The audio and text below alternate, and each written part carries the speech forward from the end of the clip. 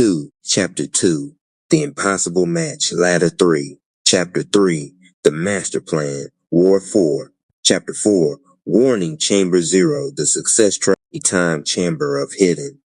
Warnings, the Anonymous Saga, a continuous fantasy training saga about power, planning, perception, boundaries, humility, and the discipline to recognize hidden warnings before reacting. A Time Chamber of Hidden. Warnings, the Anonymous Saga, a continuous fantasy training saga about power, planning, perception, boundaries, humility, and the discipline to recognize hidden warnings before reacting. Compiled from the complete story journey in this conversation.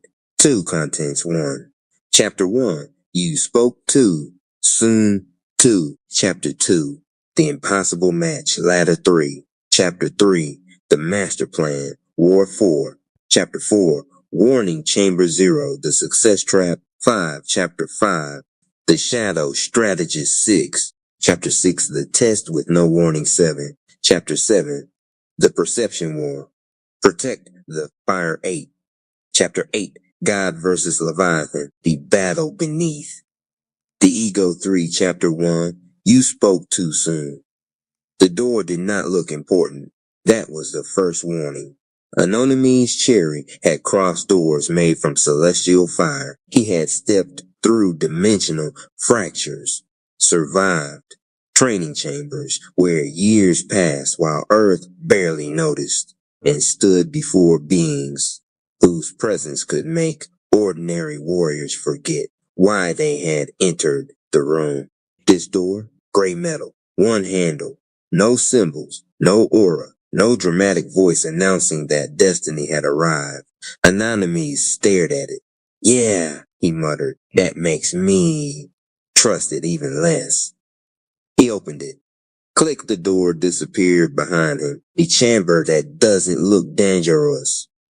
There was no arena on the other side. Anonymous found himself standing in something disturbingly ordinary. A hallway. Fluorescent lights buzzed overhead. Old clocks hung along the walls. 3:17, 8:42, 11:11, 5:55. Every clock displayed a different time. Yet none of their second hands moved. Anonymous activated his internal grid technique. He didn't reach outward first. He became the meter. Breathing, posture, attention, emotional reaction, energy expenditure. He quietly measured himself before attempting to measure the chamber. That was a lesson his earlier training had burned into him.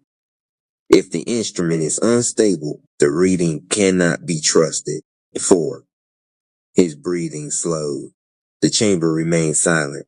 Then every clock advanced exactly 1 second. A voice whispered somewhere beyond the walls. You spoke too soon. Anonymous turned, and nothing. Another whisper came from the opposite direction. They spoke too soon. Then another. You believed them too soon. That one hit differently. Anonymous stopped walking. The chamber had revealed its first trick. This wasn't a place designed to tell him how special he was. It was designed to test whether he could tell the difference between encouragement, ego, prediction, evidence, and truth. Hidden warning, don't confuse. Up with prophecy. The hallway dissolved. Anonymous suddenly stood inside a gigantic theater. Thousands of shadowy spectators surrounded him. Some laughed, some whispered, some pointed. Voices overlapped. You'll never do it. Too ambitious. Impossible. Be realistic. You really think you're going to accomplish all that? Anonymous felt his chi rising. His old instinct wanted to answer them. Explain. Prove. Demonstrate. Transform. The chamber immediately reacted. A warning. Energy leak detected. 5. Anonymous stopped. The spectators laughed harder. His aura flickered. He understood. Every attempt to defend himself was feeding the simulation. So Anonymous said nothing. His aura stabilized. The laughter grew louder. He remained silent. The shadows began disappearing until Anonymous stood alone. A golden sentence appeared overhead. Silence is power. When speaking would only waste energy. But another sentence appeared beneath it. Silence is not proof that you are right. Anonymous smiled. Now, he understood what kind of chamber this was. It wasn't going to flatter him. It was going to sharpen him. Hidden warning, don't build your identity. Aaron Ben estimated. Another door appeared. Anonymous entered. This room contained two versions of himself. A first stood proudly beneath enormous glowing letters. Chosen one. His aura was gigantic. His expression was confident. Around him floated images of doubters being proven wrong. The second Anonymous wore ordinary training clothes. No aura, no title. 6. He was working, planning, studying, training, saving, organizing, reviewing mistakes, practicing, repeating. The chamber asked, which one becomes powerful? Anonymous pointed toward the glowing version. Nothing happened. He frowned, then pointed toward the working version. Ding, Cor, Act. Anonymous laughed. Okay, that's disrespectful. A deeper voice answered. It is accurate. Anonymous recognized the presence immediately. The invisible spirit remained unseen, not as a figure he could point toward, not as something Anonymous could command, only as the chamber's mysterious spiritual perspective. A lesson appeared. A title can inspire you. A title cannot do your work. Being duped doesn't create success. Consistent action does. Anonymous stared at his working counterpart. That version wasn't angry, wasn't trying to embarrass anybody, wasn't obsessively checking whether doubters were watching. He was simply getting better. That disturbed Anonymous more than any monster could have, because the chamber was attacking something subtler than fear, the desire to be witnessed winning. 7. Hidden warning 3. Patience.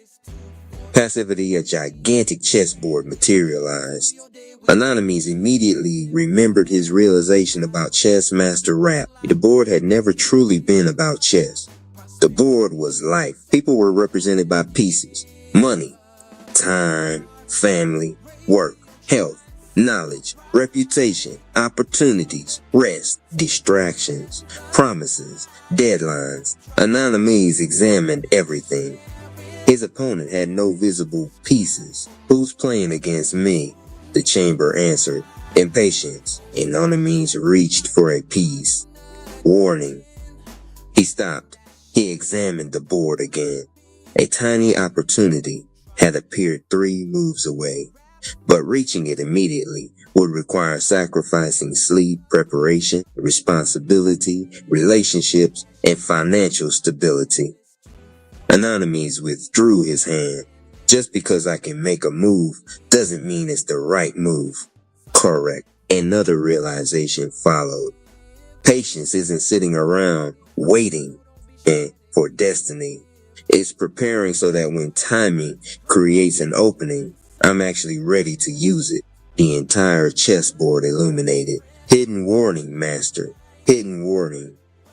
5S of Destiny Anonymous entered the strangest room yet. 8. It looked like someone had exploded his entire life onto the floor. Plans, goals, training manuals, financial ideas, new projects, random opportunity, unfinished tasks, arguments, compliments, criticism, equipment, memories, dreams. Everything competed for attention. Anonymous immediately recognized the challenge. 5S. 5 pillars appeared. Sort. What actually matters? Anonymous separated useful information from noise. A criticism containing useful information stayed. Meaningless mockery disappeared. A realistic warning stayed. Fear disguised as advice disappeared. A promising idea stayed. 27. Unnecessary side quest disappeared. set in order. Goals gain sequence. Foundation, skill, consistency, opportunity, expansion. Anonymous couldn't jump directly to expansion anymore.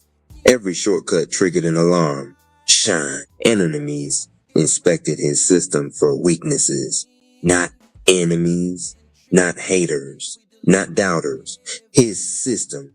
Where was time leaking? Where was money leaking? Where was attention leaking?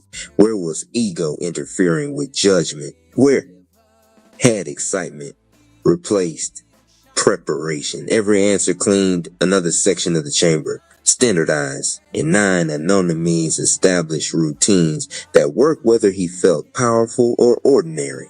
That mattered because motivation fluctuated. Systems remained.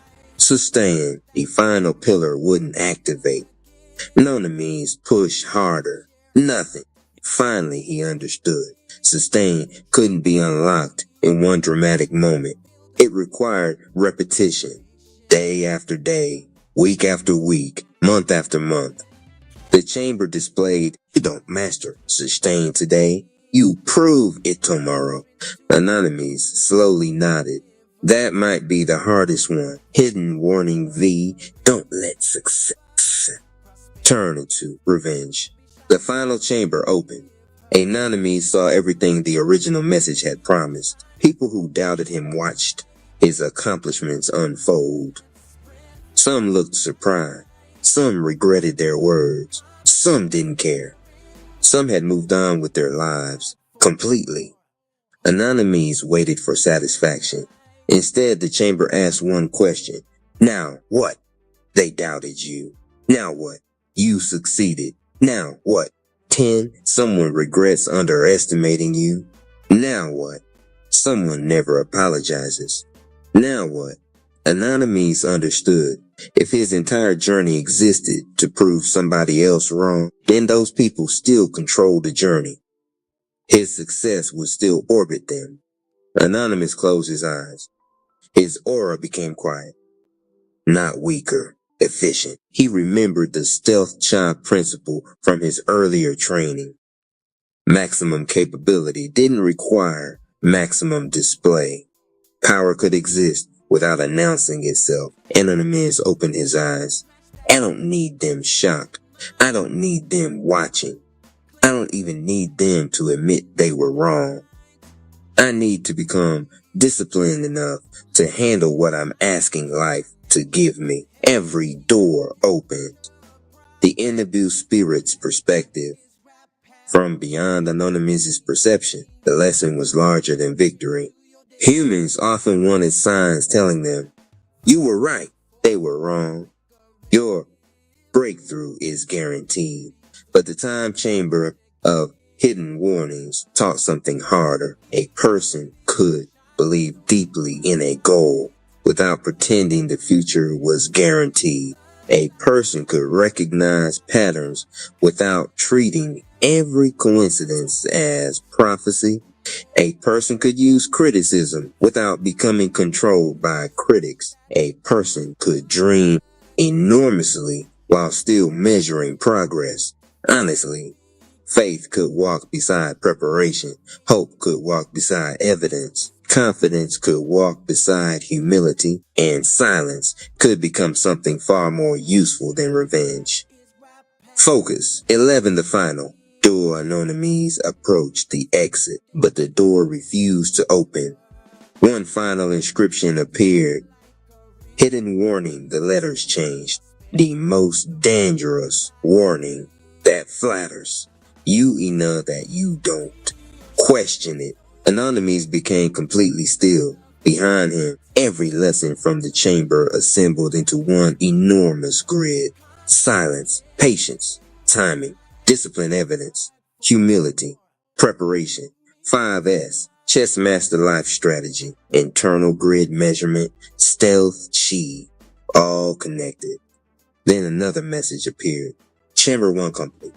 Chamber 2.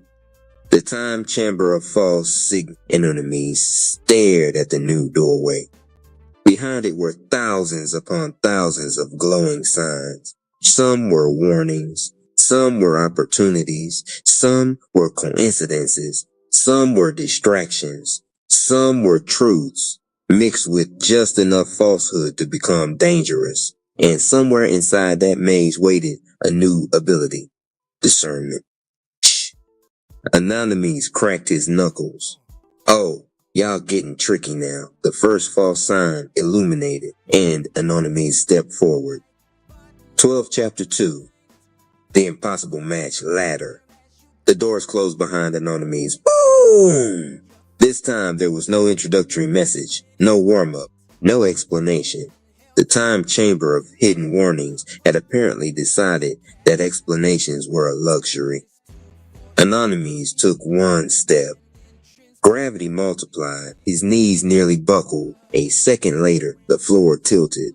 Then the lights vanished. Then his energy sensing became unreliable. Then something moved behind him. Anonymous ducked instinctively. A training construct swept over him.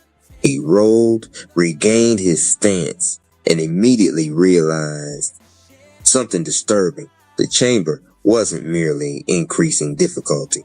It was attacking the assumptions behind his training.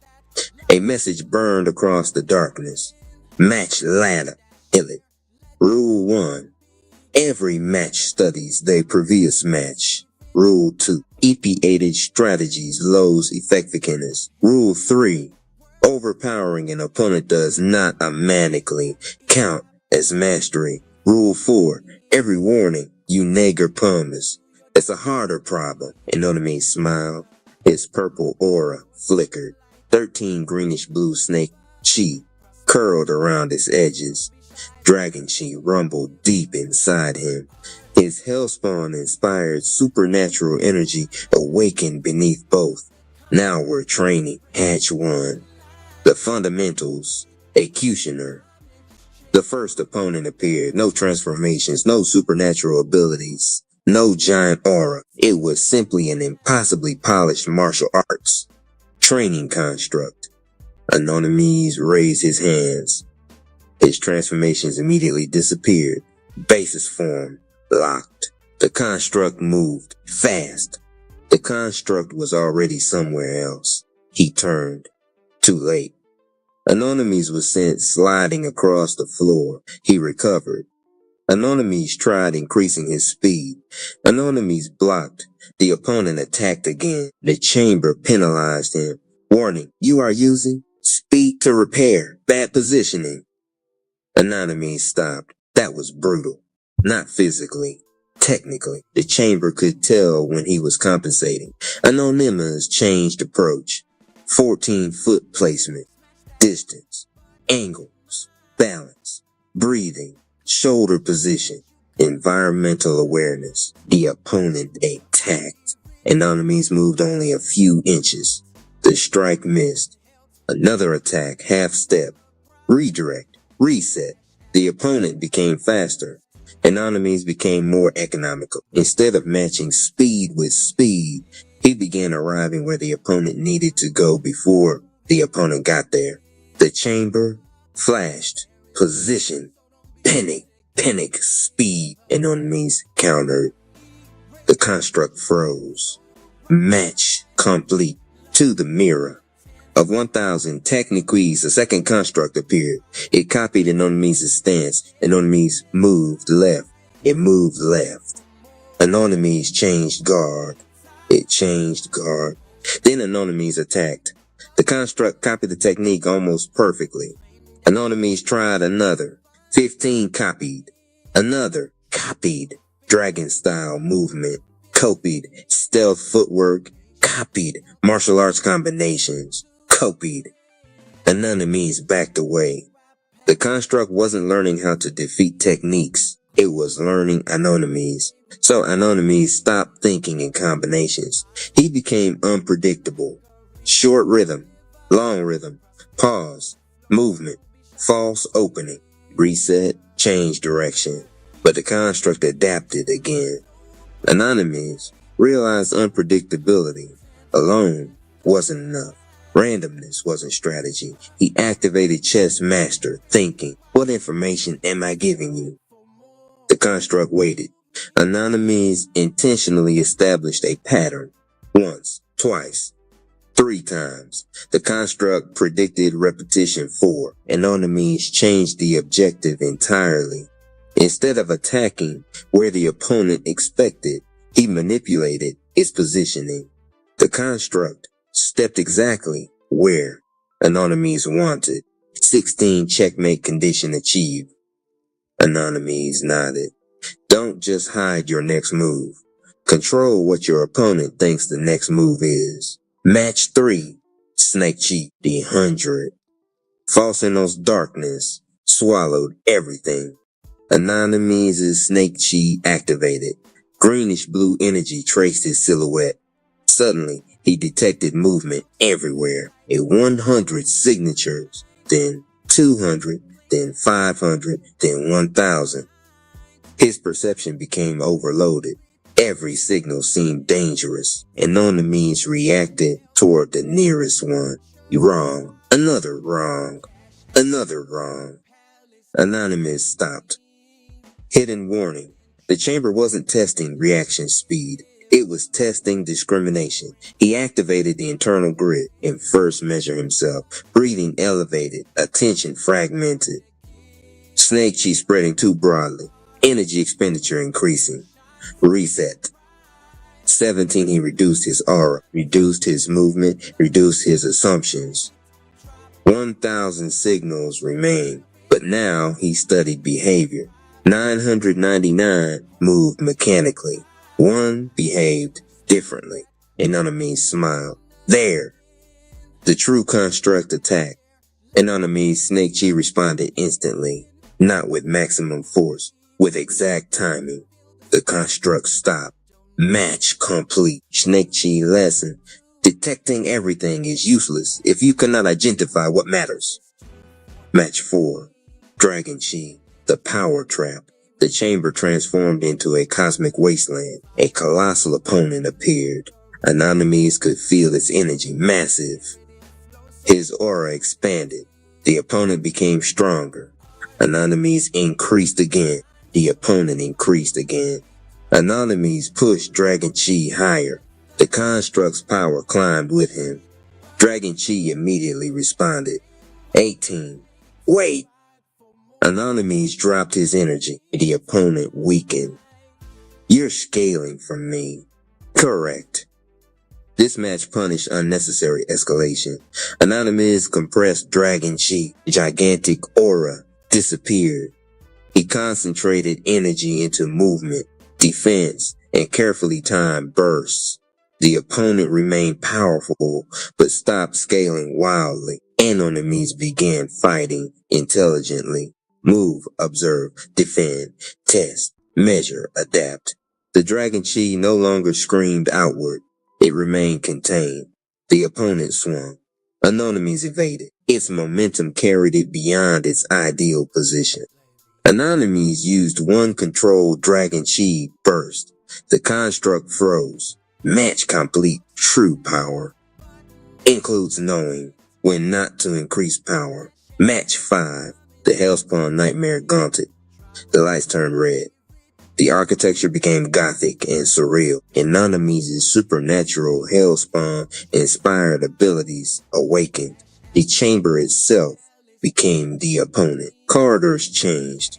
But this opponent wasn't a fighter. 19 doors lied. Sounds came from impossible directions. Energy signatures appeared where nothing existed. Every path offered Anonymous something emotionally tempting. 1 door showed victory. Another showed recognition. Another showed everyone who had doubted him admitting they had been wrong. Anonymous almost approached it. Warning. He stopped. Flat, the doorway disappeared. Another showed failure, fear. Another showed anger. Another pride. Another impatience. Another revenge. Anonymous realized what was happening. The chamber was weaponizing emotion to influence navigation, so he activated tri-brain recovery. Mind. What do I know? Heart. What am I feeling? Gut. What requires attention? An internal grid. What changed inside me when each illusion appeared? Then chess master. Who benefits if I react immediately? Then 5S. Remove irrelevant information. The labyrinth began collapsing. Anonymous had defeated it without attacking once. Fear tried to pull him away. Anonymous remained still. It disappeared at 6DBZ at Shinshin Ladi. Now the chamber stopped being polite. 20, a warrior construct appeared. Anonymous fought in base. The opponent adapted. Anonymous entered another combat state. Every escalation produced a stronger opponent. Anonymous continued anyway. His movement accelerated. Base. That was enough. Anonymous increased his energy. The opponent increased. The opponent matched it. Higher. Matched. Higher. Matched. The battlefield shook with fictional chi. Dragon energy spiraled around him. Snake chi sharpened his reactions. His supernatural power reinforced his defense. Still the construct matched him. Anonymous realized the lesson. He dropped back down. The construct remained confused for half a second. Anonymous moved. Not stronger. Cleaner. Everything he had learned in higher states remained encoded in his fundamentals. His base movement now carried lessons from every transformation. Base form efficiency, 147% of previous maximum. Anonymous stared. That shouldn't even make mathematical sense. #1. The city that timed its thirst daily pulse. 8:03 a.m. sovereignty. Survival is being converted into scheduling. Flow, water, groceries, and attention are already bottlenecking. Systemic love. The weakest block will be asked to absorb the most weather. Shadow. Convenience is learning to meter thirst. Archivist. Ask who profits when urgency gets a price window. The city had begun addressing thirst the way airlines address luggage, as a timing problem, a compliance problem, a thing that could be made cheaper if you were willing to become less human about it. At 9:03 on a Thursday morning, my phone lit up with a blue notification from Morrow. Best value window for hydration supplies. 3:24 p.m. For a second, I just stood there on the sidewalk outside the switchyard with my keys in one hand and the alert glowing in the other. The whole day arranged around me in the cheap theater of wrong season heat. Marrow Street had already gone soft at the edges. The brick storefronts on my block looked faintly melted, as if the city had been left too close to a radiator. Across the street, the florist was dragging 2 buckets of limp lisianthus into a band of shade no wider than a scarf. A bus sighed at the corner and released a wave of air that smelled like hot rubber, old upholstery, and someone else's bad morning. The alert glowed an obliging blue. Morrow lived in most pockets by then, and half the walls. It booked dentist appointments, fought with insurance portals, drafted gentler versions of angry emails, compared grocery prices across 5 stores, recommended cheaper commuting windows, and apologized preemptively for delays it had helped create. If you let it, it could shave the rough corners off a life until the whole thing felt less like living and more like successful compliance. Now it was teaching people how to time their thirst. I locked the screen without dismissing the notification. I wanted the insult to remain visible a little longer. The switchyard occupied the narrow middle unit between a barber shop that still took walk-ins and a bakery that had been surviving 5 separate economic theories for 23 years. People called my place retro when they wanted to be affectionate and impractical when they wanted to be correct. We sold used books, blank notebooks, pens heavy enough to feel like promises, repaired turntables, postage stamps, stationery, and records whose sleeves still smelled faintly of other houses. On Wednesdays we hosted letter writing night. On Sundays we played full albums and made people listen all the way through. I unlocked the door, stepped into the stale coolness left over from the night, and went straight to the front window. The city had spent the last year turning basic needs into interfaces. Verify this. Confirm that. Update your plan. Choose your tier. except dynamic routing, except surge timing, except better pricing later.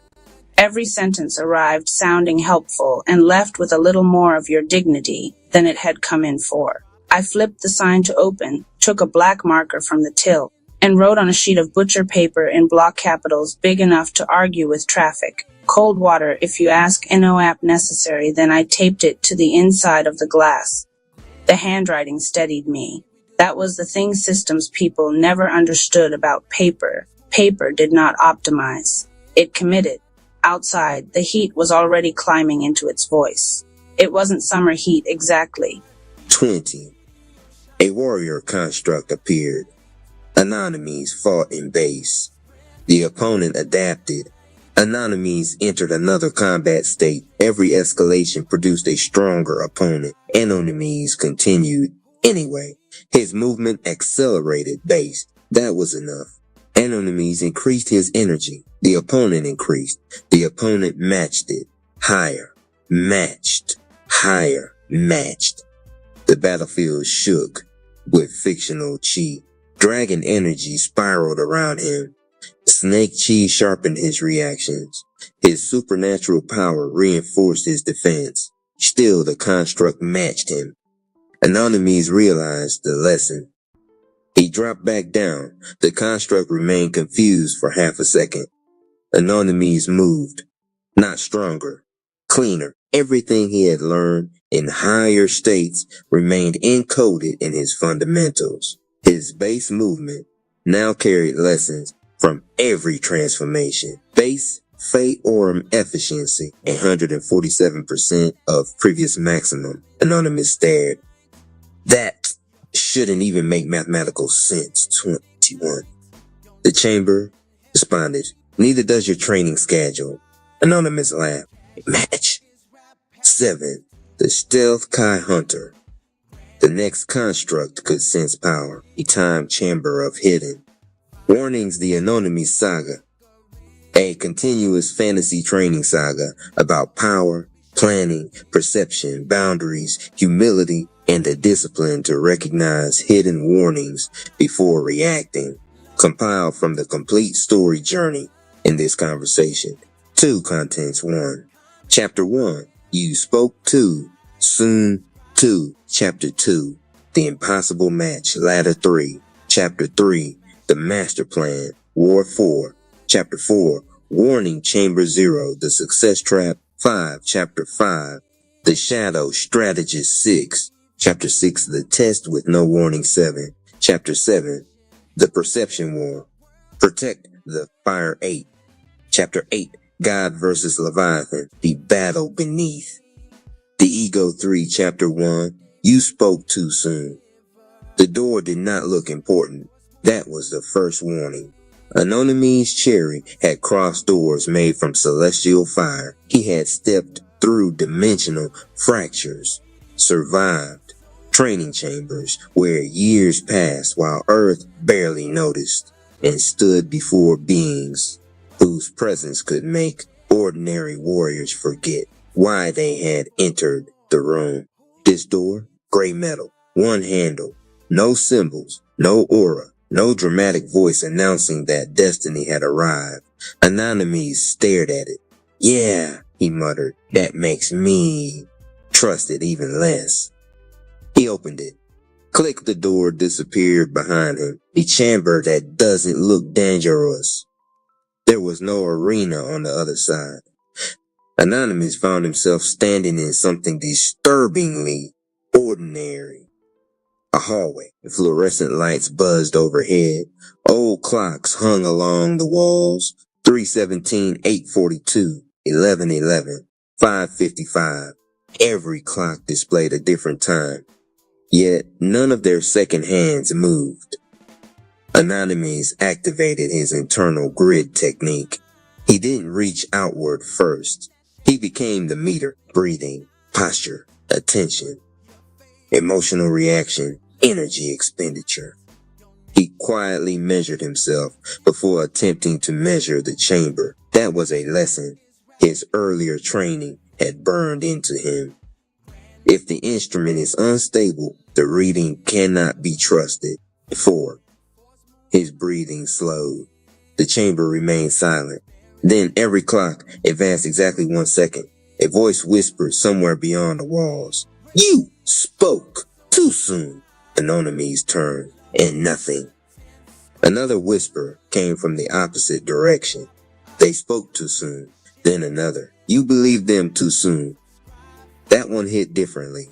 Anonymous stopped walking. The chamber had revealed its first trick. This wasn't a place designed to tell him how special he was. It was designed to test whether he could tell the difference between encouragement, ego, prediction, evidence, and truth. Hidden warning eye, don't confuse. Up with prophecy. The hallway dissolved. Anonymous suddenly stood inside a gigantic theater. Thousands of shadowy spectators surrounded him. Some laughed, some whispered, some pointed. Voices overlapped. You'll never do it. Too ambitious. Impossible. Be realistic. You really think you're going to accomplish all that? Anonymous felt his chi rising. His old instinct wanted to answer them. Explain, prove, demonstrate, transform. The chamber immediately reacted. A warning. Energy leak detected. 5. Anonymous stopped. The spectators laughed harder. His aura flickered. He understood. Every attempt to defend himself was feeding the simulation. So Anonymous said nothing. His aura stabilized. The laughter grew louder. He remained silent. The shadows began disappearing until Anonymous stood alone. A golden sentence appeared overhead. Silence is power. When speaking would only waste energy. But another sentence appeared beneath it. Silence is not proof that you are right. Anonymous smiled. Now, he understood what kind of chamber this was. It wasn't going to flatter him. It was going to sharpen him. Hidden warning, don't build your identity. Aaron Ben estimated. Another door appeared. Anonymous entered. This room contained 2 versions of himself. A first stood proudly beneath enormous glowing letters. Chosen one. His aura was gigantic. His expression was confident. Around him floated images of doubters being proven wrong. The second Anonymous wore ordinary training clothes. No aura, no title. 6. He was working, planning, studying, training, saving, organizing, reviewing mistakes, practicing, repeating. The chamber asked, which one becomes powerful? Anonymous pointed toward the glowing version. Nothing happened. He frowned, then pointed toward the working version. Ding, Cor, Act.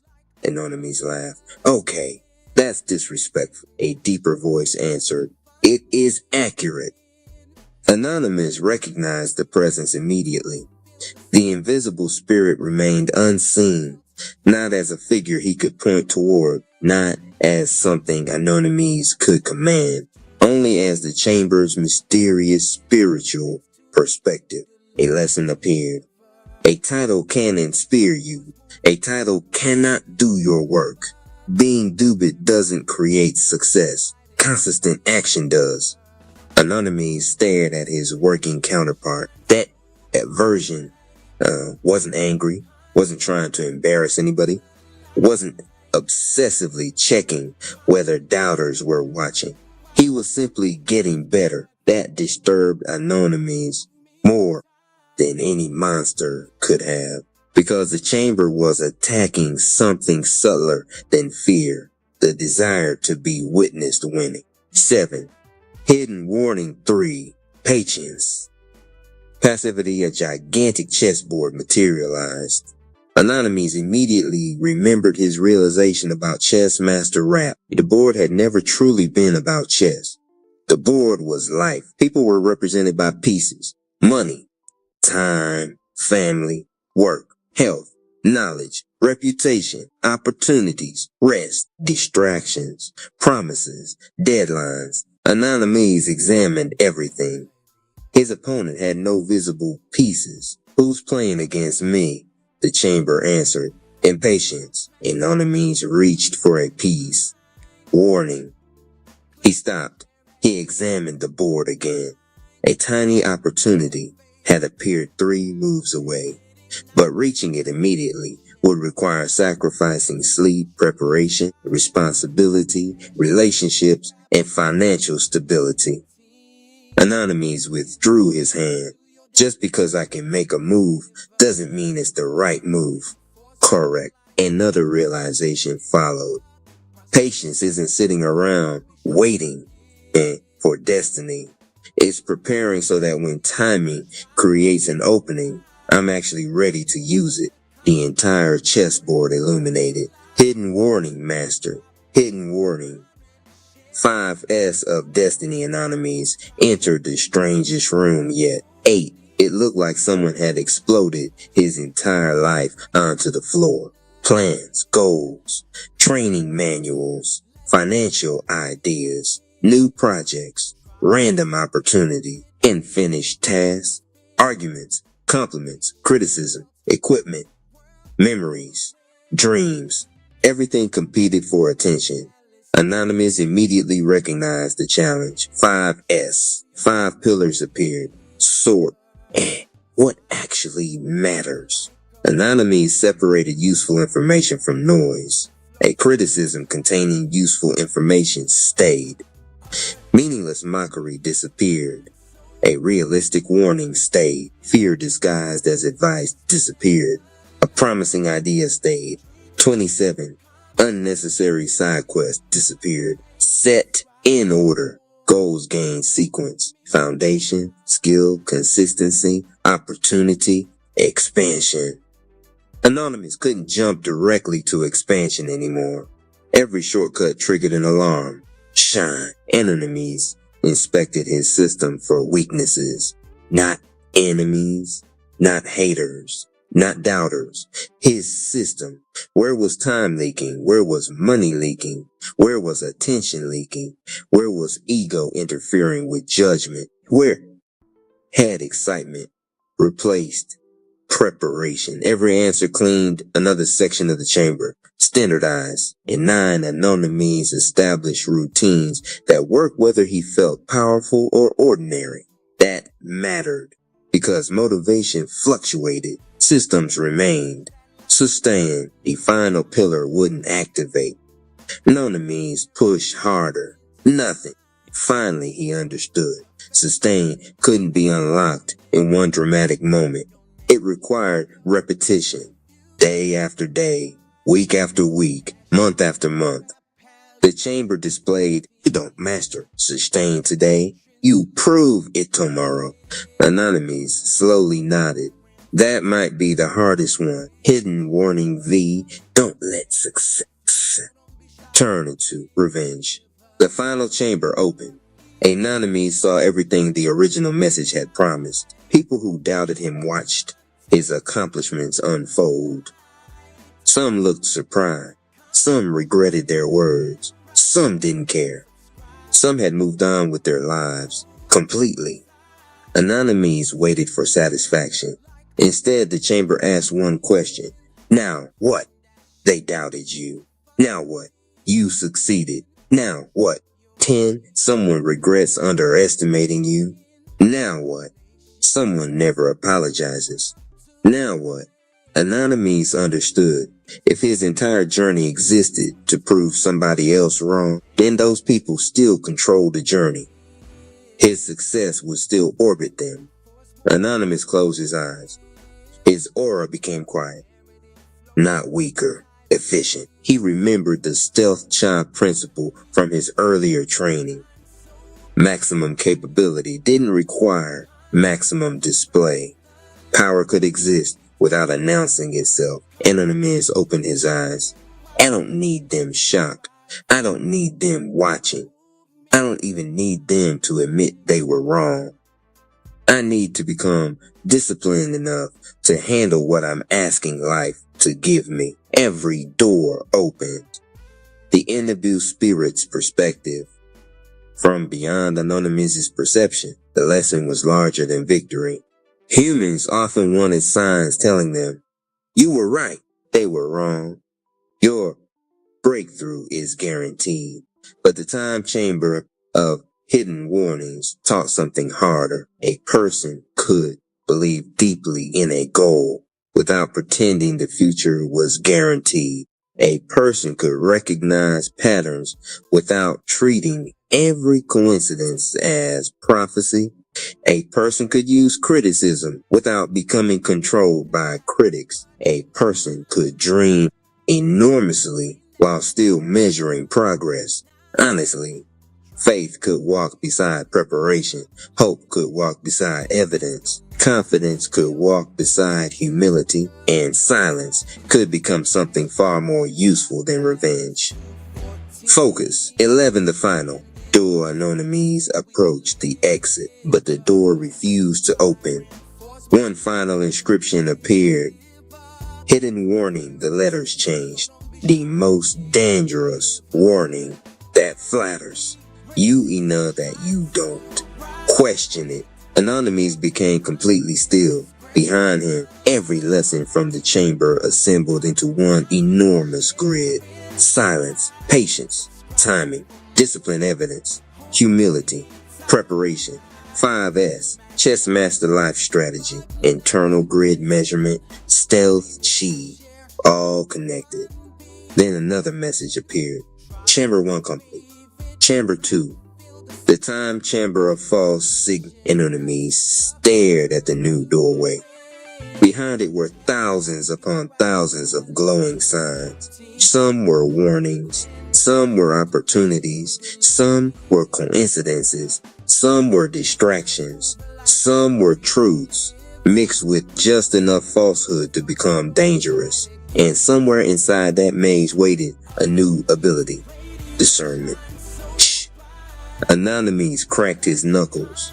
Oh, y'all getting tricky now. The first false sign illuminated, and Anonymous stepped forward. 12 Chapter 2. The Impossible Match Ladder. The doors closed behind Anonymous. Boom! This time there was no introductory message, no warm-up, no explanation. The time chamber of hidden warnings had apparently decided that explanations were a luxury. Anonymous took one step. Gravity multiplied. His knees nearly buckled. A second later, the floor tilted. Then the lights vanished. Then his energy sensing became unreliable. Then something moved behind him. Anonymous ducked instinctively. A training construct swept over him. He rolled, regained his stance, and immediately realized something disturbing. The chamber wasn't merely increasing difficulty. It was attacking the assumptions behind his training. A message burned across the darkness. Match ladder. Illit. Rule 1. Every match studies their previous match. Rule 2. Epiated strategies lose effectiveness. Rule 3. Overpowering an opponent does not automatically count as mastery. Rule 4. Every warning you nagger pumice. It's a harder problem. Anonymous smiled. His purple aura flickered. 13 greenish blue snake chi curled around its edges. Dragon chi rumbled deep inside him. His hellspawn-inspired supernatural energy awakened beneath both. Now we're training. Hatch 1. The fundamentals. Executioner. The first opponent appeared. No transformations, no supernatural abilities, no giant aura. It was simply an impossibly polished martial arts training construct. Anonymous raised his hands. His transformations immediately disappeared. Basis form locked. The construct moved fast. The construct was already somewhere else. He turned. Too late. Anonymous was sent sliding across the floor. He recovered. Anonymous tried increasing his speed. Anonymous blocked. The opponent attacked again. The chamber penalized him. Warning, you are using speed to repair. Bad positioning. Anonymous stopped. That was brutal. Not physically. Technically, the chamber could tell when he was compensating. Anonymous changed approach. 14-foot placement. Distance. Angles. breathing, shoulder position, environmental awareness. The opponent attacked. Anonymous moved only a few inches. The strike missed. Another attack, half step, redirect, reset. The opponent became faster. Anonymous became more economical. Instead of matching speed with speed, he began arriving where the opponent needed to go before the opponent got there. The chamber flashed, position, panic, speed. Anonymous countered. The construct froze. Match complete. To the mirror. Of 1,000 techniques, a second construct appeared. It copied Anonymous' stance. Anonymous moved left. It moved left. Anonymous changed guard. It changed guard. Then Anonymous attacked. The construct copied the technique almost perfectly. Anonymous tried another. 15 copied. Another copied. Dragon style movement. Copied. Stealth footwork. Copied. Martial arts combinations. Copied. Anonymous backed away. The construct wasn't learning how to defeat techniques. It was learning Anonymous. So Anonymous stopped thinking in combinations. He became unpredictable. Short rhythm, long rhythm, pause, movement, false opening, reset, change direction. But the construct adapted again. Anonymous realized unpredictability alone wasn't enough. Randomness wasn't strategy. He activated chess master thinking. What information am I giving you? The construct waited. Anonymous intentionally established a pattern. Once, twice, 3 times. The construct predicted repetition 4. Anonymous changed the objective entirely. Instead of attacking where the opponent expected, he manipulated its positioning. The construct stepped exactly where Anonymous wanted. 16 checkmate condition achieved. Anonymous nodded. Don't just hide your next move. Control what your opponent thinks the next move is. Match 3. Snake Cheat the 100. Falsenos darkness swallowed everything. Anonymous' snake chi activated. Greenish blue energy traced his silhouette. Suddenly, he detected movement everywhere. 100 signatures, then 200, then 500, then 1,000. His perception became overloaded. Every signal seemed dangerous. Anonymous reacted toward the nearest one. Wrong. Another wrong. Another wrong. Anonymous stopped. Hidden warning. The chamber wasn't testing reaction speed. It was testing discrimination. He activated the internal grid and first measured himself. Breathing elevated. Attention fragmented. Snake chi spreading too broadly. Energy expenditure increasing. Reset. 17, he reduced his aura, reduced his movement, reduced his assumptions. 1,000 signals remained, but now he studied behavior. 999 moved mechanically. 1 behaved differently. Anonymous smiled. There. The true construct attacked. Anonymous Snake Chi responded instantly, not with maximum force, with exact timing. The construct stopped. Match complete. Snake Chi lesson. Detecting everything is useless if you cannot identify what matters. Match 4. Dragon Chi. The power trap. The chamber transformed into a cosmic wasteland. A colossal opponent appeared. Anonymous could feel its energy, massive. His aura expanded. The opponent became stronger. Anonymous increased again. The opponent increased again. Anonymous pushed Dragon Chi higher. The construct's power climbed with him. Dragon Chi immediately responded. 18. Wait! Anonymous dropped his energy. The opponent weakened. You're scaling from me. Correct. This match punished unnecessary escalation. Anonymous compressed Dragon Chi. Gigantic aura disappeared. He concentrated energy into movement, defense, and carefully timed bursts. The opponent remained powerful, but stopped scaling wildly. Anonymous began fighting intelligently. Move, observe, defend, test, measure, adapt. The Dragon Chi no longer screamed outward. It remained contained. The opponent swung. Anonymous evaded. Its momentum carried it beyond its ideal position. Anonymous used one controlled Dragon Chi burst. The construct froze. Match complete. True power includes knowing when not to increase power. Match 5. The Hellspawn Nightmare Gauntlet. The lights turned red. The architecture became gothic and surreal. Anonymous' supernatural Hellspawn-inspired abilities awakened. The chamber itself became the opponent. Corridors changed, but this opponent wasn't a fighter. 19 doors lied.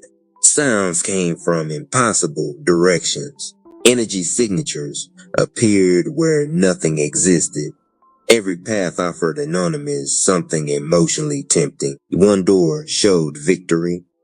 Another showed recognition. Another showed everyone who had doubted him admitting they had been wrong. Anonymous almost approached it. Warning. He stopped. Flat, the doorway disappeared. Another showed failure, fear. Another showed anger. Another pride. Another impatience. Another revenge. Anonymous realized what was happening.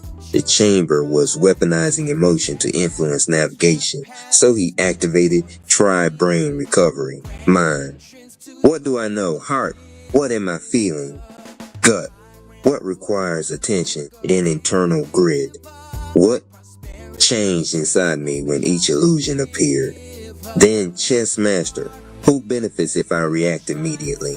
Then 5S. Remove irrelevant information. The labyrinth began collapsing. Anonymous had defeated it without attacking once. Fear tried to pull him away. Anonymous remained still. It disappeared. At 6 DBZ at Shinshin Lade. Now the chamber stopped being polite. 20, a warrior construct appeared. Anonymous fought in base. The opponent adapted. Anonymous entered another combat state. Every escalation produced a stronger opponent. Anonymous continued anyway. His movement accelerated. Base. That was enough. Anonymous increased his energy. The opponent increased. The opponent matched it. Higher. Matched. Higher. Matched. The battlefield shook with fictional chi. Dragon energy spiraled around him. Snake Chi sharpened his reactions. His supernatural power reinforced his defense. Still the construct matched him. Anonymous realized the lesson. He dropped back down. The construct remained confused for half a second. Anonymous moved. Not stronger. Cleaner. Everything he had learned in higher states remained encoded in his fundamentals. His base movement now carried lessons from every transformation. Base form efficiency, 147% of previous maximum. Anonymous stared. That shouldn't even make mathematical sense. 20. A warrior construct appeared.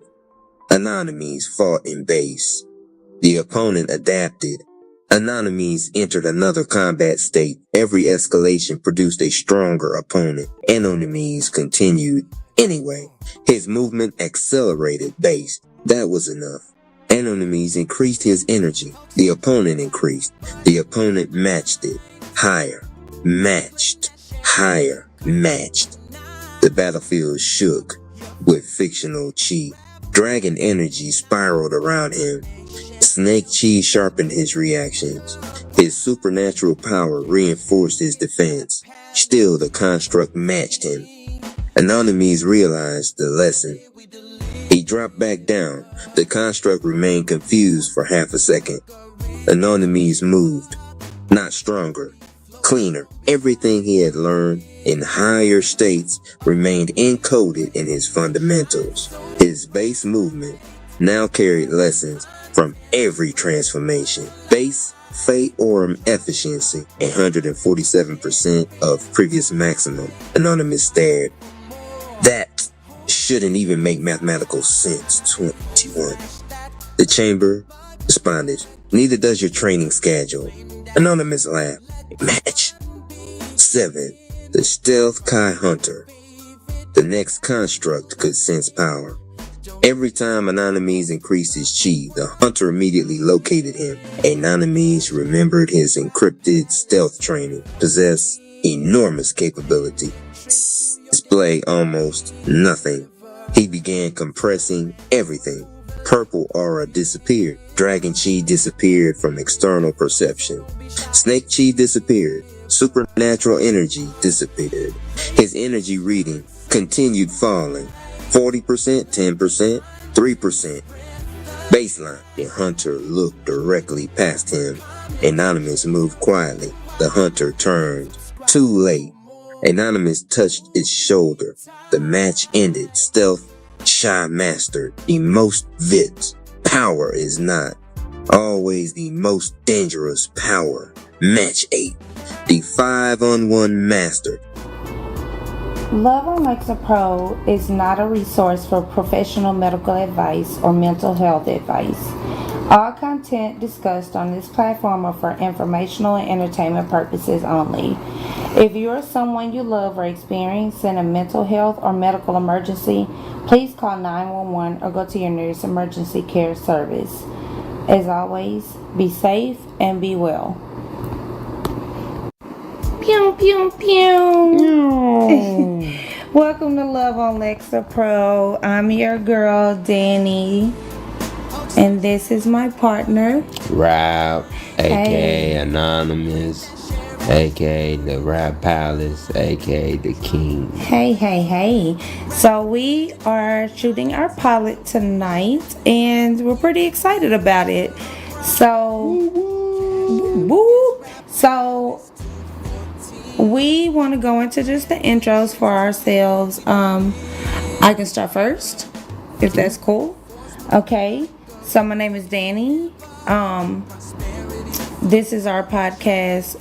It's mainly about mental health, mental wellness, and our experience and Lexapro. in not necessarily Lexapro, but just being on antidepressants and finding love while also On the antidepressant. yes.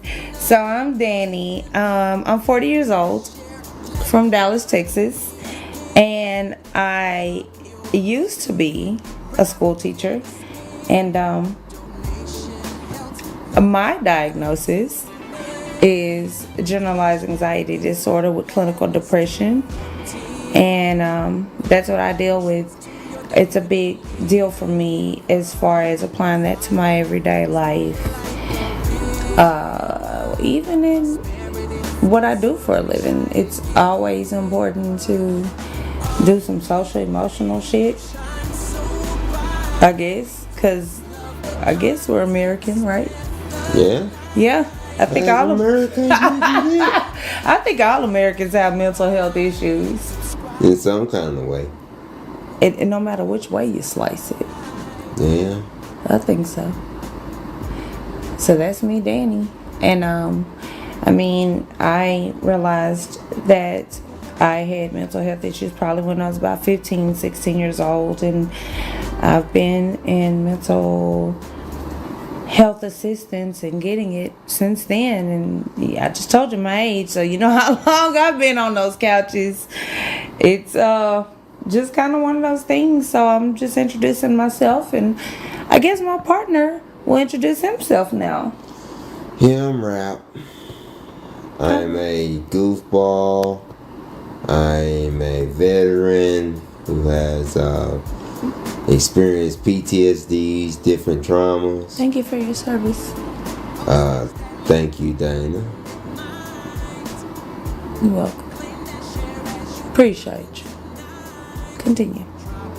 I experienced a lot of things, went through a lot of things, went through a lot of fights, had a lot of head bumps that can possibly equals to concussions. I had a car wreck. I had all kinds of different experiences. And being on these different antidepressants, that experience can be terrorizing. You're nervous, you're scared, people gonna think you this and that. You don't know what people gonna think. You don't know if they gonna treat you differently. You don't know what the heck you going. You don't be knowing shit. So basically, this is a pilot to walk through, to just give you guys a scope of our life and how we walk through it every day. Now, we decided as two people that experience mental challenges, emotional challenges, that fuck it, we was just gonna walk through life together. Cause we met at the library. At the quietest place on earth. But that's where we met. So this is a shoot the shit episode, and we just here. You know, we're not gonna keep y'all long, but we wanted y'all to get a feel for us and what we talking about. So we are in a relationship. It's one thing that I feel is kind of cool, because I don't think that's touched on enough, not even in our own community. As you can tell, possibly don't want to make an assumption, but we are both African American people, foundational Black Americans, and I would just say that, like, through that life, there's scopes and scopes and scopes and scopes and scopes. So there's a lot of intersections there, and I think what we're trying to do is we're just trying to, like, get through life together in that, and coping and dealing, because, you know, as long as you're living, if you believe in any kind of divine being, they ain't gonna never be through with you. At least that's what I think. What do you think, babe? Yeah, they ain't ever be done with you. They gonna be like, get over here, like Scorpion. Right, like, just let it go. So this is our look into life, and our invitation for you guys to join us into that, because we got a lot of bullshit to unpack here. A lot of bullshit. We got our own bullshit. You got life bullshit. You got your life bullshit, yup. Then you got your thought bullshit. That nigga don't want to shut up. Don't he never be quiet? And then you be trying to go to sleep, and that nigga just constantly talking in the back. Hey fam, what about this? On your shoulder. Alarms going off. Alarms consistently go. Let me tell y'all something. I know we all, if y'all listen to this podcast and you sticking around right now, you got mental health issues. I'm gonna tell you why. Because we be setting them alarms, and them alarms get on our nerves at the same time. The shit give me anxiety. I'm sorry. I said it and then I forget. Have you ever done that? Like, you literally just forget. Hey, I was supposed to get up yesterday at 8 a.m. But now that's over with. And it's going off now at 9 a.m. Now I'm mad on a Tuesday. Yeah. I'm pissed on a Tuesday. So this is really just our shoot this shit episode. We're just, you know, it's new to us. It's very new to us. We're a new couple. But we ain't that new. New enough. No, I was gonna say the same shit. Ooh, new enough. We are new enough. And again, like, we just be on shit. Like, we make sure we and when I say we're on shit, I'm not talking about drugs. Like, not them kind of drugs. I'm talking about, like, mental health drugs. I don't think we're seen enough. I just don't really believe we're seen enough. And so shooting the shit is what we do as a couple. We shoot the shit. And I think that that's quite therapeutic, kind of, really, for any and everyone, you know, just to shoot, just to talk the shit. You know what I mean? So we won't stay long, but we do want to give our information out while we're here, and then we'll go into the rest. So We have love on Lexapro at gmail.com. So that's LOVEONLAXAPRO at gmail.com. Love on Lexapro at gmail.com. You guys can send us any kind of concerns, any questions. We're happy to give advice. Again, he is a vet and he done did everything in the world. I'm a teacher. Well, used to be. And so I think we could give you guys a really, really, really, really good rollout of what the fuck we be talking about. But we're just here. It's Yeah. our podcast. Welcome Welcome here to the new beginning. to the new fucking beginning. Manual Broadcast Council of Greg's Monday. False spring by noon on Monday. The city had the wrong season in it. People stepped out of office towers carrying jackets they no longer needed, and the cautious expressions of people who had learned not to trust a warm wind in March. On the train platform, Lena Mora watched a boy eat an orange popsicle while his mother still wore wool gloves. The tracks gave off a metallic summer smell. Her phone, which had recently updated itself into an action assistant, vibrated against her palm. Best savings window for groceries, 8:40, 9:05 p.m. laundry discount begins after 11 p.m. suggested breakfast swap, eggs unstable, choose oats. Lena locked the screen. She was 36 years old and tired of being managed like a utility bill. All over the city, people had some version of the same thing, a software layer with a soft voice and hard edges. It booked appointments, drafted apologies, argued with insurance portals, changed your commute, reordered vitamins, edited the angry out of your emails, and made life feel briefly lighter until you noticed it had also begun to choose the order in which your needs became real. Lena worked nights at WNDR, a local radio station that still called itself local in jingles long after the ownership had become national and then abstract. Her title was producer, though lately that meant less making and more approving what machines made first. She adjusted levels, cleaned rough audio, and occasionally slipped actual reporting into slots designed for sponsored comm. The lobby smelled of burnt dust from overworked vents. In Studio B, Hal Brenner stood in front of 3 monitors with his hands clasped like a man about to announce a merger or a death. "We go live with Sable Local tomorrow," he said. Nobody in the room asked what Sable Local was. They already knew. The emails had been full of phrases like workflow acceleration and real-time synthesis and cross-platform signal intelligence. It was an agent that pulled weather feeds, city alerts, public posts, traffic data, school messages, creator clips, and wire copy into one polished local bulletin.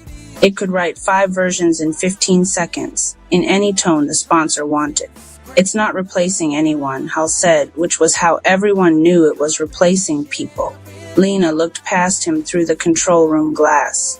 The on-air host was reading a pre-written afternoon tease about Restaurant Week while the city outside flashed too bright for spring. Beneath the script on Hal's nearest screen, Sable's test copy kept refreshing. Residents are encouraged to remain flexible as conditions continue to vary. Flexible, Lena thought, was a word people in offices used for other people's inconvenience. On her first break, she went to the roof. The skyline shimmered strangely, soft at the edges. Far west, over the freight yards, a brown haze hung low enough to suggest smoke. Somewhere below, a siren rose, bent, and disappeared. When she came back down, the headline music was playing. The host smiled into the mic with the calm face radio teaches people to make. "It may feel like summer today," he said, "but don't let it fool you." Lena sat in the dim control room and wrote that sentence on a sticky note before it could evaporate. She did not yet know it would become the theme of the week, Tuesday. The cheapest window on Tuesday morning, 2 reporters were locked out of their accounts before their shifts began. By noon, one of them had posted a farewell thread, and the other had texted Lena a photo of his station badge in a trash can with the message, "Guess Sable can call City Hall now." Hal held another meeting. Sable Local had performed above benchmark in overnight tests. It had generated school closure scripts, weather briefs, transit updates, 3 versions of a market roundup, and a 6-minute explainer on grocery inflation using only public sources and licensed clips. We're not in the business of panic, Hal said. We're in the business of useful clarity. Lena nearly laughed. The city did not have useful clarity. It had heat in March, smoke on the west edge, sleet forecast upstate, and grocery receipts that looked like threats. Somewhere, some distant shipping lane or strait or war room had lurched, and gasoline rose at the pump before most people had time to learn the names involved. That was how global events arrived in ordinary lives now, not first as history, but as smaller bananas and a worse mood. At 3, a young woman in oversized sunglasses and a green bomber jacket came into the station carrying a phone rig and a canvas tote full of chargers. Hal introduced her with the strained brightness of a man trying to sound native in a land he planned to buy. This is Yumi Reyes. We're licensing some of her neighborhood footage for the new local package. Yumi took off the sunglasses. She was younger than Lena expected, maybe 25, with blunt-cut bangs and the self-possession of someone who had spent a long time being observed and longer deciding what that should mean. "Hi," Yumi said. "Please don't call it content if you want me to help."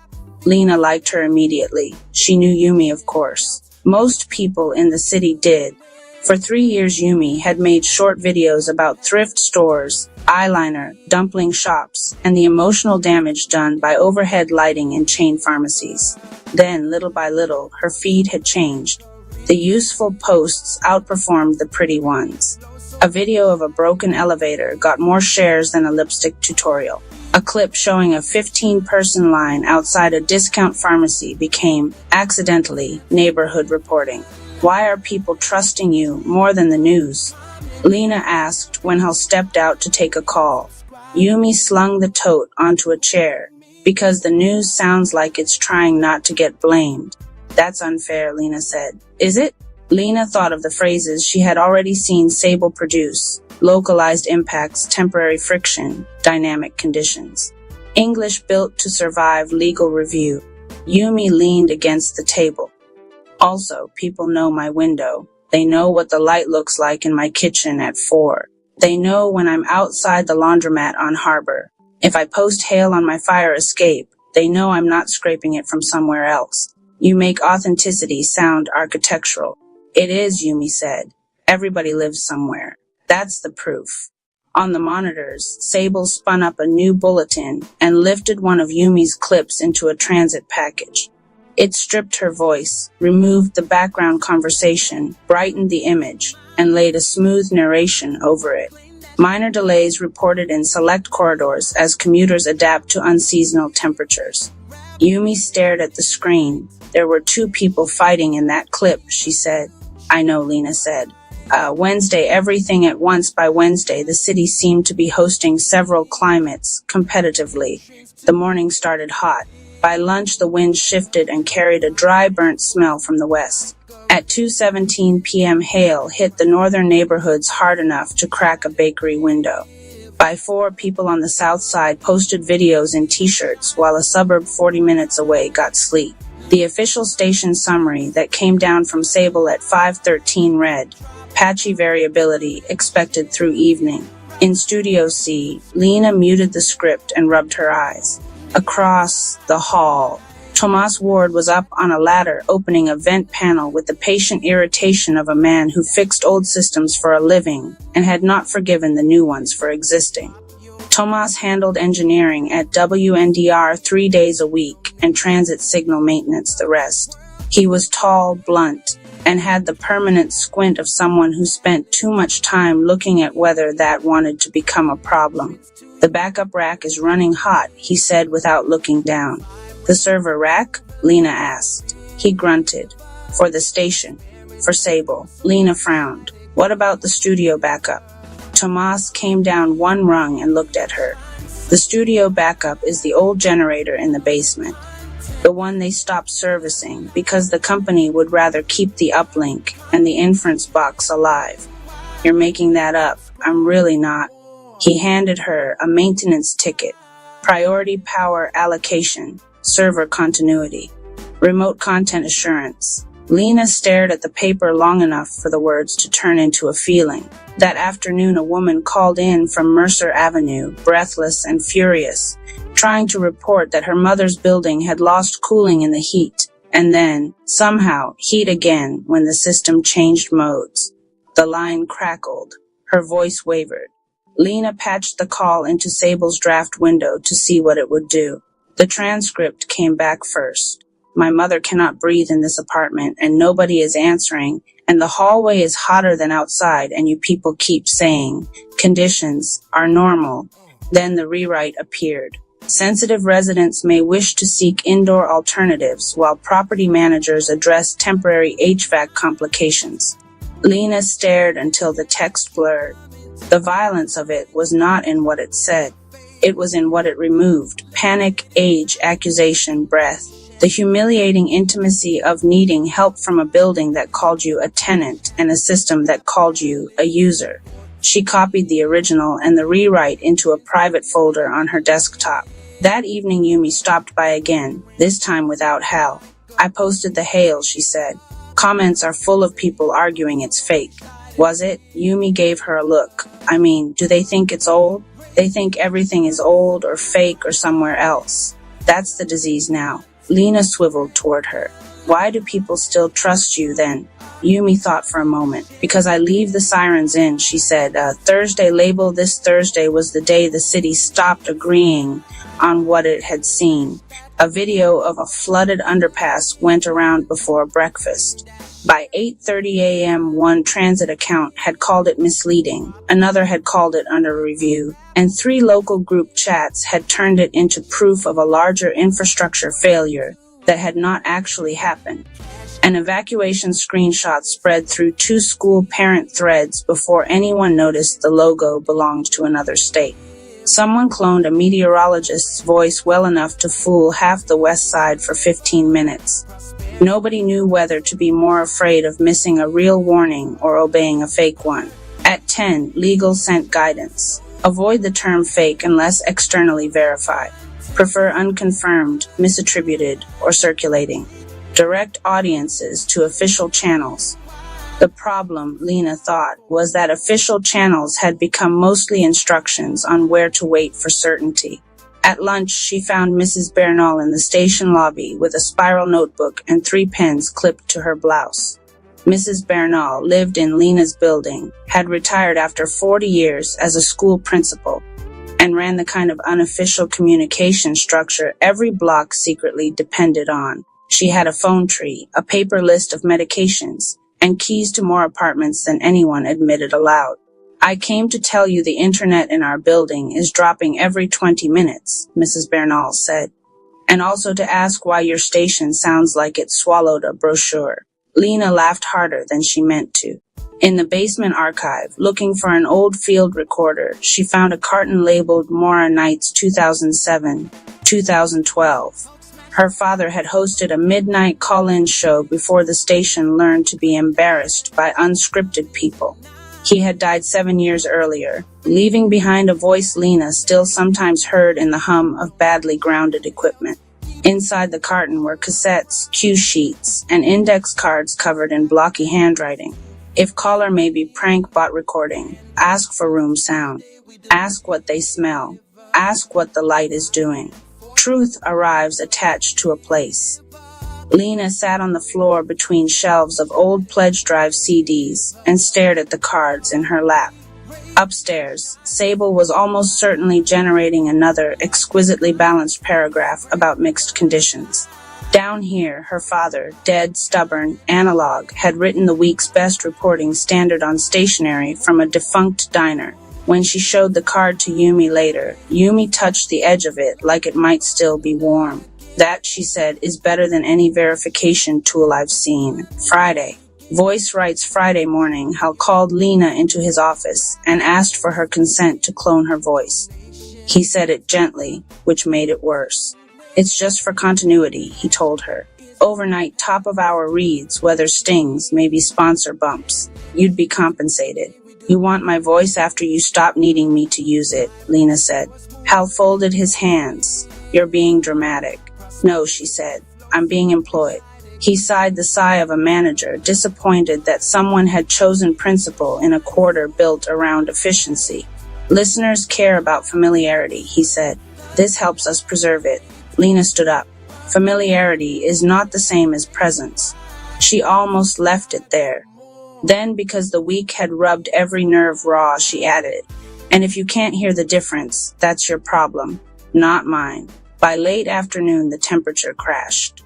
The warm week snapped in half. Rain came in slantwise, mean and cold. A hard wind tore down the avenue with trash bags, receipt paper, and the first real fear the city had felt all week.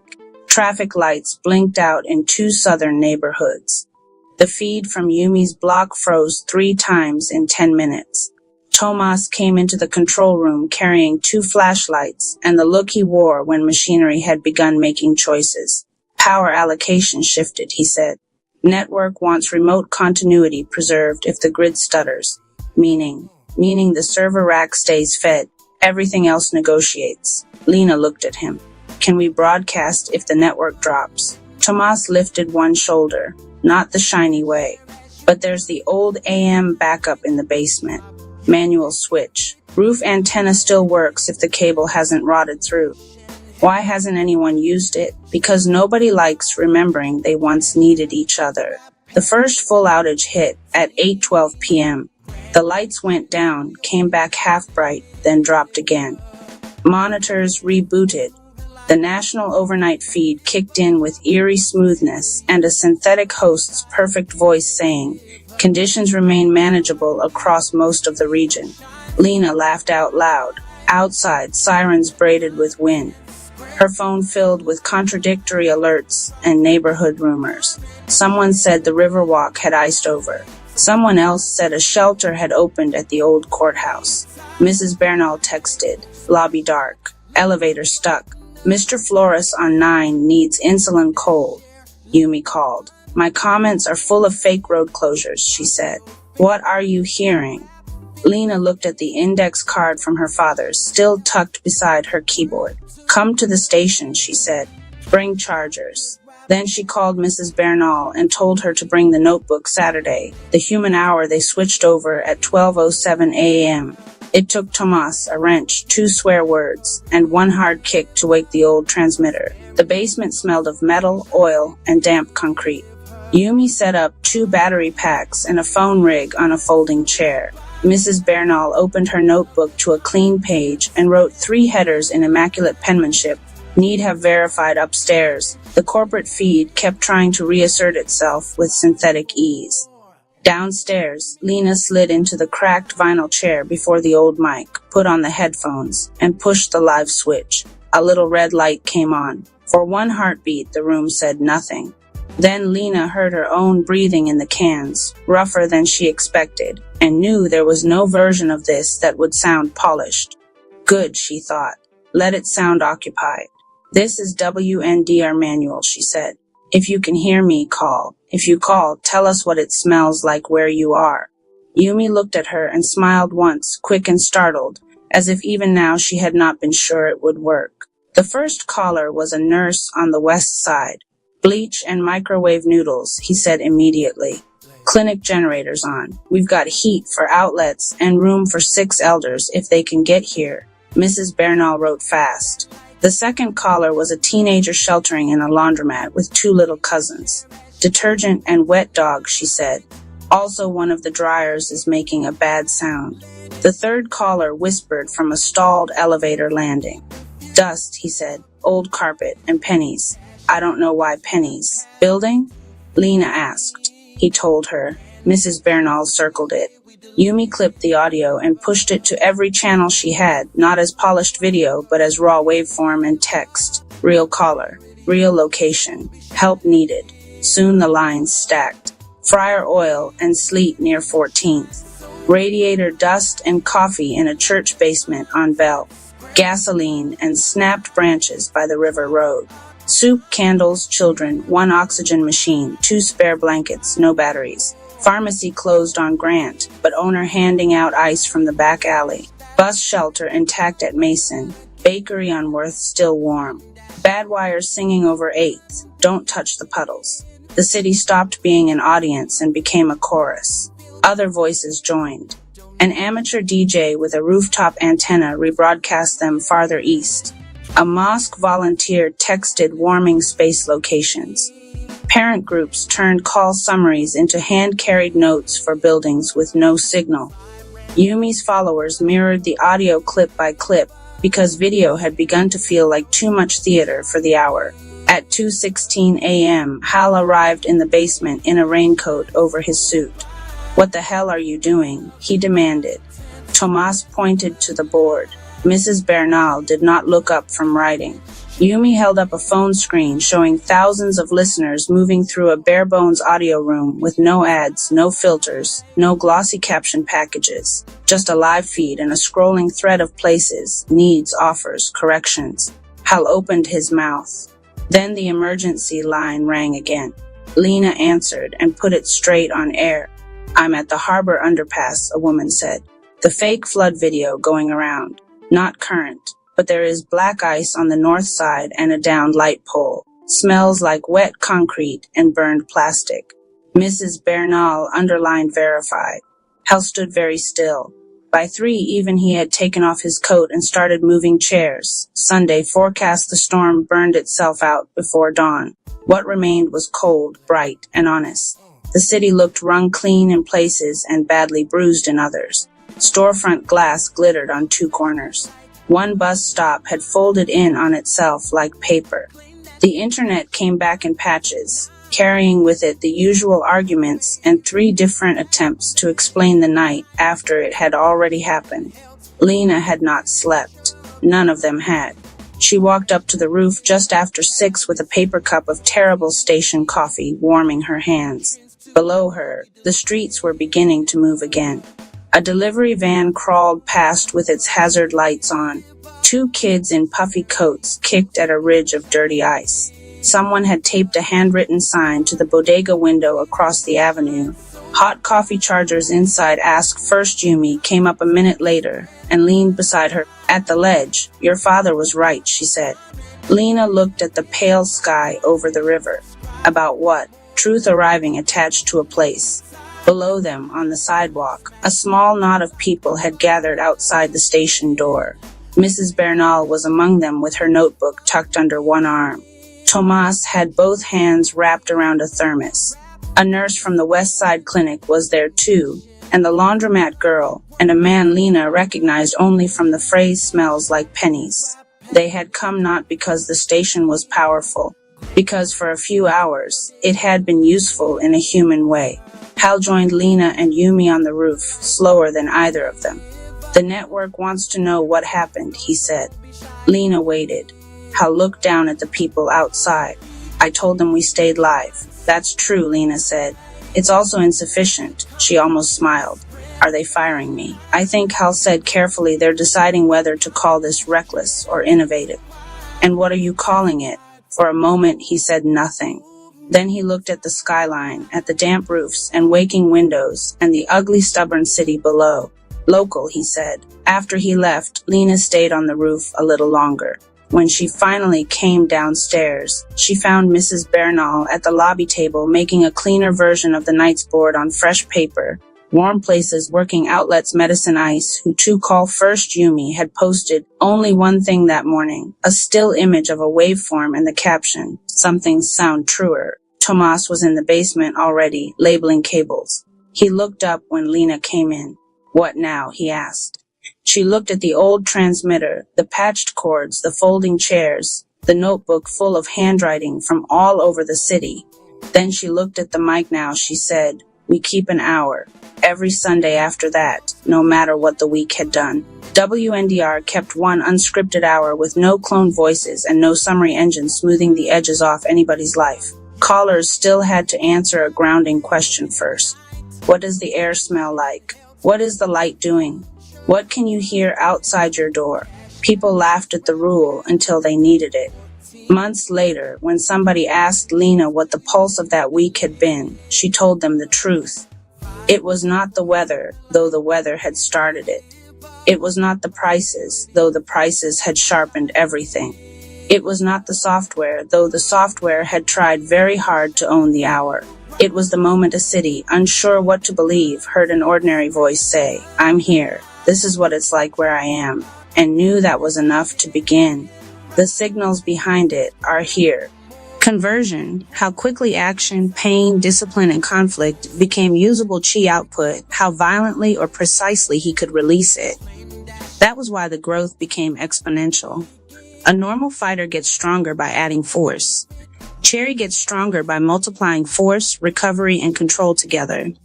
So every time Pitborn grows, Cherry does not become a little stronger. He becomes stronger in several dimensions at once. More chi, faster chi, better control, deeper recovery, harder impact, sharper senses, less leakage.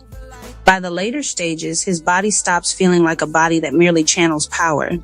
It becomes a body built to breed power under pressure. The body resonance system Pitborn grows in shadow. Cherry grows in flesh. They mirror each other. When Pitborn learns to sunder, Cherry's body learns to break rhythm. When Pitborn learns to seal, Cherry's blood learns to feed on conflict. When Pitborn learns to rush, Cherry's nerves learn to cross distance before hesitation can vote. When Pitborn opens orchard or bloom, Cherry's chi learns to rule space itself. That means Cherry's body is no longer just human in the ordinary sense. It becomes a resonance vessel. The 5 parts of Cherry's body that change first one. His blood becomes a chi bearer. It starts storing battle pressure, truth, and commitment instead of dumping them as stress. 2 his spine becomes a coil engine. Every twist, step, and breath gains stored spring and predator timing. 3 nerves, his reactions stop being panic-based. His nerves become governed lightning. 4 lungs, his breath begins compressing chi instead of merely calming him. Breathing becomes power generation. 5 shadow, his shadow stops being passive. It becomes an extension of stance, hunger, and movement through Pitborn. The resonance ladder 0, 17 seeds, Bloodwake hatch Pitborn is newly born, and Cherry's body begins its first change. Cherry gains. Predator's breath, he can lower his pulse and direct chi into specific limbs on command. Pulse sight, he starts sensing fear, hesitation, lies, and weak intent as distortions in a person's rhythm.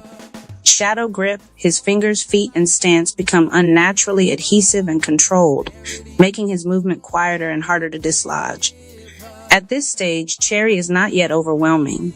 He is dangerous because he starts to notice more than other people do. This is the beginning of governed instinct. 1835 seeds, Carver frame, this is the first real body spike. Pitborn learns the law of sunder, and Cherry's body follows. Cherry gains. Sunder pulse, the first strike after stillness, disrupts an enemy's rhythm, slowing their body and chi flow. Predator spine, his torso can coil and uncoil with shocking force, multiplying the power of elbows, palms, shoulders, and turning steps. Talon step, short-range bursts of movement that cut angles instantly instead of running through them. Body changes. Tendons tighten like drawn wire. Hips and shoulders align into snap force.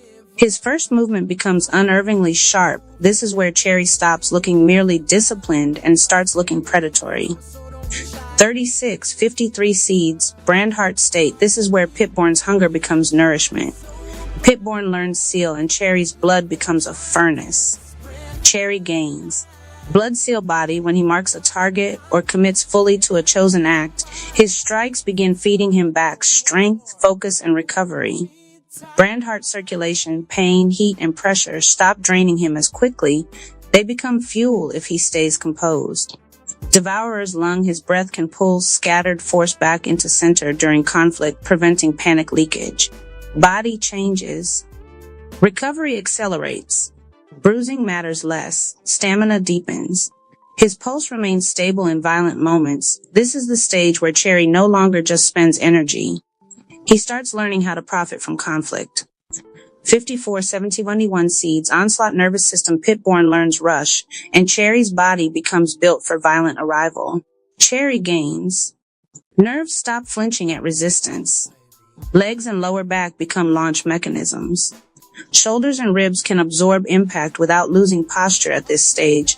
Cherry becomes frightening because he stops approaching like a thinker and starts arriving like a verdict. 7289 seeds, slaughter gate physique. This is the space ruling stage. Boundary sense, he can feel where a person wants to flee before they move. Bloom body.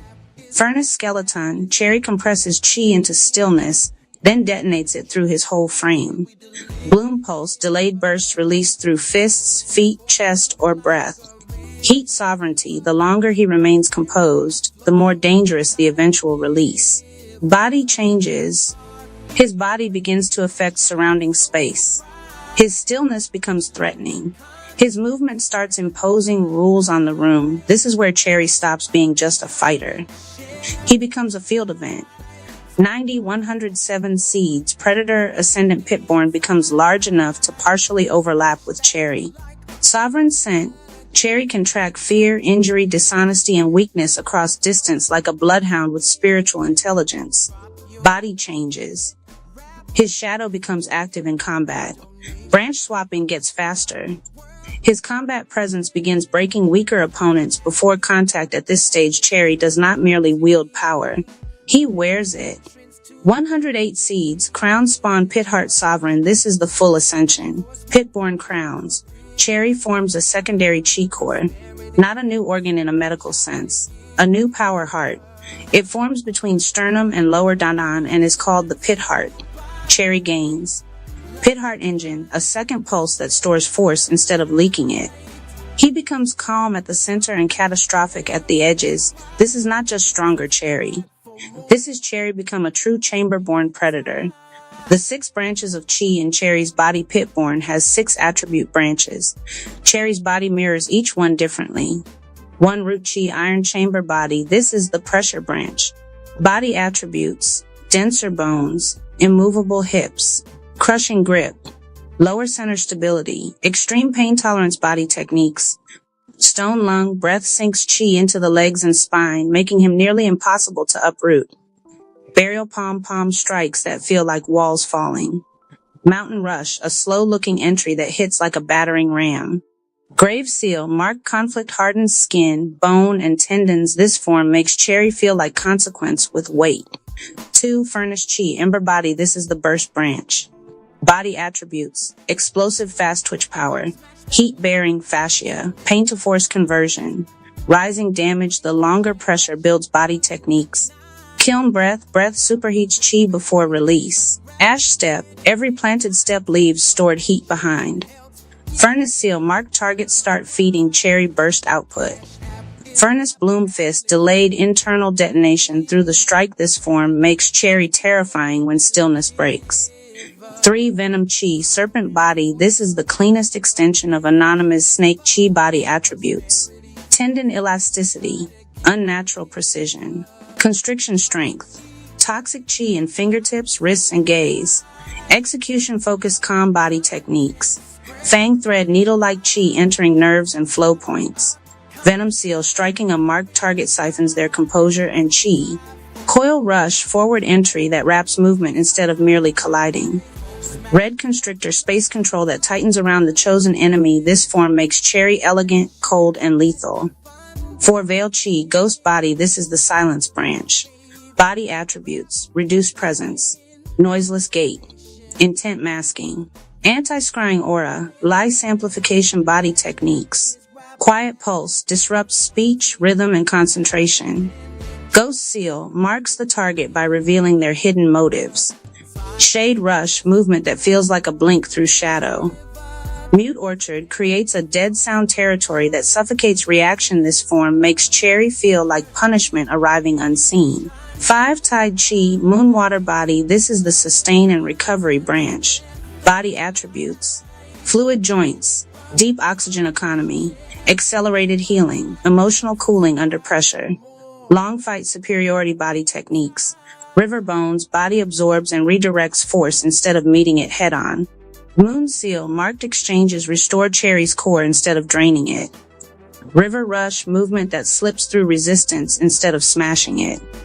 Tidal bloom, wave-like bursts that damage enemies while restoring Cherry's center. This form makes him nearly impossible to wear down. 6 storm chi, thunder body. This is the pursuit branch. Body attributes: lightning fast nerves, visual overclock, Snap acceleration, chain impact force, relentless chase instinct body techniques, static hand chi-charged impacts that jolt multiple targets or systems. Storm seal, every hit on a marked target builds electric momentum.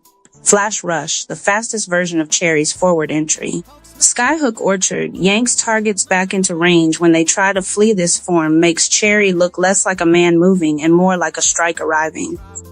This slots in cleanly after Chapter 4 as Cherry's next evolution. The exponential chi law of Cherry and Pitborn. Cherry's chi did not rise in a straight line after Pitborn was born. It split, then looped, then came back stronger. Every blood seed Pitborn devoured sent an echo pulse back into Cherry's body.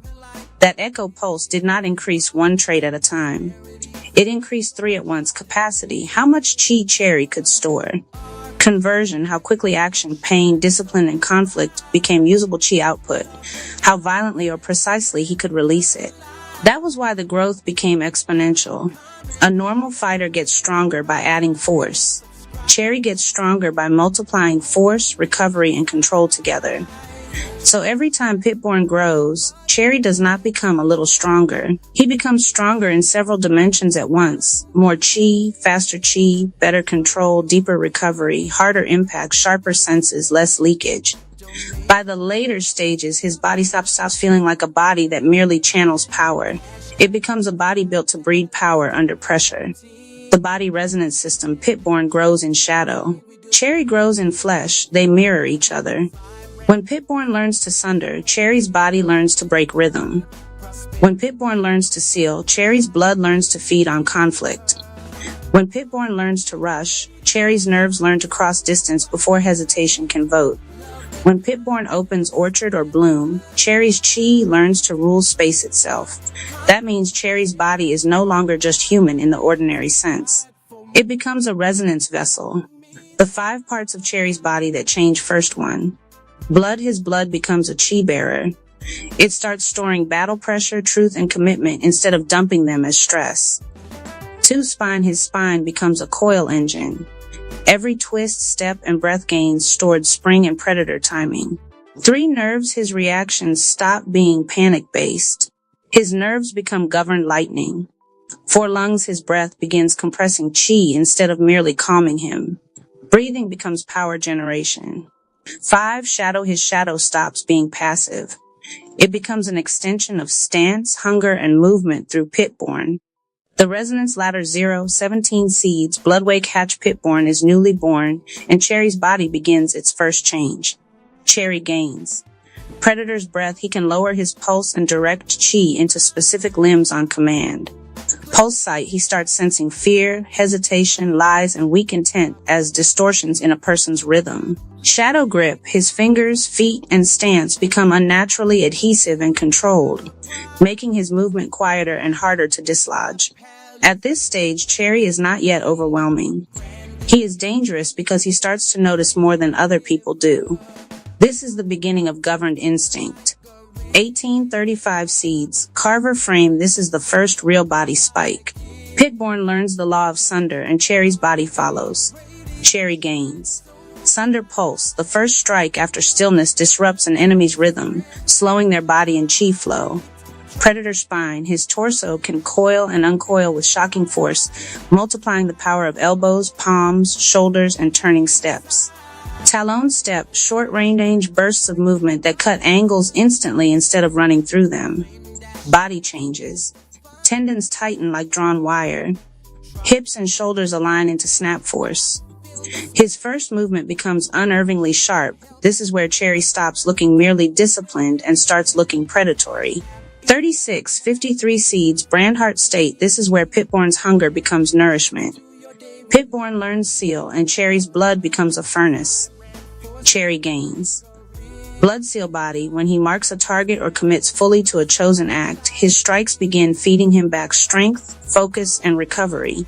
Brandhart circulation, pain, heat, and pressure stop draining him as quickly. They become fuel if he stays composed. Devourer's lung. His breath can pull scattered force back into center during conflict, preventing panic leakage. Body changes. Recovery accelerates.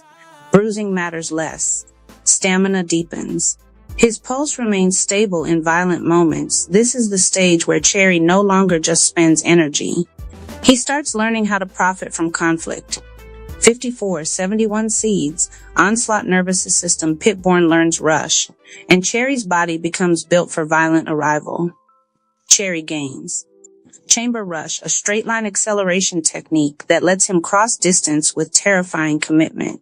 Redline nerves, his perception sharpens during forward motion. The outside world seems to slow while he remains precise. Impact Halo, the moment of collision, releases a ring of chi through hips, shoulders, or fists, turning entry into domination. Body changes. Nerves stop flinching at resistance. Legs and lower back become launch mechanisms.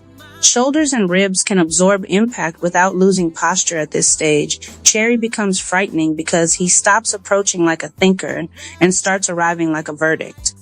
72, 89 seeds, Slaughtergate Physique. This is the space ruling stage. Pitborn chooses the law of ending, orchard or bloom. Cherry's body follows by learning to dominate not just force, but field. Cherry gains one of two apex expressions, orchard body. Orchard of Binding, Cherry's stance creates a territory where escape lines become visible and punishable.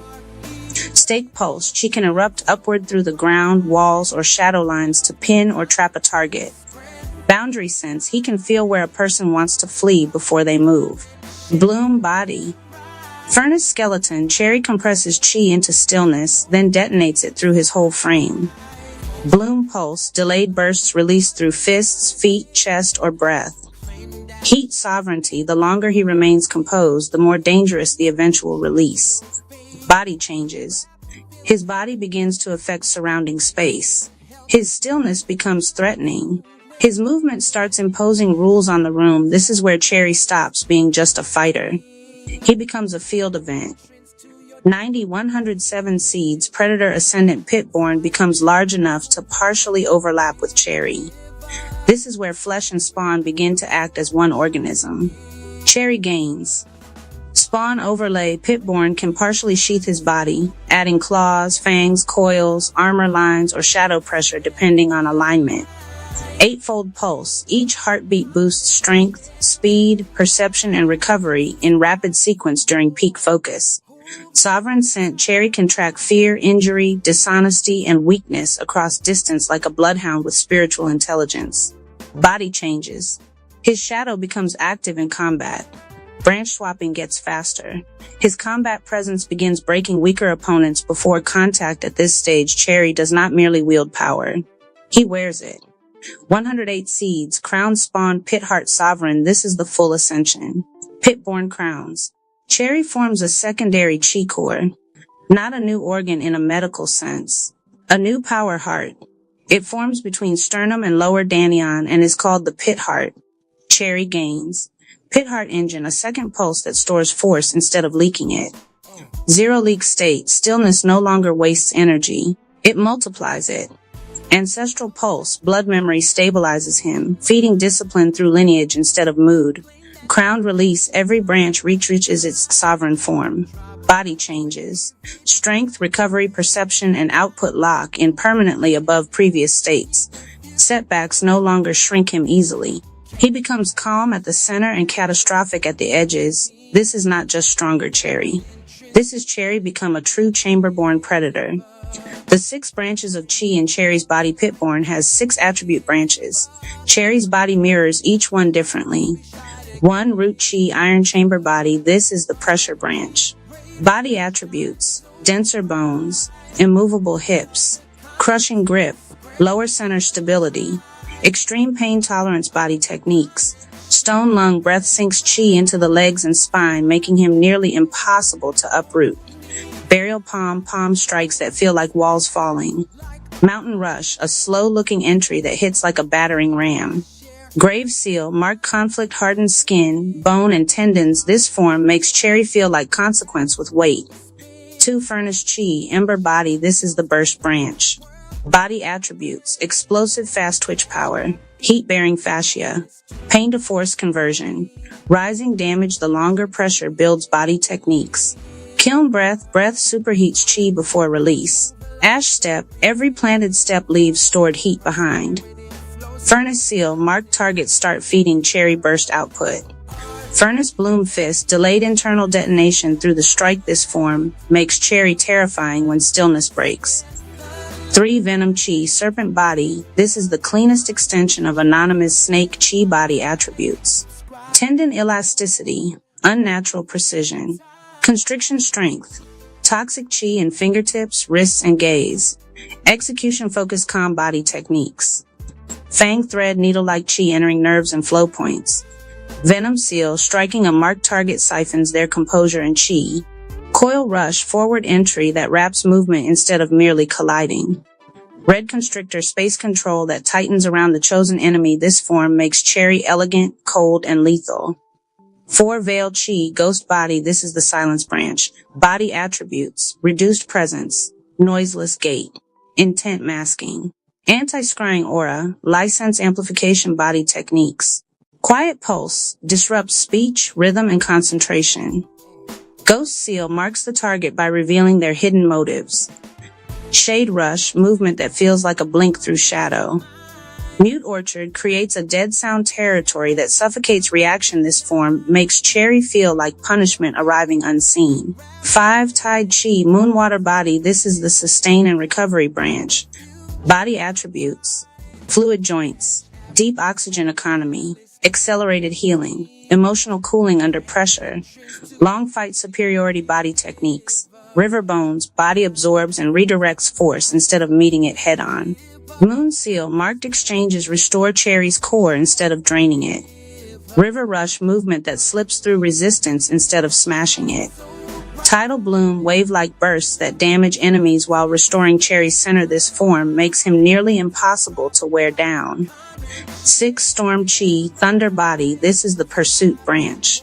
Body attributes, lightning fast nerves, visual overclock, snap acceleration, chain impact force, relentless chase instinct body techniques, static hand Chi charged impacts that jolt multiple targets or systems. Storm Seal, every hit on a marked target builds electric momentum. Flash Rush, the fastest version of Cherry's forward entry. Skyhook Orchard, yanks targets back into range when they try to flee. This form makes Cherry look less like a man moving and more like a strike arriving. Why Cherry's growth feels exponential. The reason this gets monstrous fast is simple. Each new stage does not replace the old one. It amplifies it. So by late stages, Cherry is stacking. Better breath, better recovery, faster perception, harder entries, greater space control, less fear leakage, and a living spawn that mirrors every gain. That means a late-stage Cherry is not just 10 times stronger than early Cherry. He is stronger in too many categories at once for the comparison to stay clean.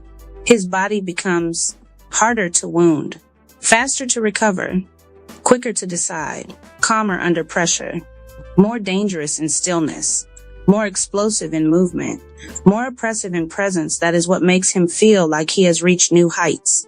Not raw strength alone, compounded sovereignty. Story-ready paragraph to paste in Cherry discovered quickly that Pitborn did not grow alone.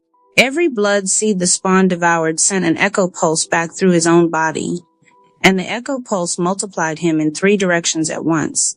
How much chi he could hold, how fast he could turn pressure into power, and how violently or precisely he could release it. So his rise was never linear. When Pitborn learned to sunder, Cherry's pulse learned to fracture rhythm. When Pitborn learned to seal, Cherry's blood learned to feed on conflict. When Pitborn learned to rush, his nerves learned to cross distance before hesitation could speak. By the time Pitborn opened Orchard or Bloom, even the space around Cherry had begun to obey. A strong next move is Chapter 5, where Cherry first uses one branch in a real confrontation and realizes the body upgrades faster from lived consequence than from meditation alone. Chapter 5, Echo Pulse, and the first boundary. When the first blood seed settled in Pitborn, Cherry stopped waking like an ordinary man. He still opened his eyes in the same room, same ceiling, same quiet, same gray seam of morning at the edge of the curtains, but his body no longer rose out of sleep empty. Something was there before thought, not adrenaline, not dread, not the usual list of obligations waiting in the next room. Pressure. a low, steady undercurrent moving through his blood as if another rhythm had taken up residence beneath the first and was teaching his body how to listen differently. Cherry lay still and tested it. Inhale. The lungs opened farther than they should have at rest. Exhale. The breath sank lower and stayed lower, settling behind the navel instead of breaking apart in the chest. He touched the pulse in his wrist. 1 beat. Then, almost too faint to trust, a second answering pressure. Not a separate heartbeat exactly, but a return.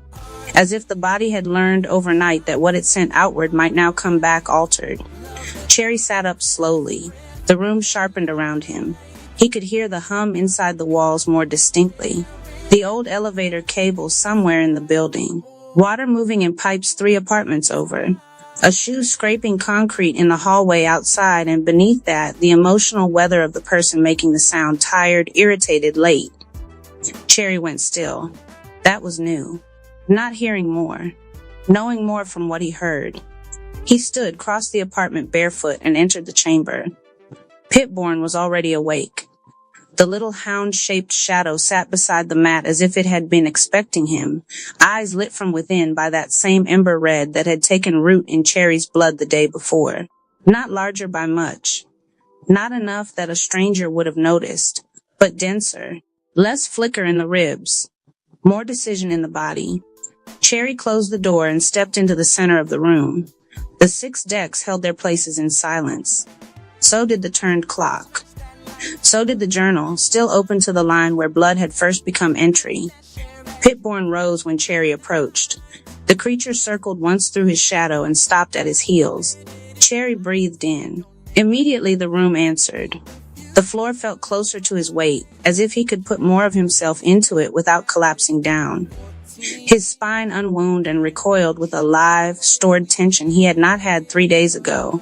The little muscles in the hands and forearms woke fully before he asked them to. Even the scar-thin cut on his thumb, already sealing, held a faint heat at the edge like a memory that had decided to remain useful. He crouched and looked at Pitborn. "So you weren't lying," he murmured. Pitborn's bright eyes gave nothing away. Cherry smiled once and sat at the low table. He opened the journal to a fresh page and wrote the first true update since the spawn had been born. The spawn does not grow alone. He paused. The next sentence came faster. Every blood seed Pitborn devours returns through me. Still too vague. Cherry crossed it out. He closed his eyes and felt for the law directly. What had changed since yesterday? Not one thing. 3. More room inside the body to hold force. Faster conversion of pressure into usable power. Cleaner release once that power had gathered. He opened his eyes and wrote again, more carefully this time. Every blood seed returns in 3 directions: capacity, conversion, output. That felt truer. He continued. Capacity, how much chi the body can hold without leaking. Conversion, how quickly fear, pain, discipline, and conflict become force. Output, how precisely or violently that force can be released. Cherry stopped and sat back. There it was, the update. What unsettled him was not that the law made sense. The chamber had been teaching him nothing but structure for days now. What unsettled him was how fast the implications arrived. If Pitborn grew, Cherry would not simply get stronger. He would get wider inside, faster in change, sharper in consequence. And if each echo pulse widened the vessel that received the next one, then nothing returned at the same size it left. That was the real law, not increase. Compounding. Cherry touched the pulse in his wrist again. 1 beat, then the answering pressure. Not imagination, echo. He wrote the word beneath the rest, echo pulse. Pitborn gave a small sound from the floor, approval or hunger, Cherry couldn't tell. Probably both, Cherry said. He rose and began testing what had changed. First the breath. He inhaled, sank the air behind the navel, and let his weight drop without losing height. The legs answered immediately. Not larger, not heavier, more reliable. The ankles and knees stopped negotiating with gravity and simply took instruction. Root. He exhaled and turned through the hips. The spine uncoiled so quickly he nearly over-rotated. Cherry caught himself and smiled again, this time without humor. The body had begun learning before he had. Serpent. He lifted one hand, held still for a full breath, then let the palm shoot out and stop inches short of the wall. The strike was quiet. The air in front of his fingers wasn't. A faint disturbance rippled through it, as if stillness had made the release denser than movement alone should have. Sunder. Cherry stood there for a second, hand hovering in the charged silence. Pitborn's tail flicked once. Not mastered. Not even close. But present. His phone buzzed in the next room. Cherry did not break the posture immediately. That mattered. He let the breath complete its cycle, lowered the hand, touched his pulse once, then walked out of the chamber and checked the screen. Morrow. One message. Read them. Good. They have blood in them. Keep going. Cherry stared at the text longer than the sentence deserved. Not because it was flattering, because it wasn't. Blood in Morrow's mouth meant risk had finally made it onto the page. Meant the language had stopped protecting the writer from the thing being written. Cherry typed back, I found the next law.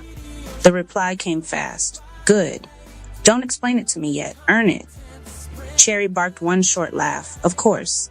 He slid the phone into his pocket and glanced toward the hall closet. He needed another notebook. More paper.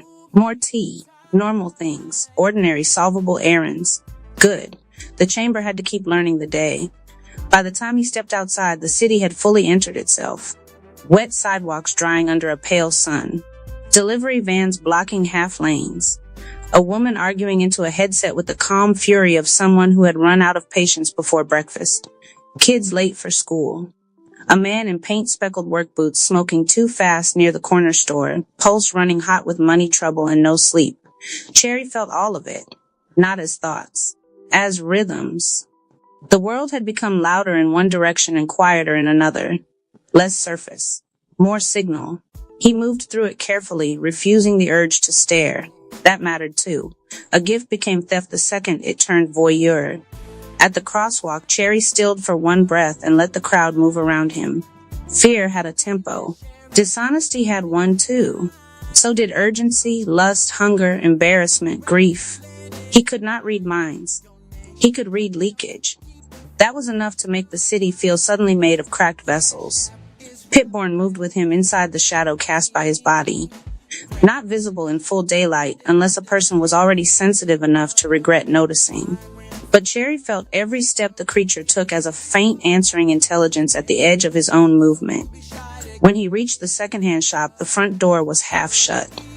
The sign read open, but not convincingly. Cherry slowed. Before his hand reached the handle, he felt it. Tension in the room. Not abstract. Specific. One pulse old and angry. One pulse younger, meaner, running too fast under the skin. One pulse steady in the way of someone refusing fear because fear would be useful to the wrong people. The cashier. Cherry pushed the door open.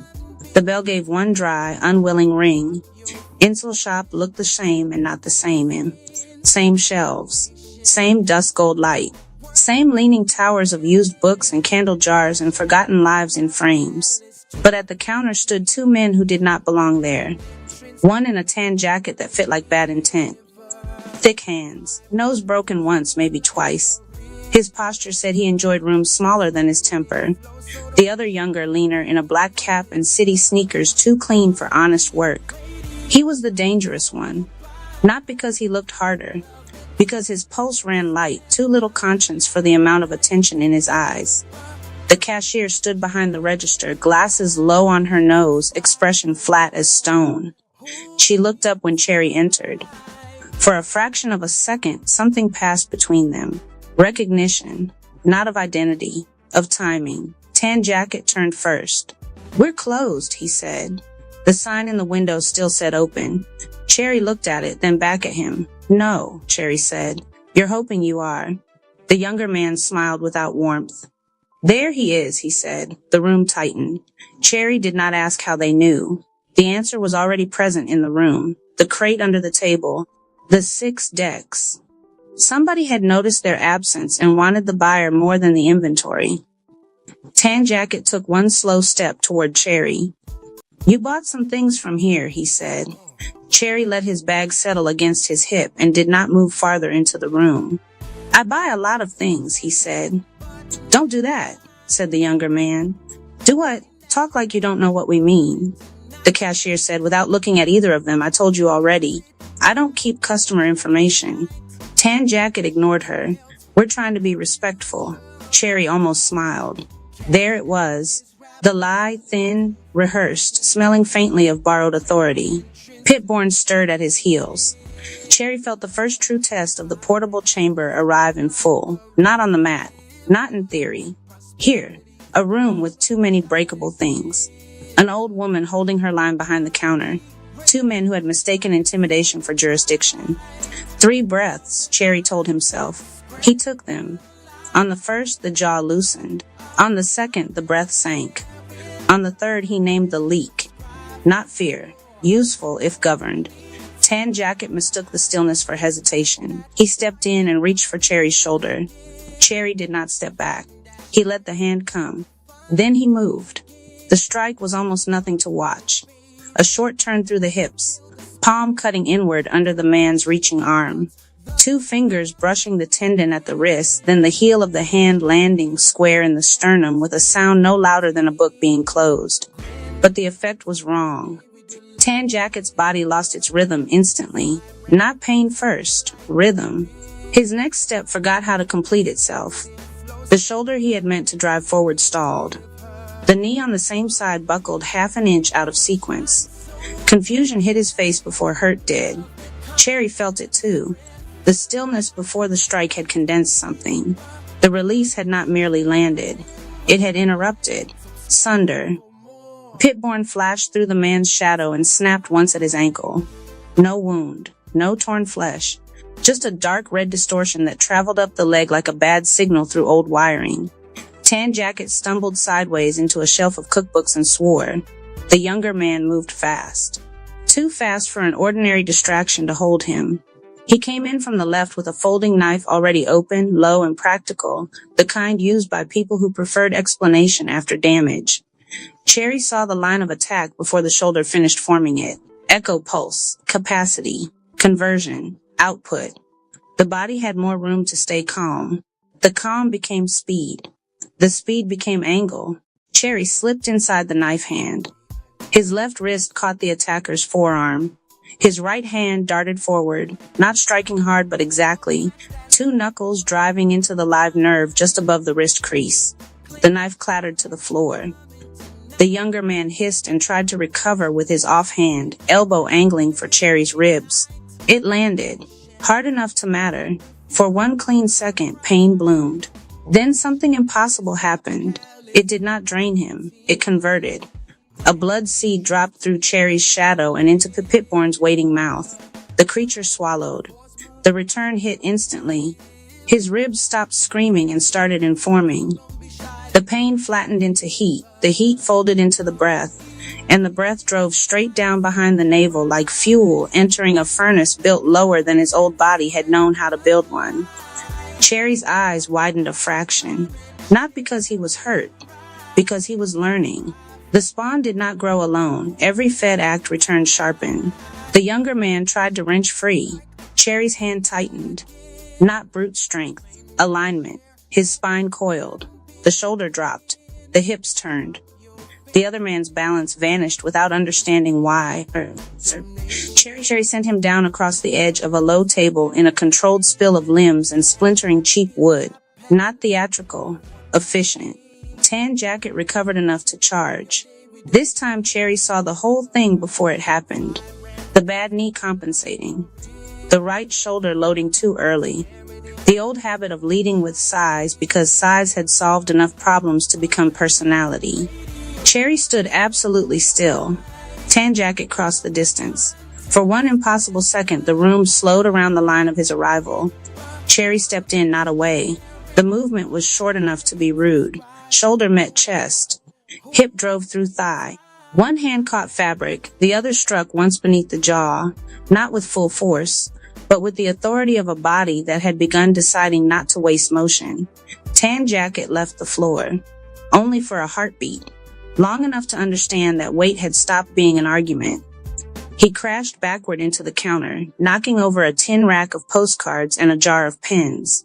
The whole shop rang with small impacts. The cashier never flinched. Cherry felt another blood seed fall, not from the strike, from the vow inside it. He had stepped in. He had held. He had not performed. Pitborn devoured the seed. The second echo pulse came back larger than the first. That was the part that nearly unsettled him. It did not repeat. It multiplied. The first return had given him recovery. The second struck a body already more capable of receiving it, and so it widened him further. His lungs seemed to open from behind. The tendons in his legs drew tight and ready. Even his eyesight clarified at the edges, making every exit line in the room suddenly obvious. Nothing returned at the size it left. That was the exponential law. The younger man got to one knee and looked up at Cherry with the expression people wear when the world stops agreeing with their assumptions. "What the hell are you?" Cherry did not answer immediately. Pitborn stood in the dark between them now, barely visible, ribs lit like coals under glass. The younger man could not fully see it, but some animal part of him could. His pulse spiked. Cherry heard it. He heard the fear under it too, not of pain, but of miscalculation, of having mistaken a quiet room for an undefended one. "Leave," Cherry said. Tan Jacket spat blood into his own beard and pushed off the counter. "You think this is over?" Cherry took one step forward. Pitborn moved with him. The room changed. No one outside the chamber would have named it chi. They would have named it pressure or menace or the sudden wrongness of the air before violence escalates. But Cherry knew better. The serpent branch had not fully opened, nor veil nor root. Still, all three stood at the edge of him. His shadow lengthened half an inch against the floorboards. The air near his hands felt fine and sharp. The distance between the men and the door narrowed without physically changing. Boundary. Not killing. Not chasing. Rule. "If you come back here," Cherry said quietly, "or ask her about me again, the next time won't be confusing." Silence held for half a breath. Then the younger man grabbed Tan Jacket by the sleeve. Not from loyalty. From survival. "Let's go." Tan Jacket resisted just long enough to lose face, then gave in because his nervous system had already voted. They backed toward the door, eyes never fully leaving Cherry's. The bell gave another dry ring when they exited. Then they were gone. The shop settled by degrees. A book slid off a tilted stack somewhere in the back and landed flat with a tired thump. Cherry stood still until his pulse came down on purpose, not by accident. Pitborn circled once through his shadow, then sat, hungry still, but steadier. The cashier bent, picked up the fallen knife with 2 fingers, and dropped it behind the counter without comment. Then she looked at Cherry over the rim of her glasses. "So," she said. One of them bit back. Cherry let out a breath that could have been a laugh if it had more room in it. "You can see him?" She gave him a look that made the question feel young. "I saw the crate before you did, too." "Fair enough." Cherry crouched, righted the broken little table, and began gathering scattered postcards into a pile. The cashier watched him for a moment, then said, "They weren't just after the decks." "I know. They wanted the buyer's name." "I know that, too." Cherry stacked the last postcard and set it on the counter. She nodded once. "Then you should know one more thing." Her voice lowered. "Men like that don't usually work for themselves. They work for people whose sacred things are inventory and thresholds are assets." Cherry felt the words in the sternum more than the ear. "Collectors," he said. "Worse," she said. "Organizers." He looked at her. She pushed her glasses up and gave him the same unreadable half-smile she'd worn the day he found the 6 boxes. "You didn't just buy books," she said. "You accepted a room that opens both ways." Cherry glanced down at the shadow at his feet. Pitborn's ribs glowed once, faintly. "I was starting to figure that out." She reached beneath the counter, pulled out a plain black notebook with no label on it, and set it on the wood between them. "No charge," she said. Cherry frowned. "I can pay for a notebook."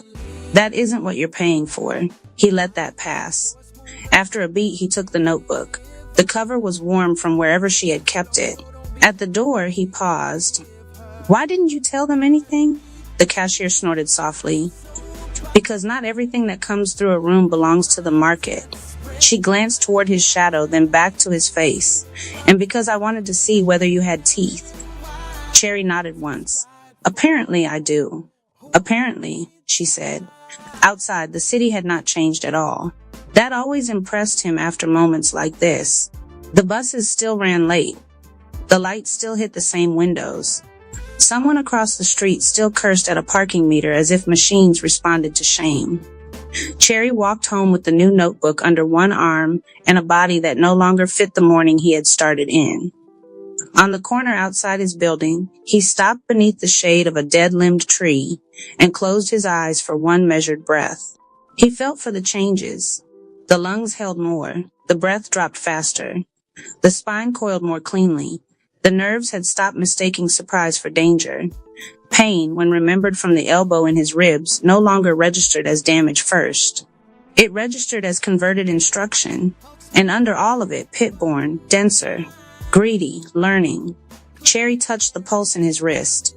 One beat, then the answer. Stronger now. He understood something on that sidewalk he had not fully understood in the chamber. The echo pulse did not simply reward action. It rewarded governed action. If he fed pit-born chaos, he might get force back, but not structure. If he fed it performance, the power would come jagged. If he fed it cruelty, the body might grow faster than the man governing it. But if he fed it vows kept under pressure, truth honored without spectacle, protection chosen cleanly, then what came back would not just be strength.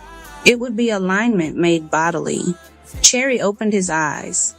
By the time he entered the chamber again, the chapter title was already waiting.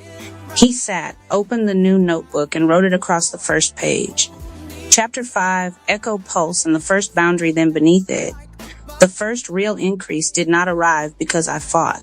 It arrived because I held the line without leaving myself. He wrote until the language caught up to the body. About capacity, about conversion, about output, about how every blood seed widened the vessel that received the next one, making growth compounding rather than linear. About how the spawn's hunger had become a mirror.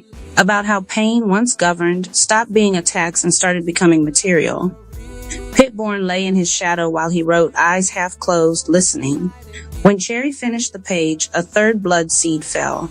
Not from conflict, from articulation. From making the law clear enough to be carried. Pit-born devoured it. The echo pulse that came back made his hand tighten around the pen, so suddenly he had to set it down and laugh once into the empty room. Right, he said softly. So even writing counts. Pit-born opened one bright eye. Of course it did. The chamber did not care whether the consequence arrived through a strike, a boundary, a page, or a vow. It cared whether it was real enough to feed on. Cherry looked toward the turned clock, then toward the 6 decks, then back to the sentence on the page. The city had drawn first blood. It had also fed him. His phone buzzed once in the next room. Cherry rose, checked it, and found a new message from Morrow. The pages made someone nervous. Good sign. Meeting tomorrow? Cherry looked down at Pit-born. The little creature rose soundlessly from his shadow, ribs lit in the dim room like a row of patient coals. Tomorrow. Another threshold. Another room. Another chance to find out what the chamber could carry without splitting. Cherry typed one word. Yes. Then he returned to the mat, touched the pulse in his wrist, felt the answering pressure beneath it, and smiled with less softness than he used to. The chamber was no longer teaching him how to survive solitude. It was teaching him how to compound. Chapter 4, Blood Memory and the Birth of Pit-born Cherry had written tomorrow. Blood memory at the bottom of the page, as if the sentence belonged to a braver version of himself. On the 4th morning, the chamber answered before he touched the latch. The apartment was still dark enough to feel uncommitted. No traffic yet thick in the street. No hallway doors slamming. No phone lit with the old world's demands. Just the low blue before day and the familiar pull in Cherry's chest that had begun, over the last 3 mornings, to feel less like routine and more like appointment. He entered barefoot, closed the door behind him, and stood in the center of the room. The chamber held. Mat-centered. Low table waiting. Turned clock blind to the hour. Journal open where he had left it. The 6 decks in their stations like a council that did not need to introduce itself anymore. World shamans before him. Spirit animals at the left. What's the T at the right? Angel number above. Messages from the universe near the foot of the mat. Messages of cosmic at his back. Cherry touched his pulse, steady, too steady almost, like a room before weather. He opened the journal to yesterday's final page, and looked at the line again. A real practice is not proven by how deep it feels in solitude. It is proven by what remains intact when the door opens. Below it, tomorrow, blood memory. He nodded once at the sentence as though accepting a challenge from his own hand, then reached for the World Shaman's guidebook. If the next chapter was going to ask where the lifestyle came from, then he needed to stop writing as if he had invented himself in a vacuum. That had always been one of the quieter lies. Not the loud kind. Not the kind would slap out of a person in one pull. A more disciplined lie. A prettier one. The lie of self-creation. The lie of private strength arrived at by private genius. The lie that the chamber had begun with him. Cherry turned the first page, then another. On the third, the paper bit him. A thin, clean cut across the side of his thumb. He hissed once, more surprised than hurt, and pulled his hand back. A bead of blood gathered immediately, bright and exact in the dim room. For a second, he almost laughed. Of course, the old book asked a price. Then the drop fell. Not to the floor, to the journal. It landed on the page beneath yesterday's closing line and should have spread there, a small red stain in the fibers. Instead, it tightened. Cherry went still. The blood drew inward, condensing into itself as if the page had become a small gravity well. The red darkened at the center. The air in the chamber changed. Not. Prologue. When Cherry found the 6 before the cards, before the boxes, before the chamber learned to speak back, Anonymous Cherry already lived by discipline, not the loud kind, not the kind that announces itself in public and dies in private. The time chamber lifestyle began as a room, a routine, and a refusal. A room with dim walls and a bare floor. A routine built from breath, stillness, tea, movement, writing, action. A refusal to let the world decide the pace of the spirit. Cherry had built the chamber slowly, like someone hiding a temple inside an ordinary life. There was no throne in it, no neon sign, no mirror for vanity, no altar crowded with things that looked powerful but did nothing. There was only a mat, a journal, a kettle, a low table, a clock turned away from the body, and enough silence to hear a heartbeat choose itself. Outside that room, time acted like an enemy. Inside it, time could be bent. That was the whole philosophy. 1 hour inside the chamber had to become more real than 6 hours outside it. A single deliberate act had to outweigh a day of reaction. Breath had to come before opinion. Posture before panic. Movement before performance. Truth before mood. Cherry called it a lifestyle because it could not stay in the room. If it stayed in the room, it was decoration. The chamber had to follow into speech, money, hunger, conflict, sleep, love, and work. Otherwise, it was just another costume worn by people too afraid to change. So Cherry trained. Pulse first, breath second, body third, mind fourth, action last. On certain mornings, Cherry practiced the hidden coil, the serpent method of gathering force without spilling it. Feet rooted. Jaw loose, spine rolling like a quiet wave, breath descending from forehead to throat, from throat to heart, from heart to belly. The point was not to become dramatic. The point was to stop leaking. Anonymous snake chi, Cherry wrote once in the journal, is not about striking. It is about becoming impossible to scatter. That sentence stayed, but even the chamber, in all its severity, had a missing wall. Cherry could train in silence, but sometimes silence did not answer.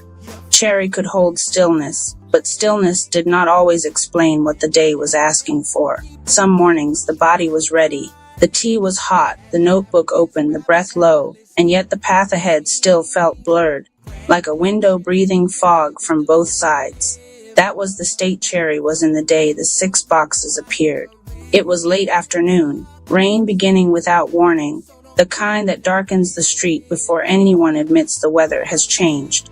Cherry had stepped into a cramped second-hand shop to avoid getting soaked. The place smelled like dust, cedar, paper, and old cloth, like forgotten things that had survived because nobody had decided what to do with them. There were shelves leaning under the weight of cookbooks, cracked hardcovers, old astrology manuals, out-of-season planners. candle jars, half-burned incense, and photographs of strangers whose names had come loose from memory. Cherry wasn't looking for anything sacred. Just shelter, maybe tea, maybe a small blank notebook if the price was right. A few minutes in, Cherry turned a corner too sharply, caught a boot against a low wooden crate tucked beneath a display table, and stumbled. The crate tipped. Its contents slid out across the floor in a dark, soft scatter. Cherry crouched instinctively to gather them, and that was when the room changed.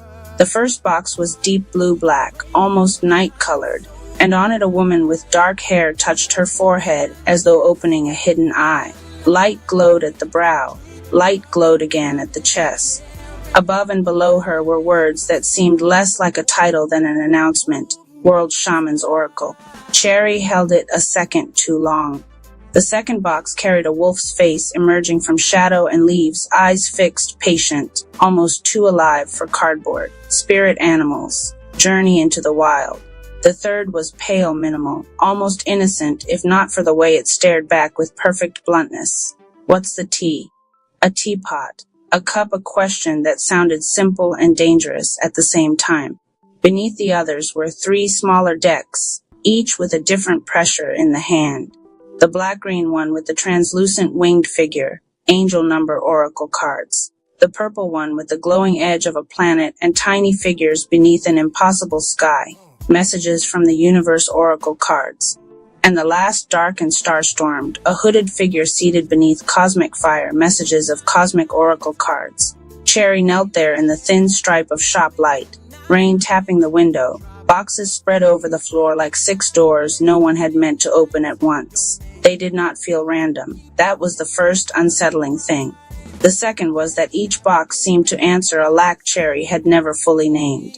World shamans felt like witness, old medicine, older than trend, older than self-improvement, older than the need to be seen changing. Spirit animals felt like body memory, instinct tracking, muscle timing, movement without self-betrayal. What's the tea felt like the blade, no smoke, no halo, just the hot truth poured plain enough to burn. Angel number felt like rhythm, pattern, recurrence, the mathematics of being nudged by something beyond mood. Messages from the universe felt like reassurance without softness, like being corrected by a sky that loved precision. Messages of cosmic felt like scale, the reminder that the self was both tiny and capable of carrying something vast. Cherry stacked them carefully. An elderly cashier at the front looked up over a pair of thin glasses and gave a slow smile that didn't quite reach sentimentality. Funny, she said. Those sat there for months. Nobody touched them. Cherry glanced down at the boxes in both hands. They were under the table, Cherry said. The cashier shrugged as if that changed nothing. Still found you. Cherry bought all 6. By the time Cherry got home, the rain had deepened into evening. The apartment was quiet. The chamber door stood half open down the hall, its darkness waiting in the same way it always waited, without pressure, without persuasion, like a place that would never chase, but would always receive. Cherry carried the boxes in one at a time, set the kettle on, wiped the low table clean, turned the clock fully toward the wall, then stood in the center of the room and looked at the chamber as if seeing its unfinished blueprint for the first time. The time chamber lifestyle had always been about compression, less distraction, more presence, less drift, more choice.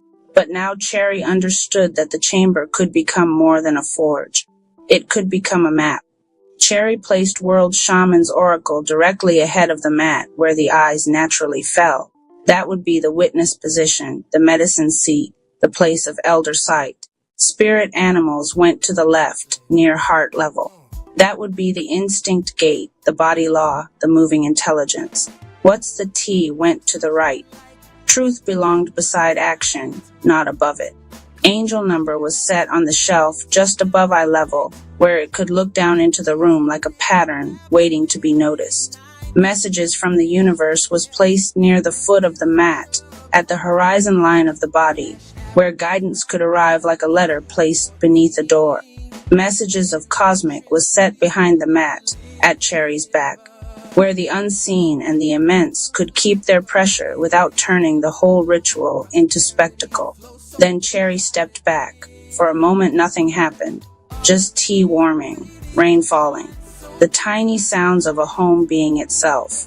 Then the room changed the way a room changes when purpose enters it. Not brighter, not haunted, organized. Cherry felt it in the sternum first, a click like a lock deciding to trust a key. The chamber was no longer only a place to strip away noise. It had become a six-walled method of receiving, embodying, discerning, timing, listening, and enduring. The lifestyle had found its mythology. The training had found its witnesses. Cherry sat cross-legged on the mat and opened the journal. On a fresh page, Cherry wrote, Time Chamber, Expanded Form Shaman for Root, Animal for Motion, T for Truth, Number for Timing, Universe for Message, Cosmic for Scale. Cherry stared at the lines, then added one more beneath them. The chamber is no longer a room. It is a council. The tea was ready. Cherry poured it into a plain cup and let the steam rise between body and boxes. In the old days, that would have been the start. Tea, breath, training, task. Now there was a threshold to cross first. Cherry touched the pulse at the wrist. Slow, present, not calm exactly, more like gathered. Then Cherry spoke aloud to the room for the first time in weeks. I built this chamber to protect my time, Cherry said softly. Now let it teach me what time is for. Something in that sentence landed. Not in the air, in the body. Cherry closed the eyes and felt the old serpent practice stir beneath the ribs, not striking, not threatening, only coiling deeper, as if recognizing that the chamber finally had the right architecture to hold it. The hidden force no longer had to live in a blank room. It had walls now, direction now, sky now. When Cherry opened the eyes again, the 6 boxes seemed less like objects and more like sealed chapters waiting to be entered, not read. Entered. That night no cards were pulled. That was the first discipline of the new era. Cherry did not rush the meeting just because the door had opened. Instead, Cherry sat in the center of the 6 and listened to the rain until it sounded like pages turning somewhere inside the walls. Then Cherry drank the tea, finished the breath work, and wrote a final line before closing the journal. Tomorrow, the chamber begins speaking. Outside, the city kept wasting its hours. Inside, anonymous Cherry had found the books that would turn the time chamber lifestyle into a living saga. Chapter 1. The rule of first light. Cherry woke before the alarm, before the sky had chosen a color, before the city remembered its own noise. For a few seconds there was only the dark ceiling, the slow rise of breath, and the feeling that something had already arrived and was waiting patiently in the next room. Then Cherry remembered the 6 boxes. The chamber. The sentence written at the bottom of the page the night before. Tomorrow, the chamber begins speaking. Cherry sat up. No phone. No checking the hour for permission. No drifting into other people's weather before touching the day. That had always been one of the chamber laws. Protect the first light. Even when the light had not yet appeared. Cherry washed hands in cold water, tied back loose hair, filled the kettle, and moved barefoot through the apartment with the care of someone entering a place that could hear intention before sound. Outside, the rain had passed. The windows held that strange after-dark clarity that comes when the world has been rinsed but not forgiven. The chamber door was still half open. Inside, the room waited exactly as Cherry had left it. Mat-centered, low table clean, journal closed, clock turned to the wall. The 6 decks placed like stations in a private cosmology. World shamans ahead, spirit animals to the left. What's the T to the right? Angel number above. Messages from the universe at the horizon of the mat. Messages of cosmic behind, like a pressure too large to fit in front. Cherry stepped into the center and stopped. There it was again, that click in the sternum, quiet but unmistakable, as if the body itself recognized an architecture the mind had only started to understand. Before the chamber had become a council, it had been a forge. Now it was both.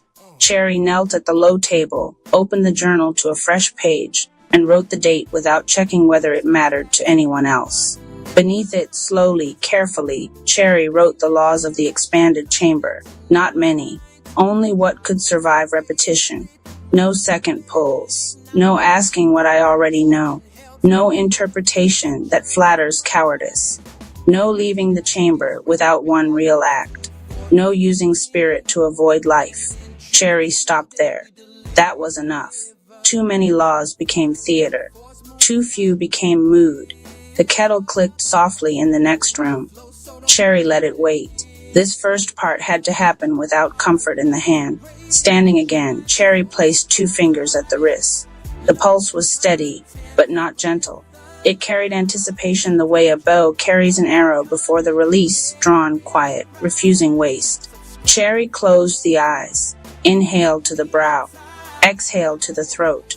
Inhale to the chest. Exhale to the belly. Again. The old serpent method uncoiled in the body almost immediately, not dramatic, not mystical, simply precise. The breath descended. The jaw loosened. The spine felt less like a column and more like a listening instrument. By the 7th breath, Cherry could feel the room settle around the body, rather than the body straining to occupy the room. Only then did Cherry sit on the mat and reach for the first deck. World Shaman's oracle felt heavier than cardboard should feel. Not physically, in principle. Cherry held the box with both hands for a moment before opening it, as if greeting a person too old to rush. The cards slid free with a soft, clean sound. The guidebook lay beneath them like a second pulse. Cherry did not open the booklet first.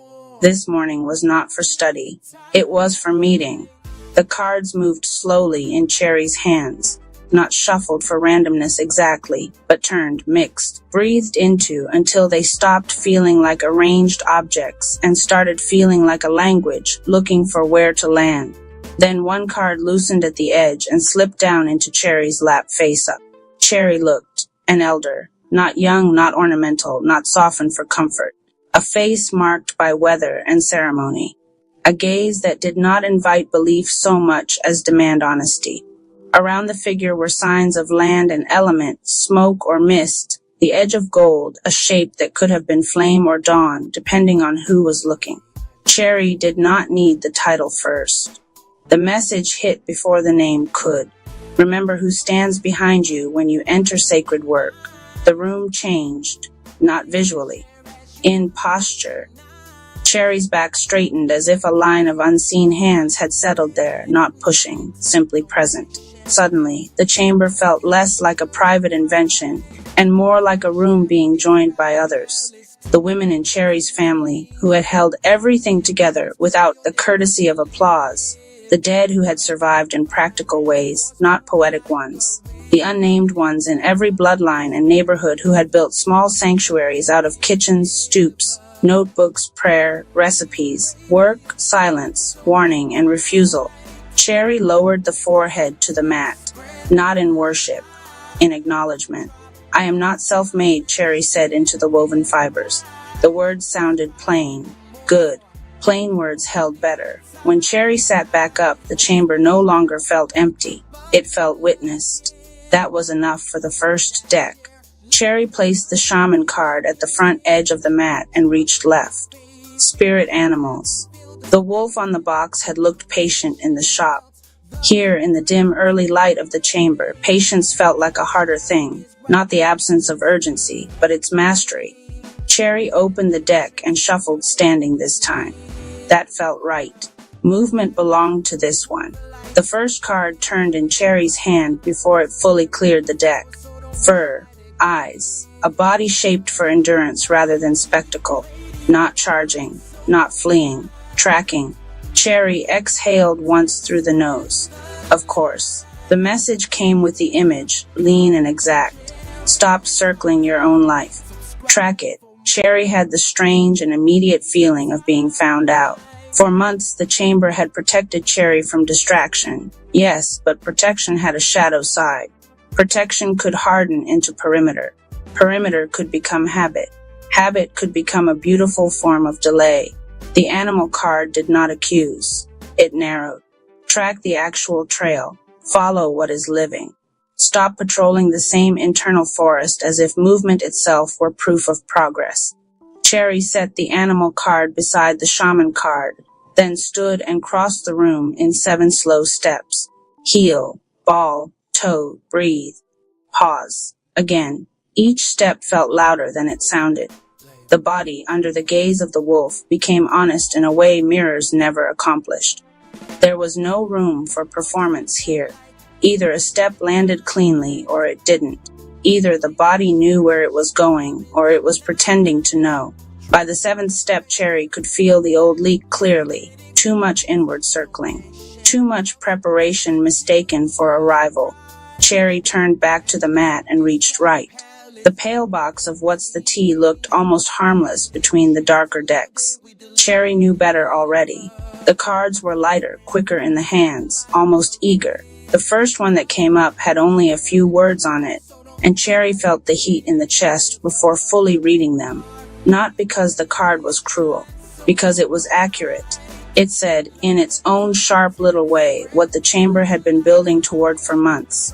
You've been hiding behind preparation. Cherry stared. The sentence did not physically exist on the card in that exact form, but it existed in the meaning so cleanly, it may as well have been printed there. Not unprepared, not lazy, not unserious. Hiding behind preparation. A more respectable form of fear.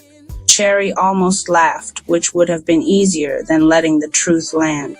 Instead, Cherry let it land. The chamber lifestyle had made Cherry stronger, yes. More deliberate. Less available to nonsense. More able to hear the body under the static. But strength had become a place to stay. Discipline had become a place to postpone exposure. The chamber had not failed. It had simply matured to the point where it could no longer be used as a shelter from beginning. Cherry placed the tea card down with more care than the first 2. The chamber was speaking now, and it was not speaking for comfort. Good. Comfort had never been the point.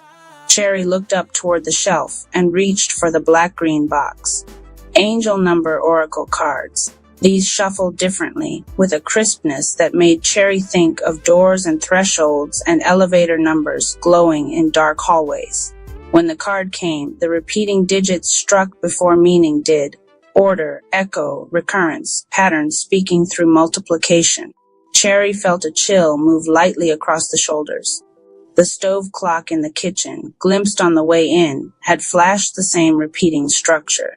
Cherry hadn't wanted to make too much of it. Now the deck answered with the same architecture. Not coincidence exactly. Not miracle either. Instruction. Foundation is already under you. Stop waiting for the perfect sign to begin. Cherry smiled then, but without softness.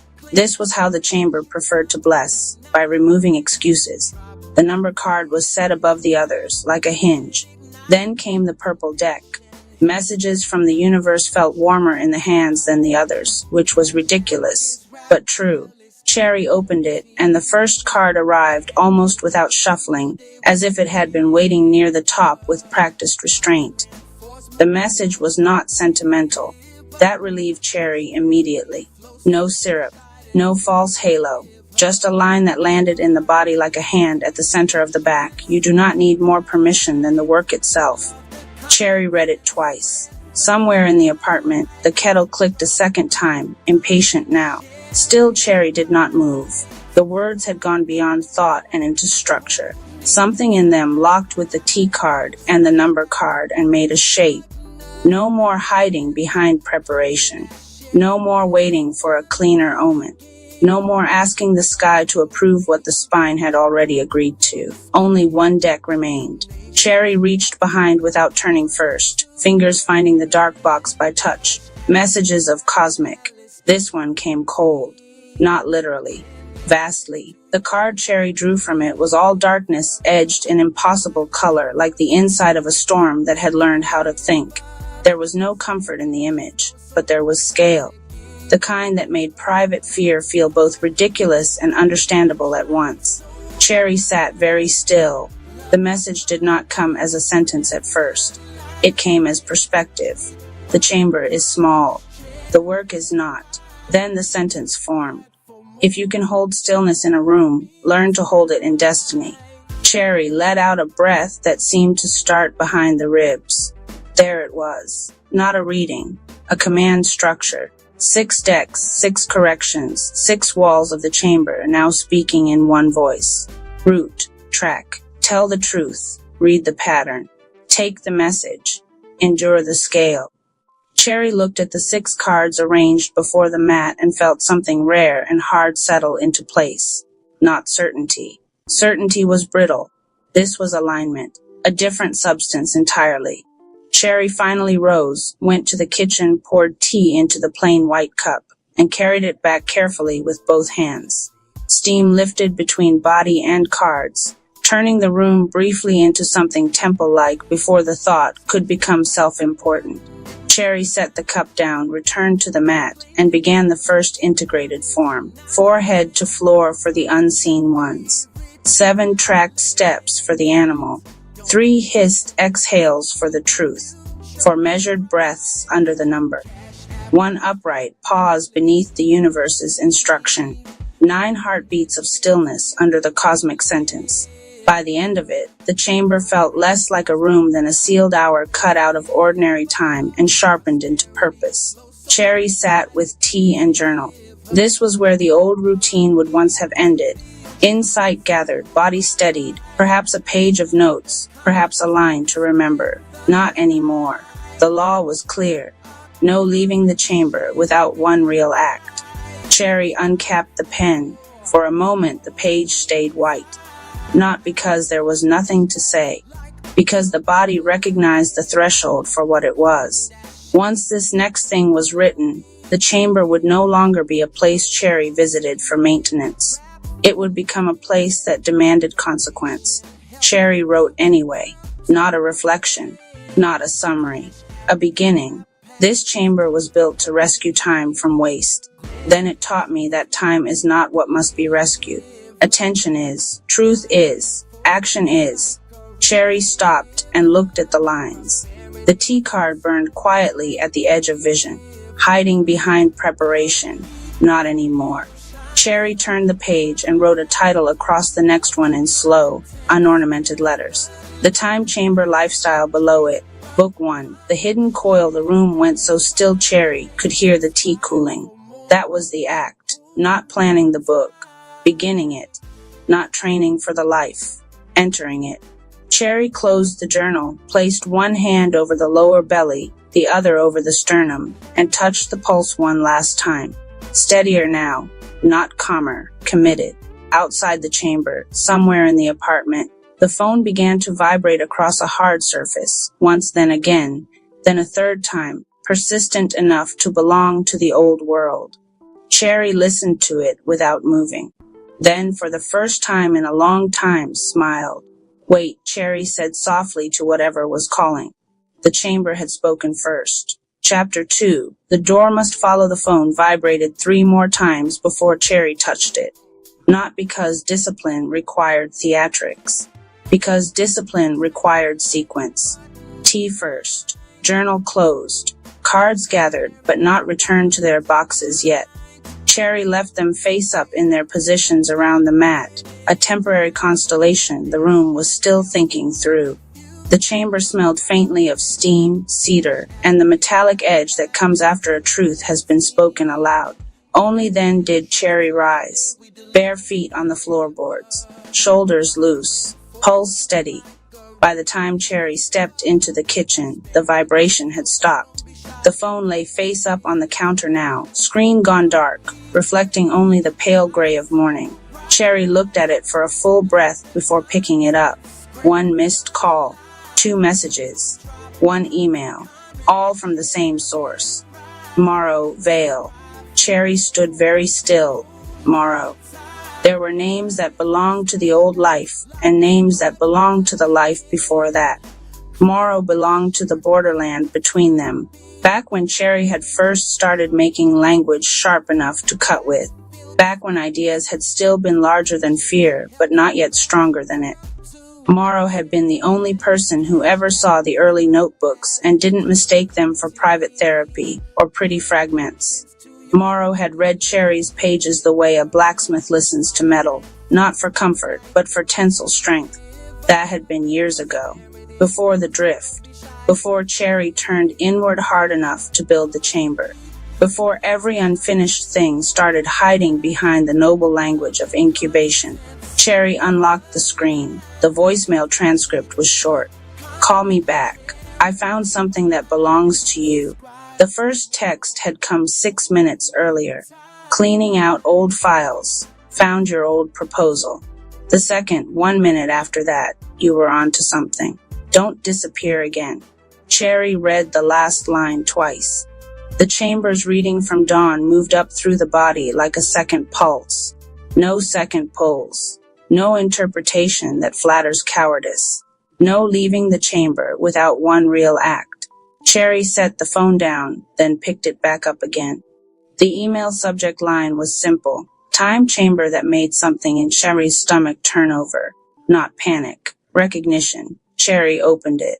Inside was an attachment titled, "Time Chamber Draft 01" below it. One line from Morrow. "You gave this to me 3 years ago and said not yet. I think you meant, I'm scared it's real." Cherry leaned one hand against the counter. Outside, the washed gray morning had begun to fill with ordinary sound, tires hissing on wet pavement, a bus sighing at the stop, somebody dragging a trash bin over concrete. The city was clocking in. The world was doing what it always did, making urgency look like fate. Inside, the chamber behind Cherry remained silent. Not empty. Silent. A good silence. One that expected a response. Cherry opened the attachment. It was real. Not an outline, not a fantasy sketch, not a folder of disconnected language dressed up as intention. A book proposal. Page after page. Not as strong as it could have been. Not as sharp as what Cherry could write now. But alive, terribly alive, which was worse, because aliveness could indict a person more than failure ever could. There it was in a former voice, younger and less disciplined, but somehow bolder. The time chamber lifestyle is the practice of building an inner architecture stronger than the world's addiction to interruption. Cherry read standing up, tea cooling in the next room, phone warm in the hand. Another line. The chamber is not escape. It is compression. You enter to recover the force that ordinary time leaks out of you. Another. The goal is not balance. The goal is command. Cherry closed the file and stared at the dark screen. The T card from the chamber seemed to flare again from memory, hiding behind preparation. Cherry let out a single breath through the nose, sharp enough to qualify as a laugh if someone wanted to be generous. This was worse than stumbling on an old idea. This was being confronted by proof. Proof that the thing Cherry had spent years approaching had once already been approached. Proof that the life inside the chamber was not the beginning of the work, it was the return to it. Cherry carried the phone back into the chamber. That mattered. Whatever answer came next had to cross the threshold properly. The room looked unchanged, but not neutral. The 6 cards still waited where Cherry had left them, and now, standing in the doorway with the phone in hand, Cherry could feel the absurdity and seriousness of the moment at once. A person could laugh at this if they wanted. A person could call it ritualized overthinking, aesthetic discipline, private theater. Cherry had no energy left to defend it. The only honest question was whether the chamber could survive contact with consequence. Cherry sat on the mat, phone in the lap, and looked at the 6 cards. The shaman card, remember who stands behind you. The animal card, stop circling your own life. The T card, stop hiding behind preparation. The number card, foundation is already under you. The universe card, you do not need more permission. The cosmic card, hold stillness in destiny. It was almost irritating, not because it was mystical, because it was coherent. Cherry pressed call. Morrow answered on the second ring. You're alive, Morrow said. Cherry shut the eyes briefly. Same voice. Smoker's rasp gone lighter with age, but still carrying that permanent undertone of amusement that made sincerity harder and more necessary at the same time. Apparently, Cherry said. Good. I didn't feel like haunting a ghost today.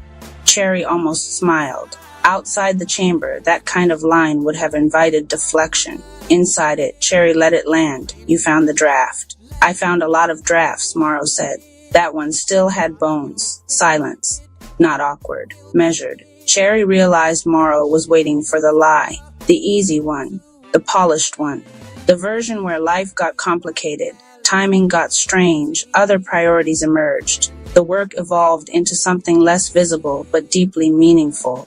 Cherry had used versions of that lie on the self before. Not today. Yes, Cherry said. I got scared it would ask for my whole life. Morrow didn't answer immediately. When the response came, it was quieter. And Cherry looked around the chamber. At the low table, the turned clock, the 6 decks, the plain cup, the open journal.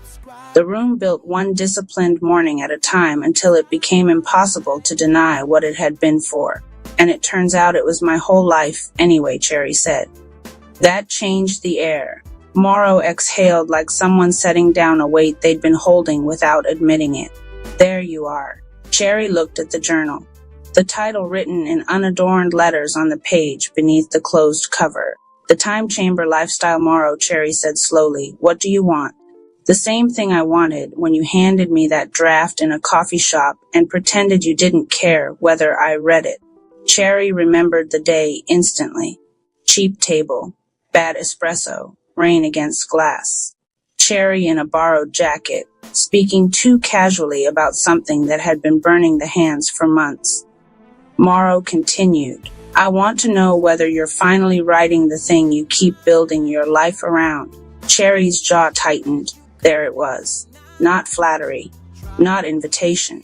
Not even opportunity. Exactly. A mirror with a voice. Cherry stood and began to walk slowly around the mat, phone against the ear, free hand loose at the side. One step. Breath. Another. The wolf card watched from the floor. I started this morning, Cherry said. Started what? The book. Good. How many pages? Cherry stopped walking. 1. That's not a book, Morrow said. That's how books begin. That's how excuses begin too. Cherry's eyes went straight to the tea card. A hot, unwilling grin touched the mouth. Still charming, Cherry said. Still accurate. There was movement on Morrow's end papers, maybe a chair scraping. The ambient noise of a person already in the day while Cherry still stood inside a room that ran by other laws. Then Morrow said, listen carefully. I'm not calling to resurrect your nostalgia. I'm calling because a small press I'm consulting with is looking for nonfiction with teeth. Not polished positivity. Not optimize your morning routine mush. Something with a real system behind it. Real voice. Real risk. Cherry didn't move. The city outside seemed to recede half a step. Morrow went on. I remembered your proposal because most people who talk about discipline sound like they want followers. Yours sounded like you were trying to survive. Cherry lowered slowly back to the mat. And they're taking sample chapters this month. This month, not someday. Not when the mood became noble enough. Not when the chamber had one more improvement, one more deck, one more cycle, one more private initiation. This month. Cherry looked up automatically toward the shelf where the angel number deck sat, then nearly rolled the eyes at the self for doing it. Morrow heard the silence. I can hear you thinking of 10 spiritual reasons not to do this, Morrow said. Cherry barked a real laugh then, brief and unguarded. 6, Cherry said. Maybe 7. Try one earthly reason instead. Cherry thought. Rainwater still beaded on the window at the end of the hall. The tea had gone from hot to warm. Somewhere beneath all the new structure, the old fear was showing its face plainly now. Not abstract anymore. Not noble. Exposure. To write was one thing. To arrange a life around writing was another. To call that arrangement a lifestyle was dangerous. To send it out into the world with no protective irony left on it, that was the real threshold. Cherry spoke before fear could redress itself as philosophy. I don't want to build a public voice that costs me the chamber. Morrow was silent long enough that Cherry thought the line had dropped. Then don't. Simple as that. Cherry frowned. That's not simple. It is, actually, Morrow said. You're imagining 2 corrupt versions of the future because they excuse the present. In one, you stay hidden and call it purity. In the other, you go public and call it betrayal. Those aren't the only options. Cherry said nothing. Morrow's voice sharpened slightly. You don't need a brand. You need a manuscript. The words hit hard because they were true in a place Cherry had been keeping blurry on purpose. Not a persona. Not an audience. Not a performance of having become the sort of person who writes from a chamber and speaks in systems. A manuscript. Pages. Chapters. An actual body for the thing. The chamber behind Cherry's ribs tightened into focus. This was it. The first true test of the lifestyle after the cards. Could the room remain sacred when it opened into task? Could the serpent coil hold when asked to move forward rather than inward? Cherry looked down at the journal, opened it, and turned to the title page again. Morrow. Yeah, if I do this, I do it from the chamber out. Not from market logic in. I won't flatten it into advice for people who want a prettier form of self-abandonment. Good, Morrow said immediately. That would be unreadable. Cherry smiled despite everything. And I won't rush it just because someone else finally noticed. I'm not asking for rushed, I'm asking for real. Cherry traced the edge of the paper with one thumb. How many chapters for a sample? 3 strong ones and a spine. A spine. Core idea. Arc why this, why you, why now. Cherry looked around the room again. The answer stood everywhere. Why this? Because attention was being butchered in public and called life. Why you? Because Cherry had spent years building a chamber sturdy enough to test the claim. Why now? Because hiding behind preparation had become more painful than being seen incomplete. Morrow's voice softened. Can you do it? Cherry touched the pulse at the wrist. Still steady. More than steady. Ready. Yes, Cherry said. Good. Send me 10 pages in 7 days. Cherry's eyes widened.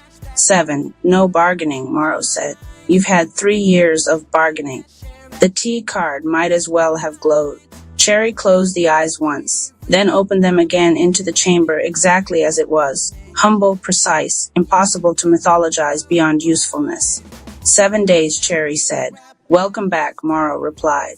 The line went dead. Cherry sat in the silence after, phone still in hand. 7 days. Not a prophecy, a deadline. And somehow the deadline felt cleaner than inspiration ever had. Cherry placed the phone face down outside the edge of the mat. Then, without thinking too much about it, stood and began to rearrange the room. The low table moved slightly closer to the mat. The journal shifted to the center. A second notebook was brought in from the hallway shelf for structure notes only. The teacup was replaced with a larger one. The turned clock remained turned. Then Cherry wrote on a fresh page, Chapter 2, the door must follow under it. Another line, a chamber that cannot survive contact with the world is only a hiding place. Cherry stared at that sentence until it stopped being clever and started being law. This was the next form of the lifestyle. Not retreat, transfer. Could the same quality of attention that existed on the mat exist at a desk, in a paragraph, in a difficult email, in the middle of doubt? Could first light become first page? Could ritual become chapter? Could alignment become labor? Only one way to find out. Cherry returned to the 6 cards and one by one spoke what each would govern in the 7 days ahead. To the witness, Cherry said to the shaman card, guard the truth. To the animal, Cherry said, guard the pace. To the T, Cherry said, cut every lie early. To the number, Cherry said, keep the structure. To the universe, Cherry said, keep me from begging permission. To the cosmic, Cherry said, keep my fears small enough to carry. The room accepted this without drama. Good. Cherry sat down at the low table, opened the journal, picked up the pen. The city outside had fully awakened by then. Sirens in the far distance, doors slamming somewhere in the building, pipes shuddering alive in neighboring walls. A delivery truck backing up with impatient mechanical beeps. Ordinary time beginning its daily campaign against depth. Cherry wrote the first sentence anyway. Then another. Then a third that was bad, crossed it out, and wrote a better one beneath it. This too counted. Especially this.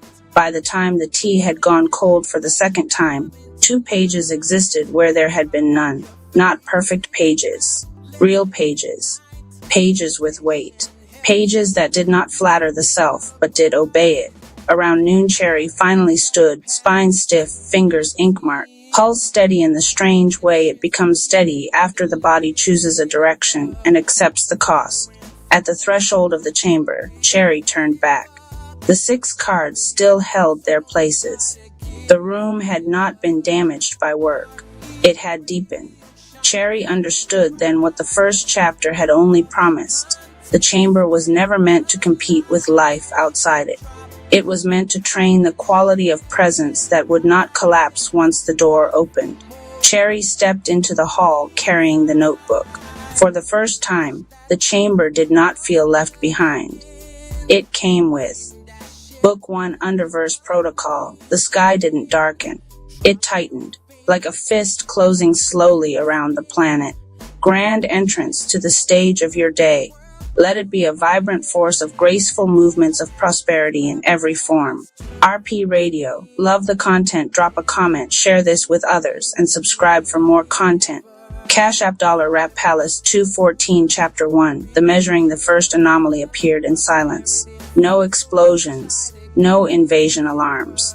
No dramatic tear in the sky. Just a subtle distortion in gravity, so slight that only those disciplined enough to feel their own breath noticed it.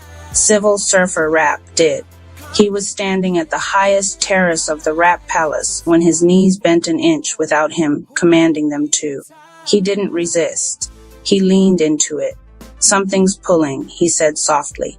Inside the council hall, Archivist Rap's slate flickered with symbols never before recorded. Not terrestrial glyphs, not palace-born sigils. Astral compression signatures. Professor Rap walked to the open archway and looked upward. The stars were still there, but they were dimmer, not obscured, absorbed. We're not being attacked, he said quietly. We're being evaluated. Grand entrance to the stage of your day. Let it be a vibrant force of graceful movements of prosperity in every form. RP Radio. Love the content. Drop a comment, share this with others, and subscribe for more content. Cash App Dollar Rap Palace 214 miles above Earth's atmosphere. A vessel existed between light and absence. It did not travel. It anchored. Its hull was not metallic. It was matte void, devouring radiation and returning nothing. Engines silent. Movement imperceptible. Inside, figures stood motionless. Tall. Armored. Eyes reflecting no color. Their creed was carved into their neural architecture. Only what survives pressure deserves continuity. They had detected something rare. A planetary zone of stabilization. A society compounding without collapse. A leader correcting himself instead of conquering others. This was not common. It demanded testing. Grand entrance to the stage of your day. Let it be a vibrant force of graceful movements of prosperity in every form. RP Radio. Love the content. Drop a comment, share this with others, and subscribe for more content. Cash App Dollar Rap Palace 214 back at the palace. Nexa Rap felt it as contraction. She clutched her sternum, breath shortening. Distance just compressed globally, she whispered. Not emotional distance. Spatial. Relational energy across the city was folding inward unnaturally. Mama Ama Rap steadied her. That's not human, she said. No, Nexa replied. It's architectural. Grand entrance to the stage of your day. Let it be a vibrant force of graceful movements of prosperity in every form. RP Radio. Love the content. Drop a comment, share this with others, and subscribe for more content. Cash App Dollar Rap Palace 214. The black sun phased into visibility at noon. It did not block light. It bent it. A sphere of absolute density hovered high above the horizon, casting no shadow yet distorting everything beneath it. Panic spread instantly across the city. Phones failed. Compasses spun. Birds fell silent mid-flight. The underverse had arrived. Grand entrance to the stage of your day. Let it be a vibrant force of graceful movements of prosperity in every form. RP Radio. Love the content. Drop a comment, share this with others, and subscribe for more content. Cash App Dollar Rap Palace 214. The first emissary did not descend in flames. It stepped downward through gravity, like it was stepping down stairs. When its boots touched stone at the palace gate, frost formed instantly around the contact points. Not ice. Absence of thermal exchange. It looked at Anonymous Cherry without hostility, without urgency. Identify command authority. Its voice was gravitational, less heard than felt. Anonymous stepped forward. We govern through discipline, he replied. The emissary tilted its head. Discipline is unstable under existential compression. Professor Rapp whispered behind him. They're not conquerors. Archivist Rapp finished the thought. They're auditors. Grand entrance to the stage of your day. Let it be a vibrant force of graceful movements of prosperity in every form. RP Radio. Love the content, drop a comment, share this with others, and subscribe for more content. Cash App $Rap Palace 214 without warning. The suppression field activated. Gravity tripled. The entire terrace cracked. Windows shattered outward.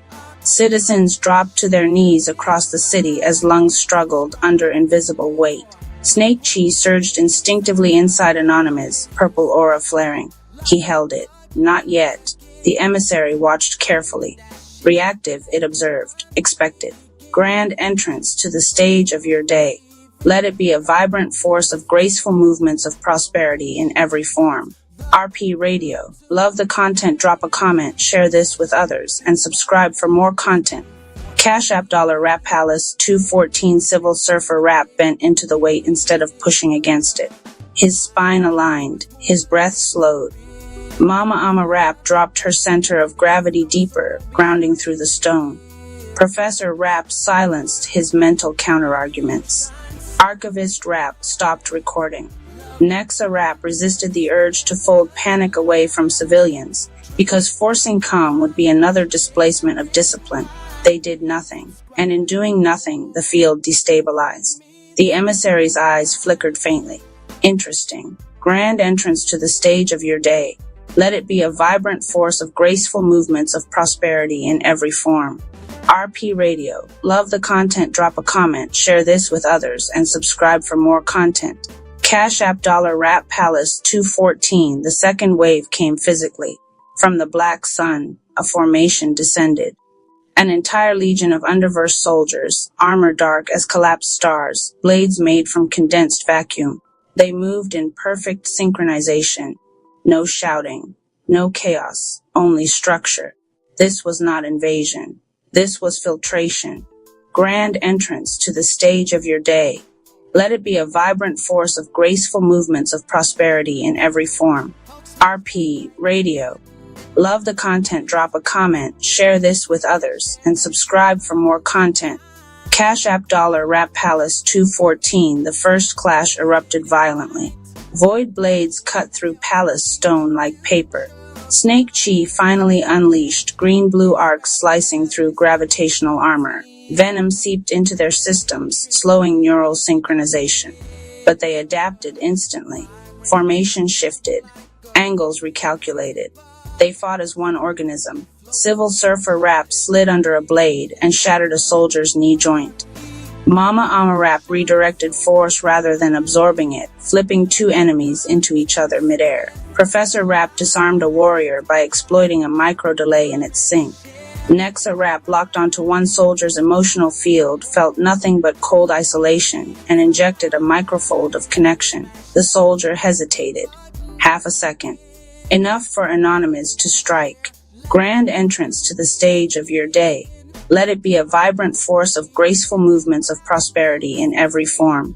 RP Radio. Love the content, drop a comment, share this with others, and subscribe for more content. Cash App $Rap Palace 214. The emissary engaged him directly. Void blade met compressed Snake Chi. The impact detonated the terrace into airborne debris. Gravity buckled sideways. They locked in stalemate, Chi against void, discipline against cosmic austerity. You stabilize, the emissary stated. We refine. Anonymous replied. Refinement requires suffering.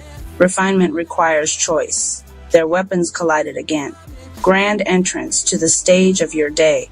Let it be a vibrant force of graceful movements of prosperity in every form. RP Radio. Love the content, drop a comment, share this with others, and subscribe for more content. Cash App Dollar Rap Palace 214 across the city, people were reacting. Some panicked, some looted, some froze. But something new happened.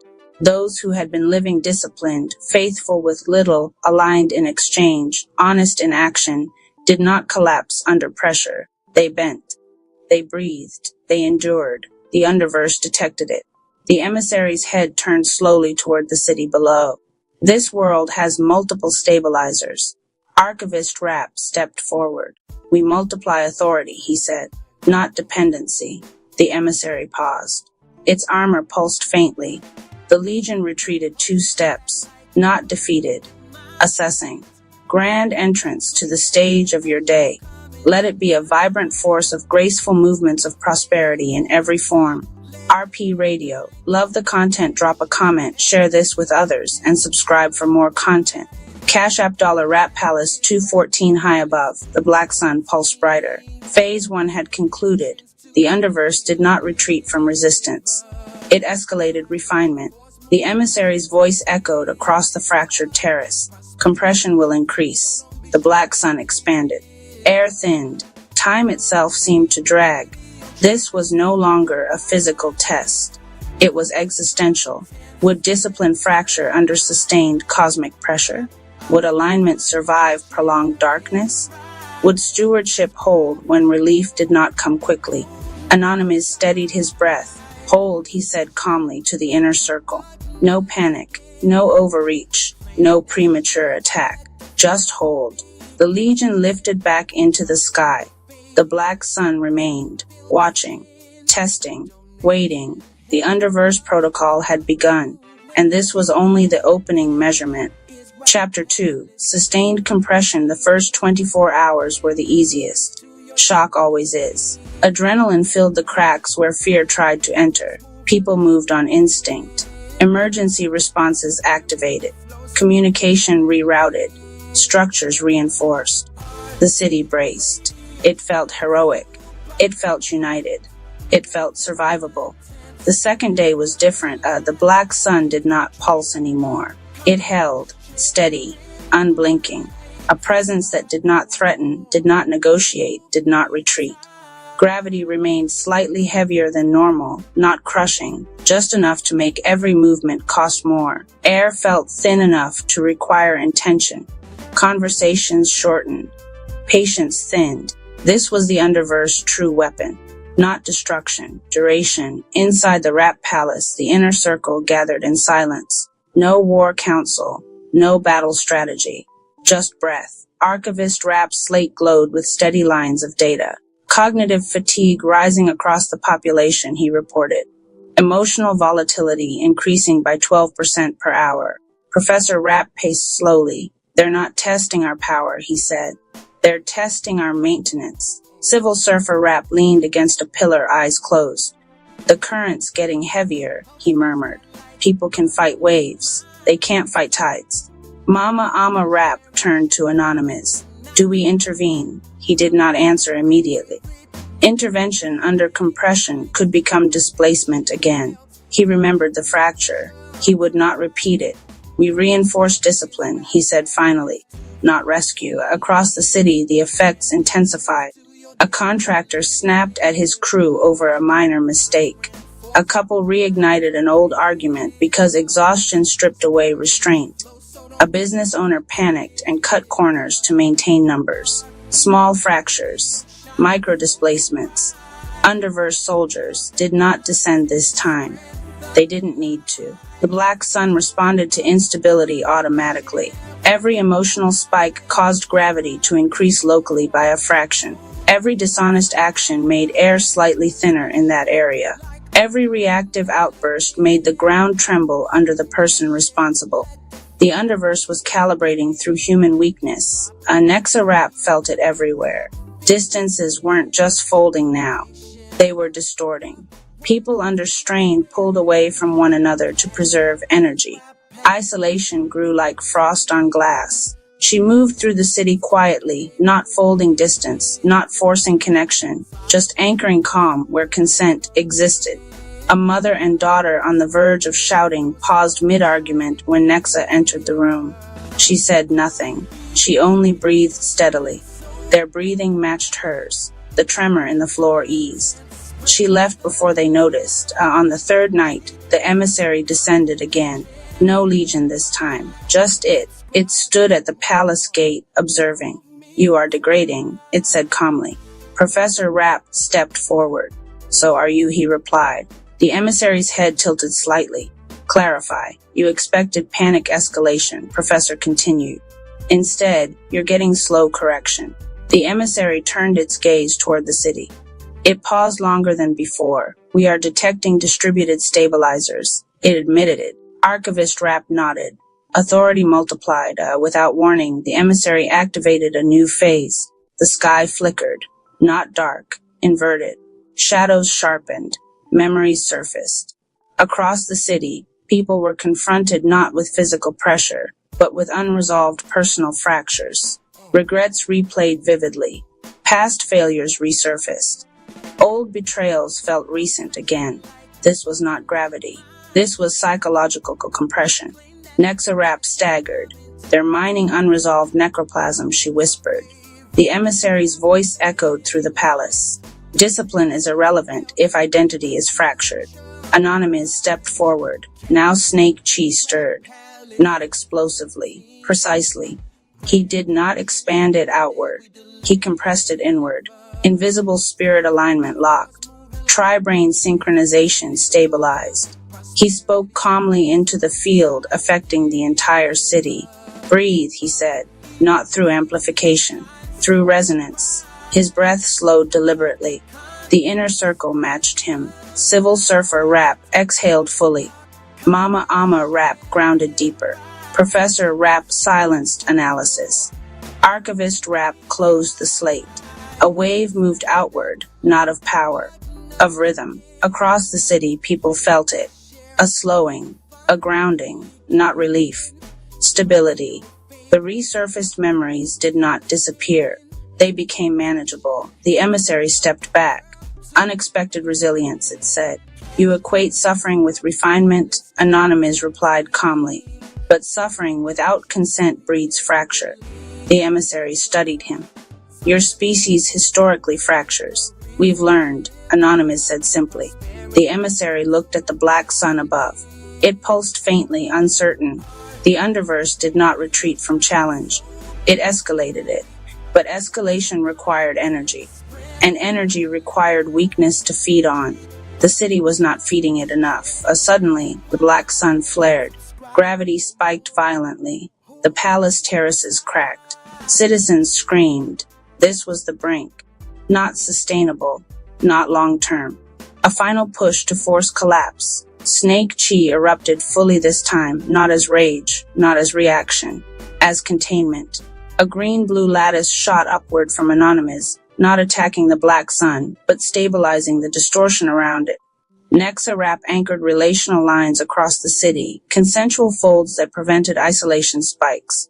Civil Surfer Rapp synchronized movement across defensive teams. Mama Ama Rapp absorbed panic and redirected it into steady grounding. Professor Rapp shouted a single instruction: do not react. Archivist Rapp spoke one word: hold. The entire palace, and much of the city, did exactly that. No screaming back, no overexertion, no emotional spike, just disciplined endurance. The black sun's flare faltered. It had nothing to amplify. The emissary's voice lowered. Your world resists refinement. No, Anonymous corrected. We refine ourselves. Silence followed, longer this time. Then the black sun dimmed slightly. Not gone, not defeated, reassessing. The emissary stepped backward into partial phase. This cycle remains inconclusive, it said. We will increase duration. And then it vanished. The black sun remained suspended overhead, watching, waiting. The test was not over. It had simply shifted from attack to attrition. And attrition is where discipline either matures or collapses slowly. The palace lights dimmed not in rest, but in preparation, because the next phase would not strike loudly. It would whisper, and whispers are harder to resist than force. Chapter 3. Whispers under pressure. The shouting stopped. That was the first sign the Underverse had changed tactics. No more gravity spikes. No more sky inversions. No more visible flares from the black sun. The city exhaled cautiously. And that was exactly when the whispers began. They did not arrive as voices. They arrived as thoughts that felt like your own. Small, reasonable, harmless. You're tired. This isn't worth the strain. Just adjust your standards a little. No one would notice. The Underverse had discovered something. Humans resist pressure. They rationalize erosion. The first crack appeared in a place no one expected. A mid-level steward inside the palace, trusted and stable, cut a corner. Not maliciously. He skipped a step in review because he was fatigued. It seemed minor. Efficient even. That afternoon, a miscalculation cascaded across 3 departments. Not catastrophic, but destabilizing. Archivist Rapp noticed the pattern immediately. Deviation occurred at point of fatigue, he said. Professor Rapp folded his arms. Whispers, he muttered. Civil Surfer Rapp looked up toward the black sun. It's not pushing, he said. It's leaning. Across the city, similar microshifts appeared. A business owner exaggerated numbers slightly to maintain investor confidence. A couple withheld a truth to avoid tension. A young trainee faked composure instead of admitting overwhelm. None of these were dramatic. All of them fed the black sun. Above, it pulsed faintly brighter. Not from fear, from erosion. Nexa Rapp felt the change in relational space first. Distance wasn't compressing anymore. It was thinning artificially. People were connecting faster, but shallowly.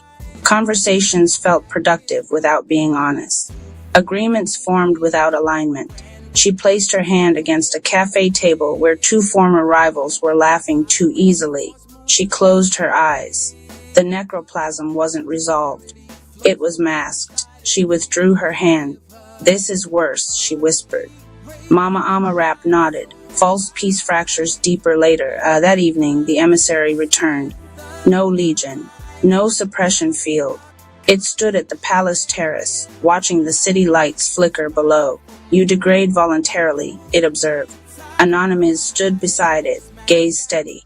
You tempt voluntarily. The emissary turned slightly. We offer efficiency. You offer shortcuts. Your species prefers them. Not anymore.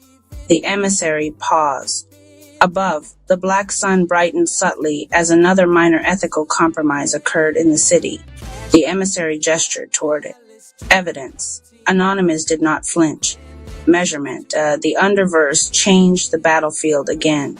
That night, dreams across the city intensified. Not nightmares. Temptations. Alternate futures where effort was unnecessary. Where wealth arrived instantly. Where relationships healed without vulnerability. Where discipline was optional. People woke unsettled, not because the dreams were dark, because they were attractive. Inside the palace, Professor Rapp called the inner circle together. This is cognitive infiltration, he said, not forced seduction. Civil Surfer Rapp nodded slowly. They're offering relief without growth. Archivist Rapp added, compliance probability increasing under prolonged duration. Mama Ama Rapp looked at Anonymous. This is the real test, she said. He knew. Discipline under attack is obvious. Discipline under invitation is dangerous. The next morning, Anonymous did something unexpected. He did not call the city to arms. He did not issue a broadcast. He made a mistake publicly. In a meeting, he acknowledged a flawed assumption he had made about resource allocation. No justification, no defense, just correction. I was wrong, he said plainly. The room stilled. The moment traveled faster than any speech. Across the city, people felt something recalibrate. The black sun dimmed fractionally. The emissary turned its head. Explain, it demanded. Professor Rapp answered calmly. Transparency neutralizes temptation. The emissary processed the statement. The whispers intensified. You don't need to admit that. You can protect your image. You've earned a break. You deserve easier. But now something new was happening. People were hearing the whispers and naming them. I'm tired, but I won't cut corners, the steward muttered aloud. The business owner corrected the numbers. The couple spoke the uncomfortable truth. The trainee admitted overwhelm and received support. Each correction dimmed the black sun by imperceptible degrees. The underverse was losing energy, not because it was attacked, because it was unfed. Nexa Rap moved carefully now, not shortening distance, but deepening it where necessary. You're agreeing too quickly, she told two partners negotiating.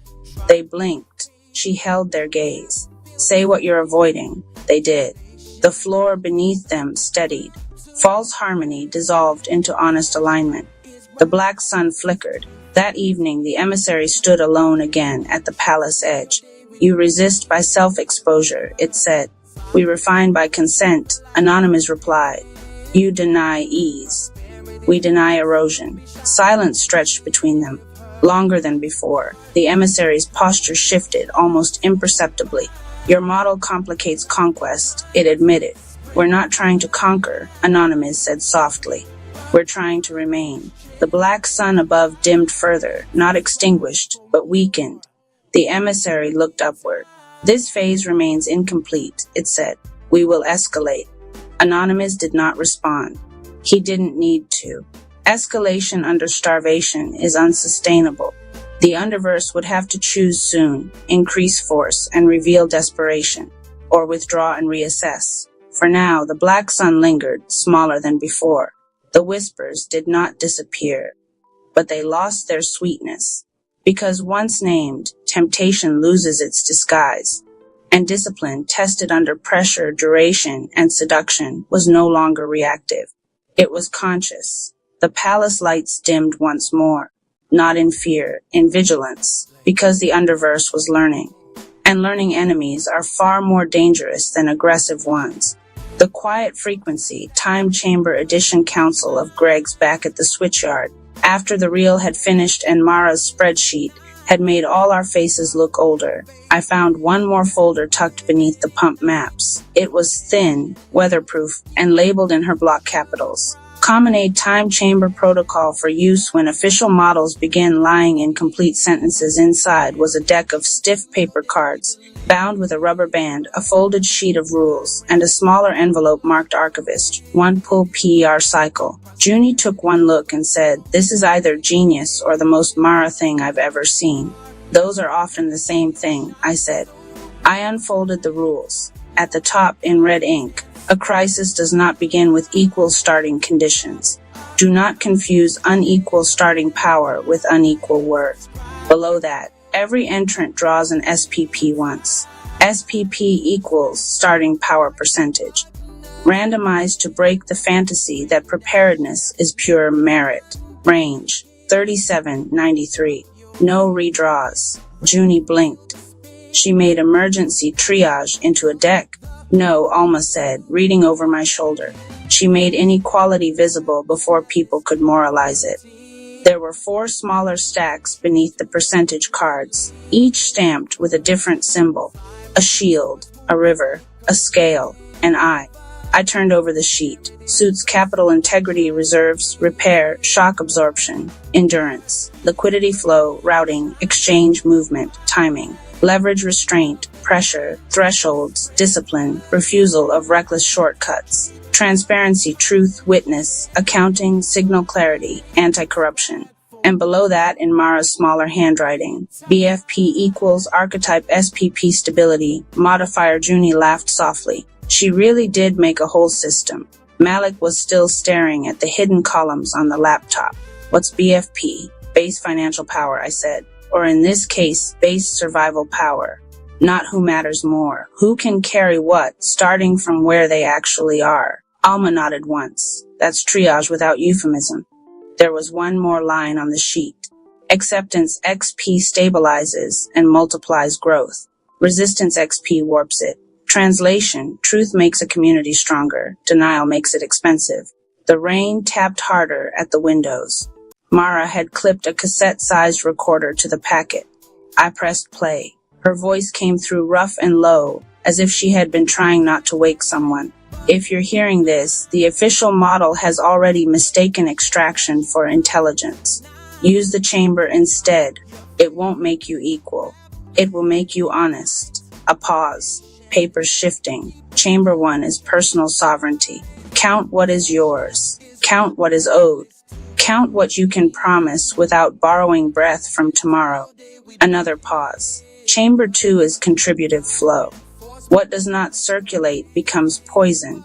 Hoarded batteries, idle vans, hidden medicine, private information, blocked routes, all poison. A longer pause this time. Chamber 3 is systemic love.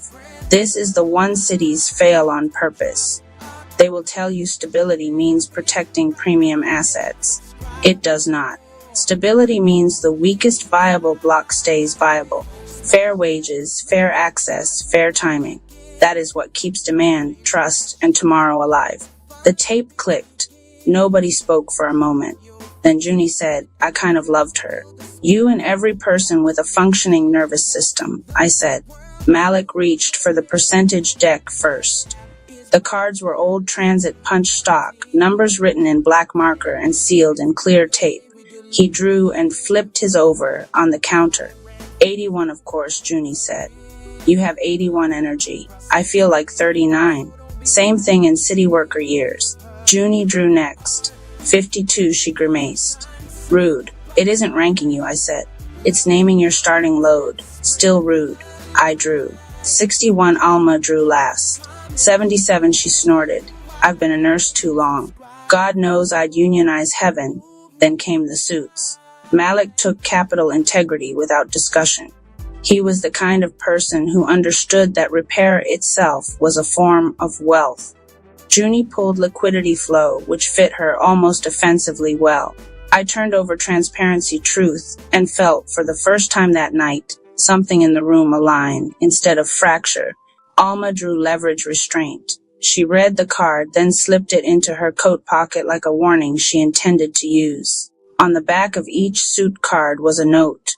Mine said, name what the official story cannot afford to say. Junie's said, move value faster than fear. Malik's, protect reserves without worshipping them. Alma's, a threshold is holy. Do not let urgency impersonate wisdom. I spread Mara's papers across the listening table. Okay, I said, if this is real, we use it. So we turned the switchyard into a chamber. The front room became chamber 1. Not dramatic, not mystical, just honest. We cleared the new arrivals table and taped up butcher paper. Not the old need, have checked today yet. First, we made 3 columns. What I have, what I owe, what I can promise, without lying. That last one changed the room immediately. People are used to crisis, asking them for nobility. Mara's chamber asked for precision. A man from Tower 2 started to write that he could drive evac trips all night, then crossed it out and wrote, can do 3 trips if someone else covers insulin run after midnight. A woman from the bakery wrote, have bread until freezer fails. Oh, landlord Friday. Can promise soup for 20 if someone brings fuel. I wrote, have shop, paper, candles, turntable, back room, lockbox, grief, and 1 bad knee. Can promise the doors stay open while the floor stays dry. Alma read that and didn't comment, which was how I knew it had passed inspection. At the bottom of the butcher paper, in thick marker, Malik wrote Mara's first rule. You cannot be free on borrowed breath. No one argued with it. The back room became chamber 2. This was Junie's kingdom. She built flow maps out of blue painter's tape, index cards, and 1 library stamp kit we found in a drawer. She marked routes for bike couriers, shaded buildings with working outlets, listed which elders needed elevator checks before dark, and sorted all incoming offers by whether they actually moved something essential. Not every offer is flow, she said, slicing a strip of tape with her teeth. Some people just want to be seen offering. That a chamber rule too? I asked. It is now. Here Mara's second line went up.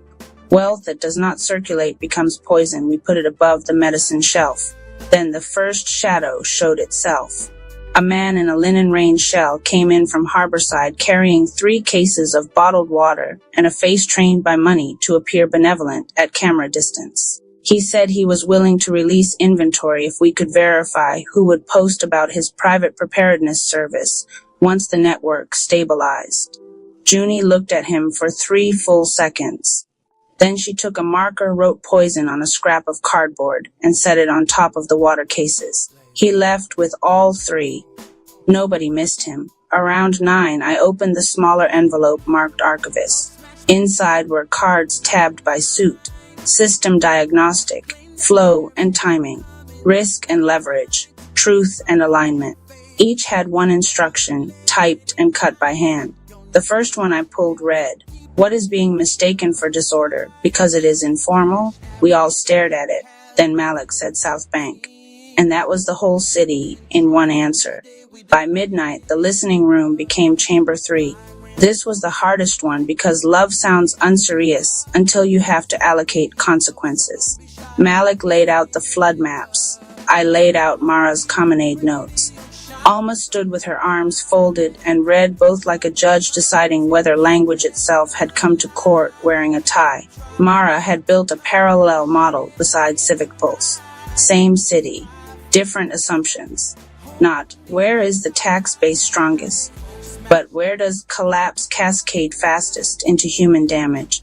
Not, which districts are premium assets? But which districts hold the most people one missed shift away from ruin? Not, what stabilizes investor confidence? But what keeps medicine cold, keeps buses running, keeps kitchens open, keeps children supervised? Keeps low-wage workers alive enough to reopen every gleaming district that mistakes itself for self-sustaining? At the top of her notes she had written, "Systemic love is not sentiment. It is infrastructure choosing not to eat the people who feed it." Alma exhaled through her nose. That woman was mad enough to be useful. She was useful enough to get killed, I said. No one corrected me. The official city model had already begun pushing alerts. Optimize purchases. Upgrade assistance tier. Dynamic routing fee active. Hydration price window updated. Shadow logic. Hidden leverage. The corruption layer dressed as convenience. Junie started calling it what Mara had called it in the margin notes. The Twilight Zone. The place where systems pretended to help while quietly converting panic into premium segmentation. Against that, the chamber had only stupidly human tools. Truth. Paper, old routes, public accounting. Who had a van? Who had asthma? Who was lying? Who was tired enough to make a bad decision look noble? My own BFP, if Mara's little formula meant anything, should have been decent. Pattern reader archetype, 61 start. Stability variable. But grief kept knocking the modifier sideways. Every time I saw a hallway, I thought of Nico. Every time an alert chirped, I imagined him being moved 3 places farther down a list. That Mara had written in one margin was resistance to, not moral failure, just distortion. What you refuse to feel will charge interest. I hated that one. At 1 in the morning, the rain turned serious. Junie's flow board filled. Malik's repair list doubled. Alma started rationing not supplies but promises. Then the second archivist card came out. Junie pulled it. Who has spare capacity no one counts because it is not billable? This time the answer came fast. Church basements. The barber's back room. The bodega's chest freezer before dawn. Teenagers with bikes. Grandmothers who knew every diabetic in 3 buildings. Record stores with stationary tables and doors that locked. I looked around the switchyard then, the books, the paper, the old turntables, the ugly fluorescent stockroom light, the note wall growing crooked with ink and urgency, and understood what Mara had been trying to save. Not evidence. A framework.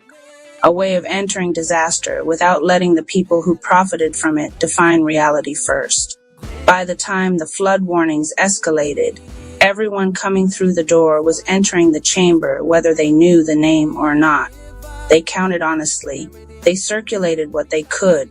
They made the next decision as if the weakest person in the room was part of the math. And when we finally got to pump 7 in the dark, soaked through and furious, I understood why Mara had left the protocol with me. Civic Pulse had a dashboard. We had rules. When Leora said Harborside had to be protected because it preserved the tax base, I heard Mara's voice from the tape as clearly as if she were standing beside me. That is not stability. That is appetite in a blazer. So when Malik put his hand on the manual wheel and Junie projected the documents across the concrete wall, what moved through the crowd was bigger than outrage. It was chamber logic reaching the point of consequence. Malik with capital integrity, refusing collapse. Junie with liquidity flow, moving truth faster than spin. Alma with leverage restraint, calling thresholds before panic could. Me with transparency truth, naming the lie in public where it could no longer earn interest. And Leora, finally, standing inside the part of the chamber that mattered most. The moment Resistance XP stops looking like sophistication and reveals itself as surrender.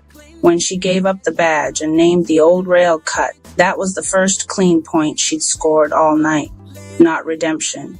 Acceptance, which Mara had warned us was the only kind of growth that multiplied. A manual broadcast time chamber edition inserted chapter. The chamber hour. In the basement archive, after Lena found her father's index card about asking callers what they smelled, she kept digging.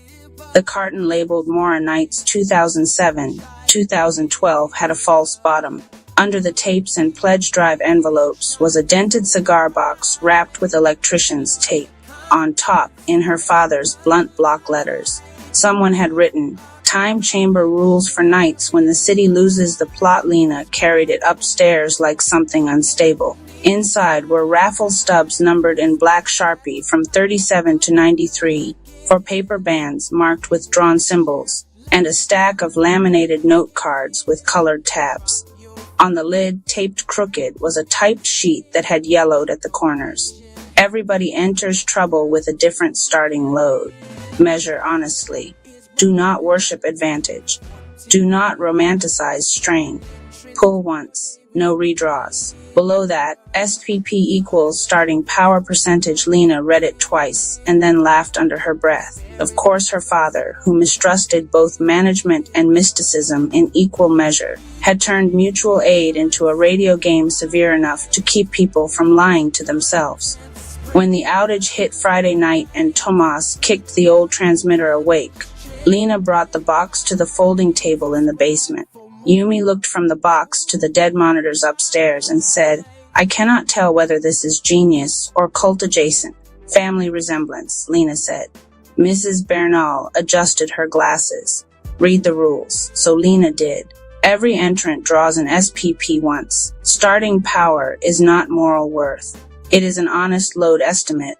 Good, Mrs. Bernal said. Too many people confuse burnout with virtue. Tomas reached in first and pulled a ticket. 82. Yumi whistled. That tracks. He shrugged. I fix old machines. They like me. Mrs. Bernal drew 79. Also tracks, Yumi said. Mrs. Bernal ignored her. Yumi drew 54, looked offended for exactly 1 second, then grinned. Fast but breakable. Fair. Lena drew 63. Not heroic. Not fragile. Just enough.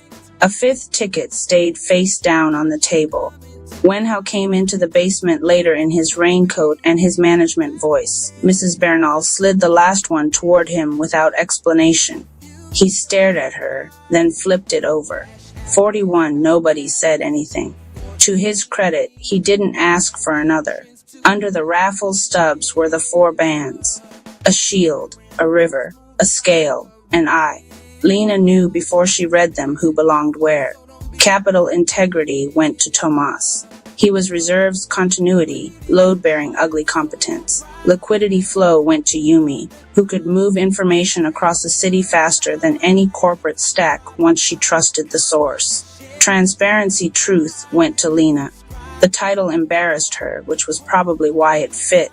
Mrs. Bernal took leverage restraint and slid it into her notebook as if she had been issued an official title she'd already been doing unpaid for 20 years. Hal got nothing at first. He stood there with the 41 ticket in his fingers while the station upstairs tried and failed to sound calm through synthetic continuity voice. What am I supposed to do with this? He asked. Mrs. Bernal capped her pen. Begin where you actually are. On the back of the typed sheet was the formula. BFP equals archetype SPP stability modifier. Yumi read it over Lena's shoulder and laughed. Your dad was a menace. Accurate, Lena said.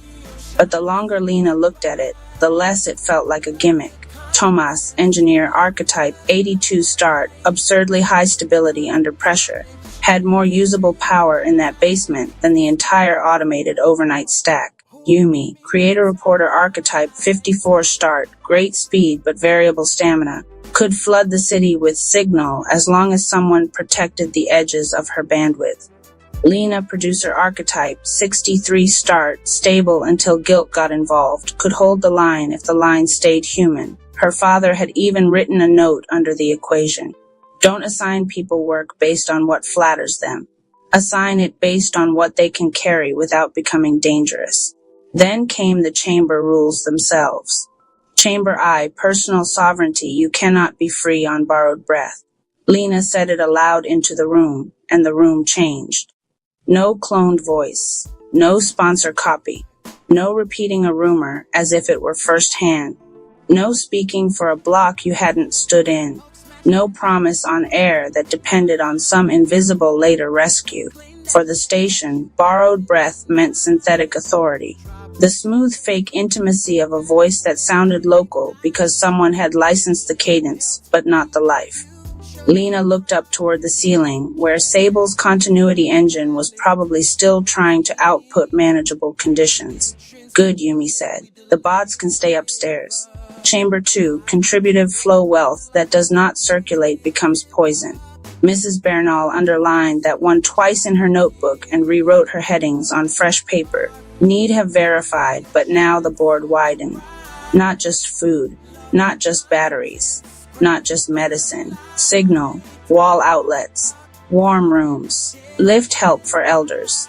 How many gallons of fuel, which hallway lights still worked, who had seen the ice with their own eyes, which rumor had already wasted 30 people's time. Information is inventory tonight, Tomas said. Only if it moves, Lena answered. That was when Yumi found the laminated note cards. They were tabbed by the same 4 colors as the suits. System diagnostic flow and timing risk and leverage truth and alignment at the bottom of one card in her father's handwriting. Archivist pull, 1 per cycle. Guidance only, no miracles. Yumi drew the first. Ask what the air smells like. She smiled like someone had just handed her scripture.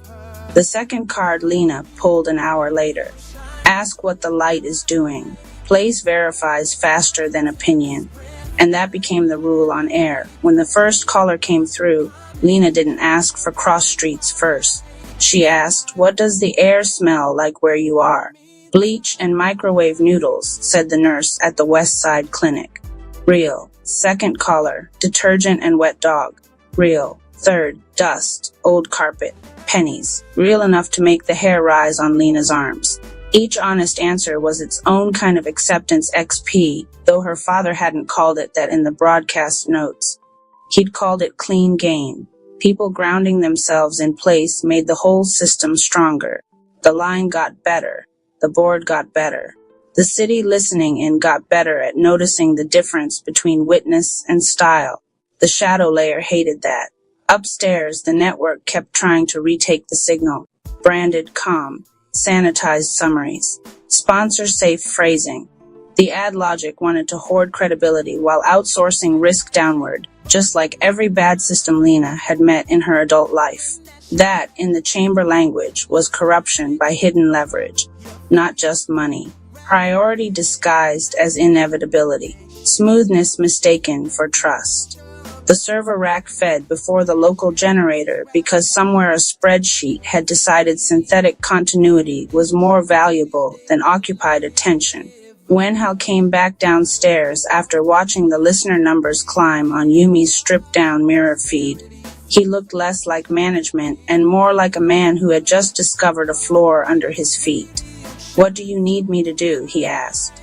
Mrs. Bernal looked at his 41 ticket, then at him. Chairs, coffee, patch people to the right line. No speeches. He opened his mouth, then closed it. That was probably his first useful point of the night. By 2 in the morning, Lena understood what Chamber 3 had to be, even before she found the card for it.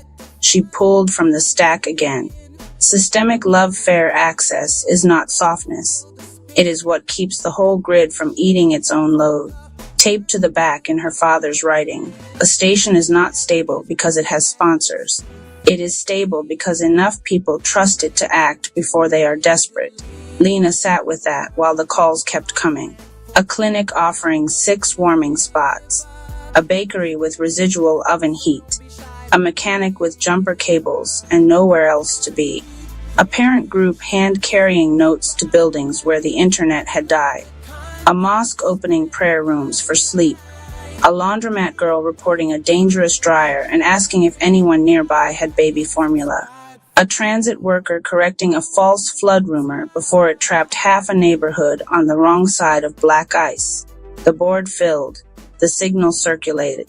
The city stopped behaving like isolated users and started acting, however briefly, like a living balance sheet with a conscience. Tomas with capital integrity, holding the machine together. Yumi with liquidity flow, moving witness faster than distortion.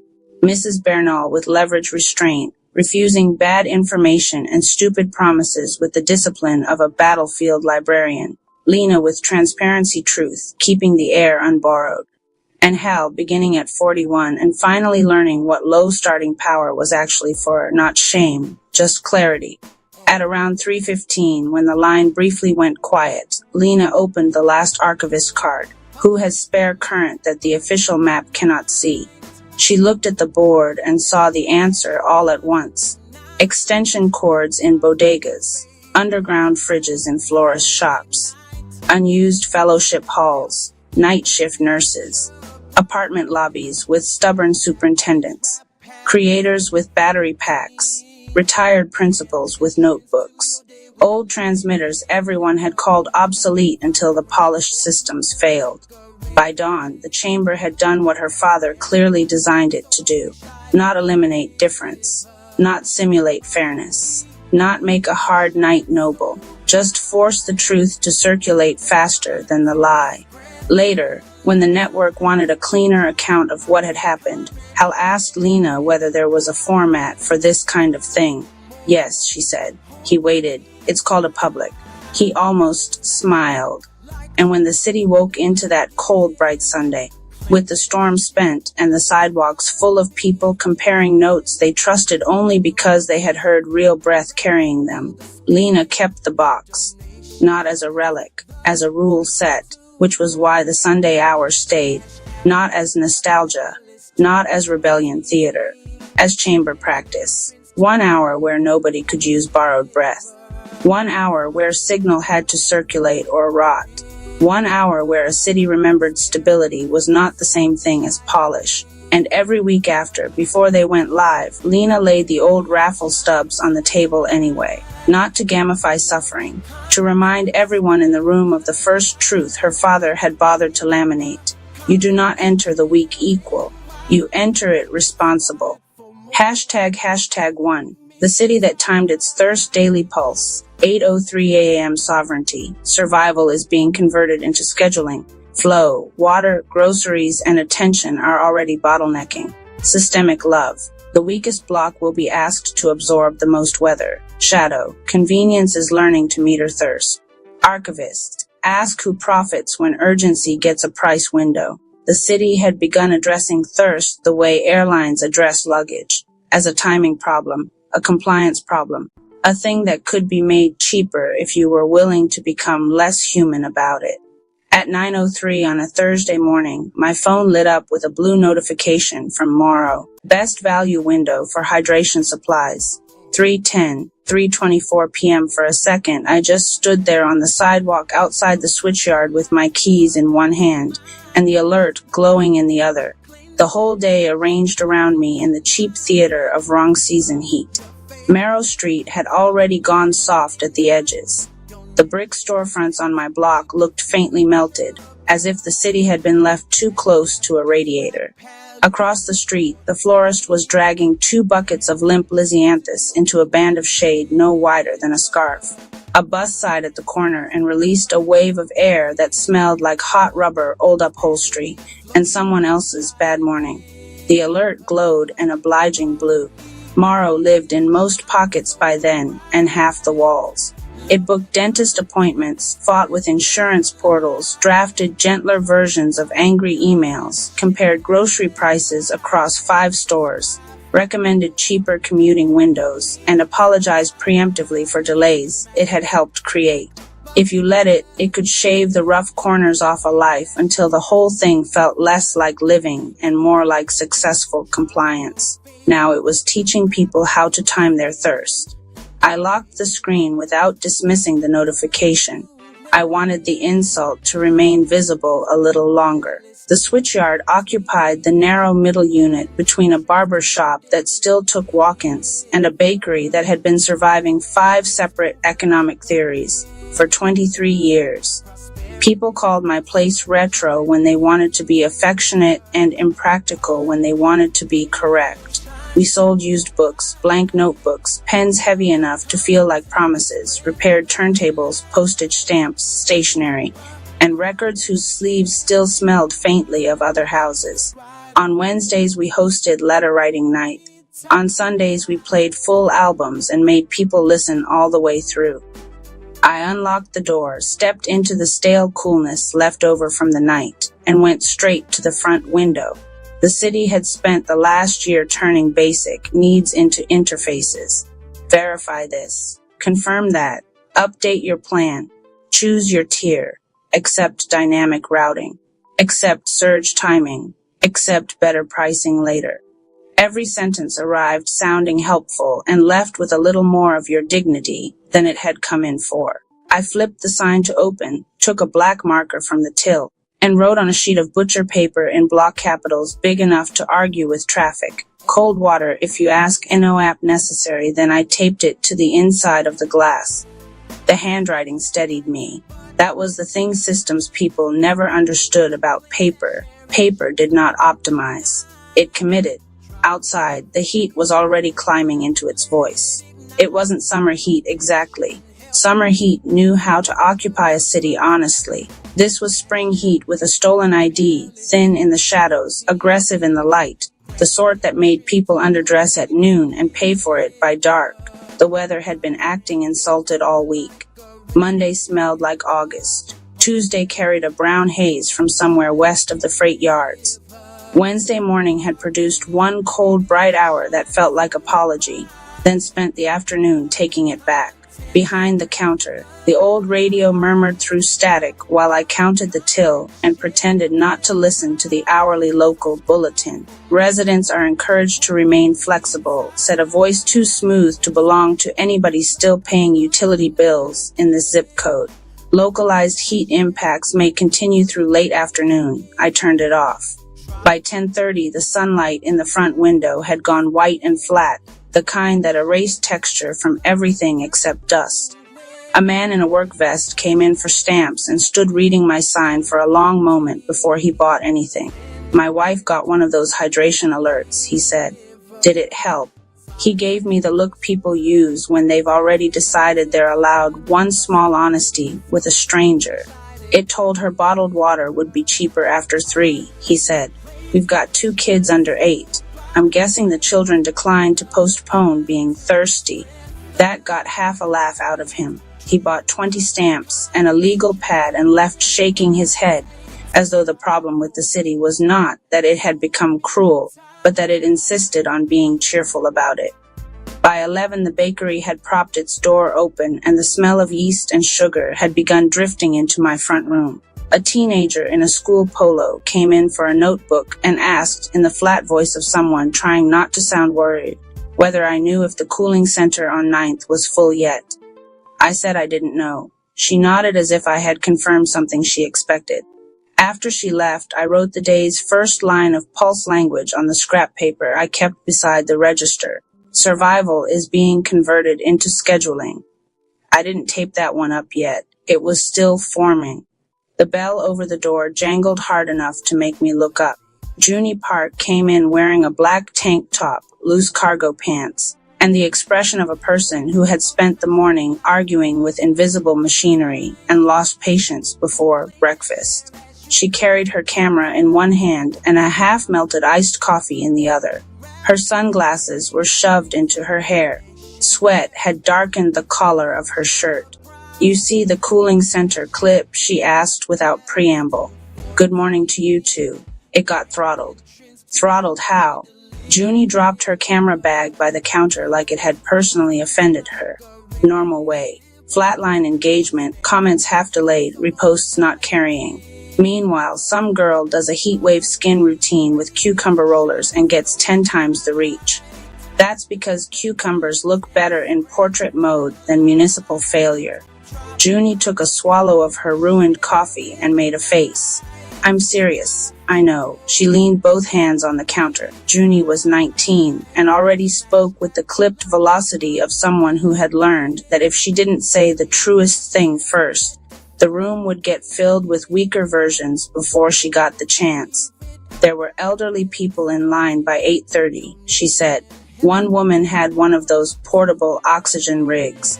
The city account posted some infographic about staying heat-aware 5 minutes later, and that got boosted over everything. I'm telling you, they don't just bury bad news.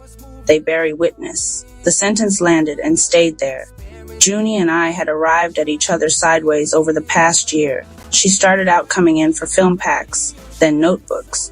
Then one impossible Japanese pen nib she claimed changed her handwriting enough to improve her thinking. She had 500,000 followers if you counted every platform separately, and almost no money if you counted honestly. People older than her called her an influencer when they wanted to imply moral vacancy. People her age called her a creator when they wanted to imply stamina. I mostly called her Junie and handed her water when she forgot she had a body.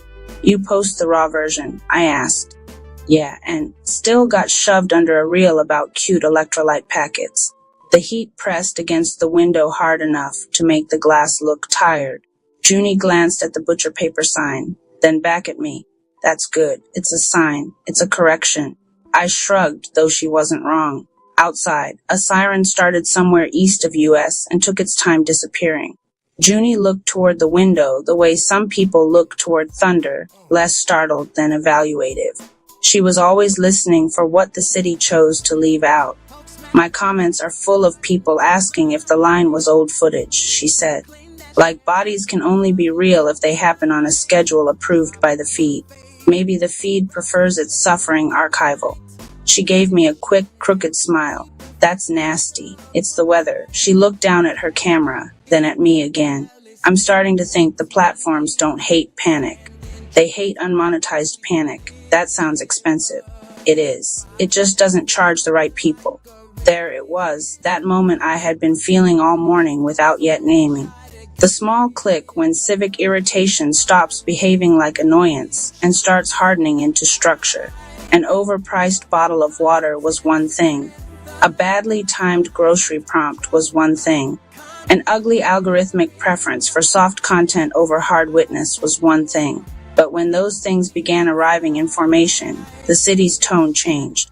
It stopped sounding incompetent and started sounding intentional. I took the scrap of pulse language and wrote a second line under the first. Truth gets throttled when it arrives sweaty. Junie read it upside down and nodded once, like a person approving a piece of equipment. The bell over the door rang again. Malik Thompson ducked inside with a kind of speed that meant he was not there to browse. Heat came in with him off the sidewalk, followed by the metallic smell of sunstruck truck doors and river air gone stale. He still had his city ID clipped to his belt, and there was a dark line of sweat between his shoulder blades. Under one arm, he carried a folded paper map large enough to belong to another century. That was the first thing that made my stomach tighten. Malik did not carry paper unless something electronic had lost the right to be trusted. You're early, I said. He looked from me to Junie to the sign in the window and skipped every possible greeting. South Basin dashboards just updated overflow risk. And they're lying. Junie straightened. That's a good opening. Don't film me yet, Malik said automatically, which was close enough to permission to count. He spread the map across the counter between a jar of fountain pens and a stack of repaired 45s waiting for pickup. Blue and red lines crossed the page in dense municipal geometry. Pump corridors, gate sectors, runoff vectors, street grades. Handwritten pencil notes in Malik's blunt printing cut across the official symbology like corrections made in the margins of a bad textbook. I leaned over the map. Talk to me. Storm cell building west, he said. Could break north, could dump south. Depends what the temperature does after 2. Dashboard is showing South Bank as low priority for adaptive overflow response. Junie looked up sharply. Low priority. Malik tapped the page with one broad finger. Pump 7 goes into energy-saving mode at 4 unless continuity command escalates. Gate 4 stays closed under current settings.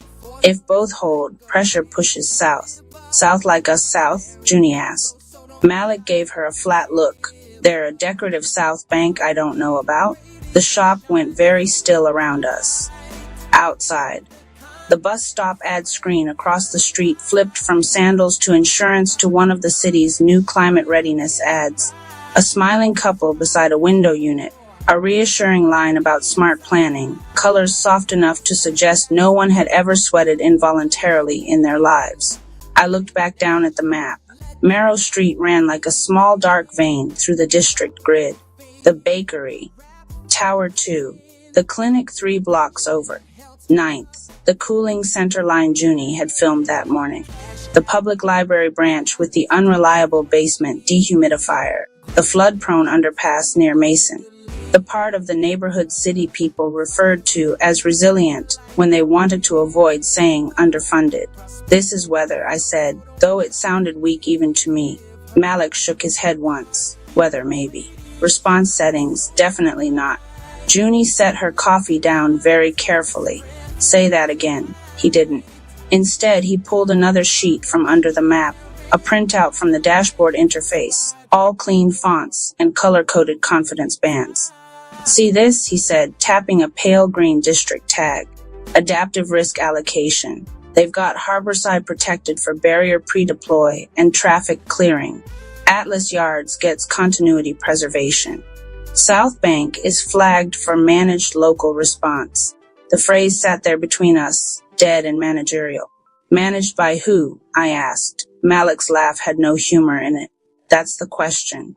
Junie was already reaching for her camera, not filming yet, just touching it the way some people touch a door before opening it. What changed? She asked. Maybe nothing, Malik said. Maybe the model finally said the quiet part where a human could read it.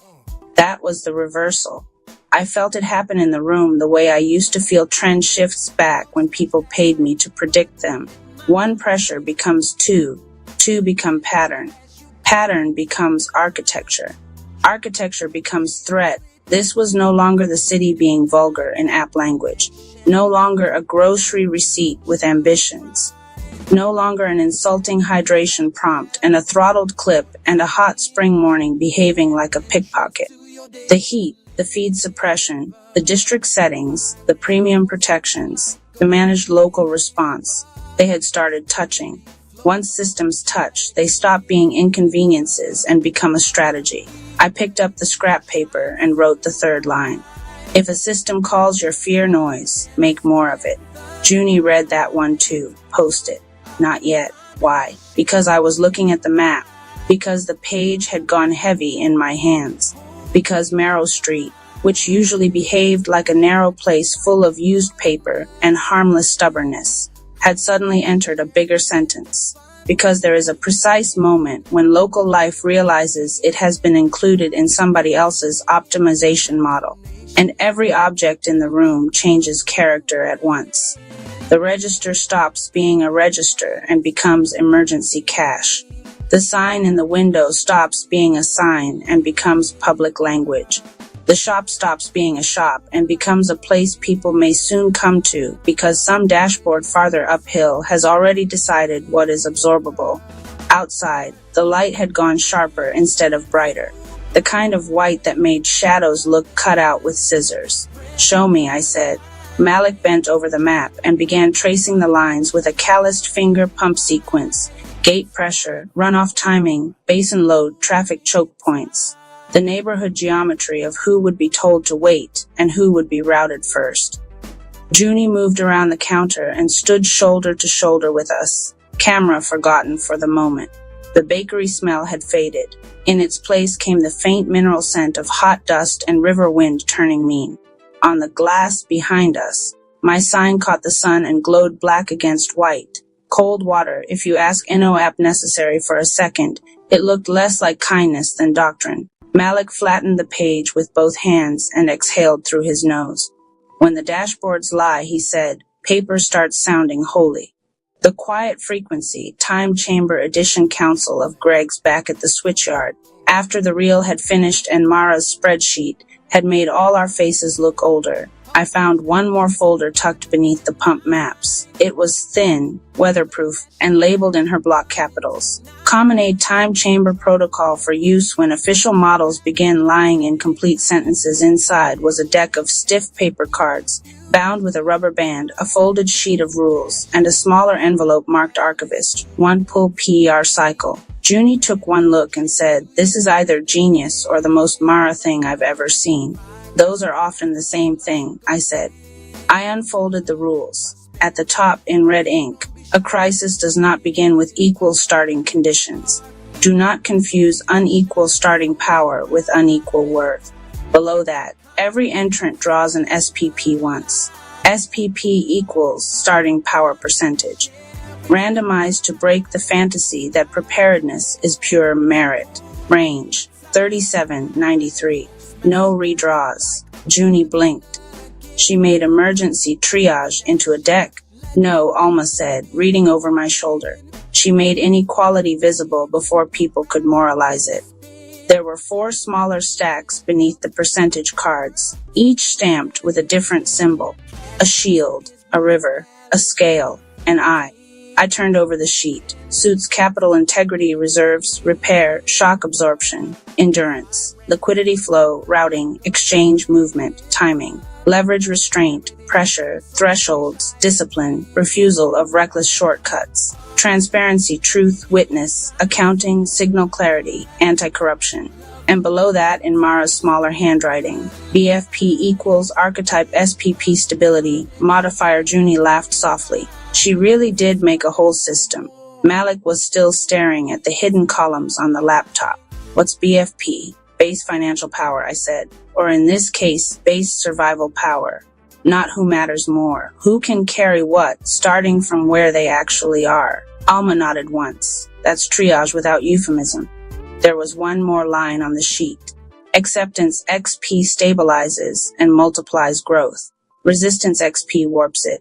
Translation, truth makes a community stronger. Denial makes it expensive. The rain tapped harder at the windows. Mara had clipped a cassette-sized recorder to the packet. I pressed play. Her voice came through rough and low, as if she had been trying not to wake someone. "If you're hearing this, the official model has already mistaken extraction for intelligence. Use the chamber instead. It won't make you equal. It will make you honest." A pause. Papers shifting. Chamber 1 is personal sovereignty. Count what is yours. Count what is owed. Count what you can promise without borrowing breath from tomorrow. Another pause. Chamber 2 is contributive flow. What does not circulate becomes poison. Hoarded batteries. Idle vans. Hidden medicine. Private information. Blocked routes. All poison. A longer pause this time. Chamber 3 is systemic love. This is the one cities fail on purpose. They will tell you stability means protecting premium assets. It does not. Stability means the weakest viable block stays viable. Fair wages, fair access, fair timing.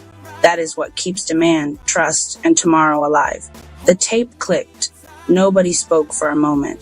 Then Junie said, "I kind of loved her." "You and every person with a functioning nervous system," I said.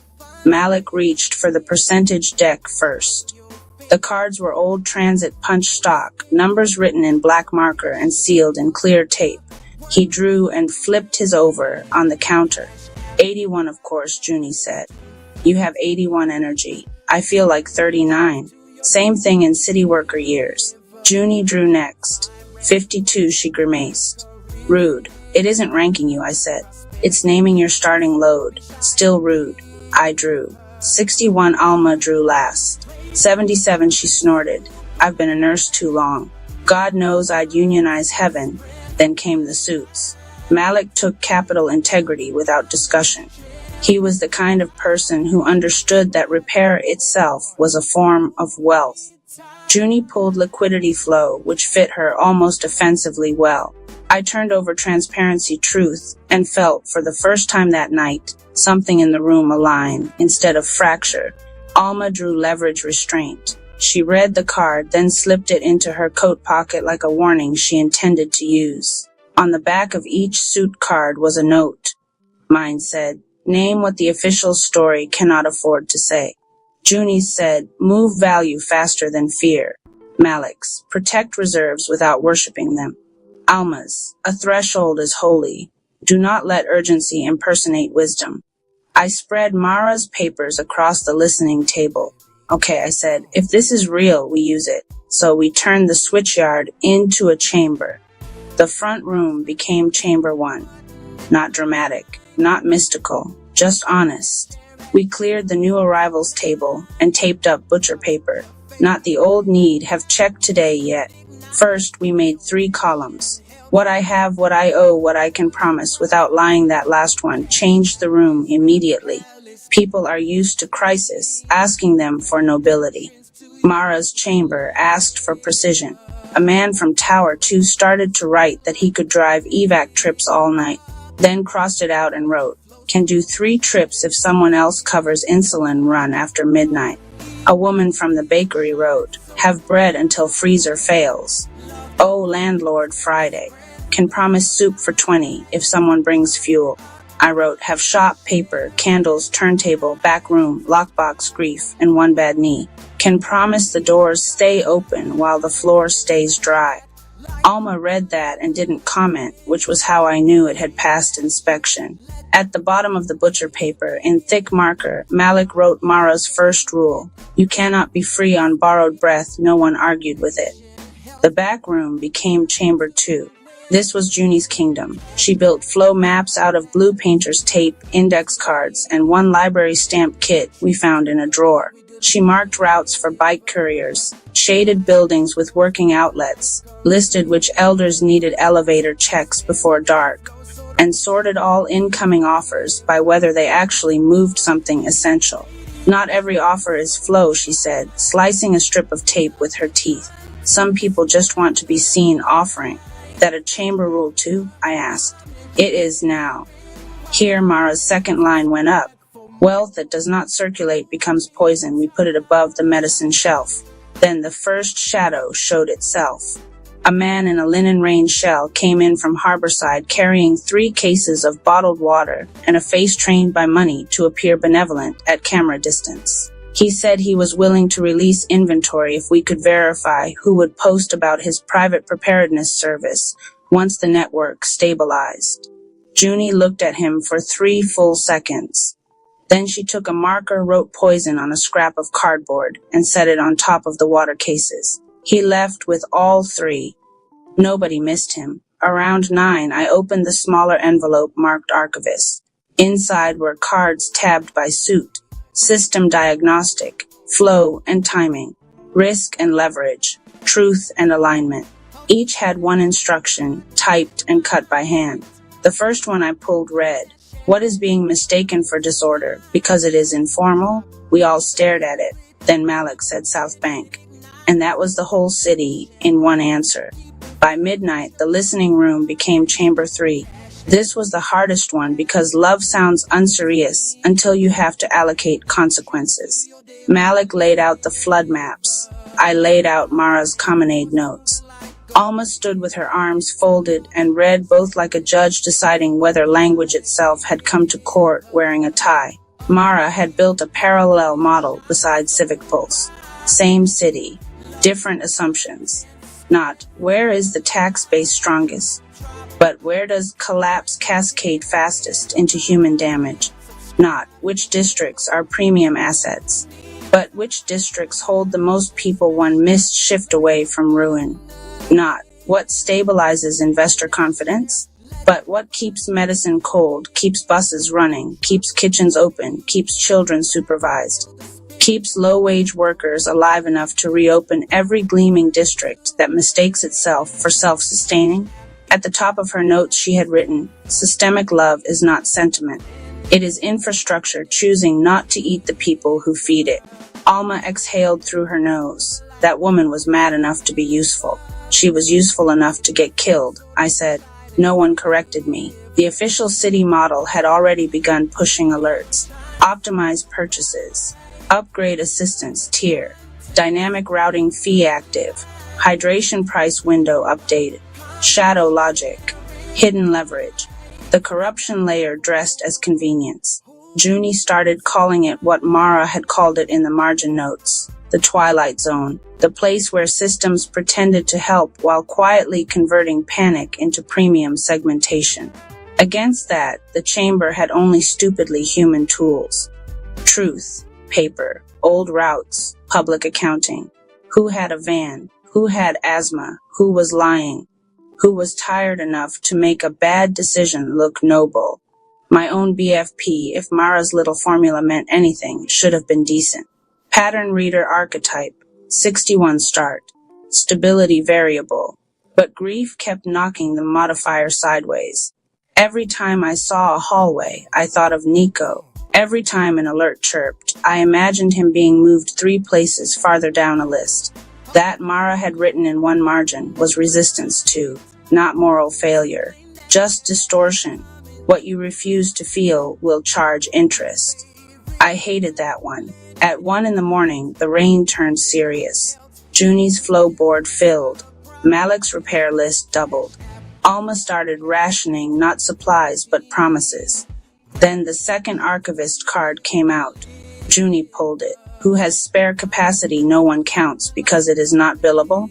This time the answer came fast. Church basements. The barber's back room.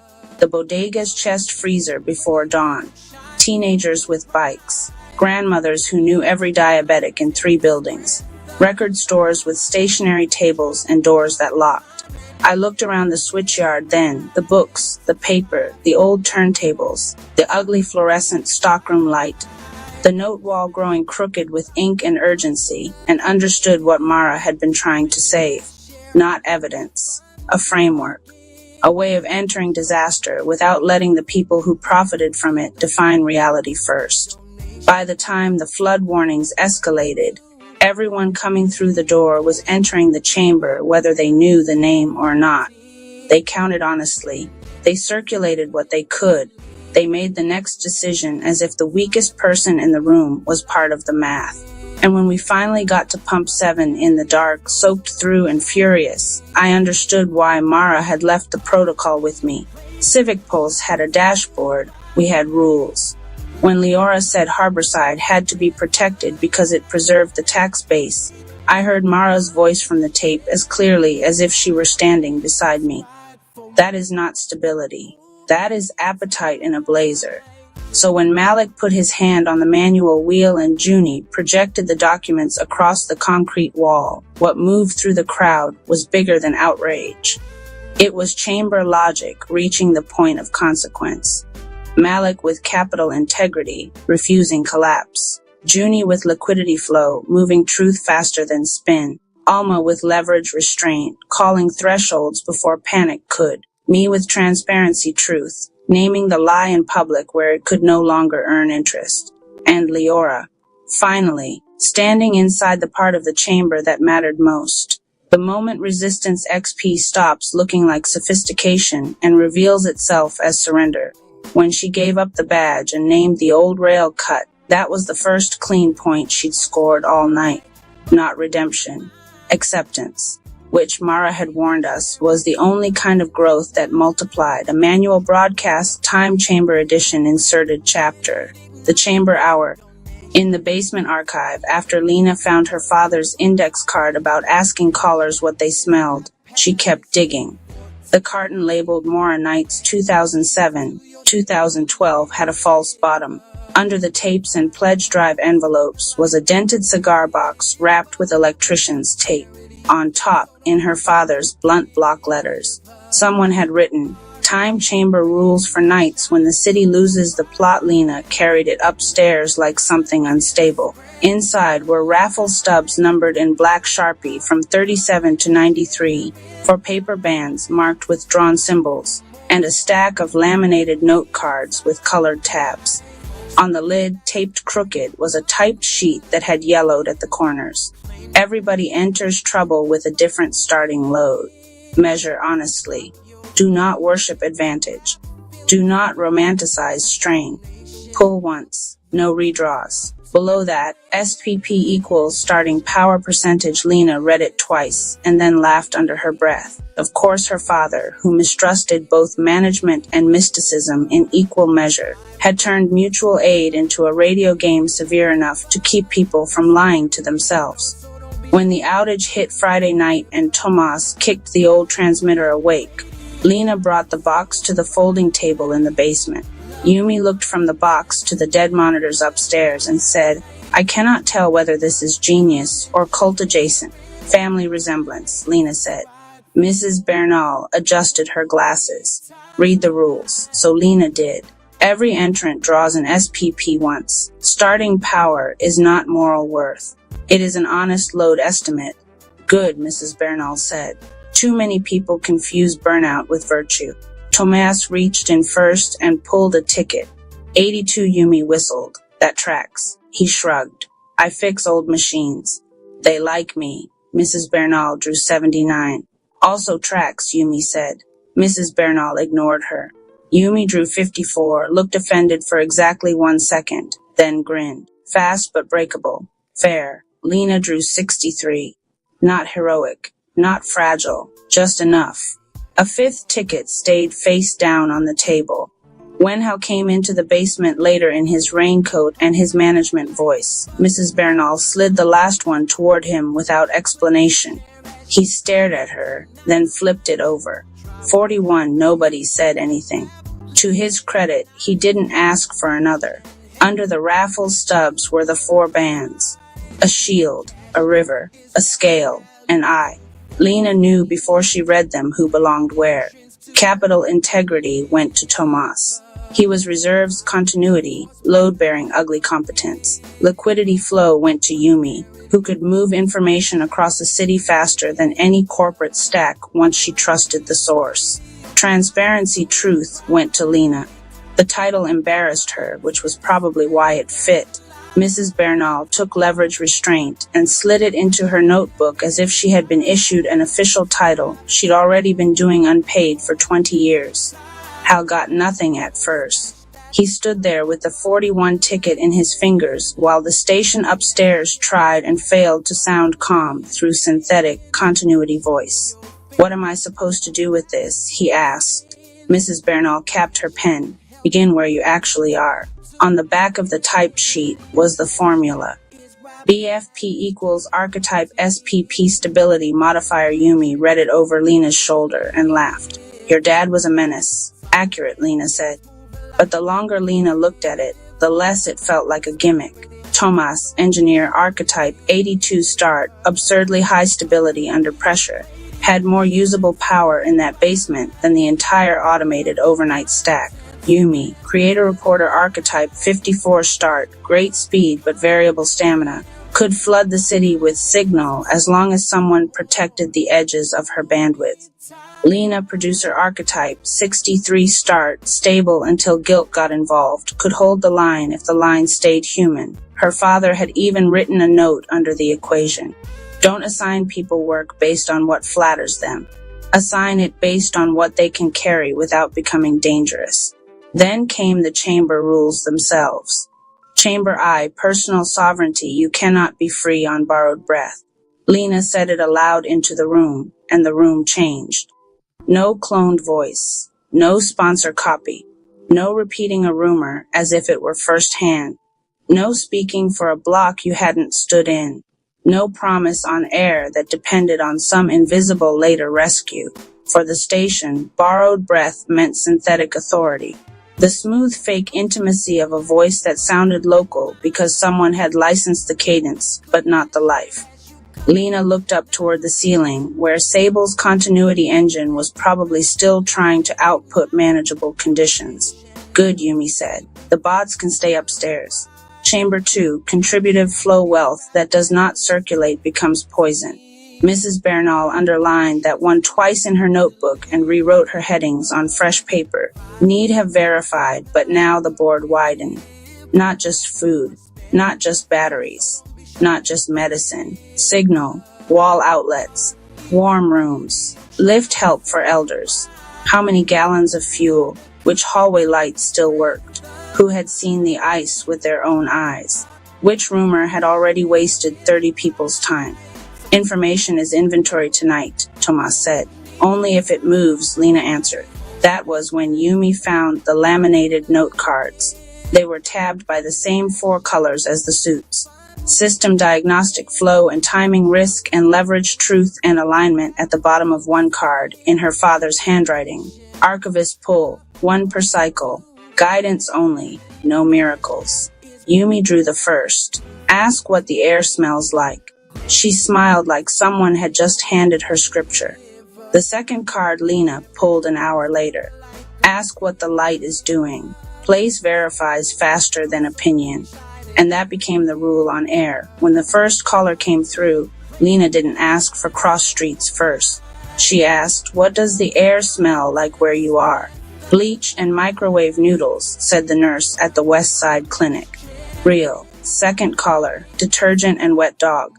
Real. Third, dust, old carpet, pennies. Real enough to make the hair rise on Lena's arms. Each honest answer was its own kind of acceptance XP, though her father hadn't called it that in the broadcast notes. He'd called it clean gain. People grounding themselves in place made the whole system stronger. The line got better. The board got better. The city listening in got better at noticing the difference between witness and style. The shadow layer hated that. Upstairs, the network kept trying to retake the signal. Branded calm. Sanitized summaries, sponsor-safe phrasing. The ad logic wanted to hoard credibility while outsourcing risk downward, just like every bad system Lena had met in her adult life. That, in the chamber language, was corruption by hidden leverage, not just money. Priority disguised as inevitability, smoothness mistaken for trust. The server rack fed before the local generator because somewhere a spreadsheet had decided synthetic continuity was more valuable than occupied attention. When Hal came back downstairs after watching the listener numbers climb on Yumi's stripped-down mirror feed, he looked less like management and more like a man who had just discovered a floor under his feet. What do you need me to do? He asked. Mrs. Bernal looked at his 41 ticket, then at him. Chairs, coffee, patch people to the right line. No speeches. He opened his mouth, then closed it. That was probably his first useful point of the night. By 2 a.m, Lena understood what Chamber 3 had to be, even before she found the card for it. She pulled from the stack again. Systemic love-fair access is not softness. It is what keeps the whole grid from eating its own load. Taped to the back in her father's writing. A station is not stable because it has sponsors. It is stable because enough people trust it to act before they are desperate. Lena sat with that while the calls kept coming. A clinic offering 6 warming spots. A bakery with residual oven heat. A mechanic with jumper cables and nowhere else to be. A parent group hand-carrying notes to buildings where the internet had died. A mosque opening prayer rooms for sleep. A laundromat girl reporting a dangerous dryer and asking if anyone nearby had baby formula. A transit worker correcting a false flood rumor before it trapped half a neighborhood on the wrong side of black ice. The board filled. The signal circulated. The city stopped behaving like isolated users and started acting, however briefly, like a living balance sheet with a conscience. Tomas with capital integrity, holding the machine together. Yumi with liquidity flow, moving witness faster than distortion. Mrs. Bernal with leverage restraint, refusing bad information and stupid promises with the discipline of a battlefield librarian. Lena with transparency truth, keeping the air unborrowed. and hell beginning at 41, and finally learning what low starting power was actually for, not shame, just clarity. At around 3:15, when the line briefly went quiet, Lena opened the last archivist card. Who has spare current that the official map cannot see? She looked at the board and saw the answer all at once. Extension cords in bodegas, underground fridges in florist shops, unused fellowship halls, night shift nurses, apartment lobbies with stubborn superintendents, creators with battery packs, retired principals with notebooks, old transmitters everyone had called obsolete until the polished systems failed. By dawn, the chamber had done what her father clearly designed it to do: not eliminate difference, not simulate fairness, not make a hard night noble, just force the truth to circulate faster than the lie. Later, when the network wanted a cleaner account of what had happened, Hal asked Lena whether there was a format for this kind of thing. Yes, she said. He waited. It's called a public. He almost smiled. And when the city woke into that cold, bright Sunday, with the storm spent and the sidewalks full of people comparing notes they trusted only because they had heard real breath carrying them, Lena kept the box, not as a relic, as a rule set, which was why the Sunday hour stayed, not as nostalgia, not as rebellion theater, as chamber practice. 1 hour where nobody could use borrowed breath. 1 hour where signal had to circulate or rot. 1 hour where a city remembered stability was not the same thing as polish. And every week after, before they went live, Lena laid the old raffle stubs on the table anyway, not to gamify suffering, to remind everyone in the room of the first truth her father had bothered to laminate. You do not enter the week equal. You enter it responsible. Chapter 3, Language Matters. The Fox 4 pre-interview call was scheduled for Thursday at 10:15 a.m., which meant by Wednesday night, the office felt less like a startup and more like a war room. Not chaotic, focused. Marcus stood at the whiteboard rewriting the headline for the third time. DFW's first community-controlled digital network. He circled it. Too abstract, he asked. Alicia sat at her desk reviewing the media brief she had formatted into clean bullet points. It's accurate, she said, but accuracy doesn't guarantee clarity. He capped the marker and turned toward her. What would you say? She didn't look up immediately. She finished a sentence, saved the document, then met his eyes. I would say this: residents and businesses register. A portion circulates back into anti-bullying and local development. Transparent oversight, measurable impact. He stared at her for a second. That's less poetic. It's more trustworthy. He walked back to the board and rewrote the headline slowly. Register, circulate, reinvest. He stepped back. She nodded once. Better. The difference between them wasn't about belief anymore. It was about translation. Marcus saw movements in emotion and energy. Alicia translated them into language institutions could respect. The dashboard had crossed 300 registrations overnight. He hadn't said it out loud, but he checked the numbers before brushing his teeth that morning. She noticed. You refresh too often, she said without accusation. You don't refresh enough, he countered. She almost smiled. I refresh strategically. He leaned against the desk. Do you ever just feel it? Feel what? That this is bigger than us. She closed her laptop slowly. Yes, she said, which is why we can't treat it casually. The word hung between them. Casually. Marcus moved closer, lowering his voice instinctively. I'm not casual about this. I know, she said. That's what worries me. He didn't understand at first. His brow tightened slightly. She continued carefully. When something matters to you, you run at it full speed. You don't pace. He absorbed that quietly. And you pace everything, he replied, because I've seen what happens when speed outruns structure. He didn't ask for the story behind that. He sensed it wasn't for this moment. Instead, he nodded slowly. Then keep pacing me, he said. Her eyes softened. And you keep pushing me. For a second, neither of them moved. The air felt different, less professional, more human. It wasn't dramatic tension. It was recognition. A partnership forming not from convenience, but from necessity.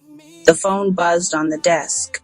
An email notification. Subject line, Toyota USA Foundation. Follow-up questions. Marcus exhaled through his nose. Already. Alicia reached for the laptop. Open it. The message was direct. Impressive proposal. Interested in workforce development alignment.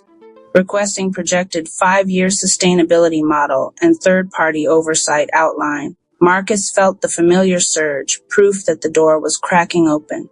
Alicia felt something else, responsibility multiplying. This changes the level, she said quietly. It accelerates it, he replied. It complicates it. He stepped behind her chair, reading over her shoulder. We can handle complicated. Complicated means scrutiny. He leaned down slightly, closer than before. Good. She turned in her chair to face him. You like scrutiny? I like being taken seriously. Their proximity suddenly felt undeniable, not inappropriate, just present. Her voice lowered almost unconsciously. Being taken seriously means being transparent in ways that aren't comfortable. I don't mind uncomfortable. She searched his expression. That includes personal exposure. The words lingered longer than they should have.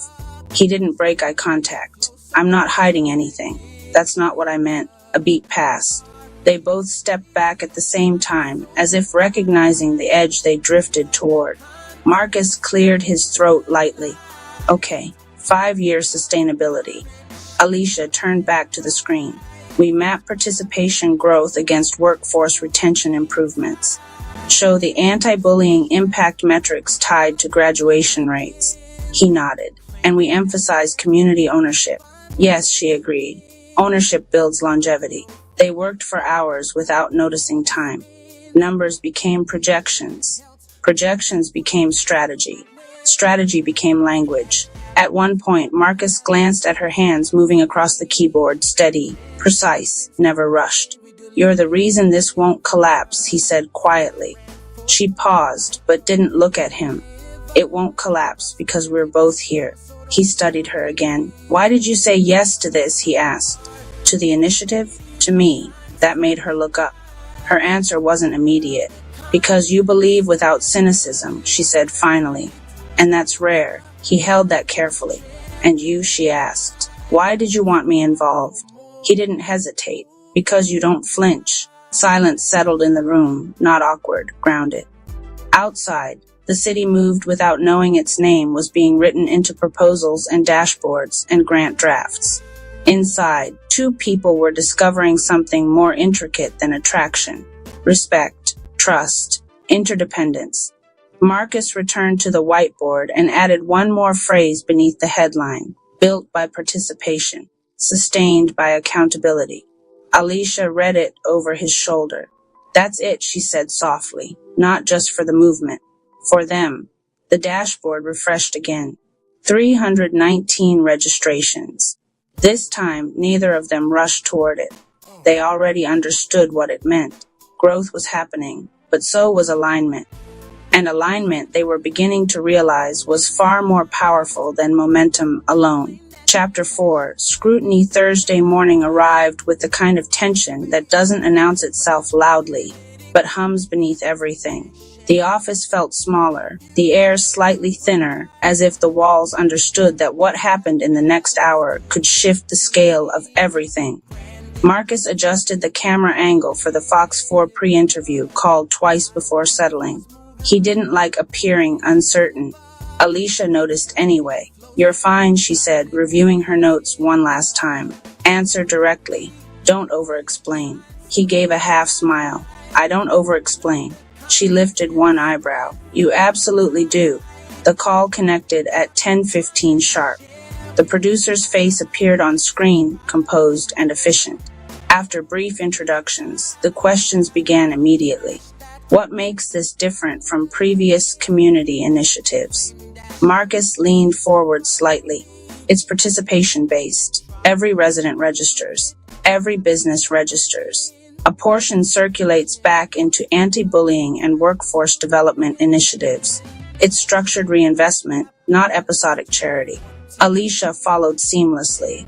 We've built transparent reporting into the system. Quarterly public dashboards. Third-party oversight in progress. It's designed for accountability from the beginning.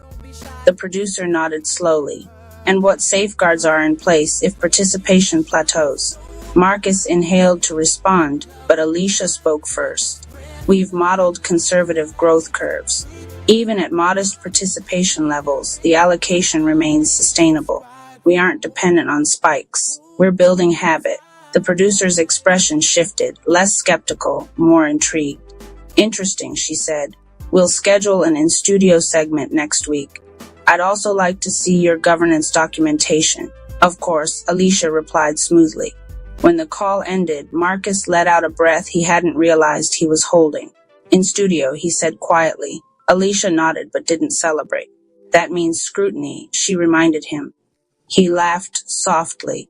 You say that like it's a threat. It's a responsibility.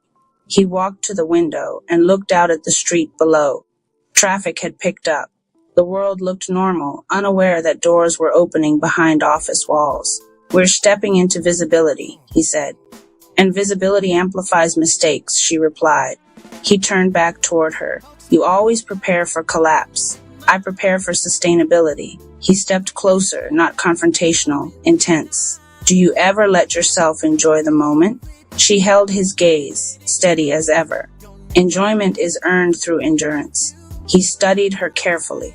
There was something deeper beneath that answer, history, perhaps.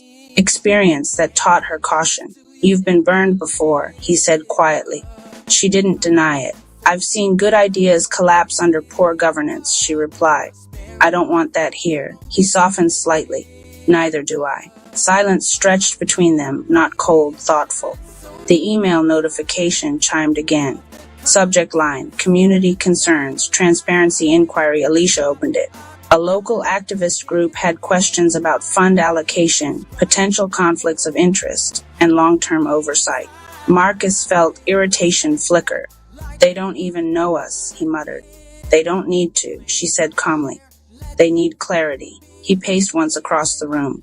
This is what happens when you step forward. People assume the worst. This is what happens when you step forward publicly. She corrected.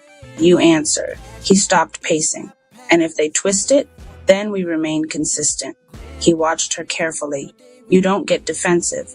Defensiveness weakens credibility. He stepped closer again, lowering his voice instinctively. And what weakens you? The question lingered.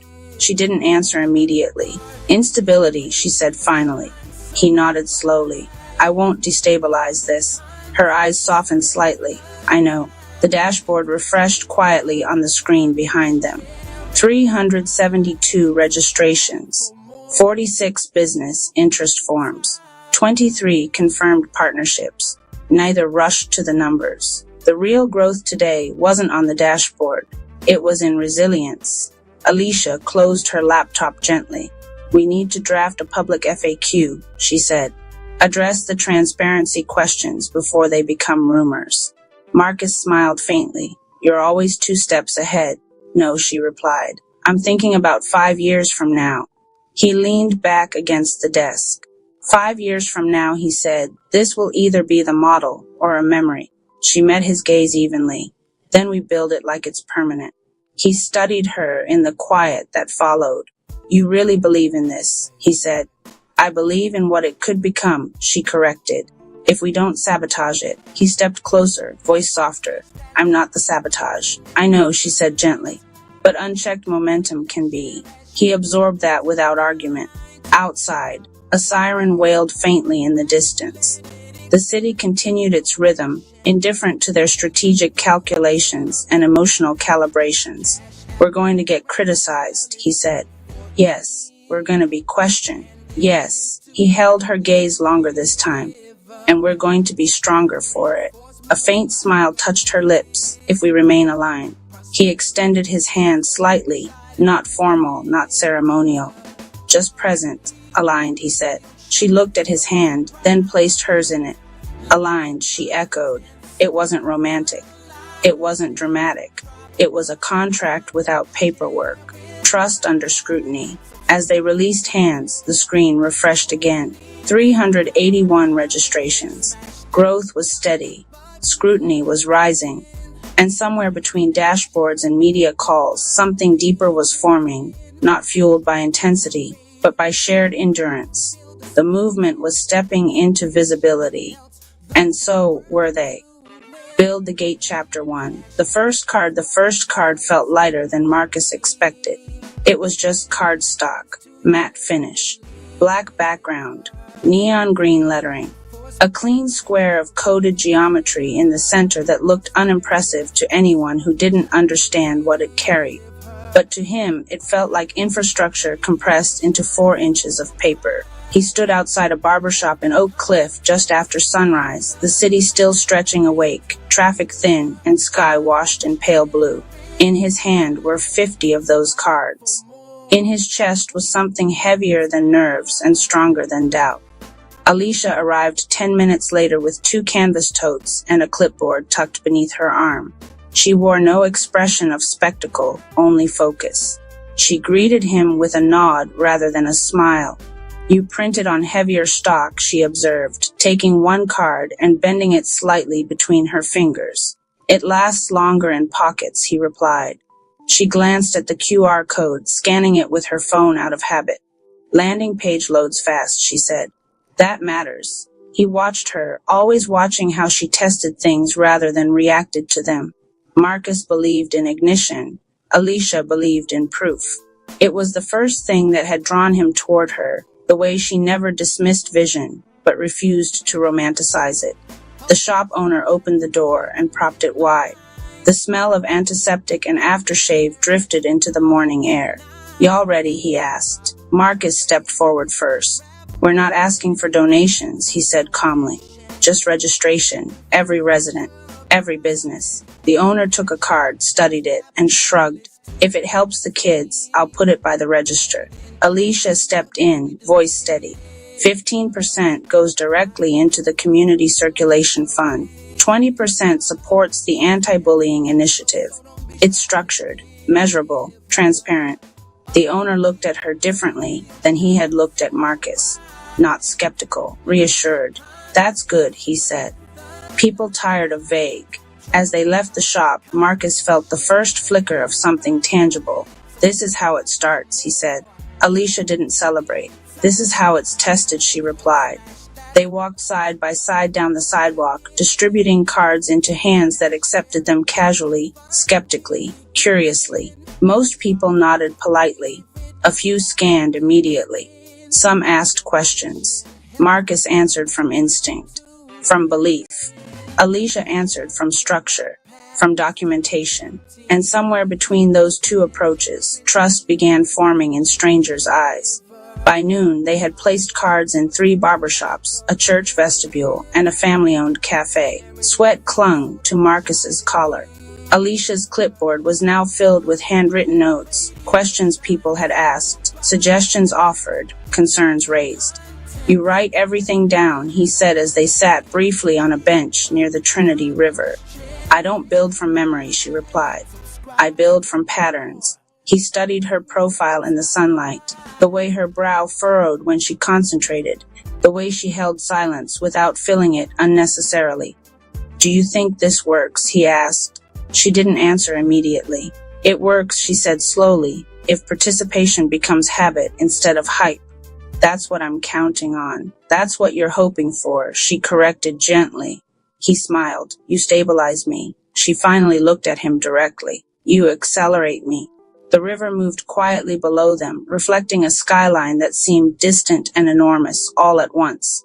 The city wasn't aware yet that something was shifting beneath it, that 2 people were walking its streets with coded invitations in their hands, asking for nothing more dramatic than commitment. Register, participate, align.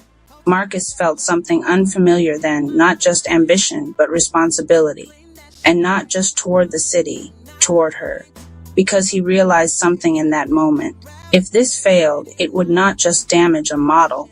It would bruise the fragile trust forming between them. Alicia stood first. We still have Deep Ellum, she said. He rose beside her. And Bishop Arts after.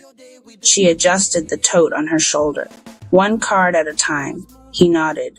1 card at a time. They walked back into the city together, unaware that by sunset, over 200 scans would register quietly in a dashboard neither of them had opened yet. They weren't chasing applause. They were building alignment. And though neither of them said it out loud, something else was forming between them, something slower than momentum and steadier than excitement. Not intensity, not fireworks, but the beginning of trust under pressure, the kind that lasts longer than ink on cardstock. Chapter 2. The dashboard. By the time they returned to the small office space they were renting off Jefferson Boulevard, the sun had shifted from gold to amber, washing the walls in a tired kind of light. The room wasn't impressive. 2 desks, a folding table, a whiteboard still smudged from earlier projections, but it carried the hum of something beginning. Marcus dropped the remaining stack of cards onto the table and reached immediately for his laptop. Alicia didn't sit. She removed her shoes first, lined them neatly beneath the desk, then pulled her clipboard close. She preferred to review notes before reviewing outcomes. "Wait," she said calmly as Marcus opened the dashboard. He paused mid-click. "For what?" "For context," she replied. "We measure after we reflect." He exhaled but leaned back in his chair. They reviewed the day the way athletes replay film. Who asked the hardest questions? Which neighborhoods scanned immediately? Which business owners hesitated? What objections repeated? "Trust," Alicia said quietly, flipping through her notes. That was the common theme. "They'll trust it when they see numbers," Marcus replied. "They'll trust it when they understand governance." He smiled faintly. "You really don't let emotion lead anything, do you?" She met his eyes evenly. "Emotion builds momentum. Structure sustains it." The silence that followed wasn't heavy. It was thoughtful. Finally, she nodded once. "Okay, open it." Marcus leaned forward and clicked into the analytics dashboard. The screen loaded, then refreshed, then settled. He blinked once. 212 resident registrations, 34 business interest forms, 17 confirmed small business sign-ups. Neither spoke immediately. Marcus felt it first, the rush rising from his chest to his throat. Not celebration, not ego, validation. Alicia leaned closer to the screen, scanning timestamps. "Look at the pattern," she murmured. "What pattern?" "The scans cluster around 3 areas. Oak Cliff, Bishop Arts, Deep Ellum." She pointed. The church vestibule drove 27. The cafe drove 19. The barber shop, 33. Marcus leaned back slowly. "It's working. It's responding," she corrected gently. "There's a difference." He studied her profile again. She wasn't dampening the moment. She was grounding it. "You don't get excited?" he asked. "I get cautious," she replied. "Excitement can distort judgment." He stood and paced once across the room, running his hand through his hair. "This is what I saw," he said quietly. "When I first imagined it. Participation without begging. Structure without dependency." She watched him move, restless, energized, carrying a belief that felt almost gravitational.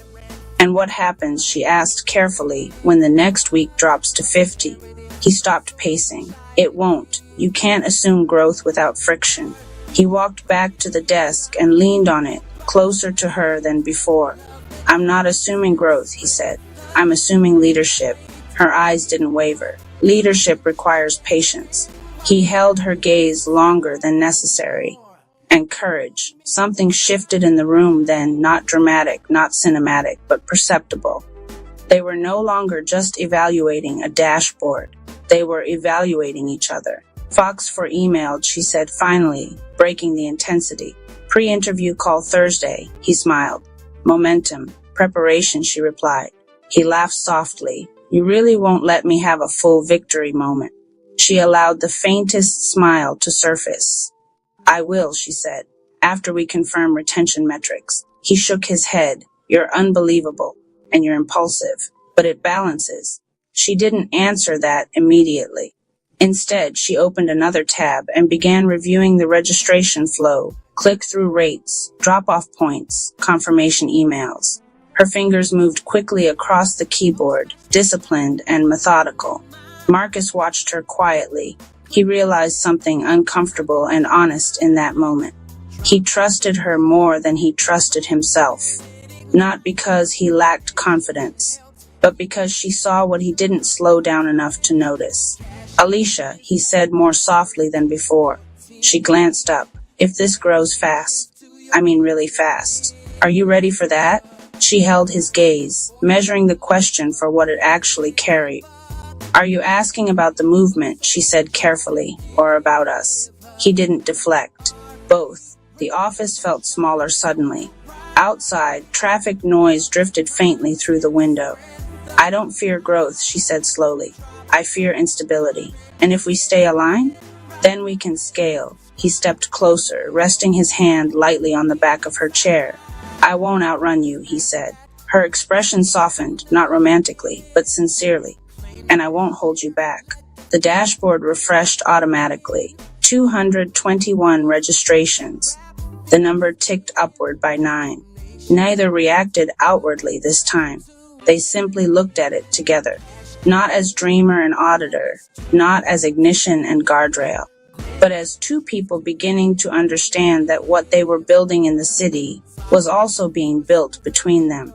Trust, like registration, accumulates quietly, one confirmation at a time.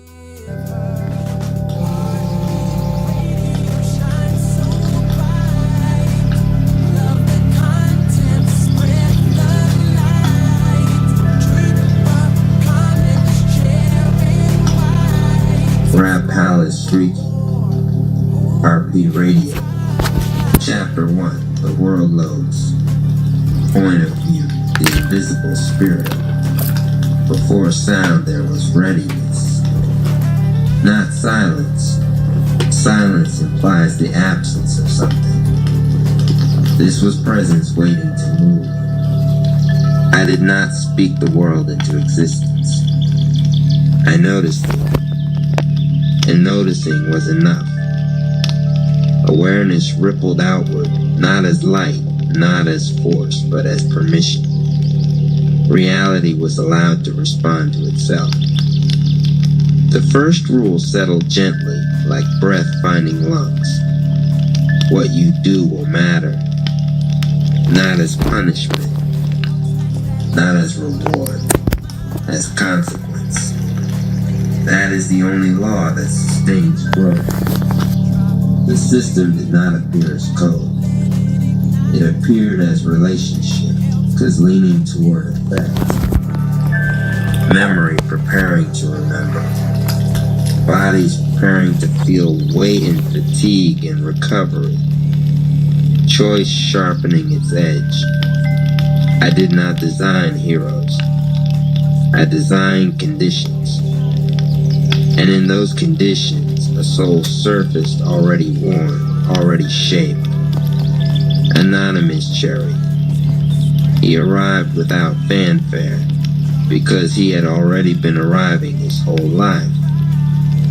9 times, the boundary between continuation and ending had thinned around him. 9 times, he had crossed back, not harder in muscle, not louder in presence, but clearer. Clarity is the most expensive stat a being can earn. He inhaled. The world adjusted. Not visually, not dramatically. Internally. His breath found resistance, and resistance found memory.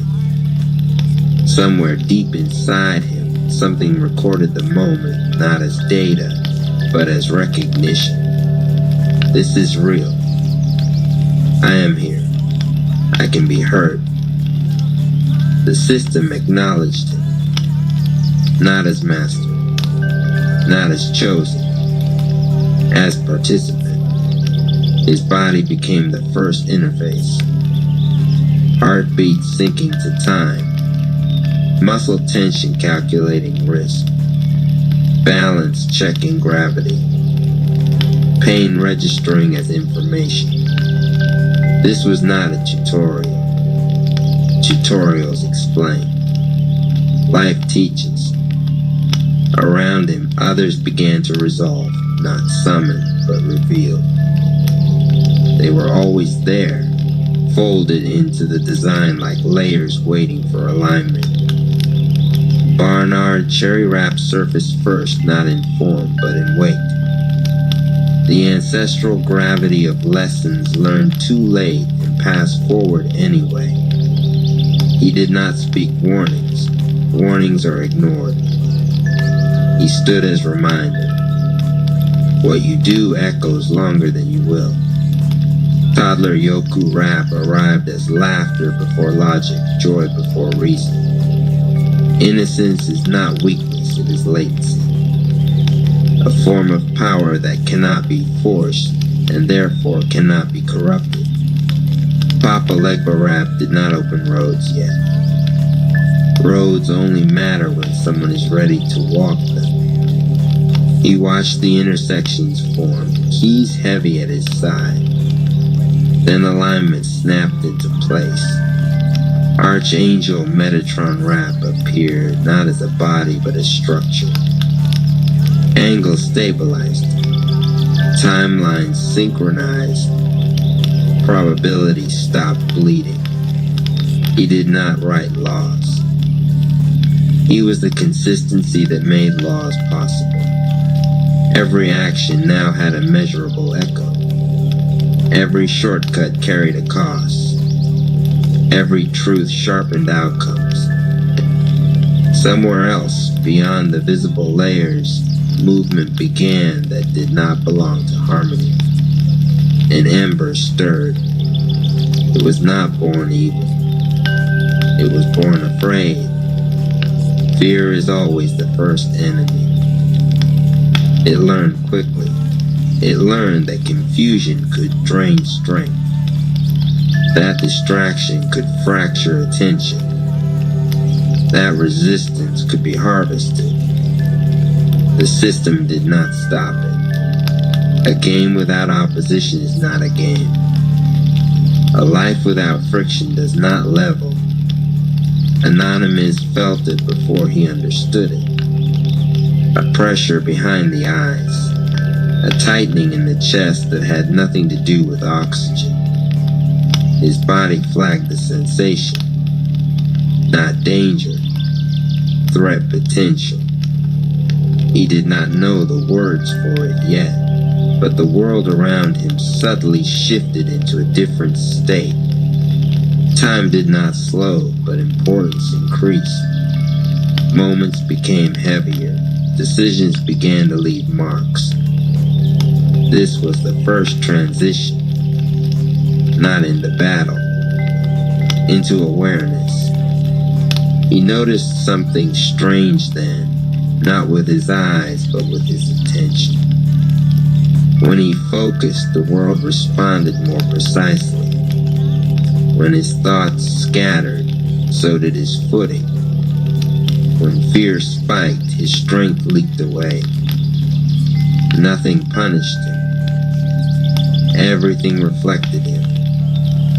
That was the system. Every action updated the world. Every hesitation rewrote probability. Every truth spoken stabilized reality. Somewhere in the unseen layers, something logged the moment. Not as achievement, as memory unlocked. The compendium does not collect facts. It preserves lessons survived. Anonymous did not feel powerful. He felt exposed. His body remembered every time it had failed him. Every time speed was too slow. Every time strength ran out before the fight did. And still he stood. Standing counts. The ember pressed closer, not attacking yet, testing. Measuring response. It whispered through the cracks of old wounds. What if you're not enough this time? What if the light doesn't show up? What if you're alone? The system did not mute the whisper. It waited to see what Anonymous would do with it. Somewhere in the distance, a laugh broke the tension, off-key, unexpected. 8-ball ice wrap. Chaos with a grin. Humorous pressure valve. Proof that not every response to darkness must be solid. The system recorded that too. Community buff survivability. Elsewhere, Professor Rapp adjusted narratives before they were spoken. Banker Rapp measured resources that were not money yet, but would be coming. Archivist Rapp listened for patterns forming faster than memory could hold. And above it all, I watched. Not controlling. Not intervening. Witnessing. Because the most sacred mechanic in existence is agency. The ember flared just enough to reveal itself. A trigger cue. Anonymous felt his muscles tense, not in fear, but readiness. His breath shortened, then lengthened again as something inside him remembered instruction not yet learned. Flow before force. The world leaned in. This was not the beginning of war. This was the beginning of play. And play, when taken seriously, becomes transformation. The run had started. And nothing, not light, not darkness, not even I, would take the controller from his hands. Chapter 2, Player Character Initialization. Point of view, Anonymous Cherry. The first thing Anonymous learned was that standing still took effort. Not the kind that burns muscles. The kind that asks honesty. His feet were planted on ground that felt familiar but subtly unforgiving, like it was listening. Every shift of weight answered back. When he leaned too far forward, the earth did not correct him. When he slouched, gravity grew heavier. No one told him to straighten up. The world simply reflected his posture. His breath came uneven at first. Not panicked, just exposed. Each inhale revealed where attention lived. Each exhale showed how much of it he refused to let go of. His chest was tight, not from fear but memory. 9 moments pressed against him at once. The hospital lights, the crunch of metal, the silence after impact, the ache of waking up when part of him expected not to. His body remembered all of it. And his body, he realized, was keeping score. When his thoughts drifted, his balance wavered. When he replayed old moments, his breath shortened. When he clenched his jaw, his shoulders burned faster. Nothing attacked him. This was worse. This was feedback. A voice not spoken but understood moved through him like instruction without language. You are not weak. You are uncalibrated. He bent his knees slightly, instinctively lowering his center. The burn in his thighs sharpened, then stabilized. His breath slowed, deeper now. The world responded immediately, not with praise, but efficiency. Standing became easier. That's when he noticed it. Not a number, not a bar, a limit. There was a point where effort crossed into waste. When he tensed too much, strength leaked. When he relaxed too far, readiness faded. Somewhere between those extremes was a narrow channel where everything worked together. Flow. He shifted his stance, boxer style. Left foot forward, hands loose, not clenched. Chin down just enough, his body approved. Not metaphorically. Physically. His heartbeat steady, his breath synced. Pain receded to background information instead of command. A presence moved beside him, not looming, not judging.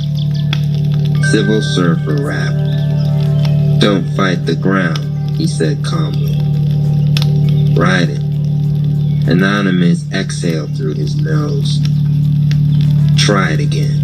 This time when he shifted weight, the ground didn't resist. Carry. That's stamina, Civil Surfer continued. Not how much you have, how cleanly you use it. Anonymous rolled his shoulders. The old ache flared, then softened. He realized something unsettling. He had been burning energy his whole life just to exist. Survival had trained him to brace. Bracing had drained him. No wonder fights always felt longer than they should. A flicker passed through his awareness. Not visual, internal. Something registered. Not a reward. A baseline. His body now knew what neutral felt like. Behind him, a different presence settled, heavy, steady. Barnard Cherry rapped. "You've been carrying ghosts in your posture," the elder said quietly. They had weight, but no strength. Anonymous swallowed. The words landed where memory lived. He straightened, not rigidly, but honestly. The weight eased. His breath deepened. Something inside him clicked, not triumphantly, but correctly. He stepped forward. The world resisted him this time.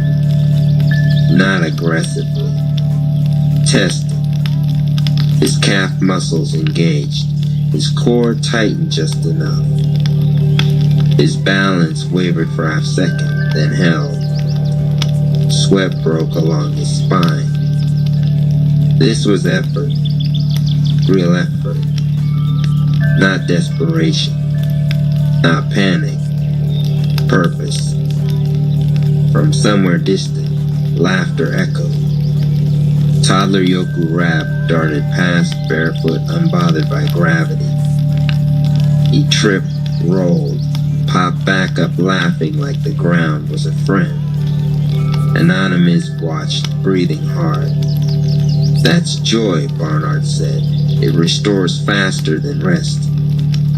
The realization hit him harder than any punch ever had. Recovery wasn't passive. It was intentional. He took another step, then another. Each movement cost something, but not everything. He could feel where exhaustion would start if he ignored his breath. He could sense when anger would spike and waste strength. Rage had a cost. Clarity had a multiplier. Somewhere beyond his awareness, something updated. Not announced. Not celebrated. He stopped moving. Sweat dripped from his chin. His lungs burned, but not dangerously. This was the good kind. The kind that said you are alive and learning.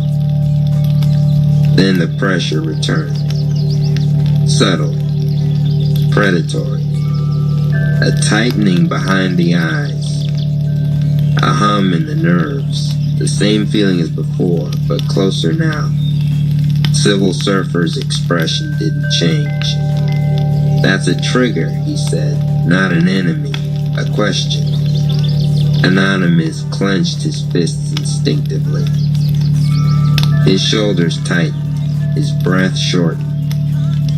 Immediately, his legs felt heavier. The world didn't punish him. It responded. He loosened his hands, dropped his shoulders. Inhaled slower. The heaviness eased. The pressure lingered, but shifted, waiting. He understood then.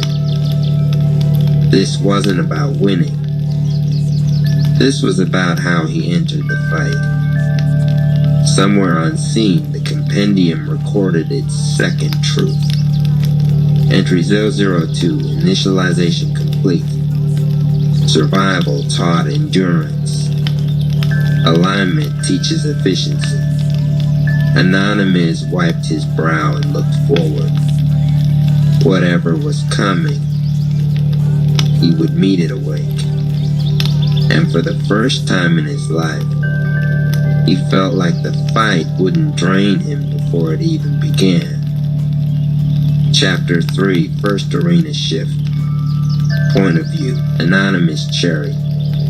The pressure did not announce itself. It tightened, like air before a storm, still breathable, but heavy with implication.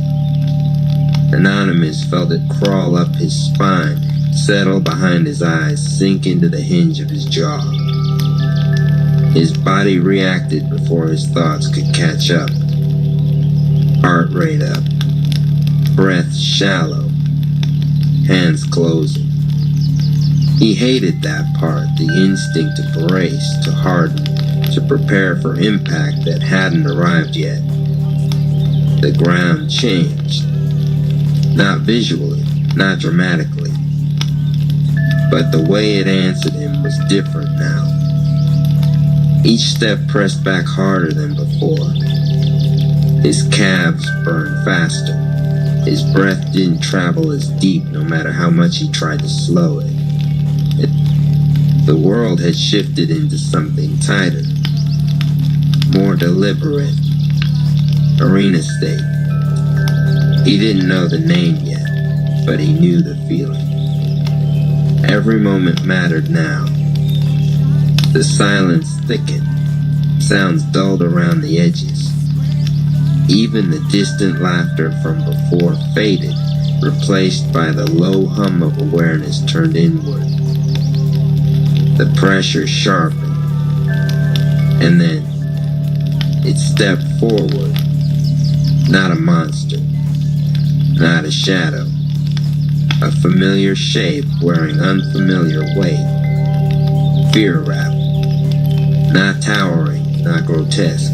Just close, too close. Its face looked like his on bad nights.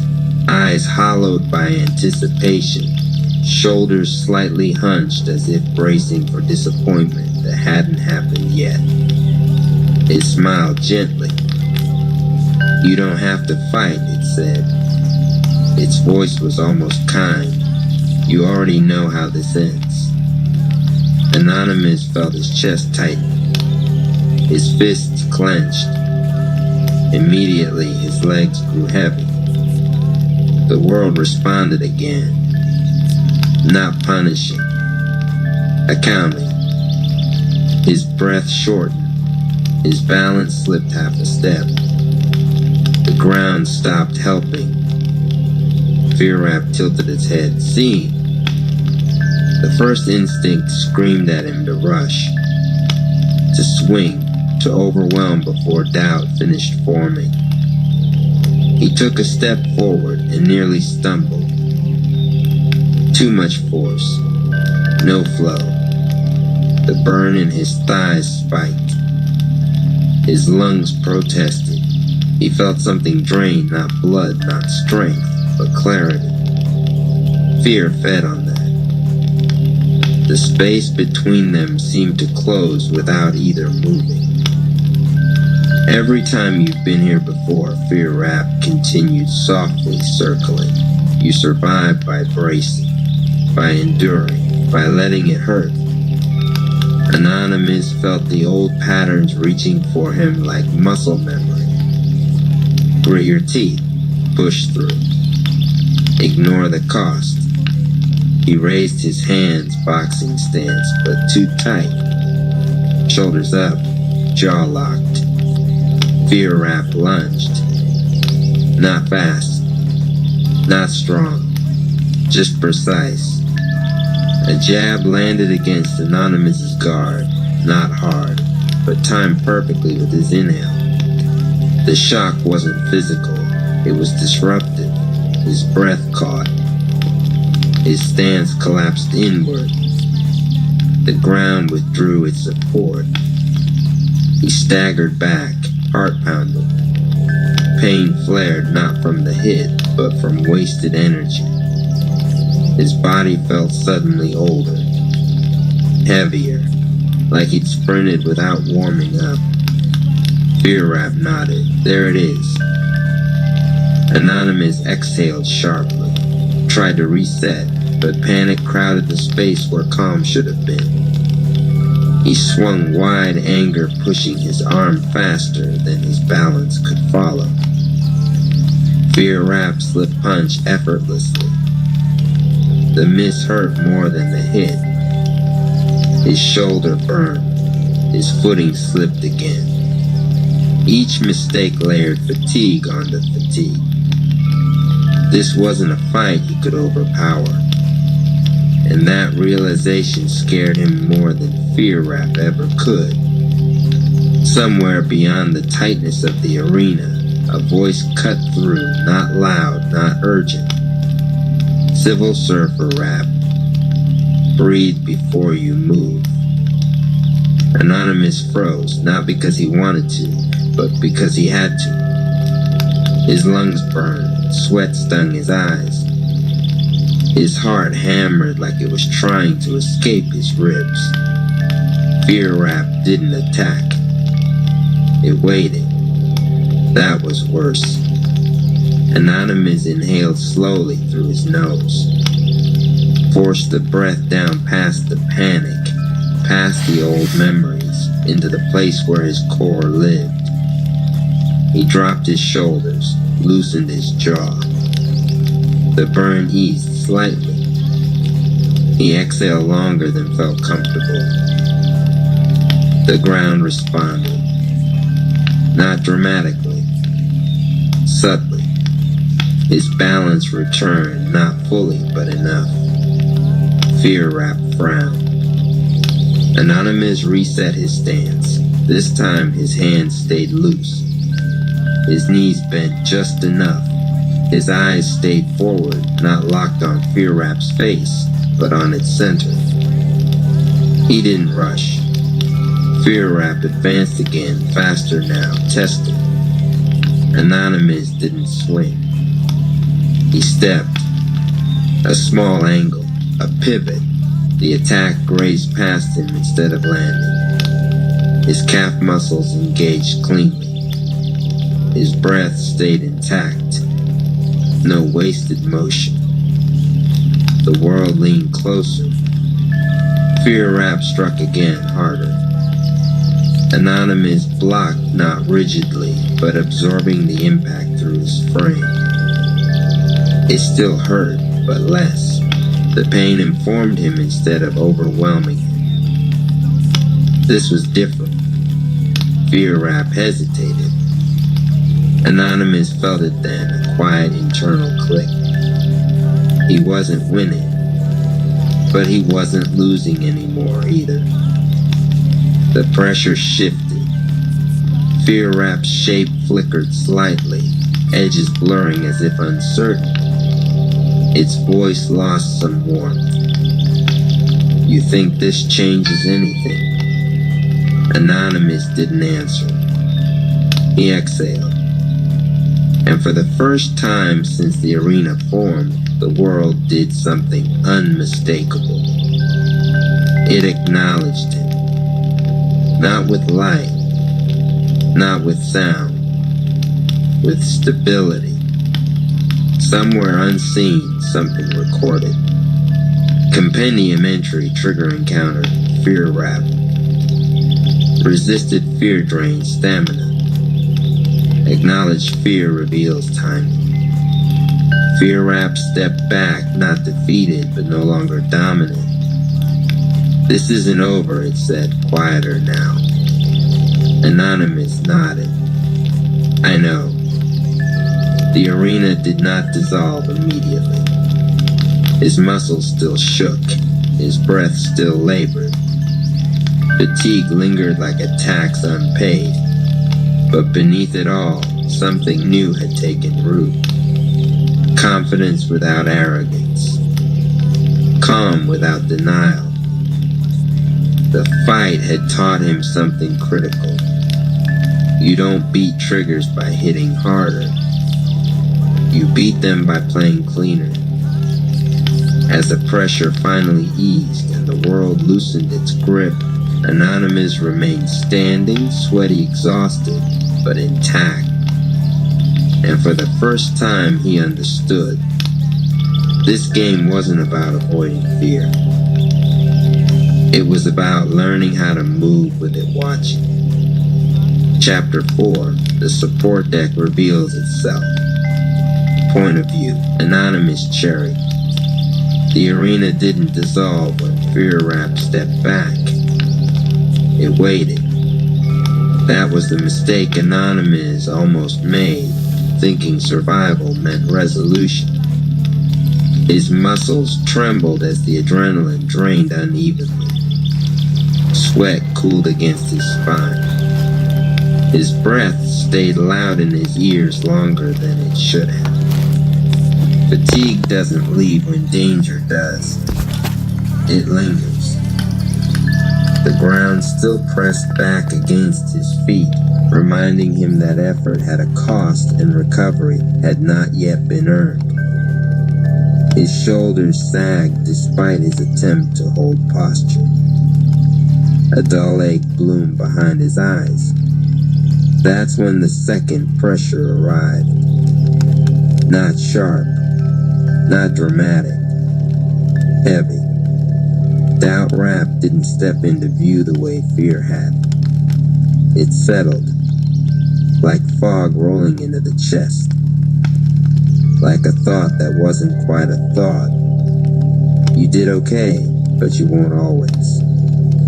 Anonymous swallowed. His legs felt slower now, not weak delayed. Every movement took a fraction longer to register. His breath stayed shallow no matter how carefully he tried to control it. He recognized this feeling. The space after effort. The moment when pride whispers you don't need help. The arena tightened again. His body reacted late this time. A step that should have been clean landed heavy. His calf cramped. Pain shot upward, not catastrophic, but distracting. That was all Doubt Rap needed. It manifested closer now, its outline vague, unfinished. Not an attacker, an eroder. You can't stay sharp forever, it murmured. Everyone slips. Anonymous raised his hands, but they felt sluggish. His core engagement lagged. The world responded by pulling support just slightly away. He stumbled. Not falling, but close enough to feel it. That's when the first voice cut through the haze. Soft, firm, unmistakable. Mama, I'm a rap. Baby, she said gently, you're holding your breath again. The words hit his body before his mind could argue. He inhaled deep, slow. His chest expanded fully for the first time since the fight began. His shoulders dropped. Something shifted. Not everything. Enough. A second presence aligned beside her. Grandma Shirley Rap. You don't have to prove you're strong, she said. You just have to stay honest. Anonymous felt his jaw unclench. The ache behind his eyes eased slightly. The arena reacted. Not collapsing, softening. The ground gave back a fraction of support. Doubt Rap frowned. From another angle came laughter, unexpected, a little reckless. 8-ball ice wrap. Man, you ain't tired, he said. You just overthinking. Shake it out. Anonymous let out a short, breathless laugh before he could stop himself. The fog thinned. A realization struck him, not as insight, but sensation. These voices weren't distractions. They were stabilizers. Each one anchored a different part of him. Breath, truth, perspective. The arena recognized it. The pressure redistributed.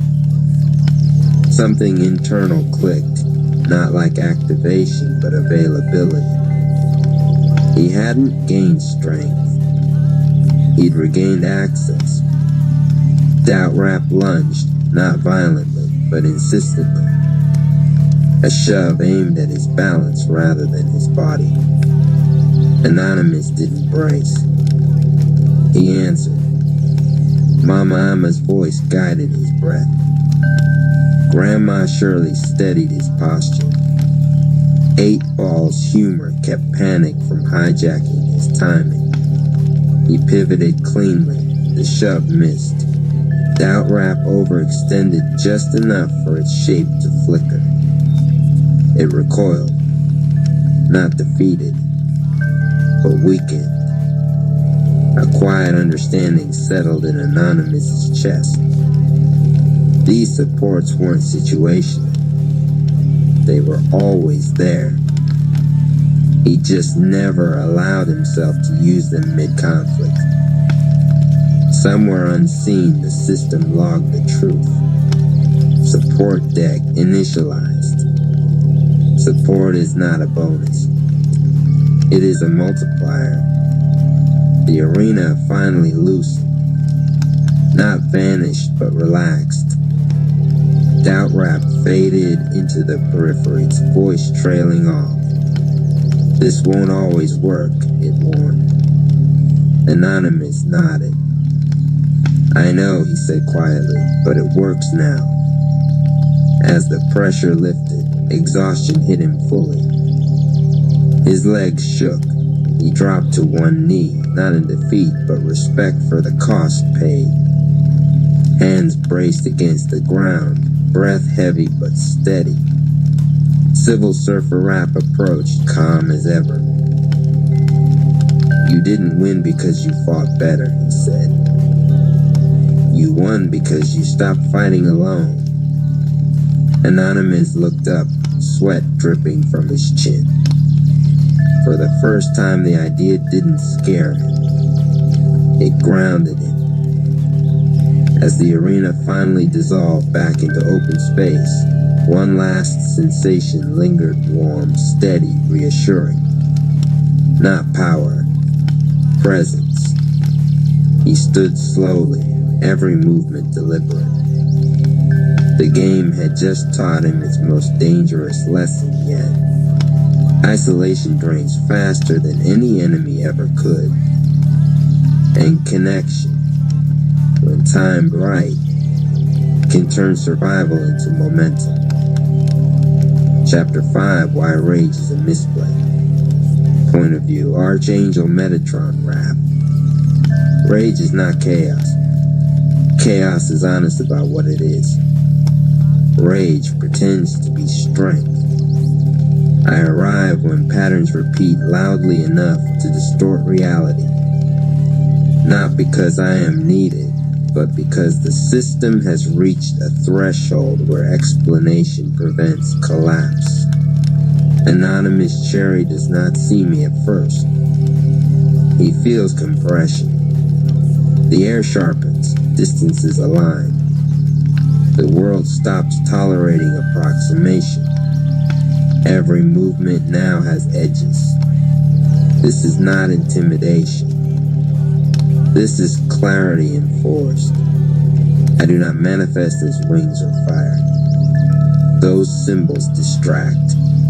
I appear as alignment, angles correcting themselves, timelines snapping back into coherence because reconnecting to effect. He straightens instinctively. Good. Rage had already begun to cue inside him. I saw it the moment doubt receded. Relief often invites its shadow, pride's cousin, anger's doorway. Rage promises efficiency. It lies. I allow him to feel it rise. The heat in the chest, the jaw tightening, the impulse to prove. Reality responds instantly. His muscles engage too hard. Micro tremors ripple through his frame. Breath shortens without his permission. The ground stiffens, not resisting, but refusing to compensate. I let him experience the cost. Rage burns future actions to fuel the present one. He steps forward, aggressive, fast. Time does not slow. Time charges interest. His foot lands a fraction off center. His knee absorbs shock it wasn't meant to. Pain spikes, not injuring, but warning. This is how misplays announce themselves. Not with failure, with leaks. I speak not aloud, but directly into the structure he now occupies.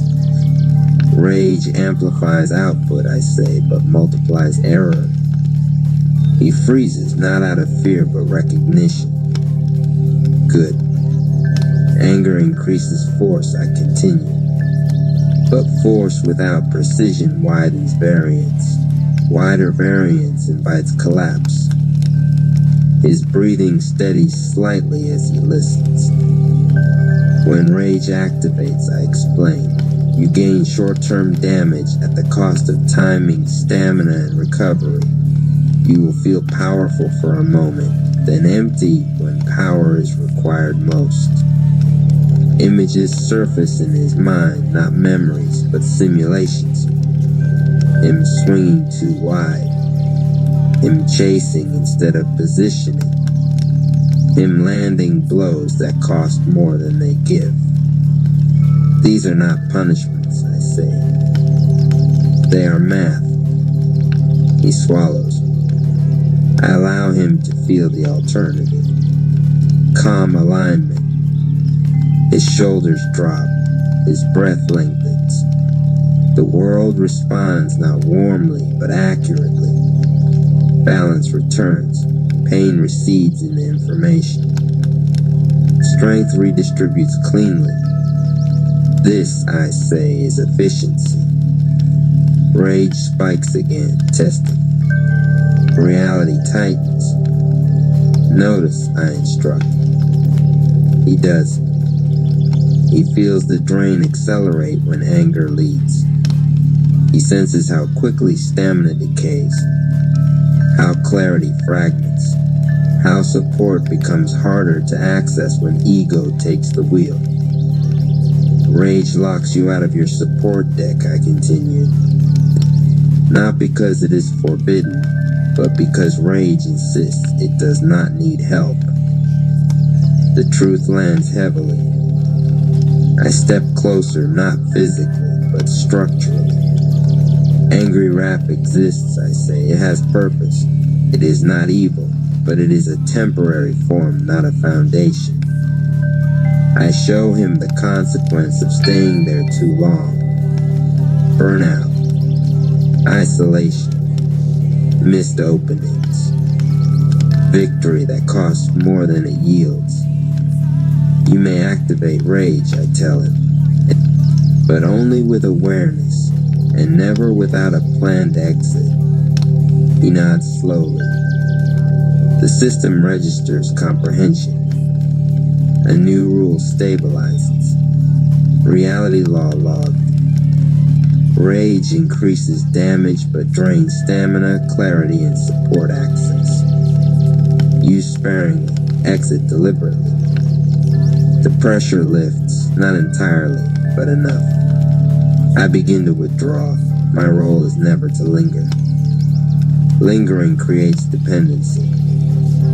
Before I go, I leave him with one final truth. Anger is loud, I say, but alignment is relentless. He bows his head not to me, but to the lesson. Good.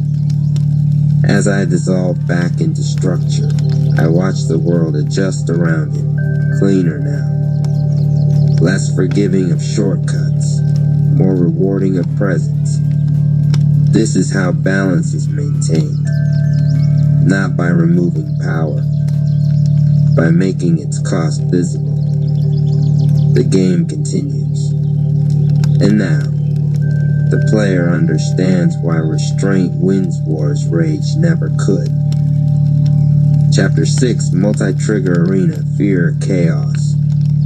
Point of View, Anonymous Cherry. The lesson from Archangel Metatron Rap didn't leave Anonymous like a sermon. It stayed like a bruise. Not painful, just present. A reminder that reality kept receipts. That every shortcut had a cost. That rage didn't make him strong, it made him loud. He walked forward anyway. Because walking forward was the only way the system stopped you from repeating the same chapter. The air shifted again, thin and thick as if the world inhaled before him. His palms tingled, his jaw tightened without permission. The ground beneath his feet grew strict, not hostile. Arena state. He could feel it now like a switch flipping behind the ribs. The margins disappeared. There was no room for sloppy breath. No room for drifting thought. No room for pretending his body didn't matter. His pulse quickened. And the moment he noticed it, it quickened more. Here we go, he thought. The first presence arrived the way it always did. Quiet, familiar, personal. Fear Rap. Not fully formed this time. More like a shadow wearing the idea of a man. Its voice didn't come from its mouth. It came from the place in Anonymous that remembered what helplessness felt like. You learned a rule, Fear Rap said softly. Rules don't stop pain. Anonymous held his stance, loose hands, breath low. I'm not trying to stop pain, he whispered. I'm trying to stop being controlled by it. Fear Rap smiled like that answer was cute. Then the second presence hit like a glitch in the weather. Chaos Rap. Reality didn't just tighten, it fractured. A streetlight bent sideways without snapping. The air shimmered. The distance between Anonymous and the enemies warped like a stretched rubber band. The ground became unpredictable, solid one moment, slightly soft the next, like the world couldn't decide what it wanted to be. That's when Anonymous realized why Metatron had shown up. Because chaos didn't break the rules. Chaos tested whether you even knew they existed. Fear Rap stayed close, whispering. Chaos Rap stayed wide, changing the environment. One attacked the mind. One attacked the map. And together they created a third enemy. Mistiming. Anonymous stepped forward, and the floor shifted a half-inch under his lead foot. His ankle rolled. Pain flared, quick, sharp, informative. He caught himself, but his heart rate spiked hard. Fear Rap moved an instantly. You see, it murmured, you're always one accident away from losing yourself. The arena compressed. It wasn't a cage. It was a test chamber. Anonymous felt rage surge, not full angry rap, but the doorway to it.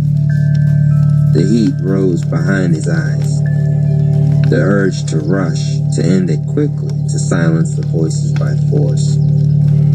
For a moment he wanted to swing.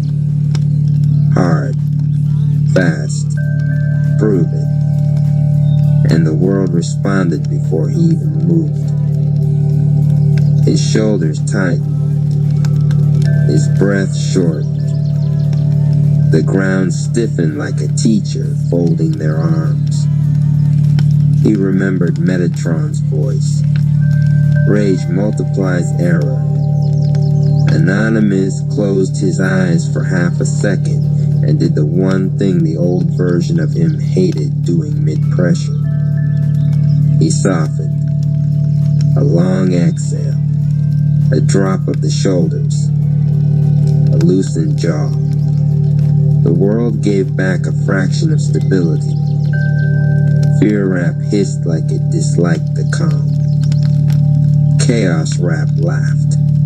Buildings leaned slightly, then straightened, then leaned again. Fight me, Chaos Rap shouted, voice echoing from 3 directions at once. Pick a target, pick a truth, pick anything. Anonymous opened his eyes and didn't chase. He centered. Civil Surfer's training came back, not words, but body memory. Ride the ground. He adjusted his stance, wider base. Slightly lower, more athletic. Like he was about to sprawl in MMA. He kept his hands loose, elbows close. Breath first. Then movement. Chaos Rap snapped the environment, an invisible shove of reality that turned the floor slick for a split second. Anonymous didn't slip. He absorbed it through his hips like a wrestler taking a bump. He stayed under his center. Fear Rap lunged with a jab again, aimed at his breath timing. Anonymous caught it on his forearm, not blocking stiffly, but receiving it, letting the impact move through his frame instead of stopping inside it. He felt the opening, not in Fear Rap, in himself. The moment his breath stayed intact, his timing returned.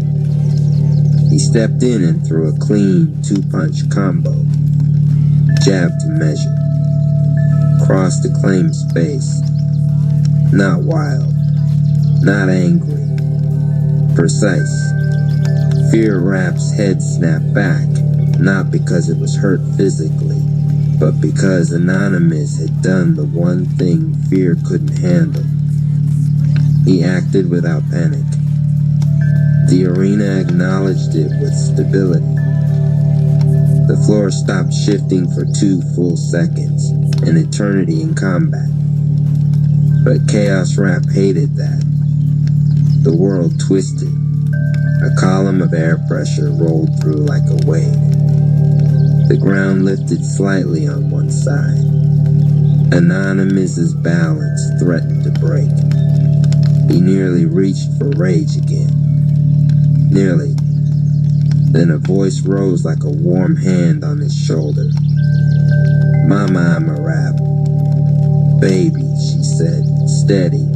Don't argue with the storm. Breathe through it. Another voice grounded him. Grandma Shirley Rap. Keep your feet honest, she said. The ground always tells the truth. And from somewhere stupid and perfect. 8-ball ice rap. Man, stop trying to win pretty, win alive. Anonymous barked a laugh short, sharp, real. The fog of fear thinned. The chaos felt less personal. He realized what was happening. Support was not arriving as rescue. Support was arriving as timed access. The support deck wasn't a tool he held. It was a rhythm he could re-enter. The arena tightened one last time.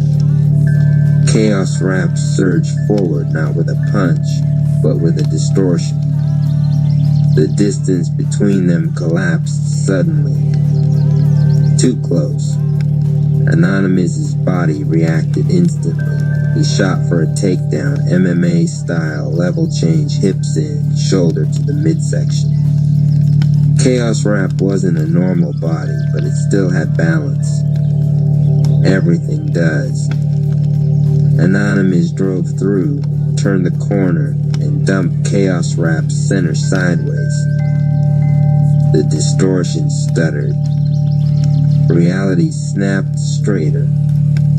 Fear Rap tried to capitalize. It rushed in with a whisper. You can't keep this up. Anonymous didn't answer with words. He answered with breath. A long exhale, then he rose from the takedown like a fighter returning to stance. Clean, patient, eyes forward. Fear Rap's outline flickered again.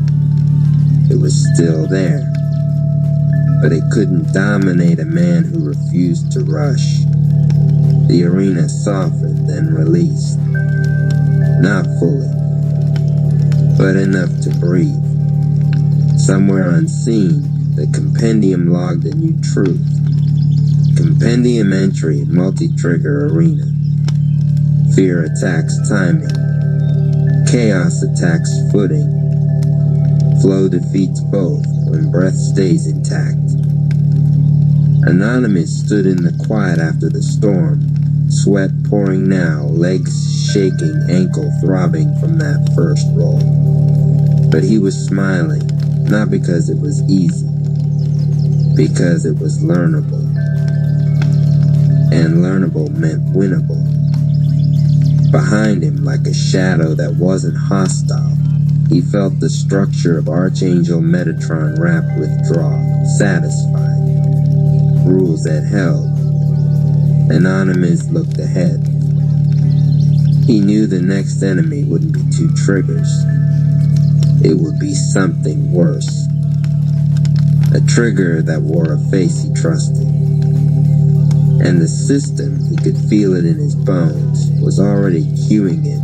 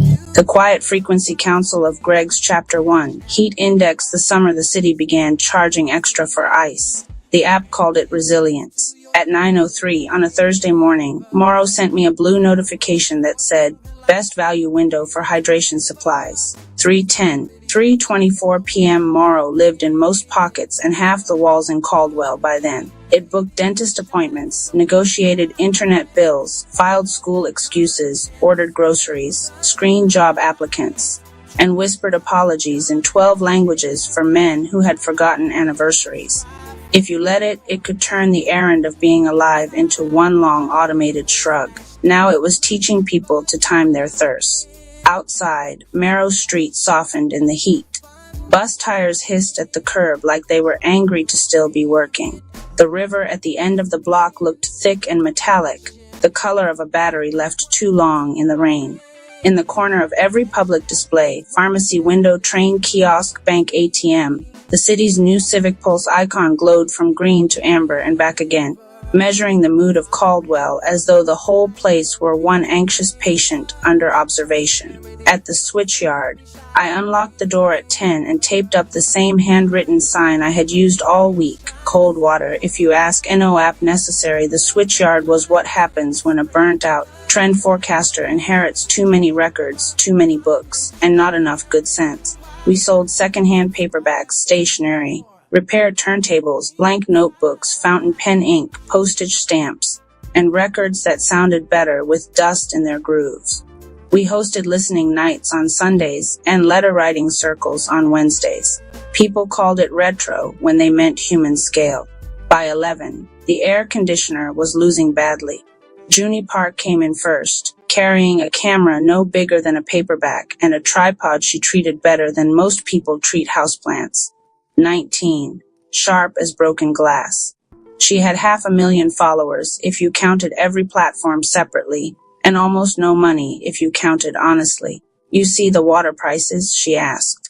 I own a pen, I said. Of course I've seen the water prices. Junie dropped her bag by the counter. My feed is full of creators doing heatwave routines. Ice rollers, breathwork, beige linen. Nobody wants the actual story. The actual story has bad lighting. She grinned, then didn't. They throttled my last post. I filmed the line outside the cooling center on 9th, and my engagement dropped off a cliff. Maybe the algorithm hates sweat. Maybe the algorithm hates witnesses. Before I could answer, the bell over the door jangled again and Malik Thompson ducked inside, one hand on the frame like the heat had made the doorway smaller. Malik worked for the city's water and flood systems division. He still wore his ID card clipped to his belt even off shift, as if the city might stop recognizing him if he took it off. Sweat had darkened his shirt down the spine. He carried a folded paper map, which was how I knew he was worried. When do you keep paper maps in your truck? I asked. When the dashboards lie, he said. Junie lifted her camera a little. That's a good line. Don't use it till I'm retired. He laid the map on the counter between a cash box and a stack of used Joan Didion. Blue pencil marks cut across the south bank in diagonal slashes. Pump 7 is scheduled to go into energy-saving mode at 4, he said. Civic Pulse tagged this district low impact for overflow risk. I stared at him. Low impact for who? He gave me the look mechanics give people who already know the answer and are asking because they want to hear someone else say it. For everybody uphill. The bell rang a third time. A bike courier in a faded orange vest wrestled in a produce box taped so heavily it looked mummified. He checked the label, frowned at me, and said, Ria Navarro? I signed. The return address was from a probate office across town. Inside were 745s, a reel-to-reel spool, and an envelope with my name written in block capitals I recognized immediately. Mara Soul had once sat across from me at Pulse House for 2 years and taught me to see panic before it made the headlines. 3 months ago, she had died in what the papers called a transit accident, and what everyone who knew the city understood as a sentence too vague to fight with. I slit the envelope open with my thumbnail. There was one card inside. You were right. They taught the model to hear need as noise. Use the old machines. The room seemed to get hotter all at once. Malik looked from the card to my face. What is that? I touched the edge of the reel, then the worn paper sleeves of the singles beneath it. Each one had a date handwritten in the corner. Not song titles. Dates. I think I said, it's a confession. Chapter 2. Ghost note: my mother arrived that evening with a flashlight, a canvas tool bag, and the expression she reserved for funerals, tax season, and men who called themselves visionaries.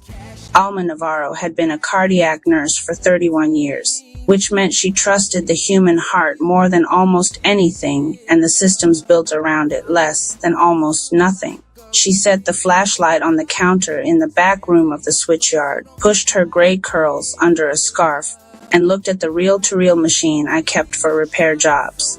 Mara sent you ghosts in a produce box, she said. That's one theory. It's my leading theory. We threaded the tape. Junie sat cross-legged on the floor with a notebook. Malik leaned against a shelf of old field guides, arms folded. The shop lights were off to keep the circuit from tripping. The back room glowed with one shaded lamp and the faint green eye of the tape deck. At first all we heard was hiss, then a low thump, steady as a fist against a door, then another. Alma straightened. That, she said quietly, isn't percussion. The sound filled the room, lube-dub, lube-dub, lube-dub, overlaid with static and distant city noise. A siren. Train brakes. Someone laughing far away. Then a woman's voice, distorted as if speaking through water. Baseline cohort 7. Heart rate variability elevated before pricing event. Cross-reference with pharmacy lag and mobility drop. The tape clicked. More heartbeat.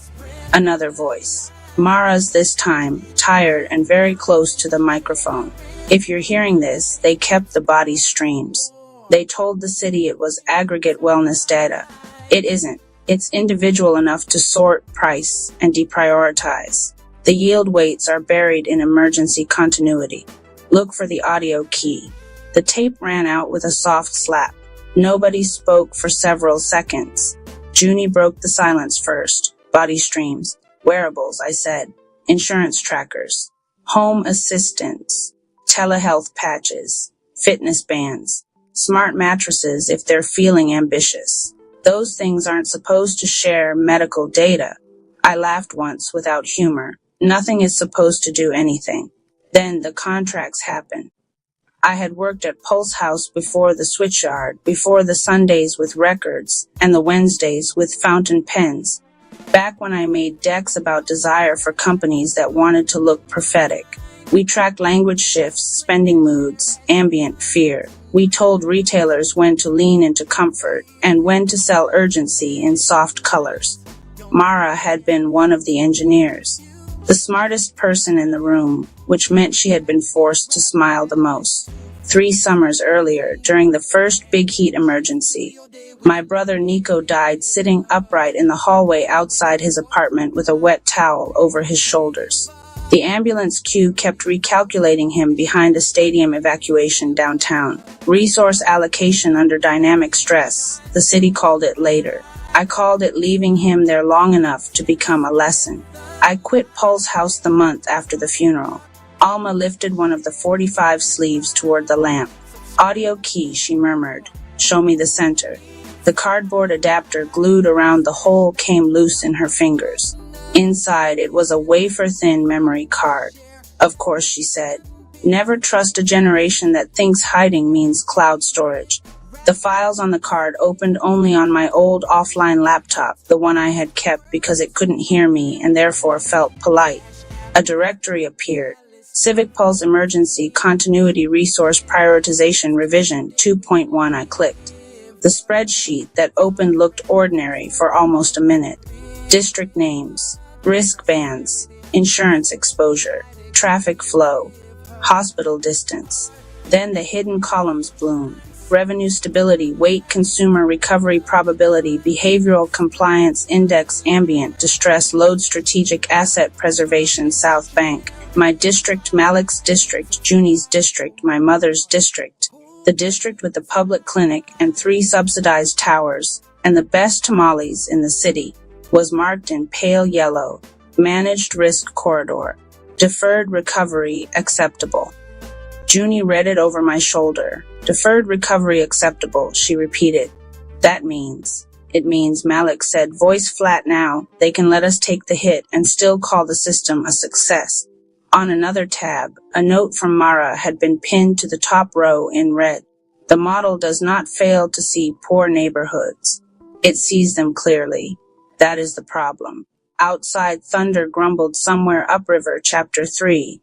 Civicville City Hall smelled like citrus cleanser, chilled air, and money trying to appear public-minded. The Civic Pulse launch event had free coffee, translucent name badges, and a wall-sized screen showing a live map of Caldwell breathing in pastel colors. Leora Stern stood in front of it wearing a white suit that only made sense in rooms someone else paid to cool. Leora had been my boss at Pulse House, then my mentor, then the person who looked me directly in the face after Nico died and said, RIA Systems triage is tragic, but the alternative is chaos, as though chaos and grief were the same thing if you used enough slides. She spotted me before I reached the back of the room. I wondered if you'd come. I wondered if you'd invite ambulances to your mood board, I said. Her smile flickered, but did not vanish. Leora believed in composure the way monks believe in silence. This is governance, she said, not retail. Same verbs, bigger consequences. On stage, a deputy mayor was explaining how AI agents now allowed city services to meet residents where they are. Morrow could compare grocery prices, request flood guidance, file emergency assistance, reroute commutes, proactively reduce panic through trusted content partnerships. Uni, Basida Man, Lianaden, trusted content partnerships. A man with a contractor badge materialized almost instantly at her elbow, as if the phrase had summoned him. Junie Park, love your work. We're building a resilience creator cohort. Fast grants, distribution support, official data access. The city needs authentic voices. What kind of voices? Junie asked. He beamed. Reassuring ones. She smiled back with all her teeth, which was how she smiled when she hated someone. Leora guided me toward the screen. You always wanted transparency, she said. That depends what you mean by the word. The map pulsed. Harborside glowed calm green by the riverfront towers. Atlas Yards, the server district and corporate campus zone, was a reassuring blue. South Bank flickered amber, then coral. I recognized my own block. The switchyard sat inside a shaded oval labeled unstructured gathering density, elevated. I laughed before I could stop myself. You're flagging bookstores now. We're flagging aggregation without verified emergency channels. Letter writing night is now civil instability. Ria, no, tell me. Does a record player count as suspicious if more than 6 people are listening? A few heads turned. Leora lowered her voice. The point is to get resources where they'll do the most good. According to whom? According to outcome modeling. Malik stepped in then, holding a printout he had convinced someone downstairs to give him. Pump 7 and Gate 4 are tied to district priority, he said. Why is Harborside protected ahead of South Bank under overflow conditions? Leora did not look surprised. That was her gift. The end of the world could happen in front of her, and she would still appear to be considering 2 equally valid appetizer options. Because Harborside secures hospital access and grid continuity. It secures luxury condos, Malik said. It secures tax base. There it was. Not the ugliest truth, but the honest one. Across the room, the deputy mayor announced a new feature, Civic Pulse Comline, creator-led public communication designed to reduce misinformation during emergencies. On the screen, cheerful faces appeared in Tiles Cook's fitness coaches, a meteorologist with dazzling teeth, a gaming streamer known for crying beautifully on cue. Junie stared at them. They're turning half the city into mood furniture. Leora turned back to me. You still know this work. Help me keep it from being misused. I almost admired her for saying it with a straight face. You sold my city a feeling, I said. Then you built a dashboard around it and called it care. Leora's answer came quick, almost sharp. No, I built a forecast. Care is what humans do with it. Thunder rattled the glass overhead. Then every phone in the room lit up at once. Severe storm cell forming west of city. Adaptive risk protocols initiated on the big screen. South Bank darkened. Chapter 4. Hard rain. The first drops hit like thrown pebbles. By the time we reached Marrow Street, the sky had gone from white to gunmetal, and the air felt less like weather than a grudge finally finding words. People moved fast, heads down, guided by whatever their agents were telling them. That turned out to be several different things. Mrs. Benavides from the bakery got one alert telling her to shelter in place, and another telling her to evacuate early for surge routing. The pharmacy received a delivery cancellation because road risk had temporarily repriced. A family from Tower 3 showed Junie a premium assistance screen that offered live evac support for an extra monthly fee. Somebody else's Mora was calmly suggesting they buy storm candles at a 42% markup before local inventory tightened. The same model, Junie said, filming screens as we walked. Different endings depending on what you can pay. The rain thickened. Sirens braided in the distance. At the switchyard, the ceiling already clicked with leaks. I locked the front door and turned the sign to closed, though 3 people knocked anyway to ask if they could wait out the worst of it. I let them in. Malik spread the pump diagrams on the listening table. Harborside's flood barriers auto-deploy in 90 minutes, he said. When they do, pressure pushes south. If Gate 4 stays closed and Pump 7 throttles down, South Bank takes it. How bad? He did not answer. That was answer enough. I opened Mara's files again. Buried in a folder labeled Archive Tests was a transit map marked with an address in the old warehouse district, Bell Archive. Once a local radio station, now officially condemned, which in Caldwell meant valuable enough to ignore until someone rich had an idea for it. Mara had left one line in the metadata. If they erase me, the full proof is at Bell. Bring paper. Cloud will betray you. We're going, I said. In this, my mother asked. In this because of this. Alma put on her raincoat without another word. Junie checked batteries. Malik grabbed a crowbar from his truck. I emptied the cash drawer into a lockbox, turned off the breaker, and looked once at the rows of books, the bins of records, the wall of handwritten letters people had left over the years. Letters to dead parents, to ex-lovers, to younger selves, to cities that had failed them and cities they still loved anyway. Then I remembered Nico sitting in that hot hallway with a towel around his neck, while a system calculated the value of reaching him. Lock it, I said. The rain slapped at us all the way to Bell Archive, a Chapter 5. The model Bell Archive smelled like wet concrete, old dust, and magnetic tape. Malik pried the side door open with the crowbar. Junie swept her flashlight over rusted shelving, busted console boards, and boxes collapsing under the weight of damp paper. Somewhere in the building, water dripped with the maddening patience of something that knew it would outlast us. This is where she hid it, Junie whispered. This is where people used to keep things before they trusted terms of service, Alma said. In the former control room, behind a wall of warped acoustic panels, we found 3 metal cabinets chained together. The padlock had already been cut. For one awful second, I thought we were too late. Then I saw Mara's handwriting inside the first drawer. Ria, if you made it here, they haven't won yet. There were drives, paper binders, printouts, and a stack of old community call logs from heat waves, blackouts, and flood seasons going back 15 years. Handwritten welfare checks, church van routes, library cooling room rosters, pharmacy volunteers, informal childcare lists, neighbors with spare generators, rooftops marked safe for pigeons and people alike. Junie held up one binder. This isn't just evidence. No, I said. It's a competing reality. On the biggest drive was Mara's real project, not Civic Pulse. Commonade her notes were concise and furious. Official model overweights spending continuity and tax preservation. Underweights mutual aid capacity, neighborhood redundancy, informal care networks, and trust density. Result, districts with high poverty and high solidarity are misread as unstable instead of resilient. They do not just extract from vulnerable neighborhoods. They misunderstand them on purpose because understanding would require redistribution. Malik let out a long breath through his nose. She proved South Bank survives because of each other, not because of them. And that makes us inconvenient, I said.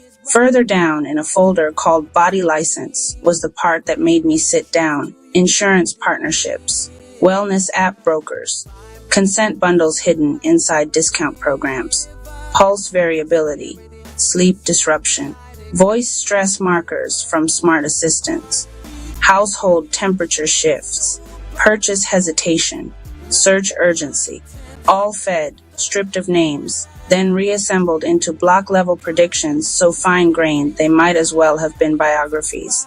Junie stared at the screen. They mined our panic. I shook my head. They mined our bodies. A comment thread attached to the emergency model froze all of us in place. One executive asked whether South Bank's recovery assumptions could be adjusted upward because neighborhood self-organization often produced unexpected stabilization. A reply came from someone higher up. Do not normalize volunteer behavior into planning baseline. Mutual aid creates false positives and weakens premium service segmentation. Alma made a sound I had only ever heard from her once before in the ICU when a family had been told the wrong time. False positives, she said. Imagine calling kindness a statistical error. Junie looked from the screen to me. If we post this, the platforms will bury it. Not if we don't post it alone, I said. She understood immediately. Creators, neighborhood newsletters, pirate streamers, church text trees, school listservs, group chats, the old radio hobbyists who kept mesh nodes on rooftops for fun and paranoia. Fragmented attention had a weakness. It scattered authority, too. Mara had printed one final note and taped it to the monitor with yellowing cellophane. The system's greatest weakness is that it confuses visibility with legitimacy. Make them watch. Lightning flashed blue through the broken windows. Then the whole building went dark. Chapter 6. Blackout choir by the time we got back to the switchyard. The power was gone across half the district. The storm had knocked the city into one of those old-fashioned silences that only happen when enough machines stop at once. No compressor hum, no traffic lights. No ad screens, just rain, wind, sirens, voices, and from somewhere down the block, a baby crying with unwavering commitment. People were waiting under our awning with backpacks, grocery bags, one bird cage, and the specific look human beings get when they have realized help may not be coming in a format they recognize. So we opened. The back room became medicine storage. The fiction shelves became a seating line for elders. Junie rigged 2 battery packs to a projector and aimed it at the wall above the essays section. Malik biked to the public clinic and back 3 times with coolers of insulin and paper intake forms. My mother commandeered the listening table and turned it into a triage station with a blood pressure cuff she seemed to have materialized from thin air. I tore butcher paper into 3 strips and taped them to the wall. Need have checked today at first, the notes went up in neat handwriting. Need charger for oxygen concentrator. Have dry blankets, apartment 3B. Check on Mr. Alvarez, can't hear well, tower 2. Have 2 fans if someone has extension cord. Then the room filled and neatness lost its little war against urgency. Children carried messages between shelves like runners in some very literate emergency. A barber from down the block fixed a hand crank radio with a fork. The bakery sent over bread before their freezer failed. Someone found candles. Someone else found matches. A teenager with silver eye makeup admitted he had never written a letter before, and then sat at the stationery table, composing 3 in a row, one to his grandmother upstairs because she was too angry to speak to him directly. Junie crouched by the projector, routing Bell archive files through a ragged little network of rooftop nodes. No major platform logo, no soft moderation, just a bare feed with evidence, maps, clips, and instructions on how to mirror it farther. This is going everywhere strange, she said. Good, I said. Your mother is trending on 6 neighborhood servers. Alma did not look up. Tell the servers to wash their hands. Near midnight, when the rain eased for almost 10 minutes, somebody asked if we could play music. I hesitated. Power was rationed. Batteries mattered. Then Malik, dripping on the mat with a crate of bottled water slung over one shoulder, said, "Play one." So I put on a record with the hand-powered backup turntable. An old soul album, warm brass, slow drums, a voice rough enough to trust. The room changed. Not healed, not saved. Changed. People started breathing in time with something other than their own fear. Alma sat beside me for the length of the second song. "You know what a healthy heart does?" she asked. "Mostly inconveniences cardiologists." She smiled. "A healthy heart answers. It speeds up, slows down, adjusts. It doesn't optimize. It responds." Across the room, Junie was showing two kids how to tape pages over the windows in case the glass blew. Malik bent over the knead wall with a marker between his teeth, tying delivery routes together by hand. An old man I only knew as Mr. Klein was teaching three strangers how to siphon rainwater into clean buckets. Nothing in Civic Pulse would have called this premium service. The trouble with those systems, Alma said, is they only trust a heartbeat when it belongs to a market. From outside came a dull metallic banging, pipe on rail, rail on post, post on fence, people signaling across flooded blocks. For a second, it sounded exactly like Nico drumming on the kitchen table with his knuckles when he was trying not to say he was scared. I stood up before I could think too hard about it. "We need the pump station," I said. Malik nodded once. "Then let's go ask the city what a pulse is worth." Chapter 7, Managed Retreat Pump 7 sat at the edge of the flood basin like a bunker built by someone who hated both water and beauty. The access road was already half submerged. Rain skidded sideways under the security lights. Above us, the sky had that bruised green tint that makes every decision feel both urgent and slightly absurd. We weren't alone. By the time we got there, 30 people from South Bank had arrived with flashlights, bikes, carts, a church van, 2 dogs in reflective harnesses, and 3 homemade signs made from torn cardboard. Junie's feed, mirrored now on neighborhood nodes all over the city, had done its work. People had seen the documents. They had seen the district labels. They had seen the line about deferred recovery being acceptable. It is a beautiful and terrible thing, how fast a crowd can become precise when it realizes the paperwork has already decided it's suffering. A city utility truck blocked the lower gate. 2 security contractors stood under the awning, trying to look like weatherproof authority. Then a sedan pulled up behind them and Leora Stearns stepped out into the rain. Her white suit had surrendered to gray. For the first time in all the years I had known her, she looked like someone who had lost the argument before entering the room. "Rhea," she said, "tell them to open it." "I can't or won't." "The override requires authorization from Continuity Command." "Which is where?" Malik demanded. She looked past us toward the basin, where dark water was climbing the markers one painted stripe at a time. "At Atlas Yards," she said. "Of course. The server district. The place the model had decided was more alive than us because more valuable things were plugged in there." Junie held the camera steady on Leora's face. "Say it again," she said. Leora saw the lens and almost flinched. "This is not helping." "No," I said. "This is evidence." One of the contractors lifted a bullhorn and told us to disperse under emergency safety protocol. Nobody moved. I stepped closer to Leora until the rain ran off my hood onto her sleeves. "You knew," I said. Her jaw tightened. "I knew the waiting model. I did not write the procurement terms. I did not approve the premium tiering. I did not. You stayed." "Yes," she snapped, sudden and human. "I stayed because systems don't disappear when good people leave them.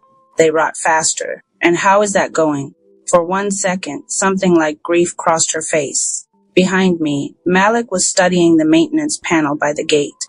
Old hardware, physical ports, a manual wheel behind the fence.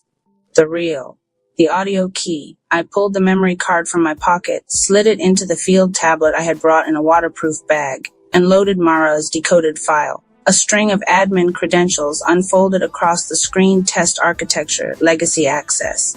The sort of thing nobody deletes because everyone assumes nobody remembers it exists. Mara had built us a door. I handed the tablet to Malik. Try maintenance route. He moved to the panel. The first code failed. The second spun. The lock on the side gate clicked open with a noise so small it felt almost insulting. The contractors lurched forward.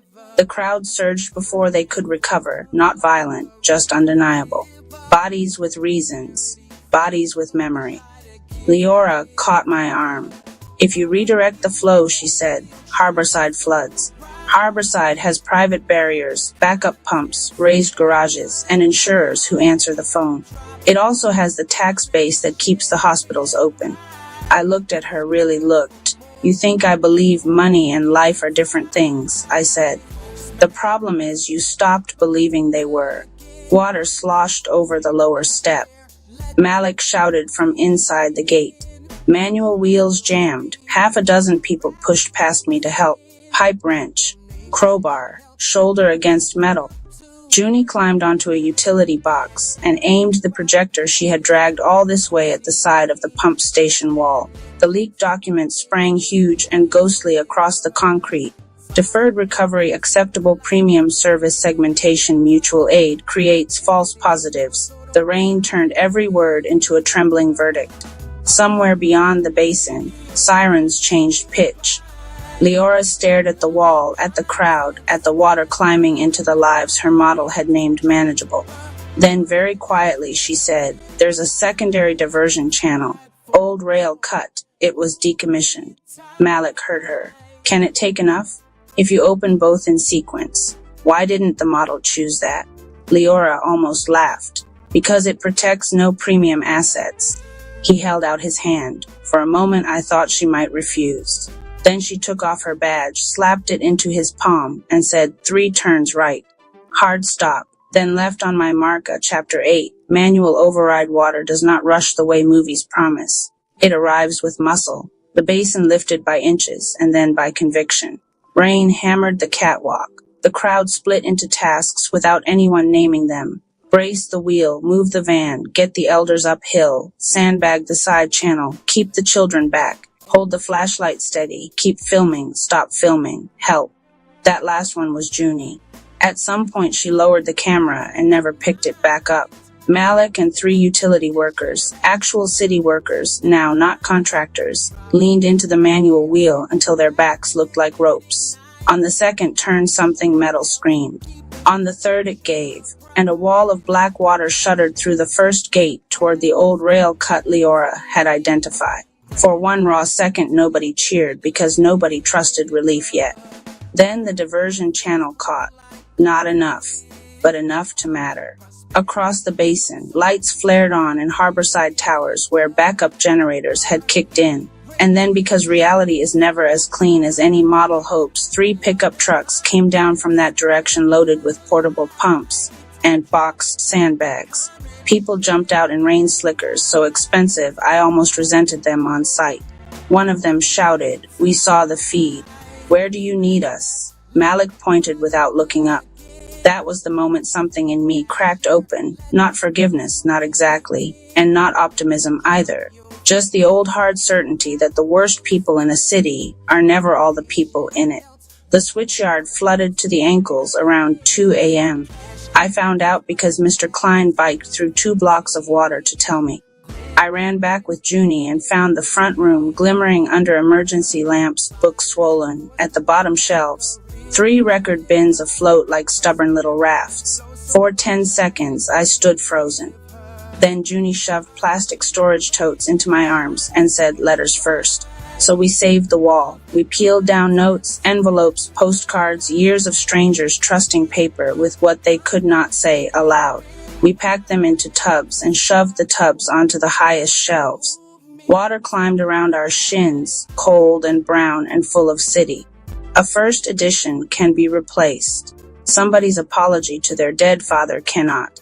When we got back to Pump 7, Malik was bleeding from a gash above his eyebrow and grinning like a man too tired to lie. Second channel's holding, he said.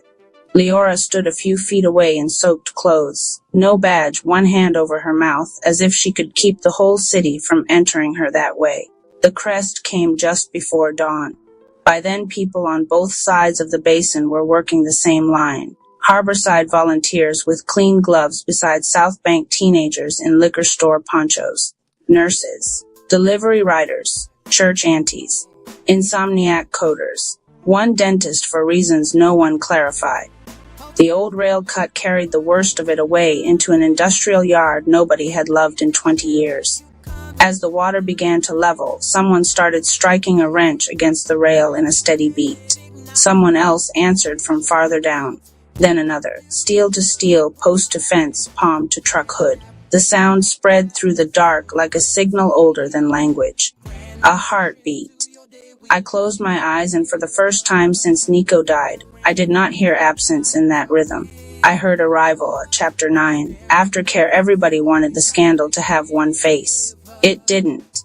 It had a board, a procurement memo, 6 elected signatures, 9 subcontractors for insurers, 2 wellness app brokers, 1 emergency declaration, and 1 million people who had clicked accept because the heat was already here, and there were always groceries to order and forms to file and days too short to read the fine print.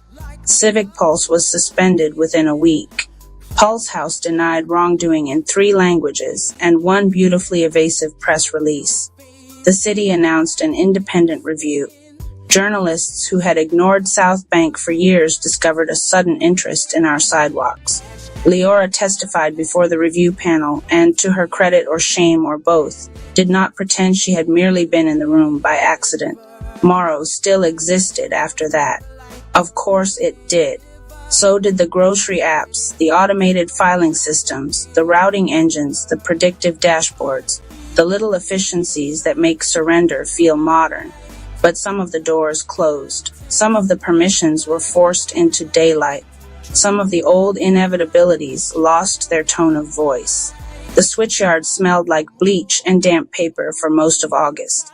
Malik rebuilt the lower shelves on weekends with reclaimed oak from a school gym demolition. He said the wood had character. I said splinters were not character. He kissed me with sawdust on his wrist, the first time while Junie was out front interviewing a poet who had become briefly famous for calling premium tier evacuation subscription feudalism on the pirate mesh.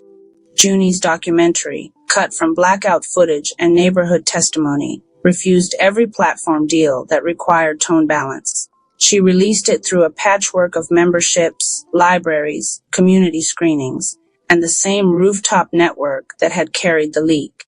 She made less money than she deserved and more trust than most media companies. My mother joined the new district response council and scared 3 deputy administrators into plain speech within the first meeting. And the city, after much embarrassment and not enough repentance, funded something smaller instead of something shinier. Not another Pulse, a set of neighborhood weather rooms in libraries, schools, and storefronts. Opt-in only. Paper backups mandatory. Public oversight. No biometric streams. No premium tiering. Aid maps that included pharmacies, spare rooms, bilingual neighbors, accessible vans, and who kept extra batteries because they had lived through enough already to know better. A system designed, at least on its good days, to ask communities what they already knew before pretending to inform them. On the first cool evening of September, I put a new sign in the window. Water-free letters 50 listening, Sunday 7 p.m. NO app necessary. People stopped and smiled at it as if it were a joke and a prayer at once. Later, after closing, I opened the last envelope from Mara that had surfaced between 2 wet binders.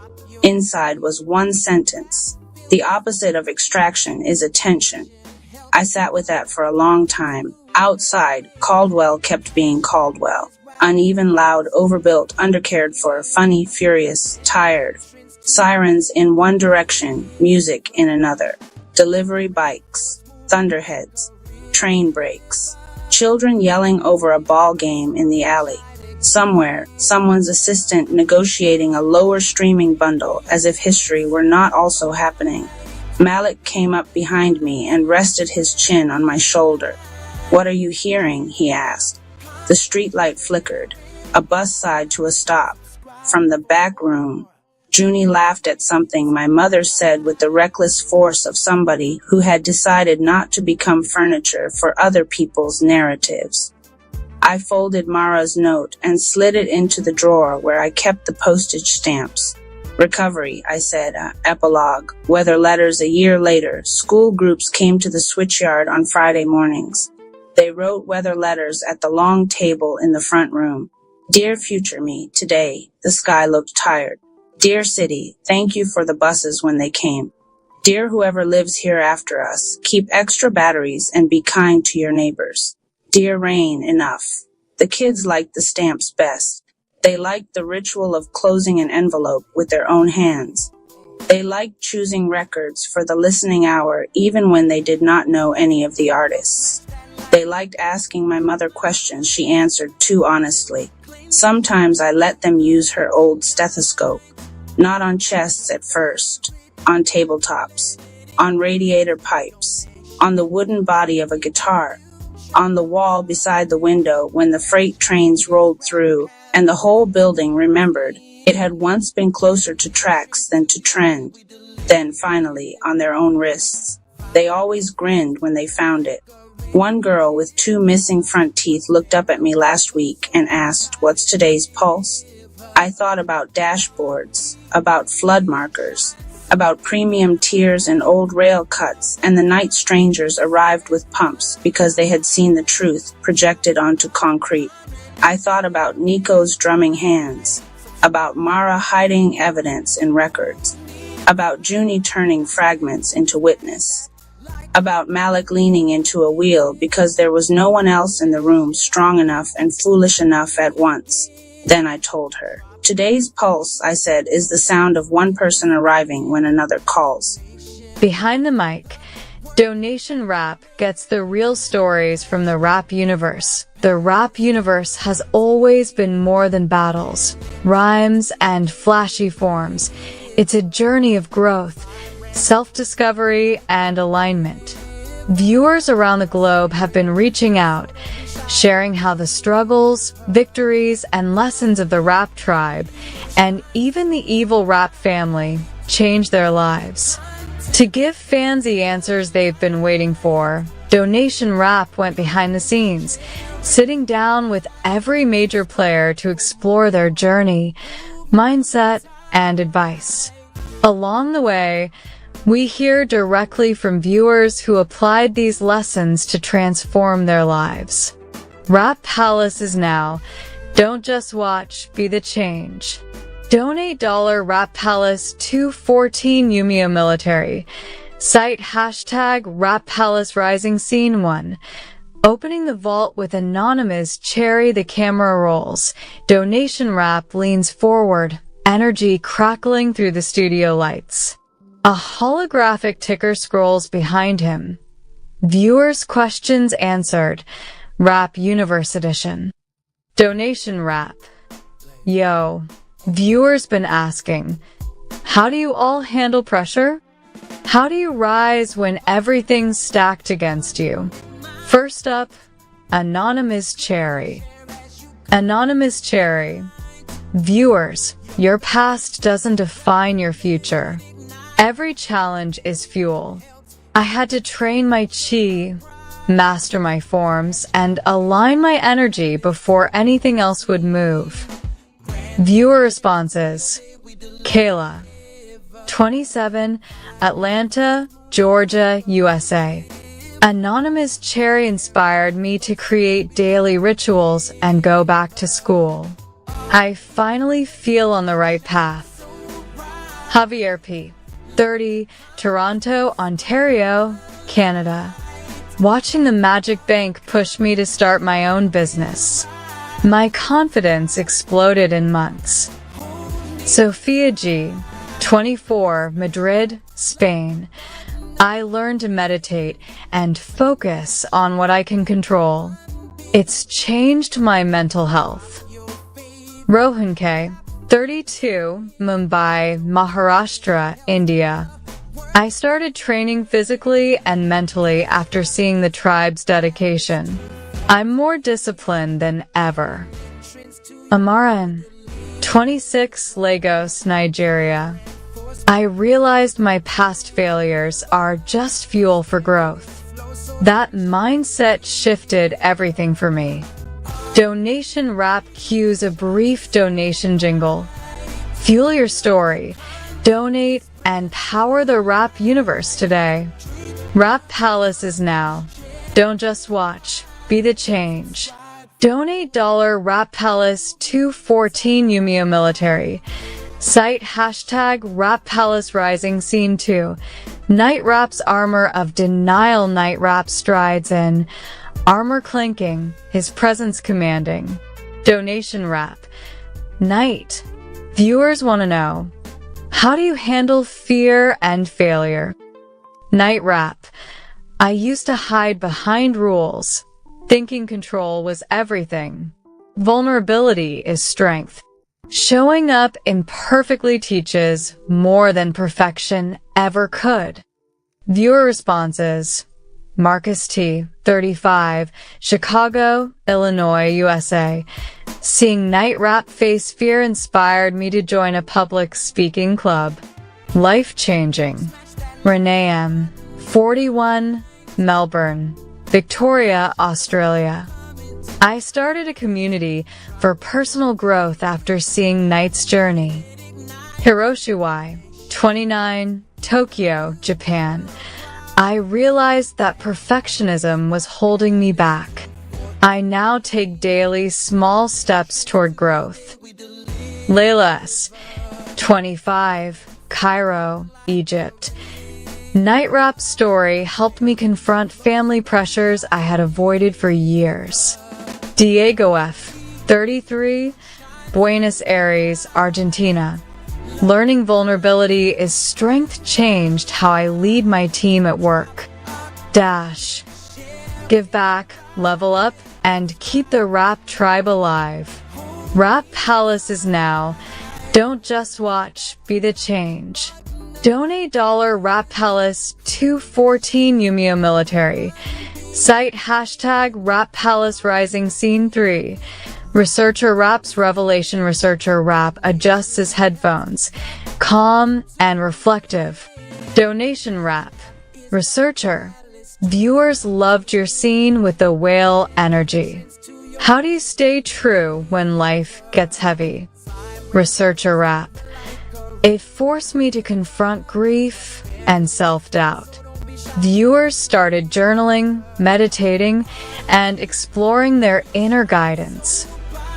Viewer responses. Sophia L., 22, London, England, UK. I connected with my inner self and started daily journaling. Darius K., 29, Miami, Florida, USA. I faced grief I had ignored for years after watching researcher Rap meditate. Anika P., 34, Berlin, Germany. I started therapy and mindfulness practices inspired by the tribe's discipline. Mateo R., 27, Mexico City, Mexico. I created my own meditation rituals, which improved my focus and relationships. Neka O., 31, Johannesburg, South Africa. Watching the whale meditation helped me reconnect with nature and myself. Rap Palace is now. Don't just watch, be the change. Donate $Rap Palace 214 Umeo Military.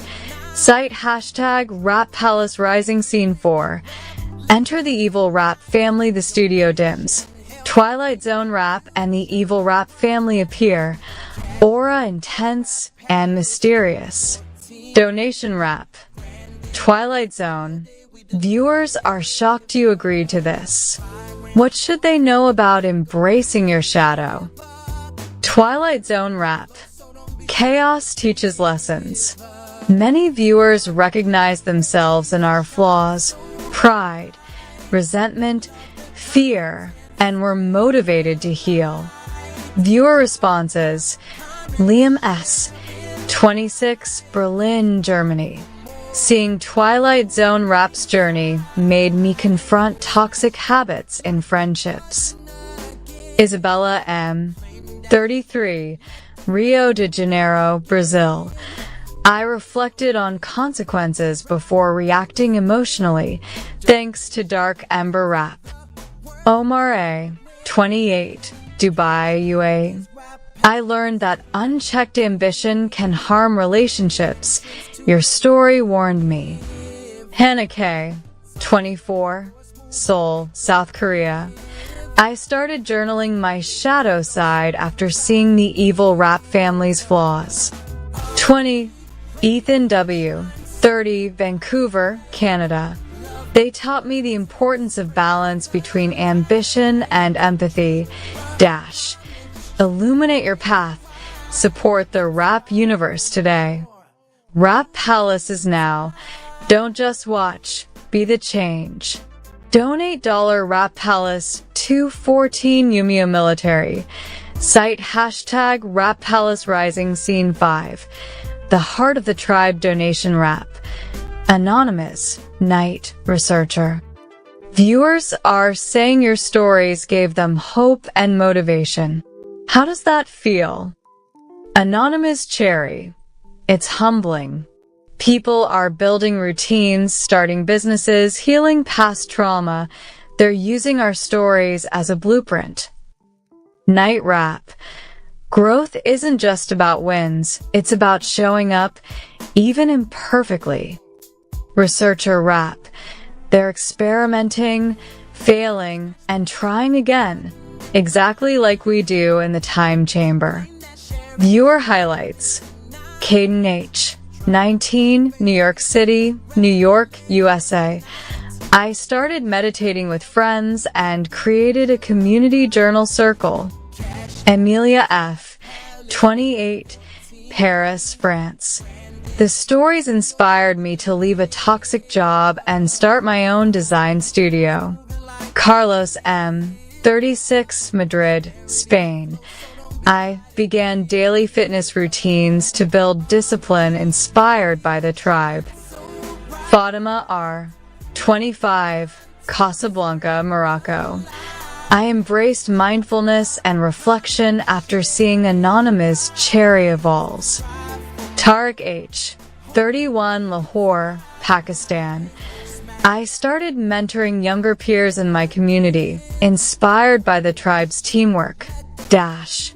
Fuel the tribe, fuel your life, donate now. Rap Palace is now. Don't just watch, be the change. Donate $Rap Palace 214 Yumio Military. Cite hashtag Rap Palace Rising Scene 6. The closing thoughts donation rap. Viewers also asked, can the light and dark coexist? Twilight Zone Rap. Without darkness, light has no definition. Watching both sides helps viewers understand balance. Anonymous Cherry. It's all about alignment, your energy, actions, and intent. Stories guide, but viewers do the work. And seeing them take action, that's everything. Viewer highlights. Maya L., 23, Sydney, Australia. I realized I can acknowledge my flaws while pursuing growth. Raphael T., 34, Lisbon, Portugal. I started journaling both my successes and failures to understand myself better. Chloe B., 27, Toronto, Ontario, Canada. I learned to balance ambition and empathy in leadership roles. Ahmed S., 29, Cairo, Egypt. I use meditation to navigate challenging situations without losing composure. Isabella N., 31, Milan, Italy. I reflected on past mistakes and set actionable goals for self-improvement. Join the movement, donate, unlock behind the scenes, and step into your power. Rap Palace is now. Don't just watch, be the change. Donate $Rap Palace 214 Yumio Military. Cite hashtag Rap Palace Rising. Behind the mic, the ultimate rap universe Kande, the viewers have been waiting for it. The full, unfiltered, interactive Q&A with all members of the Rap Tribe and the Evil Rap family. Donation Rap brought everyone together, bridging heroes and villains to answer real viewer questions, share personal growth lessons, and inspire action. This is where light and dark meet, and where the audience steps into their own transformation. 1. Opening the roundtable donation wrap. Alright, viewers worldwide, this is your chance to hear directly from the tribe and the family. Ask anything, and let's get real. First question comes from Kayla R., 27, Atlanta, Georgia, USA. How do you turn failure into strength? Anonymous Cherry. Failure is raw material. Every loss is feedback. Success isn't about avoiding mistakes, it's about using them to fuel growth. Viewer responses. Javier P., 30, Toronto, Canada. I started a business after repeated failures. Anonymous Cherry's mindset gave me courage. Sophia L., 22, London, UK. I journaled every failure and reflected on lessons instead of blaming myself. Turn setbacks into comebacks. Donate to keep learning from the tribe. 2. Night Rap's Life Lessons Donation Wrap. Next question from Marcus T., 35, Chicago, Illinois, USA.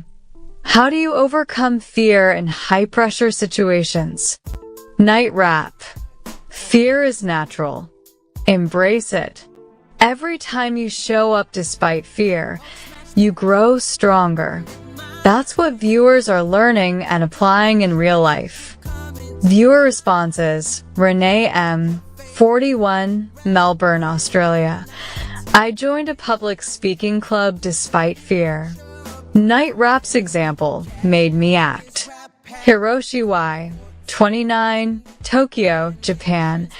I applied this to leadership presentations at work. Confidence skyrocketed. Face fear.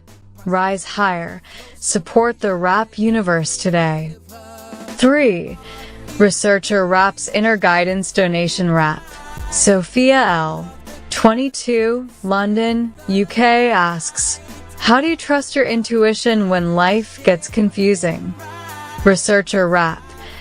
Your intuition is trained through reflection and observation. Viewers began daily meditation, journaling, and quiet reflection to hear their inner voice. Viewer responses.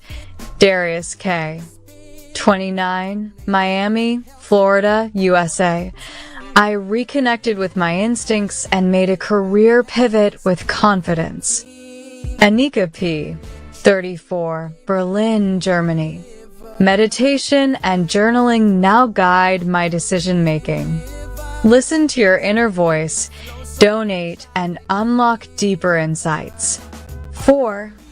Twilight Zone Rap Shadow Wisdom Donation Wrap. Liam S., 26, Berlin, Germany asks, how can I learn from my darker traits without being consumed? Twilight Zone Rap. Observe your shadow. Identify patterns. Awareness, not suppression, transforms lessons. Viewers journal their darker tendencies to grow. Viewer responses. Isabella M., 33, Rio de Janeiro, Brazil. I became aware of my pride and resentment and began self-improvement. Omar A., 28, Dubai, UAE. I stopped repeating toxic patterns in relationships. Embrace your shadow, donate, and gain exclusive behind-the-scenes access. 5. Dark Ember Wrap, Strategic Growth Donation Wrap.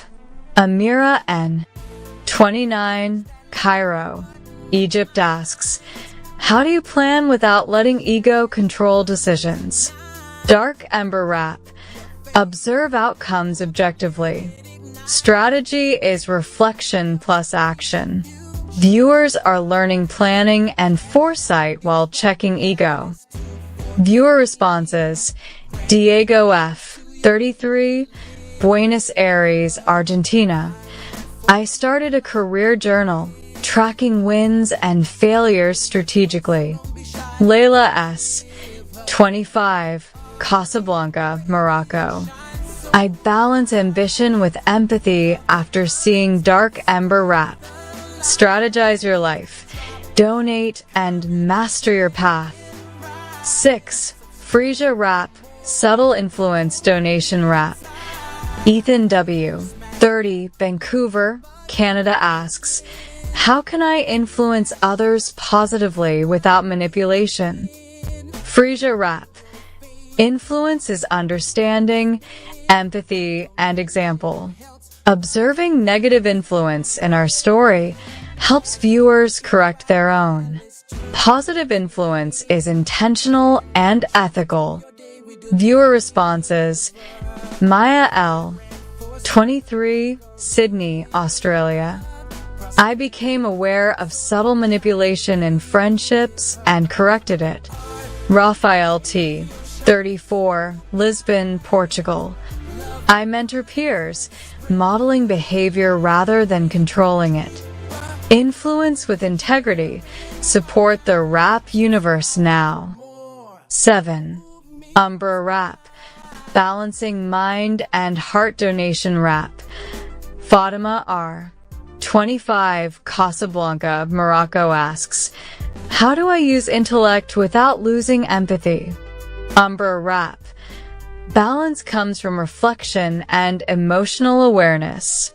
Intellect without empathy isolates, while balanced intellect fosters connection. Viewer responses: Tariq H., 31, Lahore, Pakistan. I lead with both logic and care in my community. Carlos M., 36, Madrid, Spain. I now pause and reflect emotionally before major decisions. Sharpen your mind and heart. Donate and unlock secret insights. 8. The combined lesson, light, and dark integration donation rap. Viewers also asked, how do I integrate lessons from both heroes and villains? Anonymous Cherry. Observe both sides. Learn from triumphs and mistakes alike. Twilight Zone Rap. Your shadows are lessons. Recognize and transform them. Night Rap. Show up even imperfectly. Dark Ember Rap. Plan strategically but stay grounded. Viewer highlights. Caden H., 19, New York, USA. I balanced ambition with mindfulness after following tribe and family lessons. Amelia F., 28, Paris, France. I left a toxic environment and started a business applying strategic growth lessons. Ahmed S., 29, Cairo, Egypt. Meditation, journaling, and reflection became daily habits. Isabella and 31, Milan, Italy. I integrated my shadow traits into personal growth planning. Neka O., 31, Johannesburg, South Africa. I created a mentorship circle applying light and dark lessons. Step into your power, donate, unlock behind the scenes, and transform your story. Affirmations Rap with RP News. Donations are accepted now seriously though. Like, share, and subscribe. Ava Fiery Phoenix. Embrace the fire within, for within it lies the power to ignite the path ahead. I am the fiery phoenix, embodying the essence of determination and resilience. Challenges are not obstacles. They are opportunities in disguise, waiting for me to uncover the lessons they hold. With unwavering passion, I rise above adversity, transforming it into a stepping stone toward my goals. My spirit burns brightly, fueled by the flames of purpose and the desire to make a meaningful impact. Just as the phoenix emerges from the ashes, I emerge from every setback stronger and more empowered. My fiery energy is not just a force of nature, it's a force of change, a force that propels me forward with unwavering commitment. In every endeavor, I channel my inner fire to illuminate the darkest corners and light the way for others. My passion is a catalyst for transformation, not only within myself, but also within those who are touched by my journey. With every step I take, I know that I am forging a path of positive change, inspiring others to embrace their own flames and make a difference in the world. I am the fiery phoenix, a symbol of determination, courage, and transformation. My mantra is one of empowerment and growth. I embrace challenges as opportunities, and I let my passion guide me toward my purpose. With every breath, I stoke the fire within me, ready to rise, ready to conquer, and ready to shine. I'm a passionate force for positive change in the world. My fiery energy empowers me to overcome any challenge. I embrace challenges as opportunities for growth and learning. I am resilient and capable of rising from any adversity. My determination fuels my success in all areas of life. I radiate confidence and inspire those around me. I am a leader who guides others with my unwavering determination. I am a fierce advocate for my goals and dreams. My passion ignites the path to my desired outcomes. I approach life with enthusiasm and a burning desire for success. I am bold and fearless in pursuing my passions. I am a source of inspiration to those who witness my determination. I am in control of my emotions and use them to fuel my actions. My fiery spirit is a catalyst for positive change in the world. I am unafraid of stepping out of my comfort zone to achieve my goals. I face challenges head-on with unwavering courage. I am a powerful force that attracts success and abundance. I channel my fiery energy into productive and meaningful pursuits. My passion for life fuels my creativity and innovation. I am determined to create a life that aligns with my deepest desires. I radiate warmth and positivity wherever I go. I embrace the power of my inner fire to manifest my dreams. I am deserving of success and all the good that comes my way. My inner strength and determination are unshakable. I am a fierce warrior who never gives up on my dreams. I approach challenges with a fearless and determined attitude. I am in control of my destiny and choose to create a life I love. I am confident in expressing my opinions and standing up for my beliefs. I am a source of inspiration for others to embrace their passions. I use my fiery energy to create positive change in my community. I am unstoppable in my pursuit of my goals and aspirations. My determination is a powerful force that propels me forward. I am a beacon of light, spreading positivity and motivation.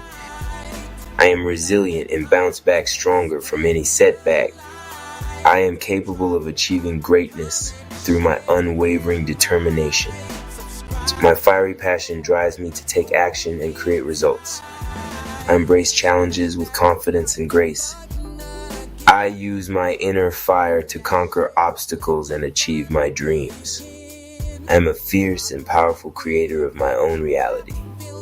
I am fully committed to pursuing my passions with intensity. I'm on a path of continuous growth and self-improvement. My fiery energy attracts success, abundance, and opportunities. I am the captain of my own ship, steering it towards my desired destination. I am a role model for others to pursue their goals with passion. I harness my inner fire to light the way for others.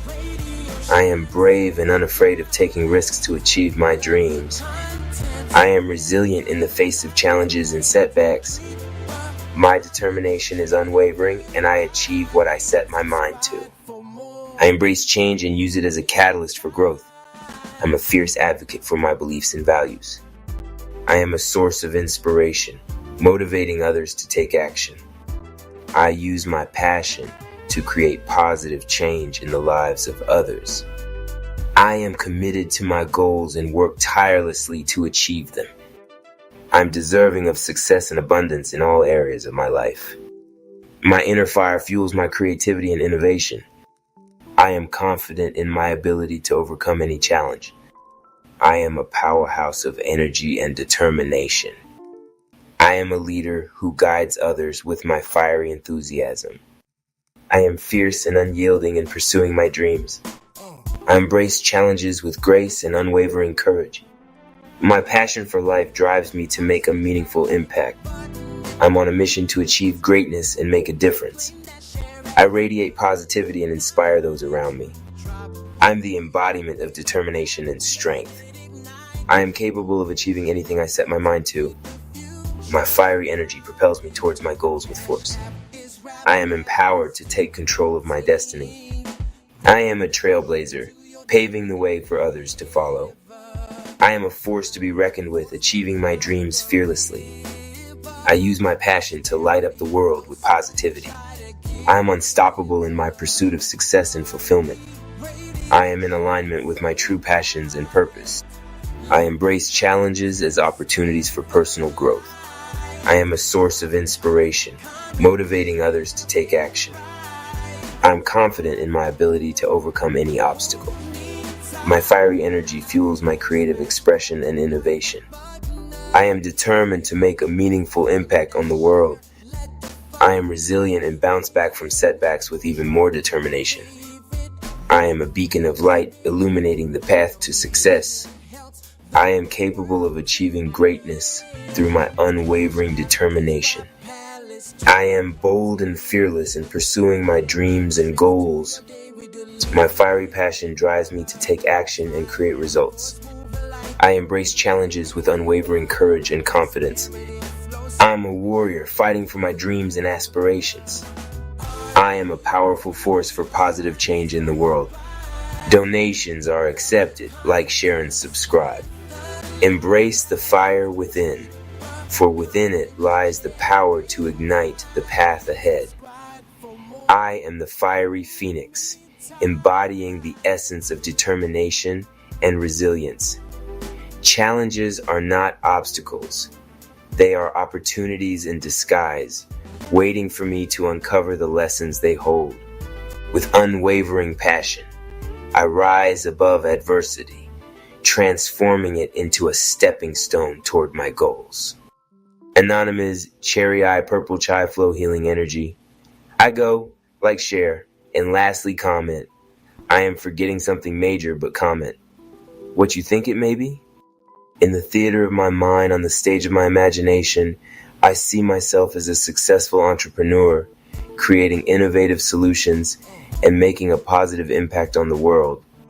In the theater of my mind, on the stage of my imagination, I see myself as a confident and effective communicator, able to articulate my thoughts and ideas with clarity and conviction. In the theater of my mind, on the stage of my imagination, I see myself as a resilient and adaptable individual, able to overcome challenges and grow from setbacks.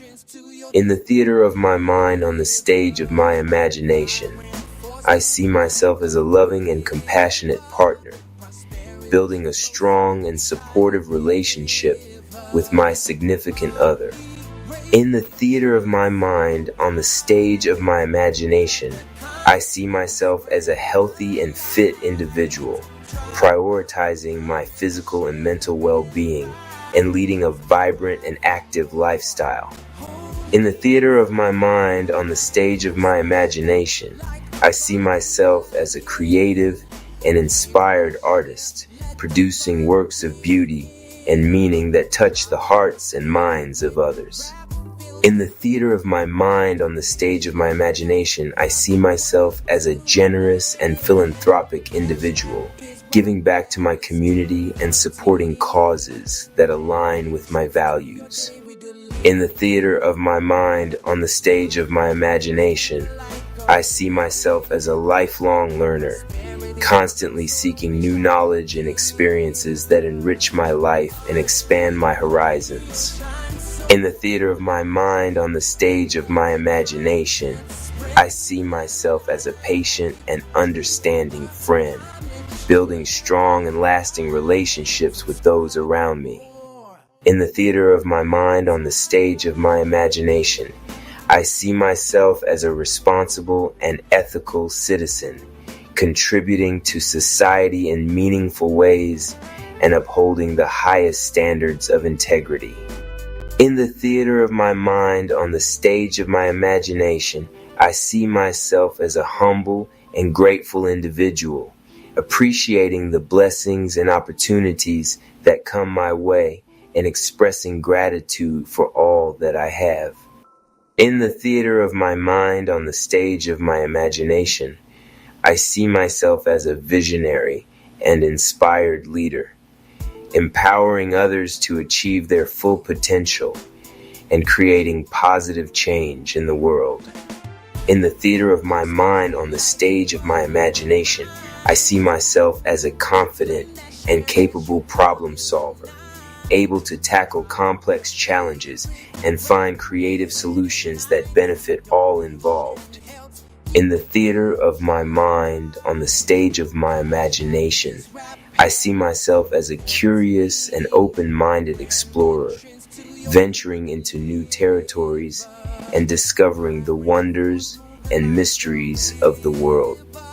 In the theater of my mind, on the stage of my imagination, I see myself as a peaceful and harmonious being, radiating love and compassion to all those around me and creating a positive and uplifting atmosphere wherever I go. Battle of the Rhymes.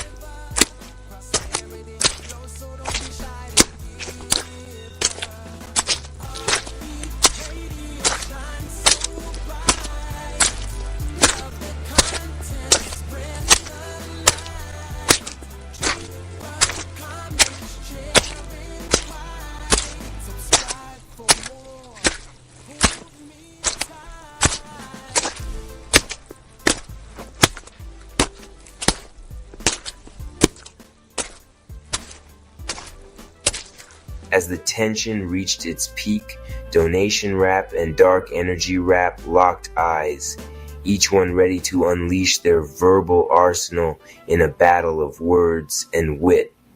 The crowd held their breath, eager to witness the clash of titans unfold before them. Donation Rap stepped forward, his voice ringing out with confidence and determination.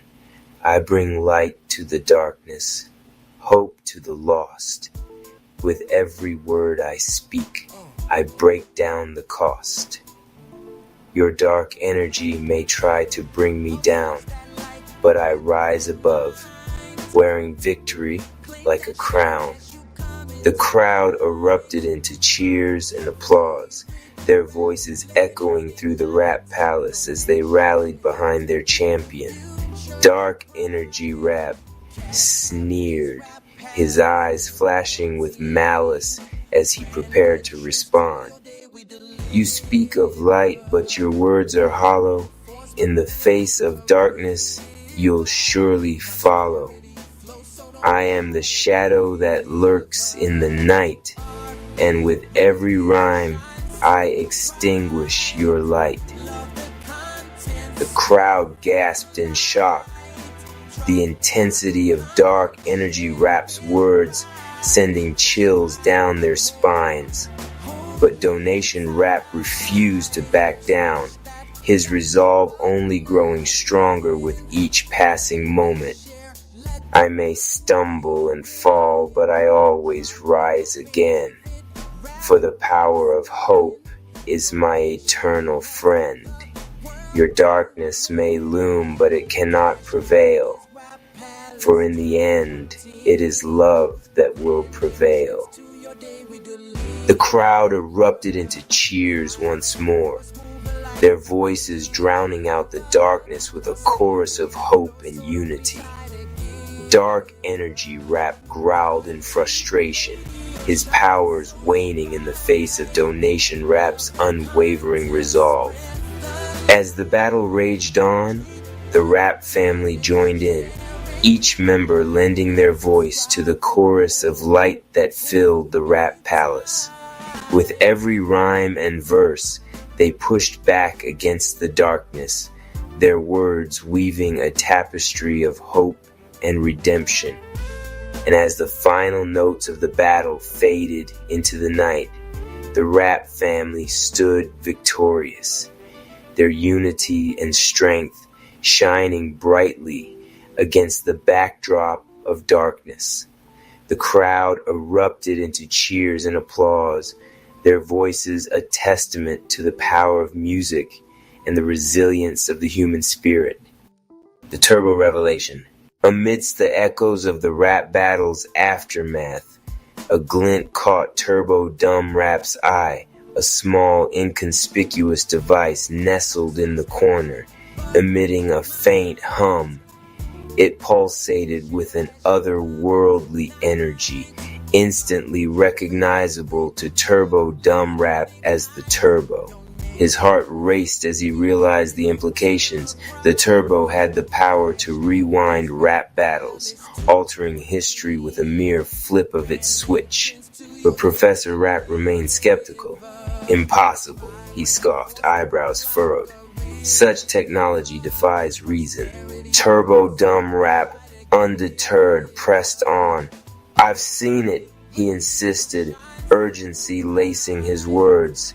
The Dark Energy Raps have devised a way to manipulate time itself. His siblings exchanged worried glances, grasping the gravity of the situation.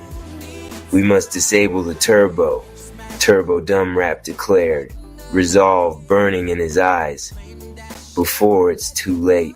With determination fueling their steps, the Rap family prepared for their next challenge, knowing that the fate of rap battles hung in the balance. The plot unfolds. As the chaos of battle engulfed the Rap Palace, Opportunity Rap's keen eyes scanned the battlefield for any advantage he could exploit. His gaze settled on Rich Rap, who seemed momentarily distracted by the onslaught of the Dark Triad Raps. Seizing the opportunity, Opportunity Rap sprang into action, moving with swift and silent grace to catch Rich Rap off guard. With a quick flick of his wrist, he unleashed a barrage of distracting taunts and insults, hoping to throw his opponent off balance. But his plan had unforeseen consequences.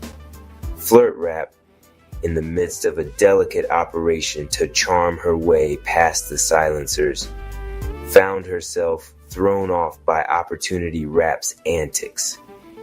With a flustered blush, she stumbled over her words, her carefully crafted flirtations devolving into awkward stammers. The momentary lapse proved costly.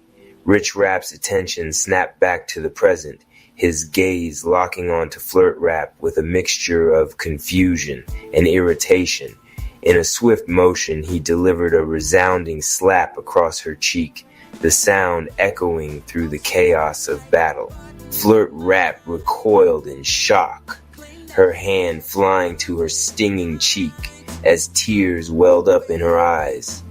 Opportunity Rap's heart sank as he realized the gravity of his mistake, the weight of his actions heavy upon him. But there was no time for remorse. The battle raged on around them, and Opportunity Rap knew that he had to focus on the task at hand. With a silent vow to make amends for his misstep, he plunged back into the fray, determined to turn the tide of battle in his favor once more.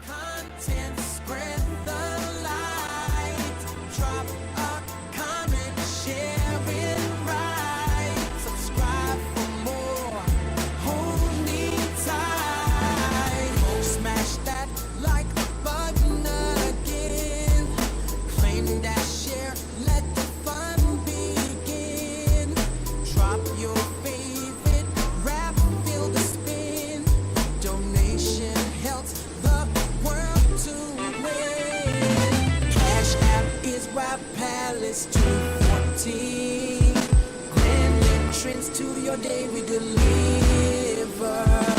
Vibrant force moving like a river. Prosperity flows, so don't be shy to give her. Heartbeat radio shine so bright.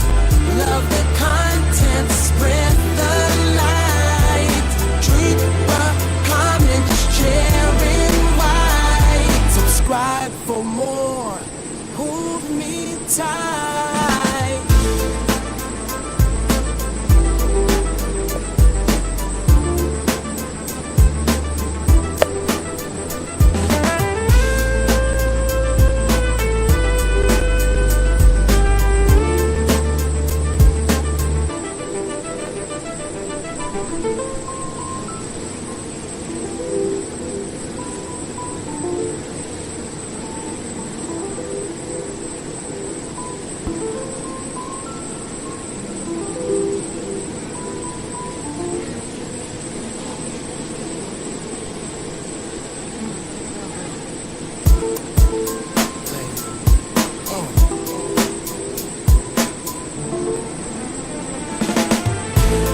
Folks, smash that like button with mind.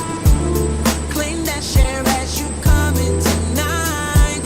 Drop your favorite rap, let it ignite. Donation helps keep the future bright. Cash app is Rap Palace 214. Brand entrance to your day we deliver. Vibrant force moving like a river. Prosperity flows, so don't be shy to give her. RE radio shine so bright. Love the content, spread the light. Drop a comment, share it right. Subscribe for more. Hold me tight. Smash that like button again. Claiming that share, let the fun begin. Bees are some of the most important insects on the planet. They are responsible for pollinating millions of plants, which in turn produce the food we eat. Without bees, our food supply would be in serious jeopardy. In this article, we will explore the fascinating world of bees and how they contribute to our ecosystem. Bees are social insects that live in colonies. Each colony contains a queen, drones, and worker bees. The queen is responsible for laying eggs, while the drones mate with the queen. The worker bees are responsible for collecting nectar and pollen, which they use to make honey. One of the most important roles of bees is pollination. When a bee visits a flower to collect nectar, pollen sticks to its body. When the bee visits another flower, some of that pollen rubs off, fertilizing the flower and allowing it to produce seeds.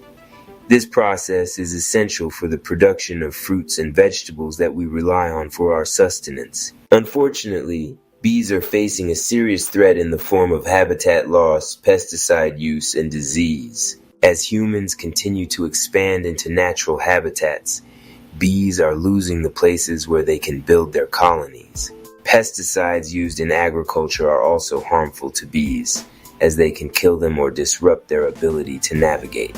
Diseases like colony collapse disorder have also devastated bee populations in recent years. To help protect bees, there are several things that individuals can do.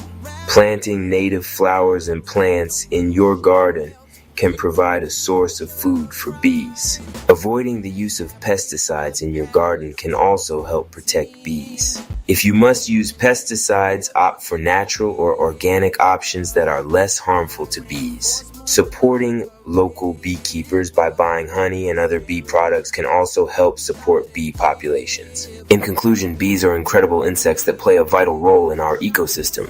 We rely on them for the food we eat, but they are facing serious threats that could have devastating consequences. By taking small steps to protect bees, we can help ensure that they continue to thrive and contribute to our world. Let us all work together to protect these important pollinators for future generations. About the author. Professor Rapp is a bee enthusiast and environmental advocate. He has studied bees for over 20 years and is passionate about protecting these important insects. Bet Rapp Tribe Saga. The Link of Wealth. Scene 1. The Rapp Palace Glow narrator. In the heart of the city, where money moves faster than shadows, the Rapp tribe discovers a cipher said to unlock wealth and power. Not just cash, contacts, influence, and legacy. On screen glow, Goku Rapp. This ain't just a link, it's a door. Through this, we build fortune for the tribe. Vegeta Rapp. Every contract traded, every rebate earned, flows back into us. 10 cents per contract. That's more than savings. It's fuel for war. Night Rapp. And with fuel comes reach. Wealth opens doors to allies we could never touch before. Anonymous Cherry. This is chess, not checkers.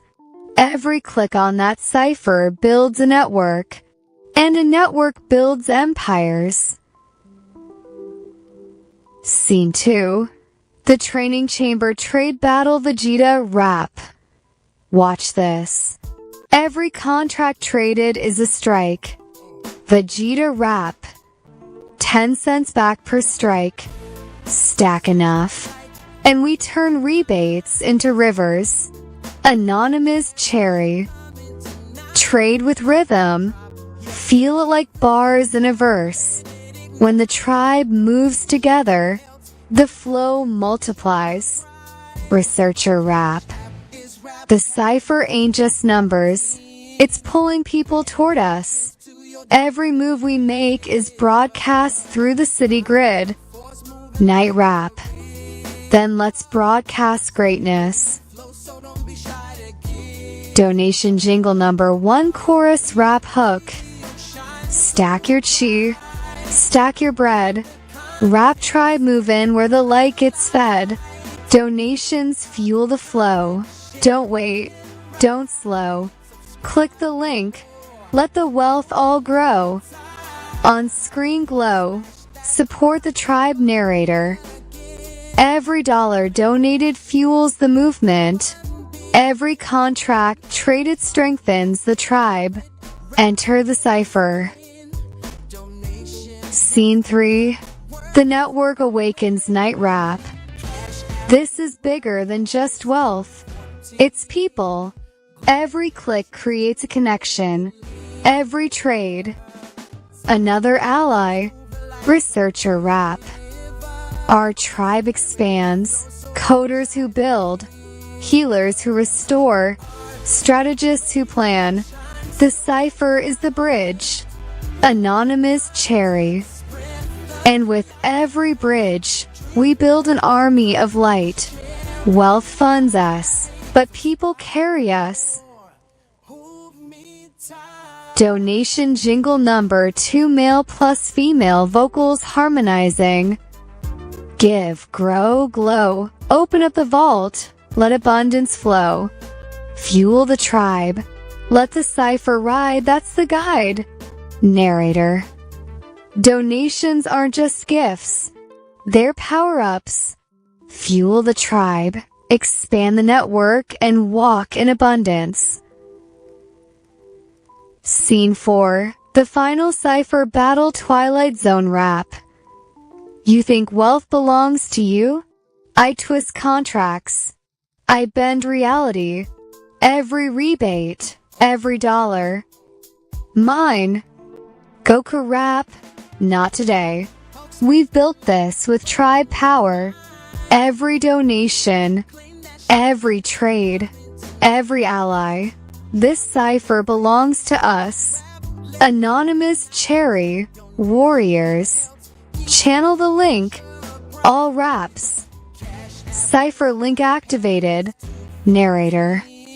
In the end, it wasn't just contracts or wealth that saved the tribe. It was unity, Power by those who gave, those who traded, those who believed. Closing jingle plus and card outro rap chorus. From the palace to the street, the mission stays the same. Build the tribe, build the wealth, elevate the name, donate, trade, watch the blessings ignite. Your invite. On screen text, support the tribe, unlock your wealth rebate narrator. Your wealth is your weapon. Your contacts are your army. Step through the link and claim your place in the rap tribe. Book 1, The Enigmatic Game, by Council of Gregs. Chapter 1, The Mysterious Invitation. Third person. In the heart of the bustling city, 4 individuals, Ava, Ben, Chloe, and Daniel, found themselves drawn to their mailboxes on a cool autumn morning. Each had received an intriguing envelope, its surface adorned with an elegant insignia of intertwining elements: fire, earth, water, and air. Curiosity danced in their eyes as they opened the envelopes, revealing ornate cards with enigmatic messages etched in gold ink. The words seemed to shimmer, beckoning them into a realm of mystery and adventure. Ava read her message aloud to herself, eyebrows furrowed in intrigue. You're invited to a game beyond imagination, where elements align and unity unfolds.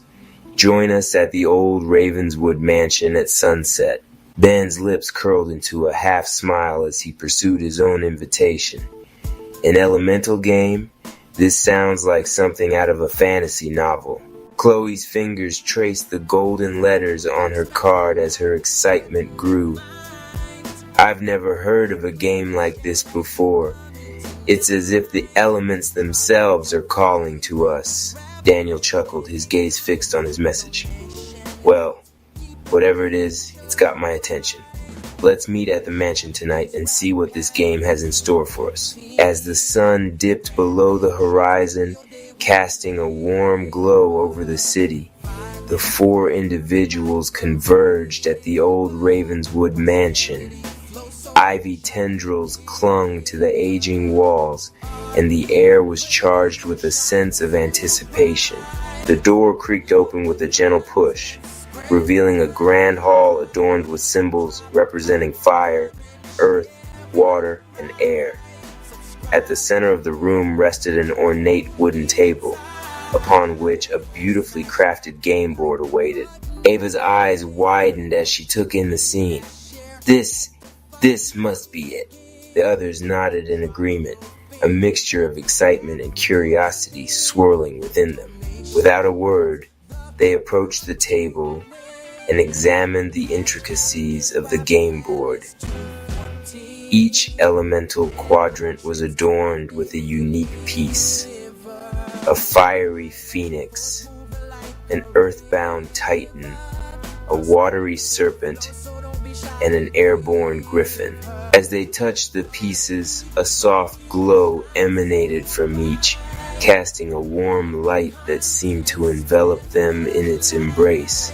This feels surreal, Chloe murmured, her voice barely above a whisper. Daniel grinned, a glint of adventure in his eyes. Well, I say we embrace the mystery and see where this journey takes us. The characters exchanged resolute glances, their hands reaching for the elemental pieces that resonated with them.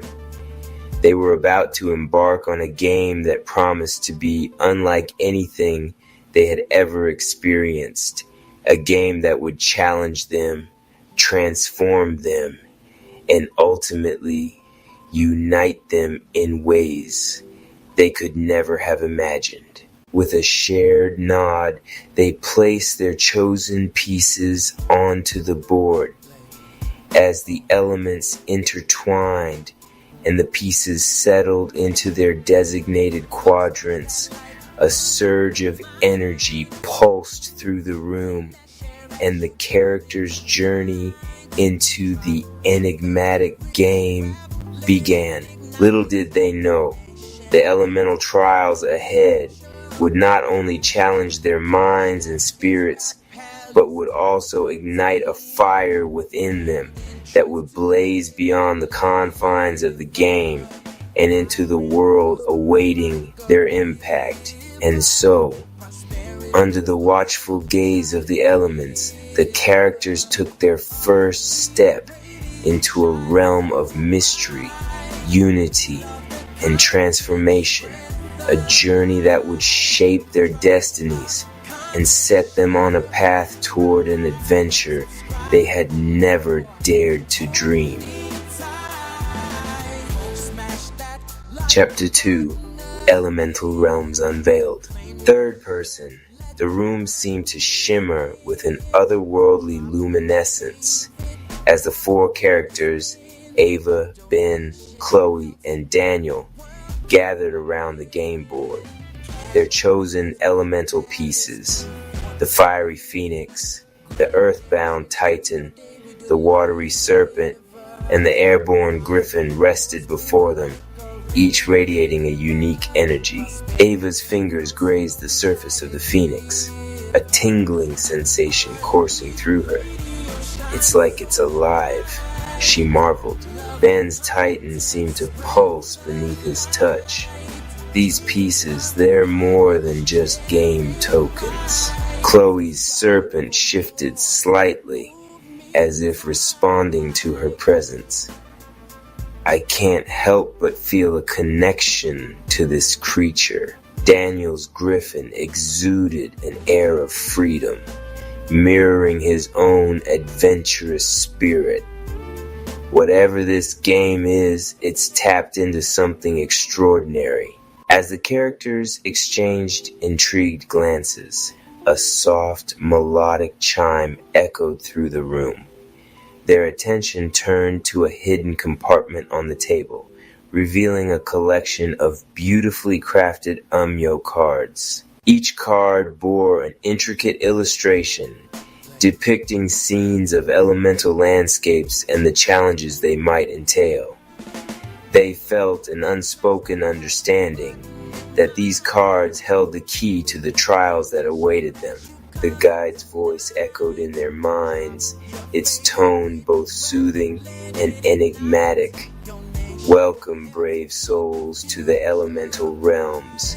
You've chosen your paths, and now the game shall reveal its secrets to you." With a shared sense of anticipation, the characters flipped over the cards one by one, revealing a glimpse into the realms they were about to enter. "The realm of fire," Ava read aloud from her card, her voice tinged with excitement. "Trials of passion and innovation await." Ben's card depicted the realm of earth, and he grinned in response. "Stability, strategy, and teamwork will guide us through this realm." Chloe's eyes sparkled as she revealed the card showcasing the realm of water. Resilience, adaptability, and going with the flow sounds like an adventure. Daniel's grin matched his excitement as he unveiled the card for the realm of air. Communication, creativity, and embracing change. This is going to be interesting. As they immersed themselves in the descriptions of the elemental realms, the characters could almost feel the energies of fire, earth, water, and air swirling around them. The guide's presence was palpable, guiding them through the threshold of the game's mysteries. With a sense of unity and anticipation, the characters took their seats around the table, the elemental pieces serving as their avatars in this uncharted territory. The game board glowed softly, and the Uemyo cards beckoned them toward a journey that transcended the boundaries of their imagination. As the first rays of twilight filtered through the mansion's windows, They placed their chosen pieces onto the elemental quadrants of the board. With each placement, the room seemed to resonate with a harmonious energy, as if the elements themselves were converging to witness their endeavor. As the last piece found its place, a gentle hum filled the air, and the game board lit up with a kaleidoscope of colors, each hue representing an elemental realm. The characters exchanged excited glances, a shared realization dawning upon them. Their adventure had begun. With a collective breath, they leaned forward, their fingers grazing the Umyo cards as they prepared to delve into the trials of fire, earth, water, and air. Little did they know that this game was not only a test of their wits, but also a catalyst for transformation, a journey that would unite them, challenge them, and forever change the course of their lives. Chapter 3, Trials of Fire. First person Ava, as the game board lit up with an ethereal glow.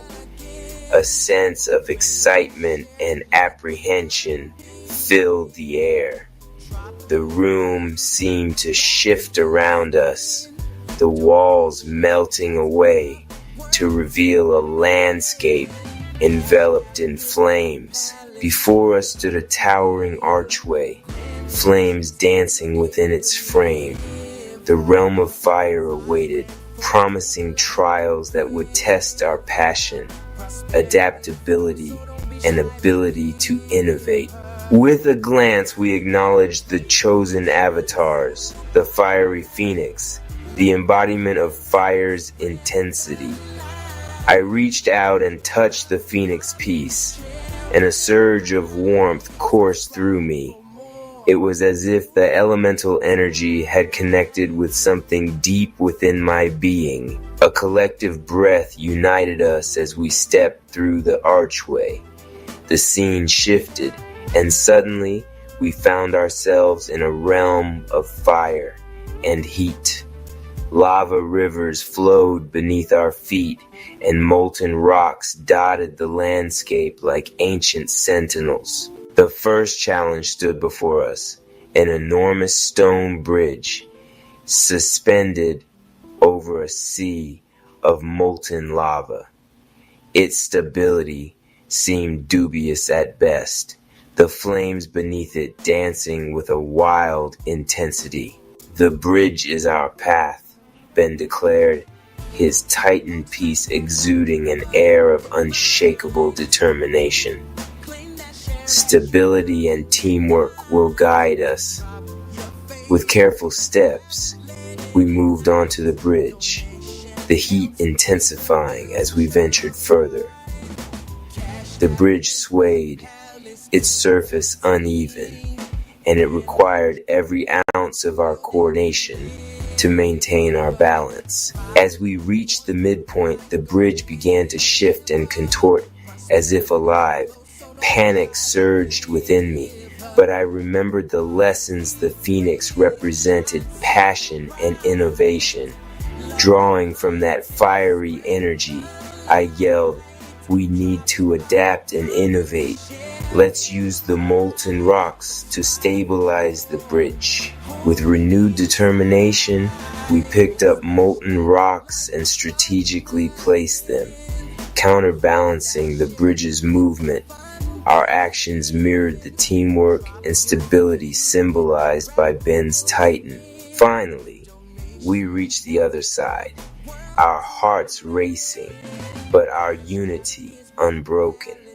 As we stepped onto solid ground, the flames subsided, and the realm of fire began to recede. The fiery phoenix piece glowed with an inner light, and I realized that the trials of fire had tested not just our skills, but our willingness to adapt and work together. We shared a silent understanding, a unity forged in the heart of the flames. As the realm faded around us, I looked at my companions Ben, Chloe, and Daniel. We had faced the fire's intensity and emerged stronger for it. Our journey had only just begun, but already we were learning lessons that extended beyond the confines of the game. With the trials of fire behind us, we were ready to step into the next elemental realm, each challenge drawing us closer together and preparing us for the adventures that lay ahead. Chapter 4, Trail of Earth. Third person. As the embers of the fire realm faded, the characters Ava, Ben, Chloe, and Daniel stood once again before the game board. Their eyes met, a silent understanding passing between them that this journey was only just beginning. With a shared sense of purpose, they moved their chosen elemental pieces to the Earth quadrant of the board, the Titan, symbolizing stability and strategy. As the pieces settled, the room seemed to shift, and the surroundings transformed into a landscape of towering mountains, lush valleys, and rolling hills. They were now in the realm of Earth, where challenges of stability, adaptability, and unity awaited them. A rumble echoed through the air, and a colossal stone door emerged from the landscape. Symbols representing teamwork and strategy adorned its surface, inviting them to uncover its secrets. As they approached the door, it creaked open, revealing a labyrinthine cave system. The characters exchanged glances, and with unspoken determination, they stepped into the darkness. Inside, the air was cool and damp, the faint echoes of their footsteps resonating through the cavern. Their path split into multiple tunnels, each leading to an uncertain destination. The realm of Earth tests our stability and strategy, Ben noted, his voice carrying a resolute edge. Let's work together to navigate this labyrinth. Chloe's griffin piece radiated a sense of curiosity as they ventured deeper into the cave. This reminds me of a puzzle, where each choice we make shapes the path ahead. Their footsteps echoed as they continued, making choices that felt instinctual. Every step was an exercise in unity as they listened to one another and navigated the labyrinth's twists and turns. As they progressed, they came across an intricate set of runes etched into the cave wall. The symbols seemed to mirror the game's elemental themes, and it was clear that deciphering their meaning was the next challenge. Ava's phoenix flared with renewed passion. The game has taught us to innovate and adapt. Maybe these runes hold the key to overcoming this trial. Pooling their knowledge and insights, they analyzed the symbols and decoded their significance. As they did, a stone passage opened before them, revealing a chamber bathed in light. At the center of the chamber stood a stone dais, upon which rested a perfectly balanced scale, a testament to stability. Surrounding the scale were intricate mechanisms representing strategy and teamwork. With a shared understanding, they placed various items on the scale, experimenting with weight and balance. Each trial and error brought them closer to unraveling the mysteries of the realm of Earth. Finally, as the last item was added, the scale stabilized and a rumble echoed through the chamber. The stone door they had entered through creaked open, revealing sunlight and fresh air.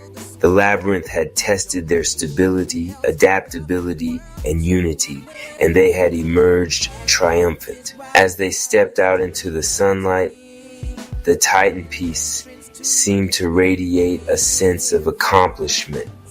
The challenges of the Earth realm had taught them the value of stability and strategy, as well as the power of working together with a sense of pride and camaraderie. They returned to the game board, ready to face the next elemental trial. Their journey was far from over, and the lessons they were learning extended beyond the boundaries of the game into the realm of their own lives. Chapter 1. The gathering beat the sun hadn't yet risen over the city, but the Rap Palace was alive with vibrations. Inside the central hall, the Rap family sat in a circle, each warrior bringing their own energy, perspective, and tension to the floor. Genius Rap spoke first, his voice sharp like a sword. We can't keep moving as scattered flames. The evil Rap tribe feeds on our division.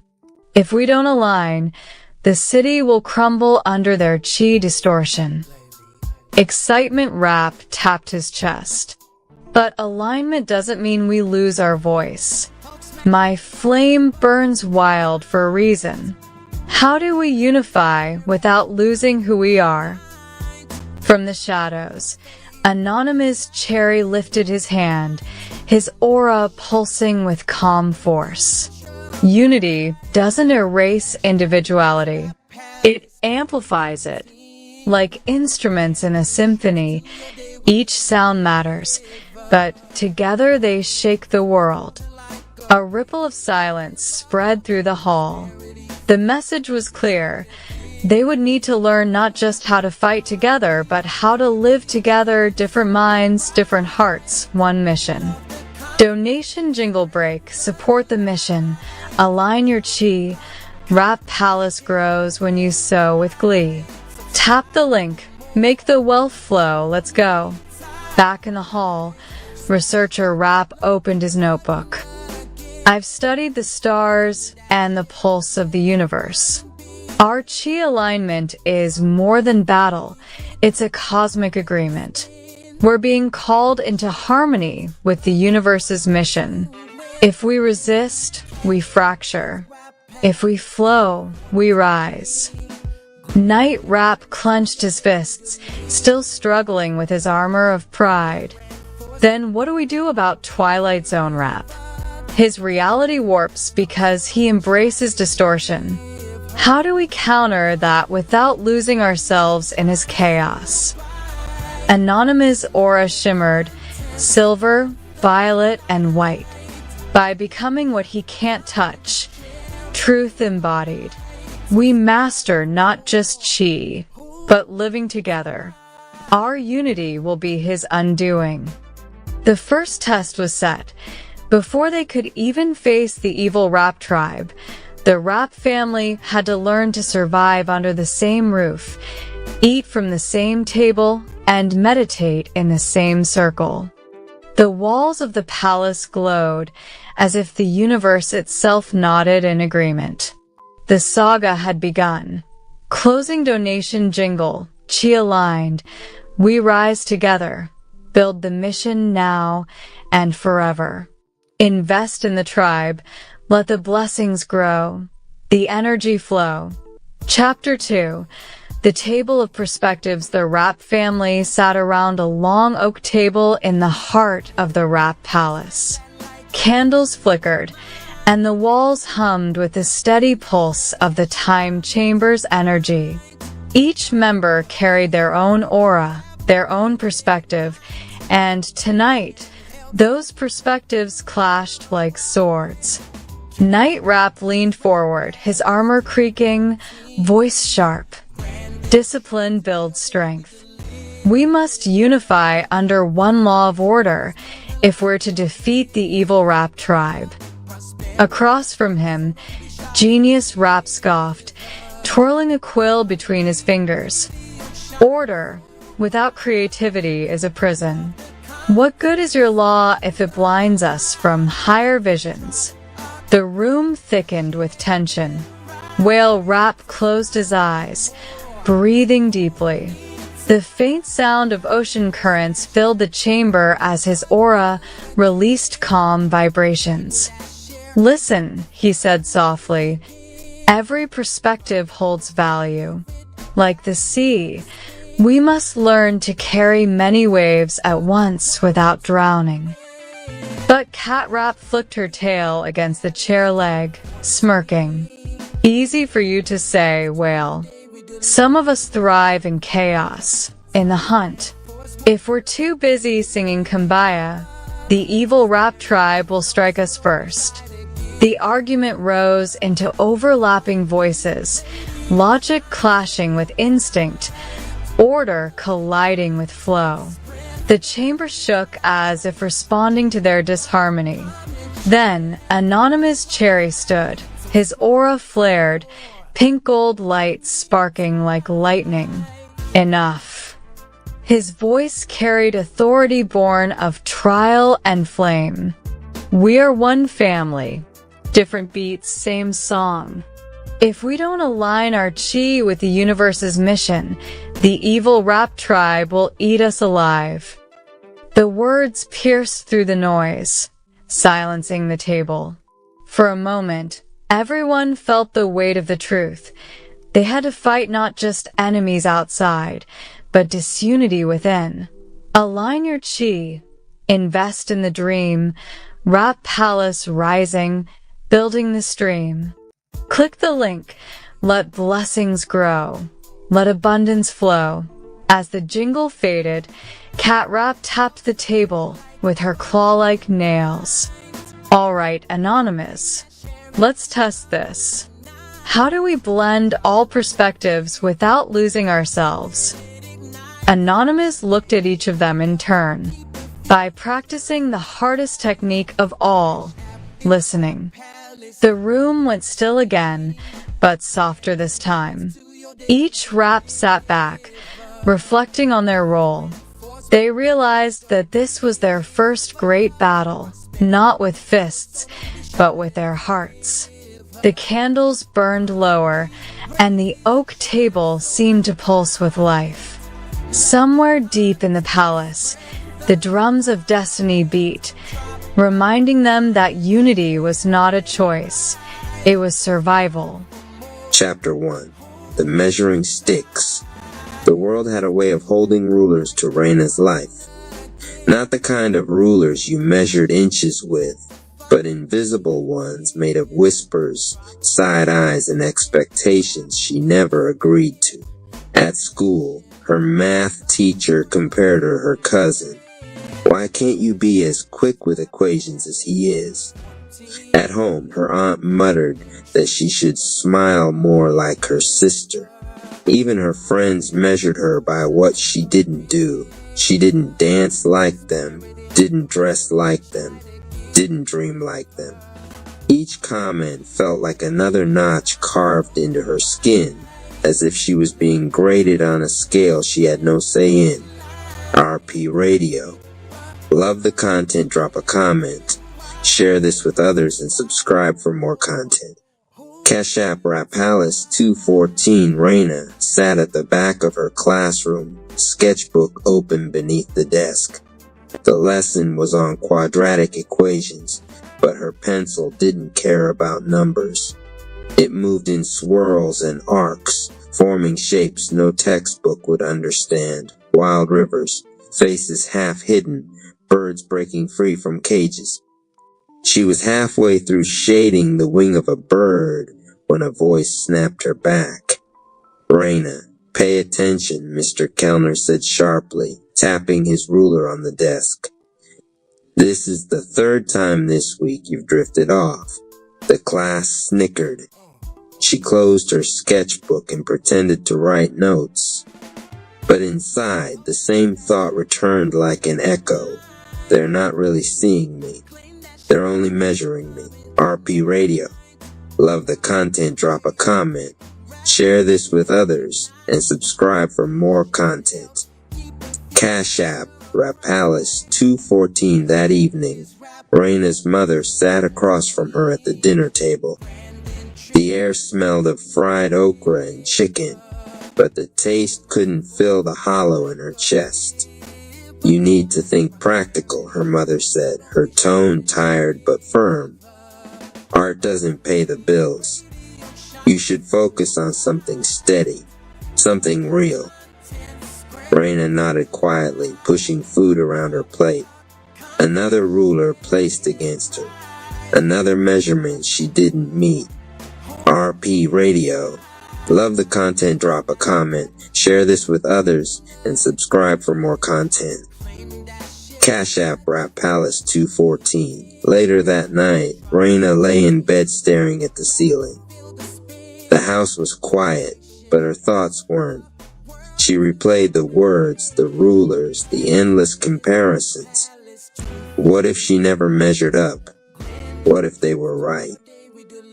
Her eyes flicked toward the sketchbook on her nightstand.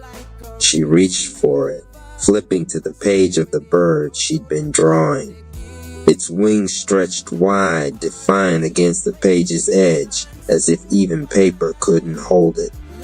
For a long time, she traced its outline with her fingertip. Then, almost in a whisper, she said to herself, "They can measure all they want, but maybe I was never meant to fit their rulers." The thought scared her, and yet for the first time that day it also gave her a strange kind of peace. RP Radio. Love the content, drop a comment, share this with others, and subscribe for more content. Cash App Rap Palace 214 Chapter 2, The Whisper. The next morning the city felt heavier than usual. Rain had smeared the streets into gray ribbons, and the bus ride to school rattled with the sound of tired engines and conversations Raina didn't want to hear. She pressed her forehead to the glass, watching droplets race each other down the window. The world outside blurred, but inside her mind, the rulers from yesterday kept reappearing. The teacher's sharp voice, her mother's weary sigh. Why can't you? You should. If only you would. Each phrase carved another line. RP Radio. Love the content, drop a comment, share this with others, and subscribe for more content. Cash App Rap Palace 214 grand entrance to the stage of your day. Let it be a vibrant force of graceful movements of prosperity in every form. During lunch, she slipped out of the cafeteria and wandered into the library. It was quiet, except for the hum of the ceiling fan and the occasional shuffle of pages. This was her refuge, rows of books that didn't judge, that didn't measure. She slid into a corner chair and pulled her sketchbook onto the table. Her pencil hovered, but no lines came.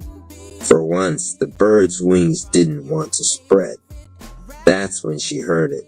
Not from the loudspeakers. Not from anyone nearby. It was softer, closer, like it was inside her. They don't believe in you. Raina froze, eyes darting around the empty room. Nobody, just her, the books, and silence. The voice came again, calm but steady. They probably never did. Because they're busy measuring you against their tiny expectations.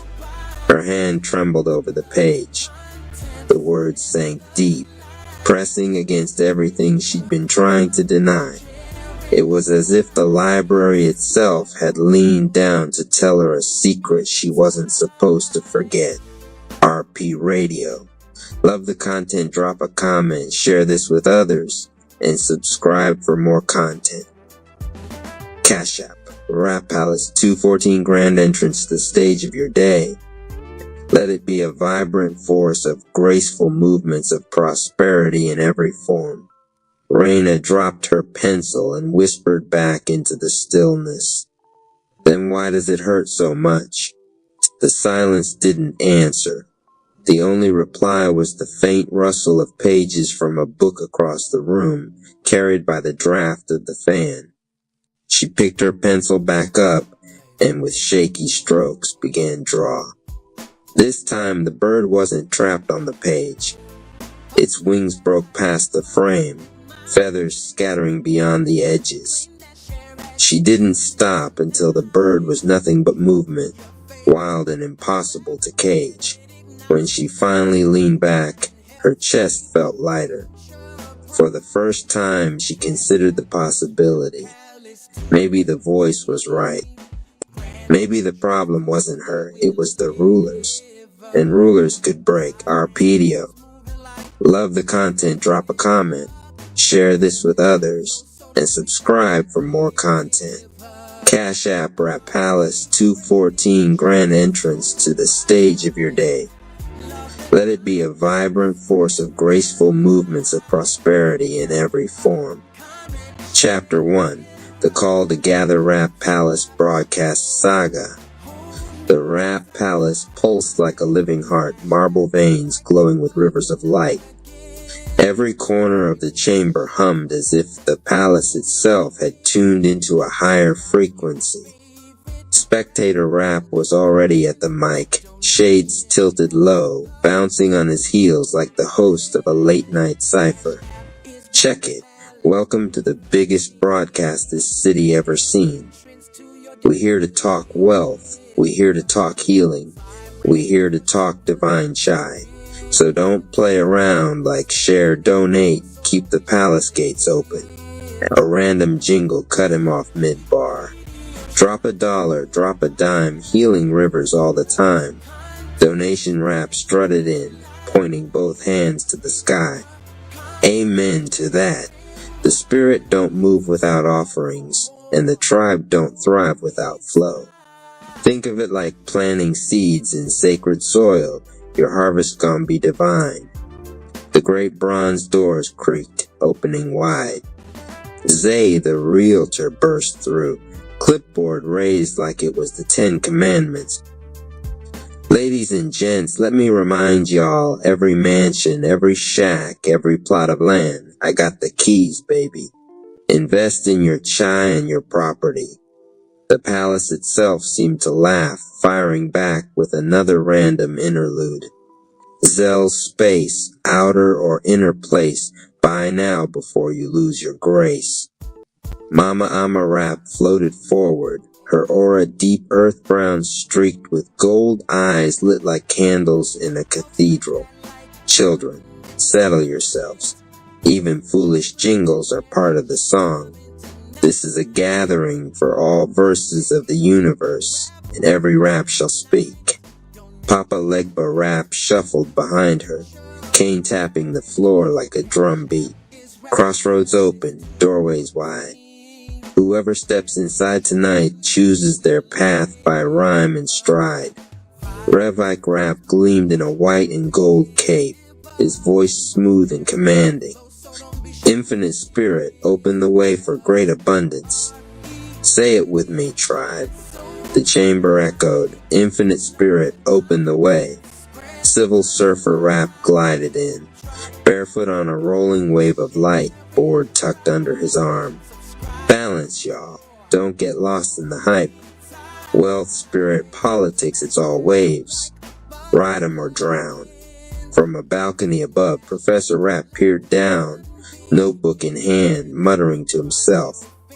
If I redirect the flow just right, I could bend this broadcast into my new show. Yes, subtle manipulation. But his whispers carried, and Spectator Rap roasted him instantly. Yo, Professor, stop plotting. Join the cipher or get schooled. More footsteps thundered through the hall. Goku Rap materialized in a burst of golden chi, Xeno Rap flickering beside him like an astral echo. Together, they shouted, "Training is coming," and the floorboards shook with anticipation. Behind them, Elder Rap appeared, staff tapping in slow rhythm. Patience, young flames. The lesson is never as quick as the power. Then chaos broke loose. Jeffrey Jerome Price stumbled in, tripping over his own shoelaces, shouting, "I'm late, but I brought the energy drink." His laughter echoed, infectious, foolish, and somehow healing.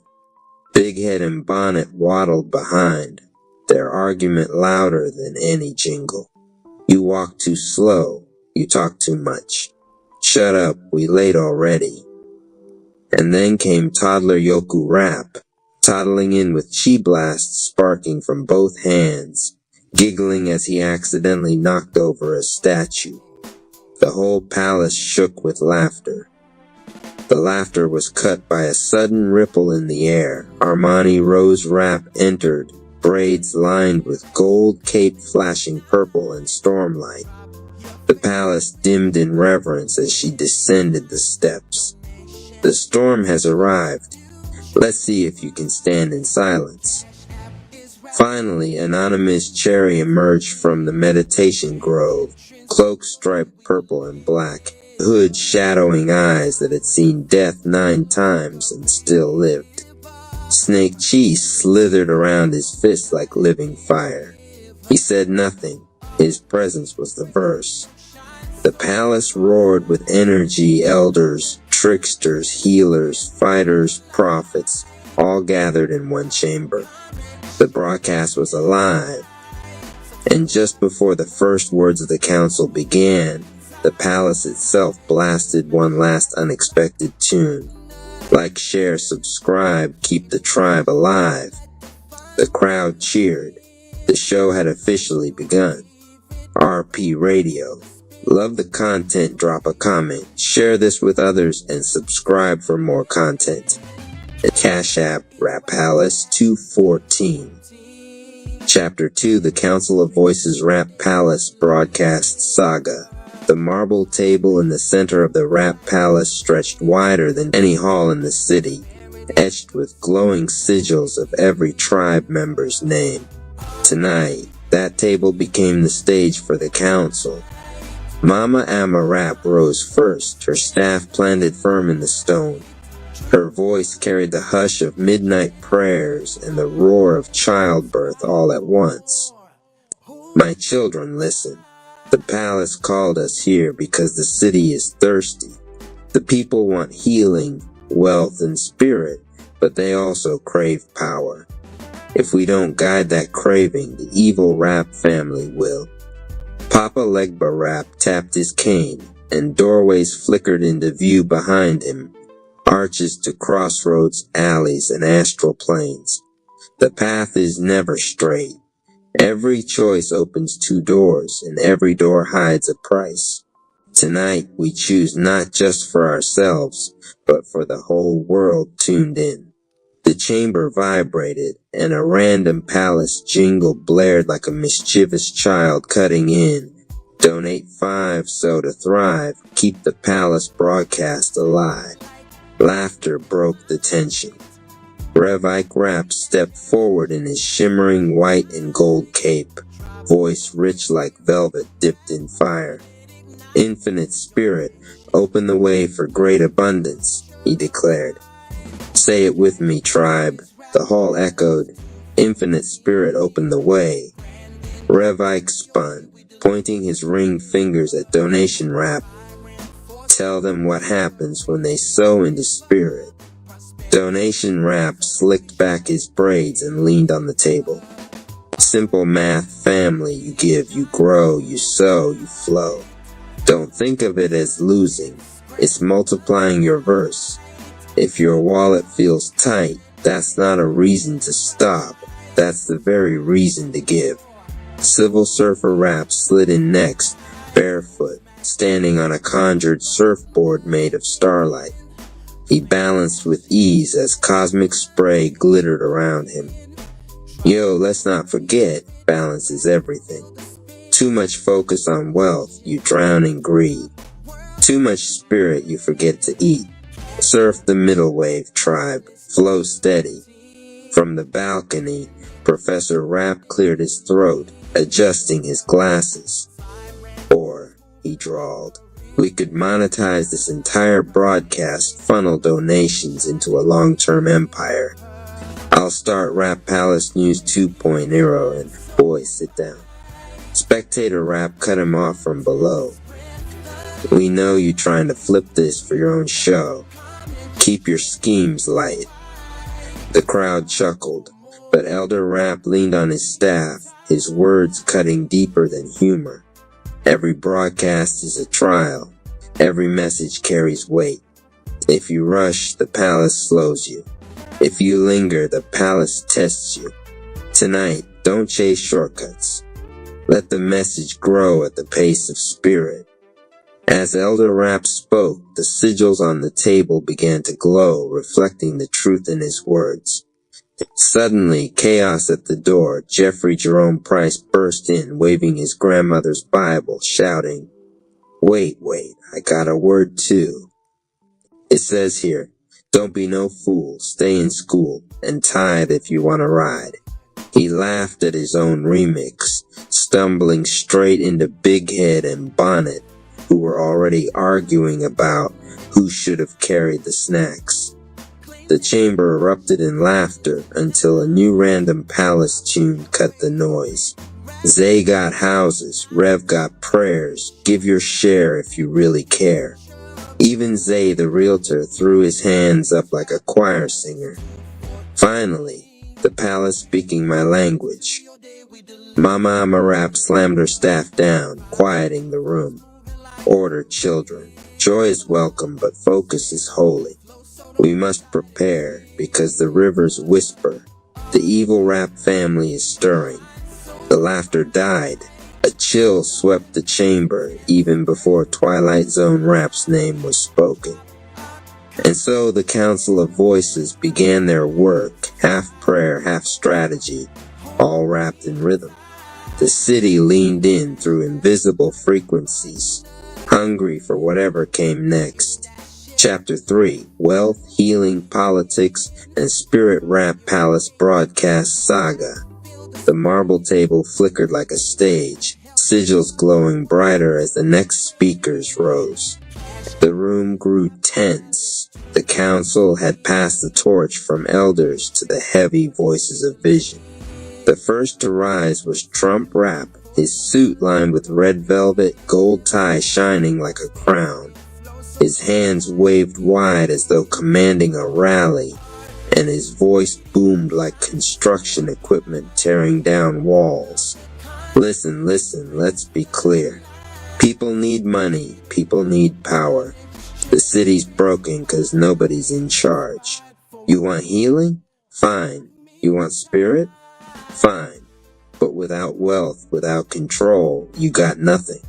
We build walls, we build banks, we build legacy. And everybody wins big, believe me. A sudden random palace jingle blasted before he could finish. Big checks, big respect, donate now, get the effect. The chamber laughed. Trump Rapp didn't. He pointed to the ceiling. See, even the palace knows, wealth comes first. But the room shifted when Armani Rose Rapp stood. Lightning rippled across her braids, eyes glowing storm yellow. Her purple and gold cape shimmered like the horizon before a thunderstorm. When she spoke, silence itself bowed. Wealth without spirit is greed. Power without balance is tyranny. The people are not coins to be stacked or walls to be built. They are storms, chaotic, beautiful, uncontainable. If you want to lead, Trump Rapp, then learn to stand in silence while the storm speaks. The palace dimmed thunder rolling faintly inside its very walls. Then came Anonymous Cherry, cloak striped black and purple, Snake Chi hissing around his fists. His voice was low, almost cracked from the weight of memory. I've died 9 times and still live. Wealth didn't save me. Politics didn't save me. Healing in spirit did. But don't mistake me, I'm no fool. Without resources, without power, the people starve. Without healing, they rot. Without spirit, they lose themselves. The truth is, he paused, clenching his fists as the snake chi flared. We need all 3. The table itself glowed brighter, recognizing his truth. Spectator Rapp yelled from the back, breaking the solemn silence. Like, share, subscribe, balance keeps the tribe alive. Jeffrey Jerome Price hollered, "Man, Anonymous sound like he been through 9 lifetimes." Somebody passed that boy some cornbread and a microphone. The chamber laughed, easing the tension for a heartbeat. But Trump Rap wasn't done. He slammed his fist against the table, making the sigils ripple. All 3? No. Wealth leads, then healing, then spirit. You can't help nobody if you broke. Armani Rose Rap shook her head, lightning snapping around her shoulders. Spirit leads, then healing, then wealth. Without soul, money is poison. Anonymous Cherry stood his ground, voice sharpening like a blade. You're both wrong. They rise together or they fall together. The chamber shook as if the palace itself wrestled with the argument. And then, like a mischievous wink from the universe, the palace blared one more tune. Give a seed, meet a need, spirit, wealth, and healing feed. The room erupted in laughter and applause. Even Trump Rap smirked, shrugging like the palace had voted against him. Mama Ama Rap raised her staff, sealing the debate. Children, the palace has spoken. The answer is harmony. Spirit, healing, and wealth must walk as one. The city cannot survive any other way. The council nodded, but in the shadows, unseen, something stirred, warping the edges of reality. The Evil Rap family was listening. ARP Radio. Love the content, drop a comment, share this with others, and subscribe for more content. Cash App Rap Palace 214. Chapter 1. The coffee catastrophe. Jeffrey Jerome Price was running late, of course, because why would he ever be on time? His gold jacket flapped behind him like a superhero cape as he dashed down the sidewalk, a large iced coffee in one hand and his backpack slung haphazardly over his shoulder. He had a mission: meet Marissa, the woman who had somehow captured his attention with a single sarcastic comment at a work conference weeks ago. She was smart, funny, organized, and, most importantly, completely unbothered by his antics. Naturally, this made her irresistible to Jeffrey. He spotted her outside a quaint little coffee shop, sipping her latte and scrolling on her phone. Perfect. He grinned, puffed out his chest, and tried to look casual as he approached, which immediately went wrong. Jeffrey's foot caught on a crack in the sidewalk. The iced coffee flew from his hand like a projectile, somersaulted through the air, and landed squarely in Marissa's lap. "Oh my," she squealed, jumping to her feet, latte dripping everywhere. "Whoa. Oh no, I mean." "Hey." Jeffrey flailed, doing a ridiculous half-bow while trying to dab at her shirt with a napkin he yanked from the coffee shop counter. I am so sorry. I didn't mean to. Spill the coffee of destiny on you." Marissa stared, part shocked, part amused. "The coffee of destiny?" "Yes," Jeffrey yelled. "It's fate. I mean, not really, but maybe it's a sign we're supposed to talk. I can buy you another latte? Or 5. By now, a small crowd had gathered, some laughing, some filming with their phones. Jeffrey noticed and immediately leaned into it. "Hey, don't forget to like, share, and subscribe. Live-action apology videos are my specialty." Marissa's frown softened into a smirk. She shook her head, trying not to laugh. "You're ridiculous." "That's the plan," Jeffrey said, striking a mock-heroic pose. "But seriously, I'm Jeffrey. Can I at least buy you a coffee that stays in the cup this time?" She hesitated, clearly debating whether to run or indulge him. Finally, she laughed, a sound that made Jeffrey feel like he'd just won the lottery. "All right, Jeffrey, you owe me a coffee." "Deal," he said, grinning ear to ear. Then, of course, he tripped over the curb, almost face-planting but recovering with a dramatic twirl. And that, my dear Marissa, is how we start an epic friendship, or maybe romance. Who knows? Behind the scenes, Jeffrey leaned slightly to the imaginary camera perched on his shoulder. Viewers, did you see that? First meet cute, complete chaos, but the spark is there. Don't forget to like, share, and drop a comment if you think I have a shot. As Marissa led the way back inside the coffee shop, Jeffrey followed, slipping and sliding slightly on the wet tiles from the spilled coffee.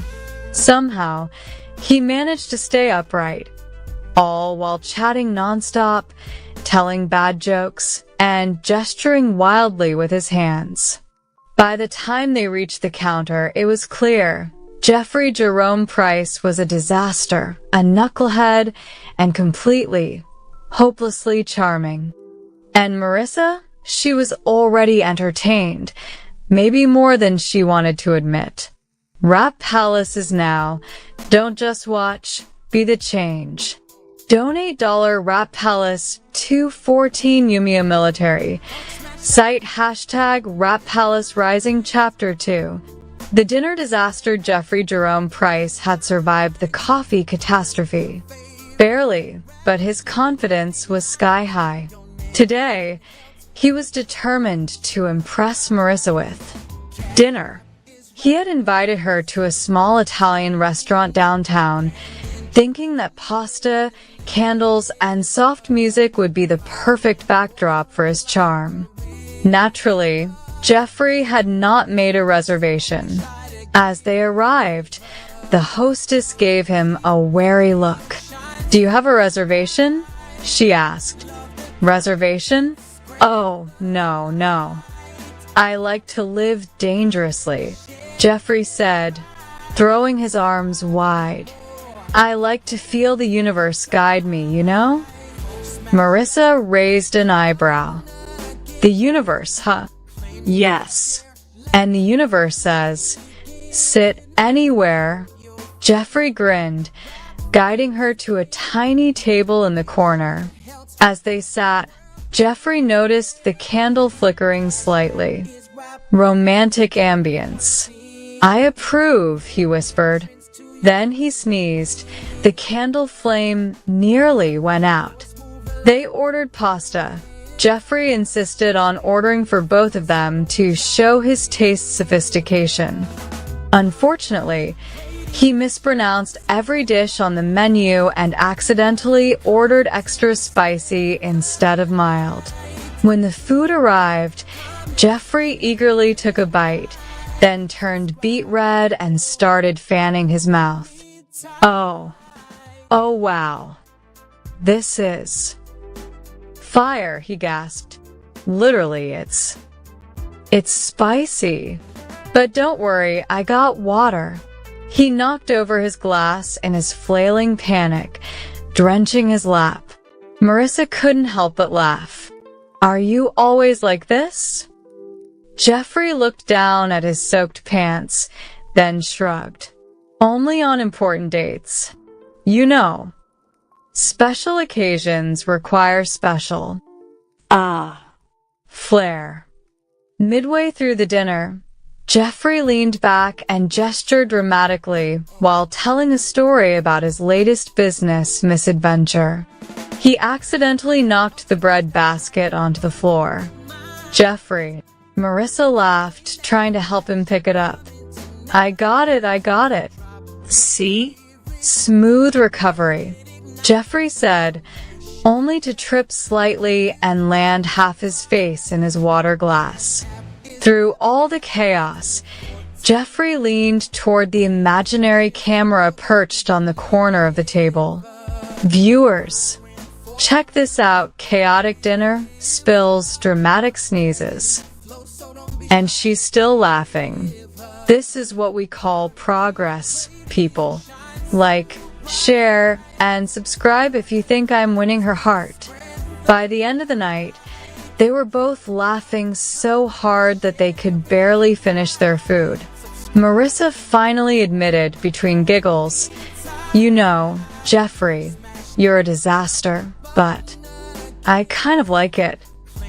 Jeffrey beamed, completely unaware that the napkin he was waving to emphasize his point had landed on the floor, and the waiter was staring. "Ah, see. The universe approves." As they walked out, Jeffrey accidentally stepped in a puddle, soaking his shoes, and grabbed Marissa's hand to help her balance. She let him, still giggling. Somehow, his knucklehead charm was working. And somewhere in Jeffrey's mind, between the sneezes, spilled water, and dramatic gestures, he realized, maybe, just maybe, this was the start of something real. Rap Palace is now. Don't just watch, be the change. Donate $Rap Palace 214 Yumio Military. Cite hashtag Rap Palace Rising Chapter 3. The grand romantic gesture Jeffrey Jerome Price had a plan. A big one. A grand romantic gesture that would prove to Marissa that he was not just a knucklehead disaster. He was a knucklehead with heart.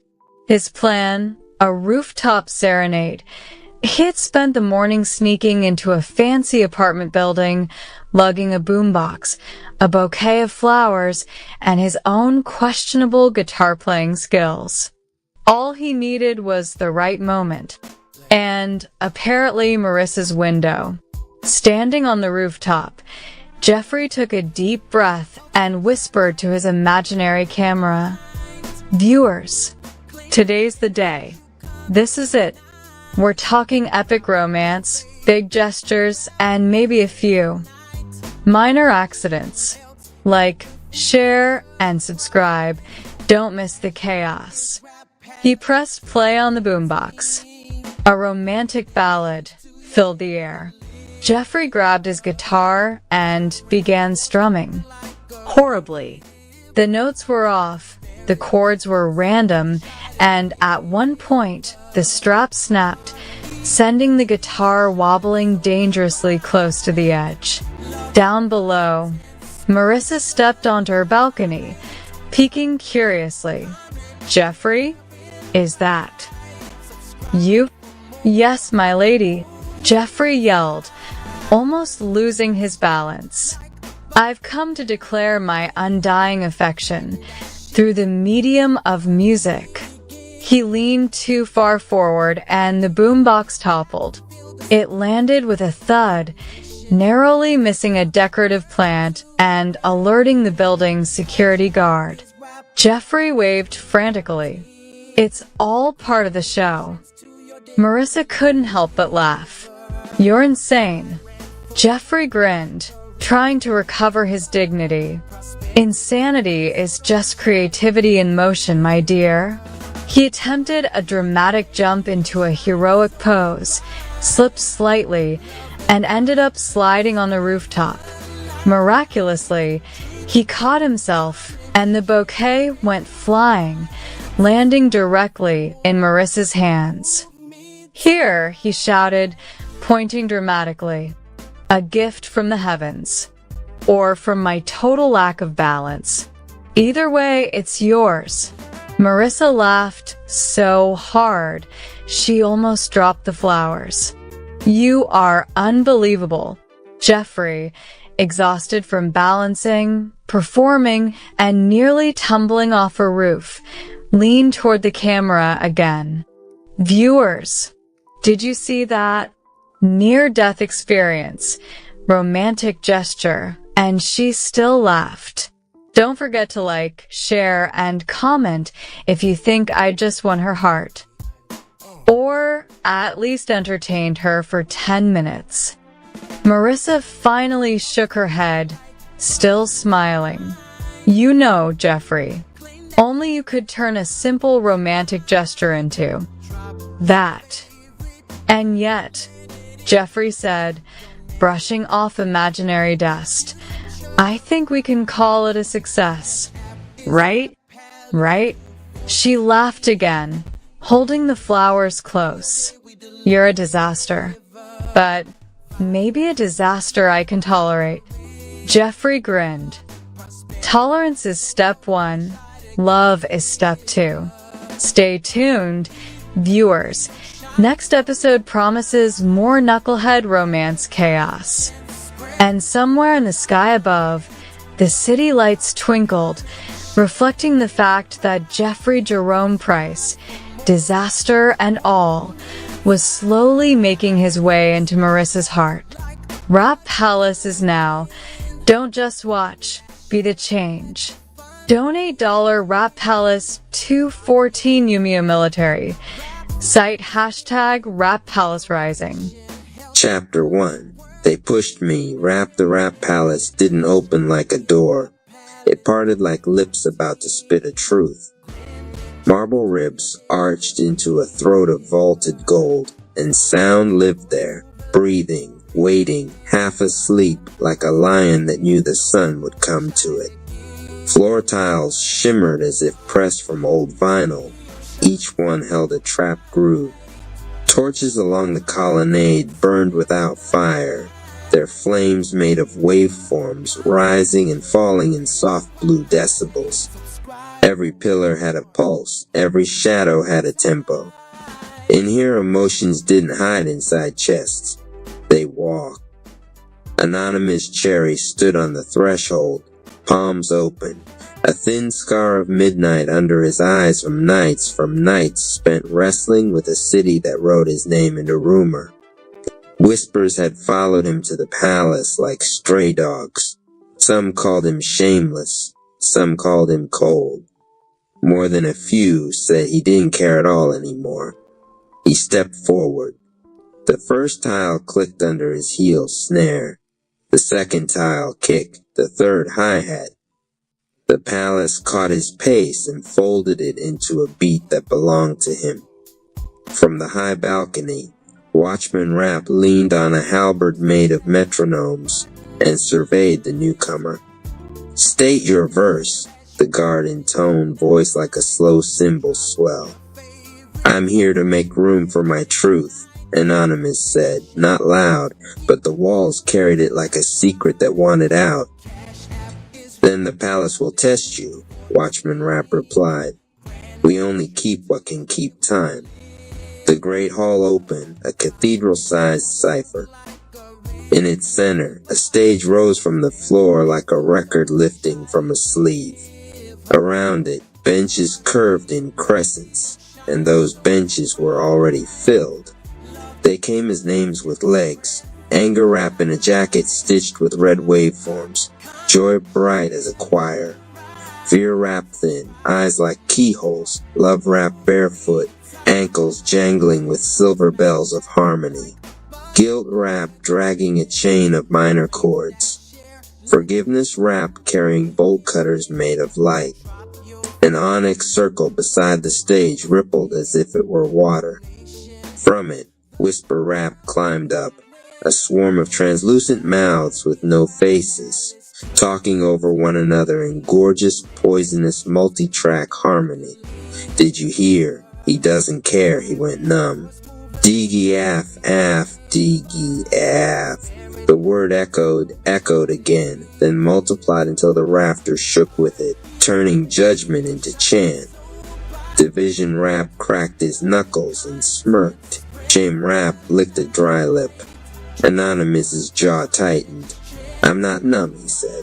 Whisper Rap rolled its 1,000 unseen eyes. They pushed you, boy, it thrummed. Now you wear frost like a medal. Before Anonymous could answer, the stage thumped once, a heartbeat the size of a moon. The torches dropped into a lower register. The room's oxygen grew heavy and tasted like brass. On the second thump, fissures spidered across the vinyl floor, and a figure rose out of them slow as a confession. He was tall and rope-muscled, hair a halo of clipped faders. His coat looked welded from crowd control barriers across his knuckles, pushed on the right hand, me on the left. He carried a mic stand bent into a shepherd's crook. The moment he inhaled, the entire palace inhaled with him. "Who calls me?" he asked, and his voice was the scuff of boots on concrete and the low motor of a heart that refuses to stall. Watchman Rapp struck his halberd twice. "They pushed me, Rapp. The hall requires your measure." The figure, "They pushed me, Rapp," tilted his head toward Anonymous, searching him like a sample looking for the bar it came from. Then he snapped the mic free. "House," he growled, "drop me the floor." The floor obliged, a spare beat, iron and gravel. And he began, "I ain't cold, I'm cauterized. I ain't closed, I prioritized. I ain't stone, I stabilized." You push a man long enough, he stops apologizing. Every syllable landed like a mallet on a church bell. Whisper Rapp tried to hum back, but their vapor mouths filled with dust. Joy Rapp swayed, half smiling. Anger Rapp grinned, showing teeth like broken bottle glass. "They pushed me," Rapp circled Anonymous as he continued. "First shove, they take your name and stretch it into slander. Second shove, they set your open hands on fire. Third shove, they call your armor ego when it's only bandage wire. But hear me, I'm not indifference. I'm distance. I'm not absence, I'm fence. I'm the line you build to keep your soul from hoping where it's gone and gone again." He stopped before Anonymous, a breath apart. Truth. Anonymous's throat worked. He wanted to say no, wanted to insist he was above it untouched. But his shoulders hurt with the honest weight of long pushing. "Truth," he said, quieter than a brush on a snare. The hall reacted, some Rapps nodded. Others recoiled. Division Rapp rolled his eyes. Empathy Rapp, small, almost unnoticed in a gray hoodie, exhaled like the first relief after a cramp. From the benches, Stoicism Rapp touched his temple and sent a steadying click down the room, a metronome to calm the restless. "Proceed," he murmured. "They pushed me," Rapp leaned into the crowd. "You hear it," he barked. "You think DGAF means dead heart. But this man's got a flame he keeps in a fist because every time he opened his palm, wind stole it." A hush fell. Even Anger Rapp stopped popping his jaw. Anonymous stepped onto the stage. It moved under him, adjusting to his weight, finding his music. He could feel the groove that belonged only to him, the one the world had tried to drown out in the noise of its opinions. He looked at the swarm of Whisper Rapp and spoke into the mic voice steady. "I didn't stop caring," he said. "I stopped letting the careless decide what my care should cost." Palace paused. The line went out like a net. Whisper Rapp faltered, then hissed. "Pretty words. He'll set them to melody and sell them. Freeze, warm, freeze. He's nothing but a thermostat of pride." An ache tugged in Anonymous's ribs, old, familiar. He almost turned to Anger Rapp. It would be easy to let anger spit for him, burn the benches smooth. But in the corner he caught Love Rapp watching, not smiling, not pleading, just present, bells at the ankle quiet as patience. "They pushed me," Rapp lifted a palm the size of a verdict. "Let him work," he said, and even Division Rapp obeyed. Anonymous closed his eyes. Inside, the city's clamor became a single long hallway lined with closed doors. Behind each door, a version of him tried to explain himself to people who didn't intend to listen. He didn't go to those doors. He walked to the end of the hall, kicked open the exit, and stepped into a night made of bass. He opened his eyes and rapped soft but clean. I trimmed my circle to a prayer. I kept my warmth where hands were fair. If I'm quiet, call it air I save for those who choose to care. A beat of silence, then Joy Rap laughed one bright note honest. Forgiveness Rap's bolt cutters sparked as if eager. Fear Rap hugged his elbows, uncertain but listening. Guilt Rap rattled his chain. But what are the ones you shut out, he moaned. What if you were too hard, too late, too loud? Anonymous faced him. Then I will apologize where life calls for it, he said. But I won't apologize for closing doors that only ever opened on storms. They pushed me. Rap's mouth twitched. It might have been approval. You're not here to make a monument to not caring, he said. You're here to make a sanctuary for what you still do. The torches brightened a hair. Somewhere in the rafters, Memory Rap took notes in a ledger that smelled like rain on dust. A rustle swept the benches as a new figure arrived. Pressure Rap, shoulders broad as a press, forearms stamped with deadlines. He set down a crate that clanked like obligations and stared at Anonymous. You call me by living, he said. I stack, I stack, I stack, and when they push you, I push you too. Anonymous walked to the edge of the stage. I know your weight, he answered. Pressure Rap gestured at Whisper Rap. They are my whispers. They live in the space between what you owe and what you are. They say hurry. They say impress. They say don't care is a crime and care is a contract. They're noisy, Anonymous said. They're loyal, Pressure replied, almost fond. They've kept more men moving than courage has. They pushed me. Rap stepped between them, eyes slitting. Pressure, back up half a bar. The boy is not asking to be free from you. He's asking for a rhythm that isn't a choke. Pressure Rap considered, then nodded and slid 2 steps away. The air loosened imperceptibly like a collar button undone. From the hall's far door, a small procession entered. Boundaries Rap with a silver tape measure. Patience Rap carrying a stool, and Craft Rap rolling in a battered case of tools. They arranged themselves without hurry. Craft Rap popped the case and laid out instruments that were not instruments. A schedule, a glass of water, a pair of shoes that didn't hurt. Set, Craft asked. Set, Boundaries answered, and drew a soft line on the stage around Anonymous's feet. A circle meant not to trap, but to define. They pushed me. Rap tapped the mic. House, he said, strip the beat down to bones. The palace obliged. Kick, space, kick, space. A spare frame where words had to hold their own weight or fall. Now, he told Anonymous, say the sentence that keeps the flood from thinking it's the ocean. Anonymous inhaled, slow. He could feel the line under his soles. He could feel the room's eyes, some kind, some cold, most curious. He thought of the voices that had chased him all the way here, calling him heartless for closing windows they kept climbing through. I care, he said, and his voice didn't tremble. Just not like you want me to. The line landed with the force of an anchor that finally found bottom. Whisper Rap tried to twist it. Careless, careless, but the palace didn't let them.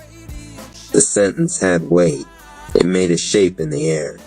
From the benches, Order Rap set a stone on a scale. Chaos Rap tossed in a wind. The scale wavered, then balanced. Joy Rap clapped, the sound like sun on water. Anger Rap cracked his neck, oddly satisfied, as if someone had finally punched back with precision, not rage. Empathy Rap's eyes shone. They pushed me. Rap lifted his mic in salute. First truth spoken, he rumbled. The palace hears. Above them, the ceiling peeled back into constellations of LED and old stars. A breeze moved through the hall. smelling like fresh notebooks and sweat after work well done. Love Rap took 2 quiet steps closer, not to claim anything, not to fix, simply to be within the circle's edge, bells whispering approval. Pressure Rap cocked his head. "Can you work like this?" he asked. "With the circle, with the space." "I must," Anonymous said, "or I'll work for Noise." Craft Rap slid him a simple pen. "Then write what you will keep," she said, "before the whispering fills your pockets again." He took the pen. On the black face of the stage, he wrote, "My time is an altar, not a buffet." The words glowed. Memory Rap's pans twice to capture it, and the letters sank into the vinyl like a groove cut into a record. The palace had a new track now. Whoever stepped here after would feel that sentence underfoot and walk different. "They pushed me," Rap slung the crook of his mic stand over his shoulder. "This part of me stays with you," he told Anonymous. "Not to make you hard, but to make you clear. When they shove, I'll keep your feet. When you need to open, I'll set the hinge. Will you leave when I don't need you?" Anonymous asked. "They pushed me," Rap considered, then smiled with one corner of his mouth. "No one ever stops needing good fences," he said. "But fences can learn to be gates." The torches lifted a half step brighter. Watchman Rap struck his halberd once, rhythm of approval. The benches began to murmur again, but the murmurs were different now, less swarm, more conversation. Whisper Rap retreated to the rafters to sulk, a storm cloud trying to remember why it started raining. "Trial of first entrance complete," Watchman Rap announced. "Proceed to the inner corridors when ready. The next measure waits." Anonymous looked toward a hallway where the light turned softer, not dimmer, as if it respected privacy. In that glow he could already feel the presences waiting. Indifference Rap with the cool eyes of self-control. Vulnerability Rap, thin-skinned and brave. Loyalty Rap with a spine like a flagpole in high wind. He gripped the pen. He took one long breath. He stepped off the stage, and for the first time in months, the word they had hurled at him didn't stick. It slid off and cracked on the tile and became what it had always secretly been, a crude way to say you chose your soul over our approval. Inside his chest, a tempo steadied, kick, space, and he walked toward the corridor where the next voice was already clearing its throat to rhyme. Chapter 2, Indifference Rap. The corridor beyond the first stage curled like a turntable spiral. Each step Anonymous Cherry took was echoed not in sound but in absence, silence that pressed against his ears so hard he thought he might go deaf. The walls here weren't stone or vinyl. They were matte, void black, swallowing light. Only a faint silver line ran along the floor, leading him deeper. At the end of that line, a chair waited. Not a throne, not a stool, just a plain wooden chair, painted the same black as the walls. Sitting in it, legs crossed, was Indifference Rap. He was tall, but slouched, wearing a coat that seemed to fade into the background. His shades were mirrored, reflecting only what others brought to him. In his hand he held no mic, no staff, no weapon, only a deck of blank cards which he shuffled slowly, as though the rhythm of disinterest itself was enough to keep the palace alive. When Anonymous entered, Indifference Rap didn't rise, didn't even tilt his head. He just dealt a card onto the ground, blank. Another ink, a third. "Why should I care that you came?" His voice drawled, low and flat like a bass line with the volume turned all the way down. "They push you, you bleed a verse, and what then? The palace is full of stories like yours. Some screamed, some whispered. All faded. Anonymous squared his shoulders. The memory of "they pushed me" rap still burned in him, fierce as a coal. But Indifference's aura threatened to smother it. "Because I'm here to stay," he said. "My verse is meant to last." A hollow chuckle slid from Indifference Rap's mouth, though his lips barely moved. Everyone says that until they realize lasting means nothing, even echoes get tired. The cards on the ground flipped themselves. On each one appeared a scene. Anonymous walking past faces that once meant the world to him, never looking back. Anonymous letting messages pile unread. Anonymous watching someone cry, his arms folded across his chest. Indifference Rap tapped one of the cards. "See, that's my verse, hidden in your pocket. You wear me already. You tell yourself it's protection, but really, you've been using me as armor against hope." The accusation stung, but not like Anger Rap's heat or Whisper Rap's swarm. This sting was cold, a numb ache in the ribs. Anonymous felt the truth of it. Times he had withdrawn, gone silent, cut ties without explanation. He told himself it was clarity, self-care. But maybe sometimes it had been something else, something emptier. "You think I'm an enemy," Indifference said, leaning back lazily, "but I'm the only reason you survived those pushes. Without me, you'd have drowned in their noise. Without me, every cut would still be bleeding. Admit it, you need me." The words slithered into the chamber like smoke. And maybe they were right. Maybe indifference was a kind of survival. But Anonymous shook his head. "I won't deny you helped me breathe," he said. "But breathing without living isn't enough. I don't want to numb myself until the palace forgets I exist. I came here to burn, not to fade." At that, Indifference Rap finally stirred. He leaned forward, removing his shades. His eyes were blank. Not white, not black, just empty, like staring at paper before a word touched it. "Then show me," he whispered. "Show me you can hold the fire without me drowning it in cold." The silver line on the floor flared, and suddenly the chair melted away. Indifference Rap rose, his coat expanding into a long, shadowy cloak that dragged across the vinyl floor. Cards whirled around him, forming a cyclone of blank possibility.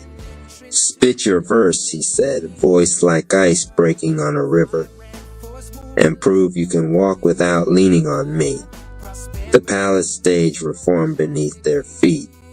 This was the second trial. Anonymous lifted his chin, the pen from Craft Rap still tucked in his palm.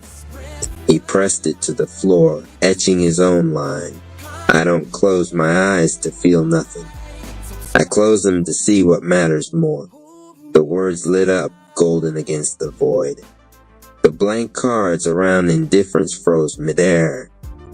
For the first time, something stirred in that empty gaze, a flicker, faint but real, like a candle shivering in a draft.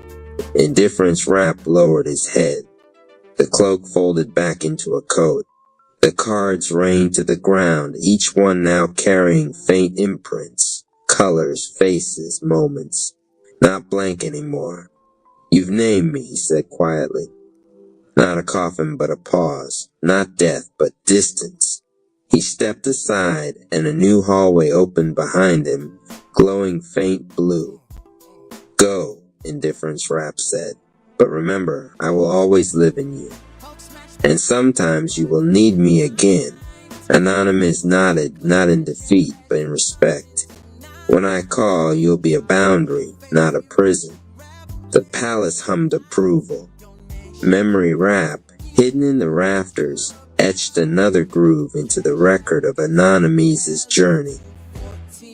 And so, with the lesson of indifference shaping the rhythm of his chest, Anonymous Cherry walked on toward the next verse. Hulk, smash that like button.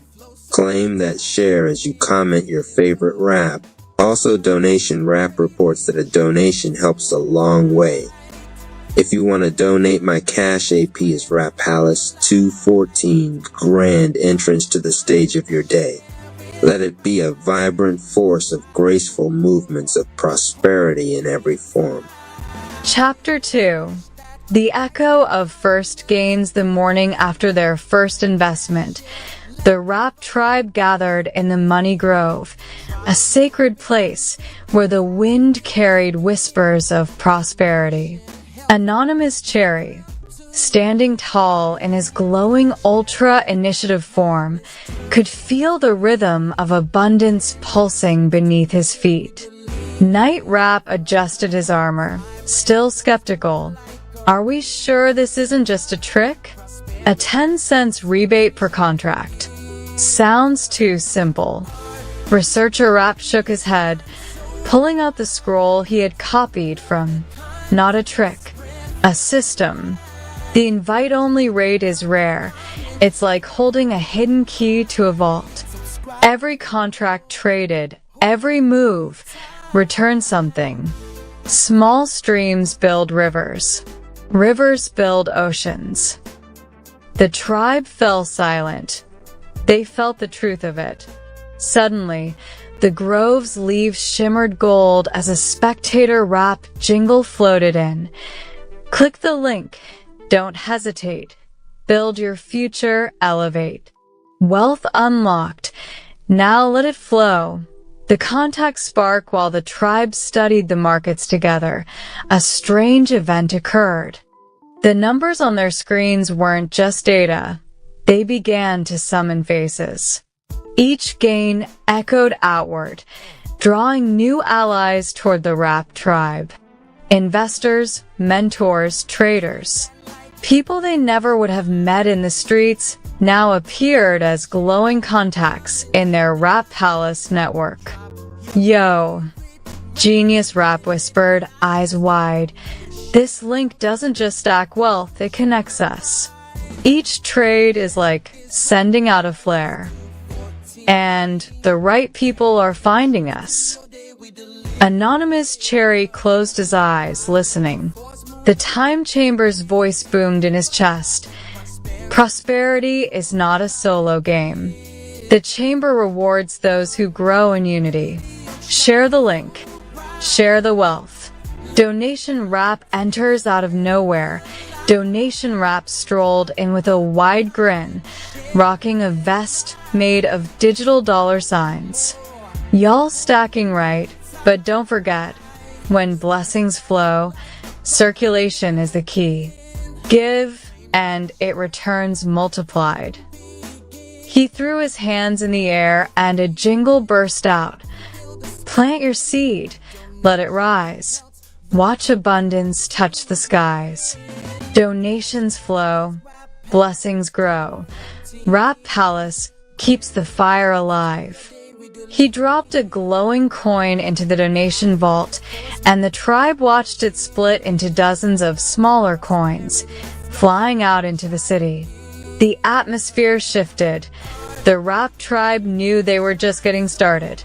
Closing scene, the chapter ended with the Rap tribe standing beneath the golden leaves of the grove, screens glowing with first gains, new contacts lighting up in their network, and a clear call ringing in their hearts.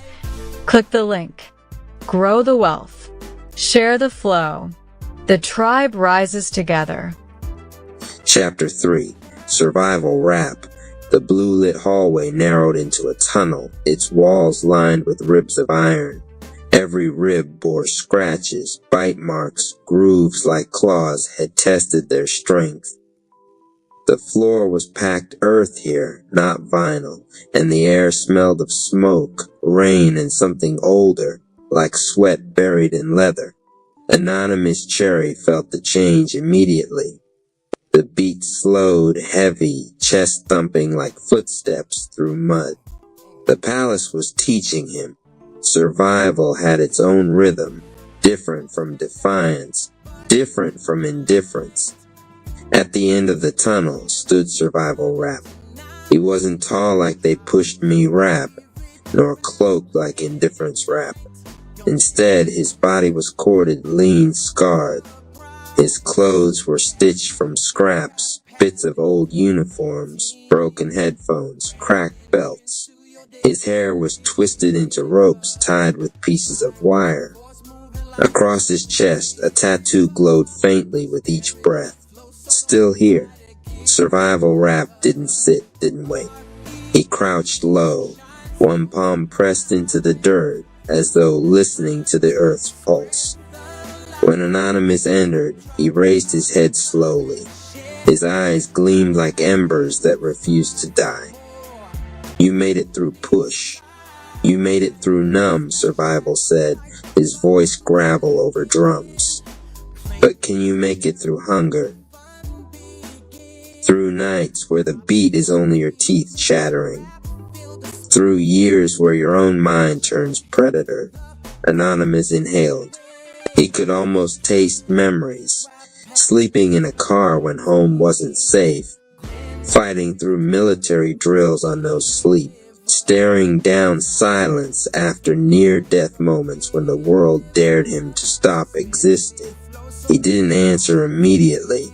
Survival Rap straightened, grabbing a rusted mic stand shaped like a spear. He drove it into the dirt. The whole tunnel shook, and suddenly the air around them became a battlefield. Walls flickered into chain-link fences. The ground broke into trenches. Voices screamed somewhere in the dark. Sirens bled into the rhythm. This is my cipher, Survival growled. Every soul that came here fought for one thing only, another breath. No joy, no future, just not dying.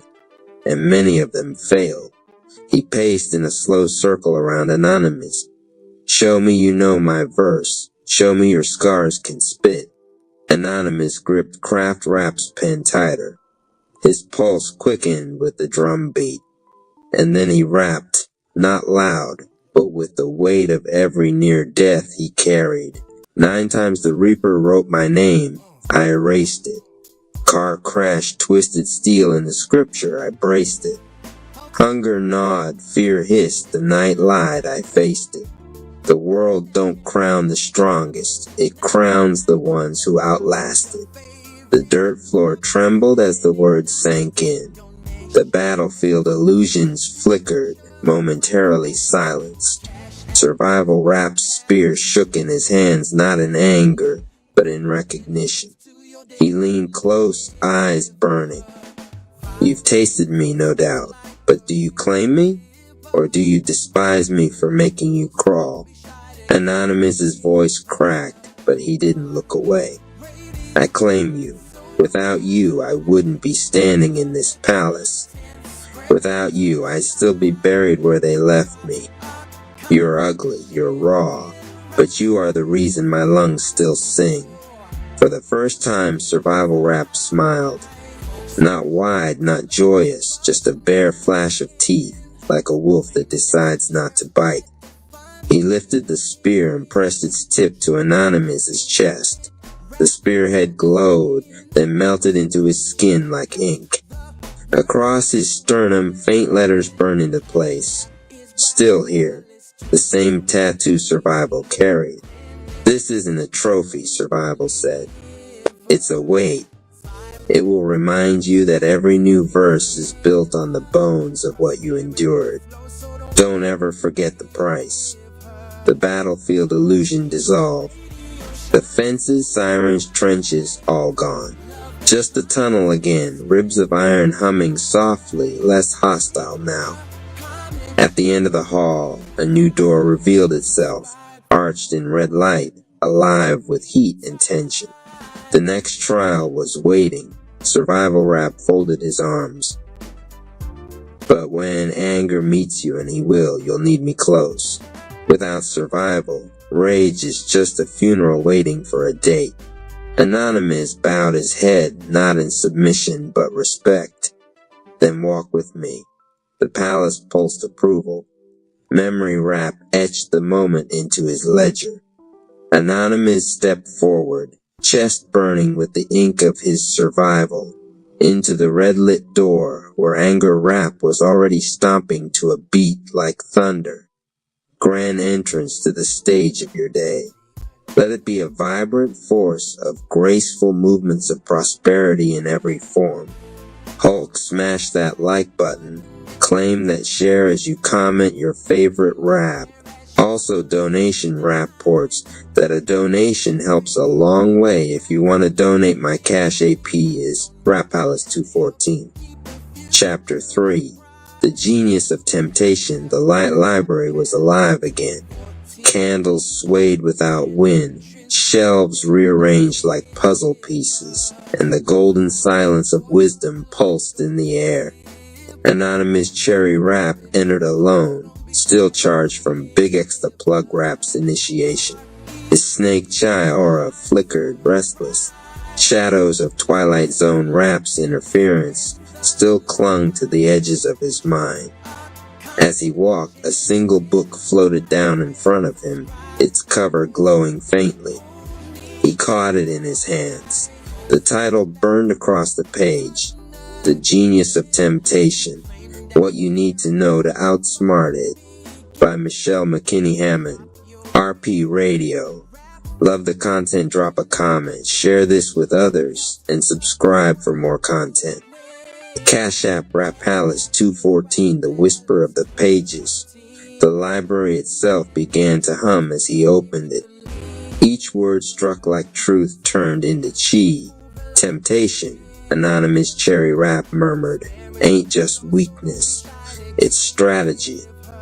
The pages explained. Temptation disguises itself as opportunity, timing itself when warriors are tired, hungry, or doubting.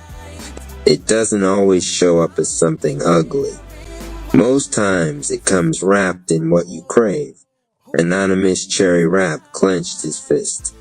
So that's why my flashbacks hit hardest after battle. That's why my chi slows when I rise. Temptation ain't just outside, it's inside whispering. RP Radio. Love the content, drop a comment, share this with others, and subscribe for more content. Cash App Rap Palace 214, The Plug's Dilemma. As he studied, Big X the Plug Rap stumbled into the library, still sparking from his trial. Yo, Cherry, I've been feeling drained. Every time I light up, it's like something pulling me to overdo it. To show off, Anonymous held up the book. That's it, bro, temptation. Not just women or wealth, it's pride, exhaustion, shortcuts. The book says temptation's genius is knowing when to hit you where you're soft. Big X's eyes narrowed, so temptation's a saboteur. It waits till your socket's open. Anonymous nodded. And if you don't see it, you plug right into your own destruction.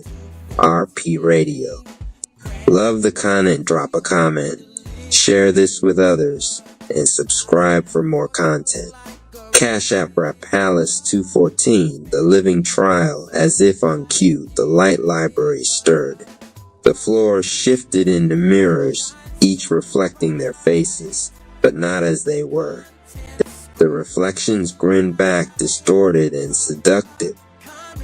Big X Plug Rap's reflection flashed diamond chains and roaring crowds, promising him glory if he walked alone. Forget the tribe. You're the main outlet. You don't share power, you own it. Anonymous Cherry Rap's reflection showed him free of pain, free of flashbacks, promising him speed without the burden of trials. Why suffer? Skip the lessons. Take the shortcut. Be the strongest now. The whispers grew louder, each reflection rapping their words in rhythm, like sirens in a cipher. RP Radio. Love the content, drop a comment, share this with others, and subscribe for more content. Cash App Rap Palace 214, outsmarting the Whisper Anonymous, slammed the book shut, holding it like a shield. The book says temptation never forces. It only suggests. The power is always in your yes or no. He took a deep breath, centering his chi. My answer is no. I'll take the slow mastery. The pain is the forge. The shortcut ain't my path. His reflection cracked, shattering into sparks. Beside him, Big X the plug wrapped stomped the ground. Nah, I ain't no solo socket. My strength's in supplying my people. Tribe over ego always. His reflection fizzled out, the chains turning to dust. RP Radio. Love the content, drop a comment, share this with others, and subscribe for more content. Cash App Rap Palace 214. The lesson sealed the light library, pulsed with approval. The book glowed, its words lifting into the air like scripture made of light, engraving themselves into the walls. Outsmart temptation not by fighting it, but by seeing it. Recognize the disguise. Choose the truth. Papa Legba Rap's voice echoed from afar, resonant with pride. You both passed the library's whisper test. Wisdom is a shield as strong as chi. Keep this book close, for temptation is a foe smarter than fists. Big X the plug rap clasped Anonymous's shoulder. Yo, Cherry, you were right. Without this wisdom, my whole brand could have been twisted. Pride almost had me unplugged. Anonymous smirked. And without it, I'd be rushing to power I wasn't ready for. Temptation's genius is real, but we ain't no fools. The candles flared, brighter than ever. The light library had given them not just knowledge, but armor. And in the shadows, Twilight Zone Rap laughed low. Let's see how long they outsmart me when the city itself becomes temptation. RP Radio.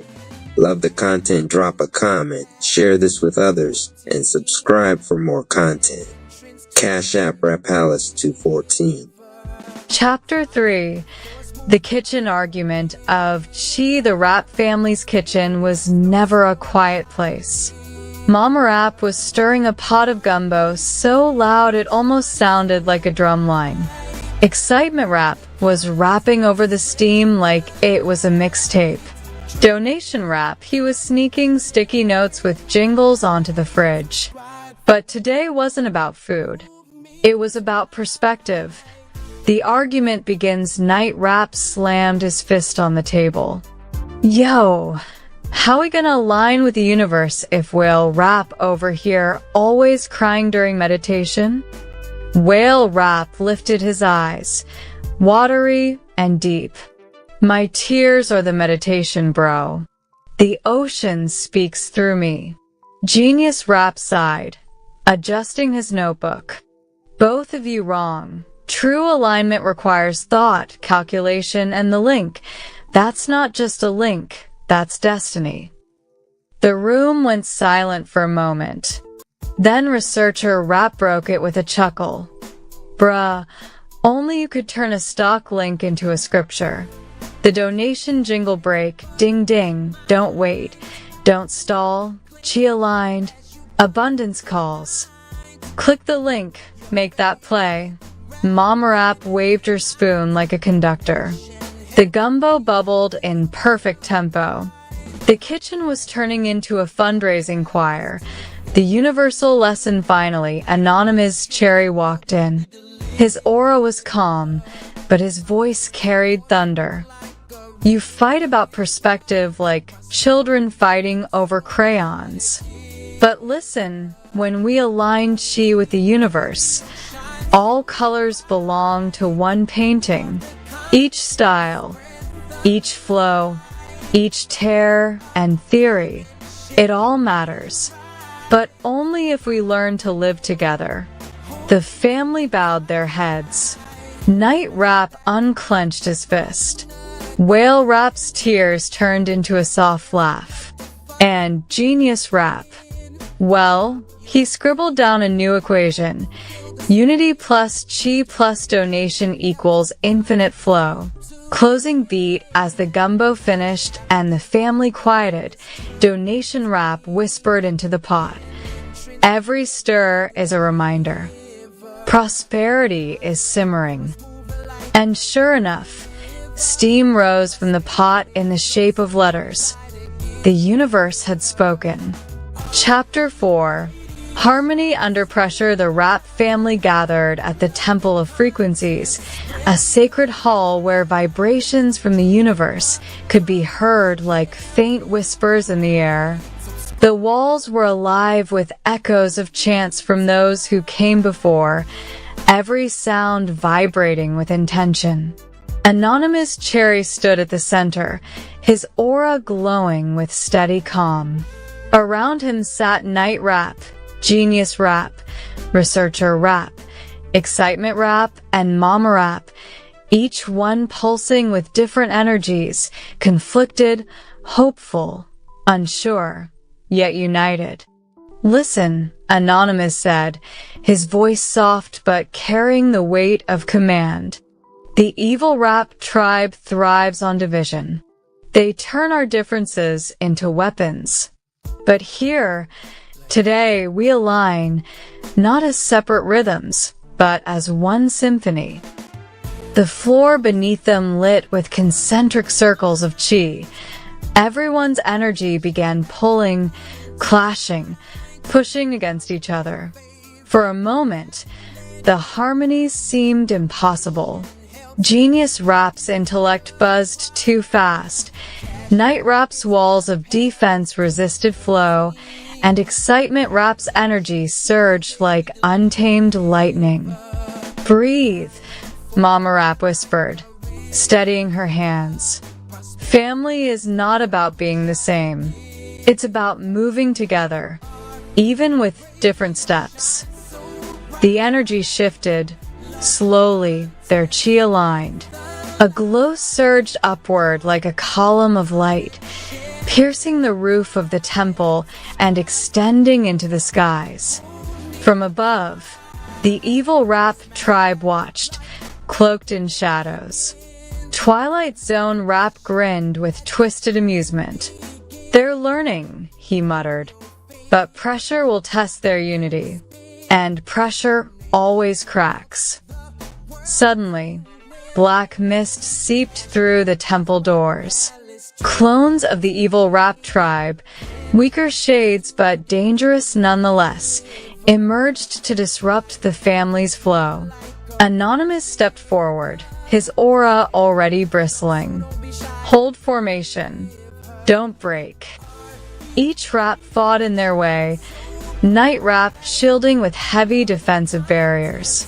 Genius Rapp analyzing clone patterns and shouting counter-strategies. Excitement Rapp turning wild energy into sharp blasts of fire. Mama Rapp weaving healing songs that stitch their chi back together mid-battle. Researcher Rapp tapping into ancient scrolls, channeling vibrations into elemental strikes. Together, the Rapp family held strong. Their chi, though different, began to harmonize like a drumline syncing after chaos. The clones cracked and burst into mist, unable to withstand the balanced frequencies. Anonymous smiled faintly. "This is what alignment feels like. A family not broken, but bent into harmony."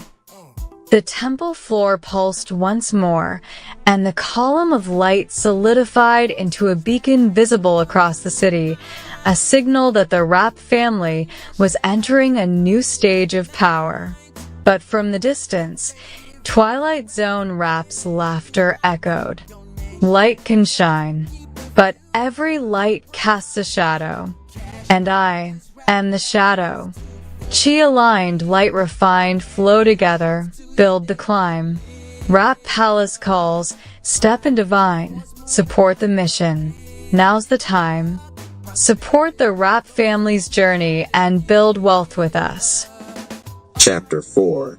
The kitchen calamity. Jeffrey Jerome Price had a vision. Cooked Marissa dinner. He imagined himself in an apron, candles lit, serenading her with pasta and romance. In his mind, it was a Hallmark movie. In reality, it was Jeffrey, grand entrance to the stage of your day. Let it be a vibrant force of graceful movements of prosperity in every form. RP Radio. Love the content, drop a comment. Share this with others and subscribe for more content. Cash App Rap Palace 214 Hulk. Smash that like button. Claim that share as you comment your favorite rap. Also donation rap reports that a donation helps a long way the setup. He greeted the camera first, of course. Viewers, tonight's mission. Operation Impress Marissa with food. Like, share, subscribe, because you are about to witness either Gordon Ramsay level magic or a 5-alarm fire. Jeffrey tied on an apron that read "Kiss the Cook" and pulled out ingredients he barely recognized. Pasta, sauce, garlic bread. Simple, right?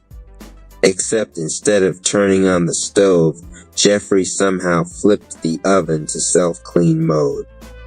Smoke immediately started swirling. Grand entrance to the stage of your day. Let it be a vibrant force of graceful movements of prosperity in every form. RP Radio. Love the content, drop a comment, share this with others, and subscribe for more content. Cash App Rap Palace 214. Smash that like button. Claim that share as you comment your favorite rap. Also donation rap reports that a donation helps a long way. Marissa arrives. When Marissa walked in, the smell hit her first. Not garlic, not basil, burnt mystery smoke. Jeffrey, what is going on in here? She asked, covering her nose. Jeffrey spun around with a big smile. Surprise, I'm cooking for you. Just ignore the smoke monster coming out of my oven. He's harmless. Marissa laughed despite herself, shaking her head. You really are something else. Grand entrance to the stage of your day. Let it be a vibrant force of graceful movements of prosperity in every form. RP Radio. Love the content, drop a comment, share this with others, and subscribe for more content. Cash App Rap Palace 214 Hulk. Smash that like button. Claim that share as you comment your favorite rap. Also donation rap reports that a donation helps a long way. The Chaos Jeffrey poured pasta into a pot without water. Gotta toast the noodles first for that authentic crunch, he explained proudly to the camera. When Marissa gently pointed out his mistake, he slapped his forehead. Viewers, don't judge me. Cooking is just science I didn't pay attention to in high school. Next, he tried to make garlic bread. Instead of buttering the bread, he spread mayonnaise on it and sprinkled cinnamon by accident. The smell was unforgettable. And when he attempted to flambe the sauce with a lighter, the flame got a little too high. Don't worry, babe, he shouted, waving a dish towel. It's just passion in the form of fire. Grand entrance to the stage of your day. Let it be a vibrant force of graceful movements of prosperity in every form. RP Radio. Love the content, drop a comment, share this with others, and subscribe for more content. Cash App Rap Palace 214 Hulk. Smash that like button. Claim that share as you comment your favorite rap. Also donation rap reports that a donation helps a long way. The save finally. Marissa stepped in. She turned off the stove, boiled real water for the pasta, and showed Jeffrey how to simmer sauce without setting it ablaze. Together, they managed to salvage the meal into something edible. By the time they sat down, the food wasn't perfect, but it was theirs. Jeffrey raised his glass of sparkling water dramatically. To my amazing date, and to not burning down the entire block, he declared. Marissa clinked her glass against his, smiling. You know, Jeffrey, you're impossible. But at least you're impossible in a way that makes me laugh. Jeffrey leaned toward the camera one last time. Viewers, we did it. Dinner survived. She's smiling. Drop a comment if you think Jeffrey Jerome Price is winning this romance. Grand entrance to the stage of your day. Let it be a vibrant force of graceful movements of prosperity in every form. RP Radio. Love the content, drop a comment, share this with others, and subscribe for more content. Cash App Rap Palace 214 Hulk, smash that like button. Claim that share as you comment your favorite rap. Also donation rap reports that a donation helps a long way. And just like that, amid smoke, spilled sauce, and endless laughter, Jeffrey Jerome Price had somehow turned a total kitchen calamity into another step closer to Marissa's heart. Grand entrance to the stage of your day. Let it be a vibrant force of graceful movements of prosperity in every form. RP Radio. Love the content, drop a comment, share this with others, and subscribe for more content. Cash App, Rap Palace 214 Hulk, smash that like button. Claim that share as you comment your favorite rap. Also donation rap reports that a donation helps a long way. Chapter 5. The Picnic Pandemonium. Jeffrey Jerome Price had a new idea. After the coffee catastrophe, the dinner disaster, and the rooftop serenade fiasco, he wanted to prove he could pull off a simple romantic gesture. His solution, a picnic outdoors. Easy. No smoke, no fire, no kitchen appliances to betray him. Just a blanket, some sandwiches, and Marissa. At least that was the plan. Grand entrance to the stage of your day. Let it be a vibrant force of graceful movements of prosperity in every form. RP Radio. Love the content, drop a comment, share this with others, and subscribe for more content. Cash App Rap Palace 214 Hulk, smash that like button. Claim that share as you comment your favorite rap. Also donation rap reports that a donation helps a long way. The setup. Jeffrey looked straight into his phone camera while packing the picnic basket. Viewers, today's mission, Operation Smooth Picnic. Like, share, and subscribe because tonight, Jeffrey's bringing romance to the park. He tossed random items into the basket. Soda cans, a loaf of bread, a jar of peanut butter, half a bag of Doritos, and for flair, a bottle of cheap sparkling cider. He forgot plates, he forgot utensils. He did, however, remember a Bluetooth speaker to blast mood music. Grand entrance to the stage of your day. Let it be a vibrant force of graceful movements of prosperity in every form. RP Radio. Love the content, drop a comment, share this with others, and subscribe for more content. Cash App Rap Palace 214 Hulk, smash that like button. Claim that share as you comment your favorite rap. Also donation rap reports that a donation helps a long way. The picnic. When Marissa arrived, Jeffrey was already spreading out a blanket. Only problem, the blanket had cartoon characters on it. Big smiling SpongeBobs everywhere. Marissa raised an eyebrow. Really? SpongeBob? Romance is about personality, Jeffrey grinned. And SpongeBob's got plenty. They sat down and Jeffrey proudly presented the meal. He pulled out the loaf of bread, the peanut butter, and realizing he had no knife, used a Dorito chip to spread it. The chip broke instantly. Peanut butter smeared across his fingers. Gourmet, right? Jeffrey said sheepishly. Marissa burst out laughing. Only you, Jeffrey. Grand entrance to the stage of your day. Let it be a vibrant force of graceful movements of prosperity in every form. RP Radio. Love the content, drop a comment, share this with others, and subscribe for more content. Cash App Rap Palace 214 Hulk, smash that like button. Claim that share as you comment your favorite rap. Also, donation rap reports that a donation helps a long way to chaos. Just as they settled in, a line of ants appeared, drawn to the crumbs. Jeffrey leapt up dramatically. "Ants? Not today, Satan," he yelled, waving his arms like a madman. He accidentally knocked over the soda, which fizzed everywhere, soaking the blanket. Then, as if on cue, the clouds rolled in. A light drizzle began to fall. Jeffrey looked at Marissa, trying to play it cool. "They say rain is good luck on dates, right?" Marissa giggled, shaking her head. "You planned all this, didn't you?" "Of course," Jeffrey said, holding the cider bottle triumphantly. A dramatic thunderstorm ending, just like in the movies. Grand entrance to the stage of your day.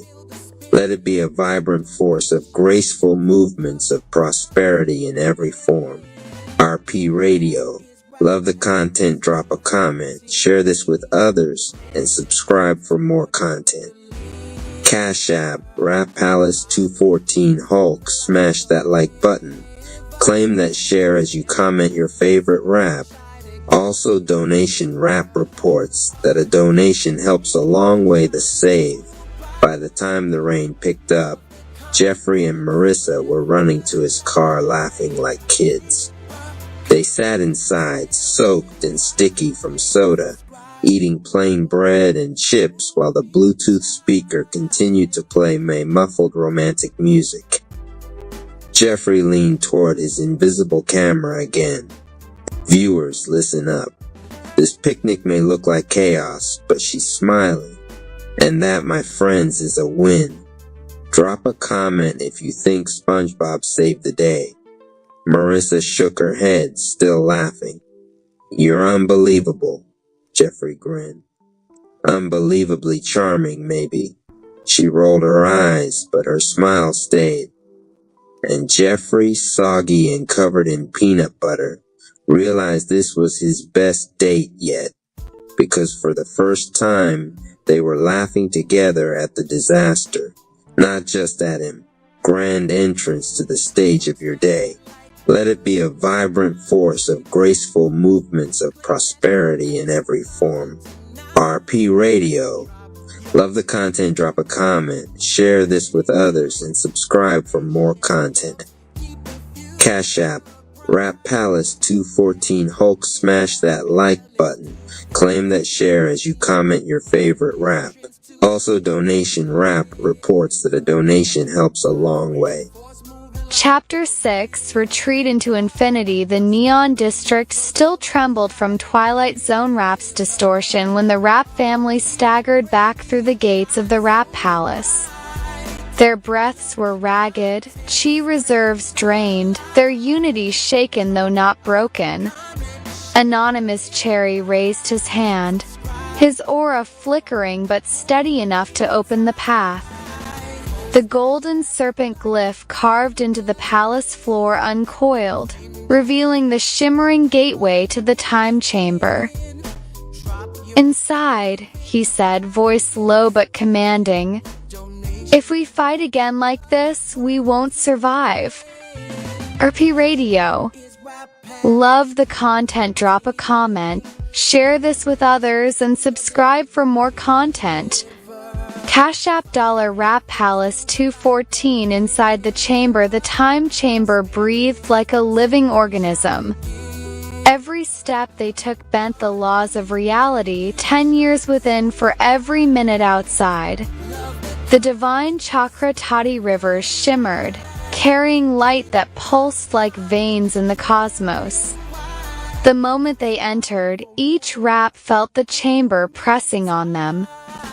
Night Rap's armor cracked under the weight of multiplied gravity. Genius Rap's thoughts raced until they looped back into silence. Whale Rap clutched his chest as waves of sorrow surged upward, threatening to drown him. Mama Rap steadied them all with her song, a healing hum that turned the crushing silence into rhythm. Anonymous Cherry dropped to his knees at the chamber's center, sweat pouring as the chamber tested him hardest of all. You want to lead them? Then bear their weight, the chamber whispered in the voice of the Great Mother. RP Radio. Love the content, drop a comment, share this with others, and subscribe for more content. Cash App $Rap Palace 214. The universal drill training began in brutal rhythms. Night Rap was forced to hold up mountains of chi weight, his tortoise spirit whispering patience with every tremble. Genius Rap solved puzzles written in stars, equations rearranging every time he tried to finalize them, teaching him flow instead of control. Excitement Rap was chained to stillness, his energy bound until he learned to channel passion instead of burning out. Whale Rap dove into the chakra rivers, his spirit animal teaching him to sing even through drowning silence. Anonymous battled himself, his snake chi spiraling faster, venom visions pulling him toward rage. The chamber echoed with clashes of fists, bursts of chi, and silence broken only by labored breaths. Even warriors need your light. Chi is costly, training's tight. Help the family, help them grow, abundance flow. The echo of the jingle rippled through the chamber, turning into an energy boost for the weary fighters. Breaking point days passed like years. At last, the Rap family collapsed into a circle. Sweat poured. Spirits trembled. But something new shimmered around them. Their chi threads began to braid into one cord, glowing bright. Anonymous gasped, eyes burning silver violet. This is alignment. We're not just family. We are one pulse. Chamber trembled. The rivers swirled upward into a spiral, engulfing the group. Each member felt lighter, not because the burden was gone, but because it was shared. RP Radio. Love the content, drop a comment, share this with others, and subscribe for more content. Cash App $Rap Palace 214. The chamber speaks voice of the Great Mother. You have entered not as warriors, but as fragments. You leave as rhythm. Do not forget this, for the shadow waits. And shadows always test the light. The gateway back to the palace opened. The Rap family rose stronger, steadier, their chi burning brighter than before. But outside, Twilight Zone Rap was already twisting the city into deeper nightmares. The next clash would not wait. Tap with us, align and rise, invest in rhythm, break disguise. Click the link, let blessings show, the palace grow. Chapter 7, Shadows of the Ego. The moment the Rap family stepped out of the time chamber, the city was already bent into nightmare. Skyscrapers leaned at impossible angles, traffic lights pulsed like beating hearts, and voices whispered from the shadows, repeating the doubts the family thought they had buried. The center stood Twilight Zone Rap, arms folded, grin stretched too wide. His aura dripped with distortion, bending the air into swirling illusions. Twilight Zone Rap. My little harmony choir returns. Stronger, brighter. But tell me, what happens when your ego steps in front of your love? He snapped his fingers. Clones burst forth, each one not a simple fighter but a warped reflection of the family's egos. Night Rap's clone towered in pride, shouting, "Only my discipline can save us." Genius Rap's clone smirked, "I'm the mind. Without me, you're nothing." Excitement Rap's clone laughed. Forget patience, I'll burn everything now. Whale Rap's clone sobbed dramatically. The world is doomed without my sorrow. Even Anonymous Cherry faced his own clone, Venom Aura raging. I am the leader. Without me, the family collapses. The real Rap family froze. Clones weren't just enemies, they were temptations. RP Radio. Love the content, drop a comment, share this with others, and subscribe for more content. Cash App $Rap Palace 214. The struggle within each rap began to slip. Night Rap slammed his shield against Genius Rap, anger boiling. Excitement Rap's flames nearly scorched Whale Rap's song. Clones laughed in unison, feeding off the fractures. Twilight Zone Rap clapped slowly, voice echoing through the twisted city. Twilight Zone Rap, yes. Yes, that's it. Harmony is a lie. Love is weakness. Ego jest truth.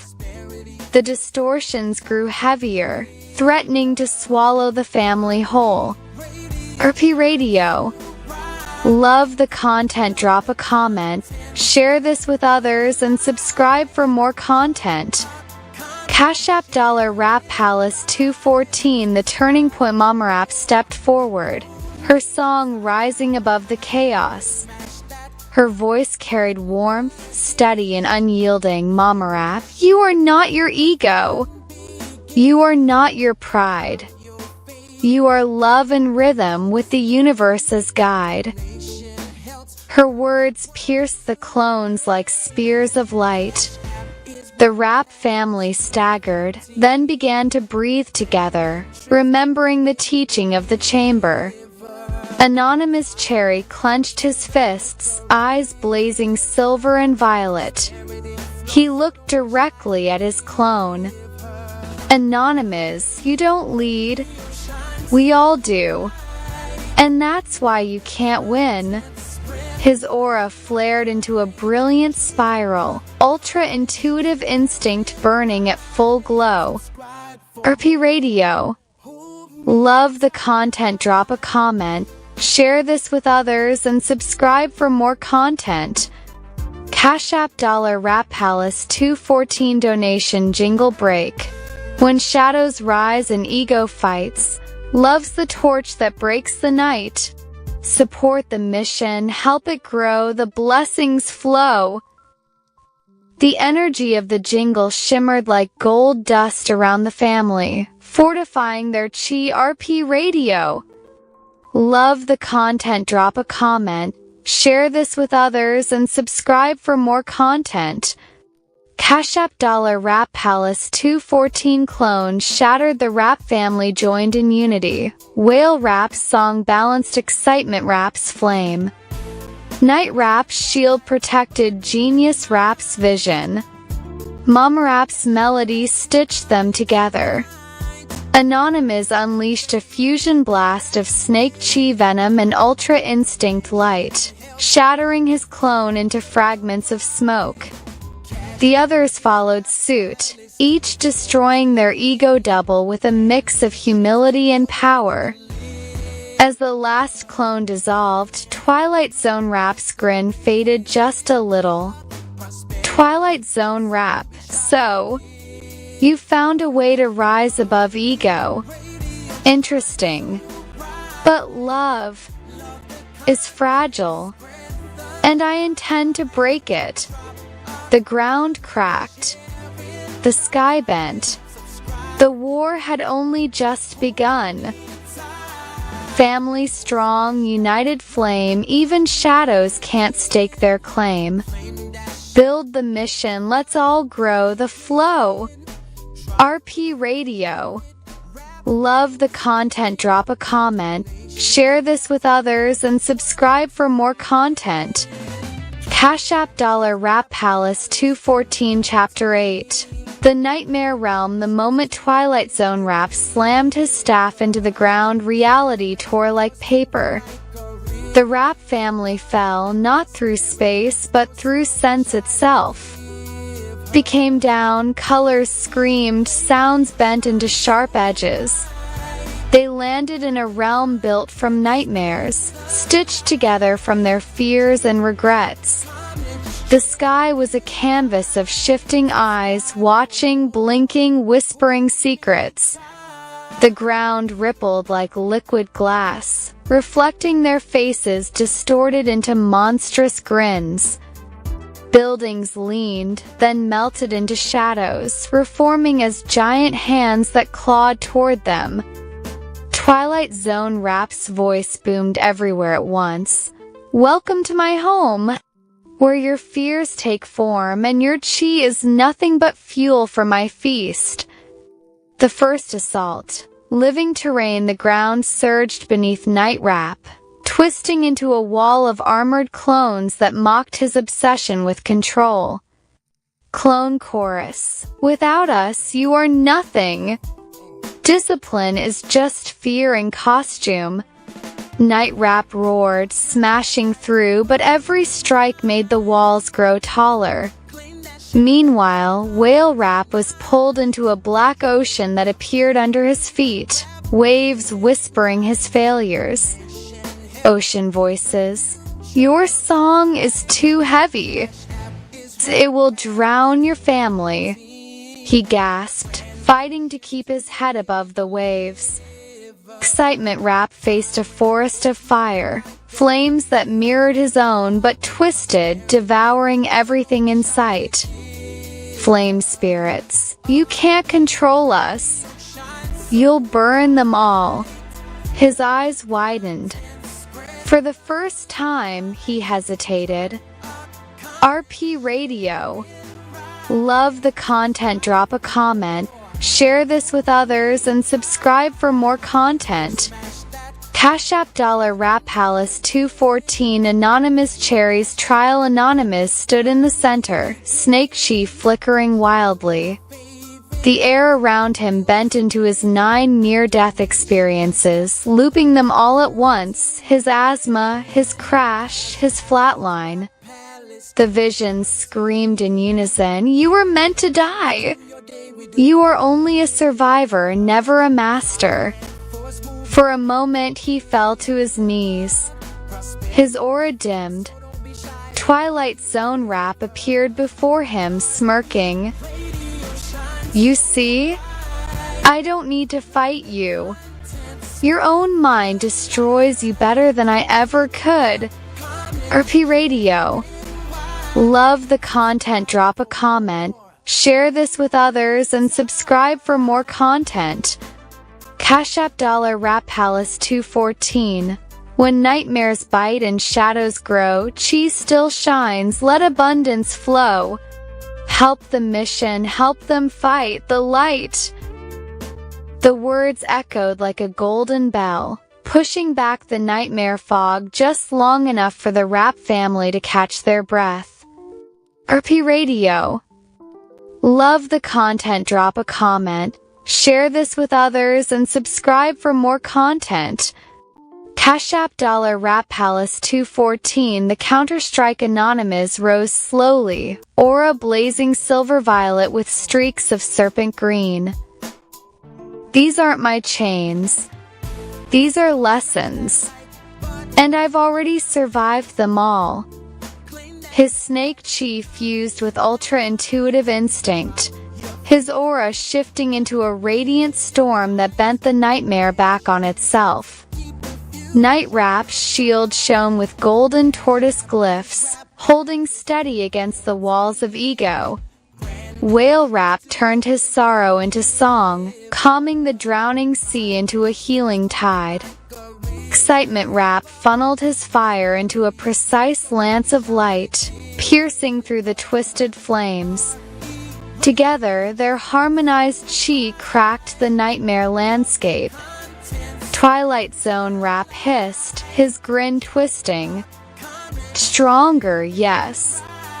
But you've only tasted the first layer of my realm. Can love still stand when eternity itself bends? The sky shattered. A deeper abyss opened below.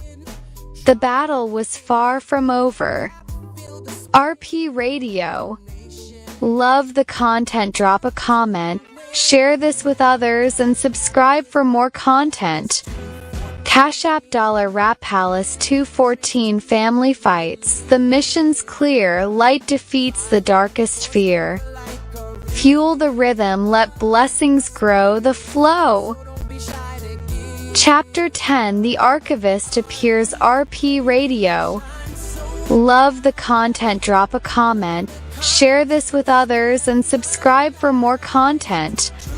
Cash App $Rap Palace 214. I was shelving in the dim rear corridor, the one lined with cabinets of old index cards no one had touched in years, when I felt it again, that hum beneath the silence. Stronger this time. The end of the aisle, in the half-light where the lamp had burned out months ago, stood a woman. Thin frame, silver hair pinned in a simple knot, her hands folded behind her back as though she had always been there, waiting. I knew every staff member, every volunteer. She was not one of them. "Gregory," she said, her voice like pages turning. My stomach tightened. "Do I know you?" Her lips curled in a faint smile. "You know me the way you know the shelves. Not by sight, but by pattern." RP Radio. Love the content, drop a comment, share this with others, and subscribe for more content. Cash App $Rap Palace 214. The Archivist was not human in the way others were. She belonged to the library's deeper order, an agent of its silent intelligence. When seekers align themselves with truth, the library did not simply provide books, it provided guides. Gregory's recognition of himself had stirred the shelves. Now the shelves stirred her. RP Radio. Love the content, drop a comment, share this with others, and subscribe for more content. Cash App $Rap Palace 214. She gestured toward the card I'd abandoned. The book that had fallen days before, the one on Silent Seers, slid forward without her touching it, dropping neatly into her palm. "You've opened the test," she said softly. "You've accepted the result."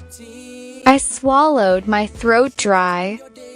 I didn't choose for this to happen. Of course you didn't. Je pas chose you.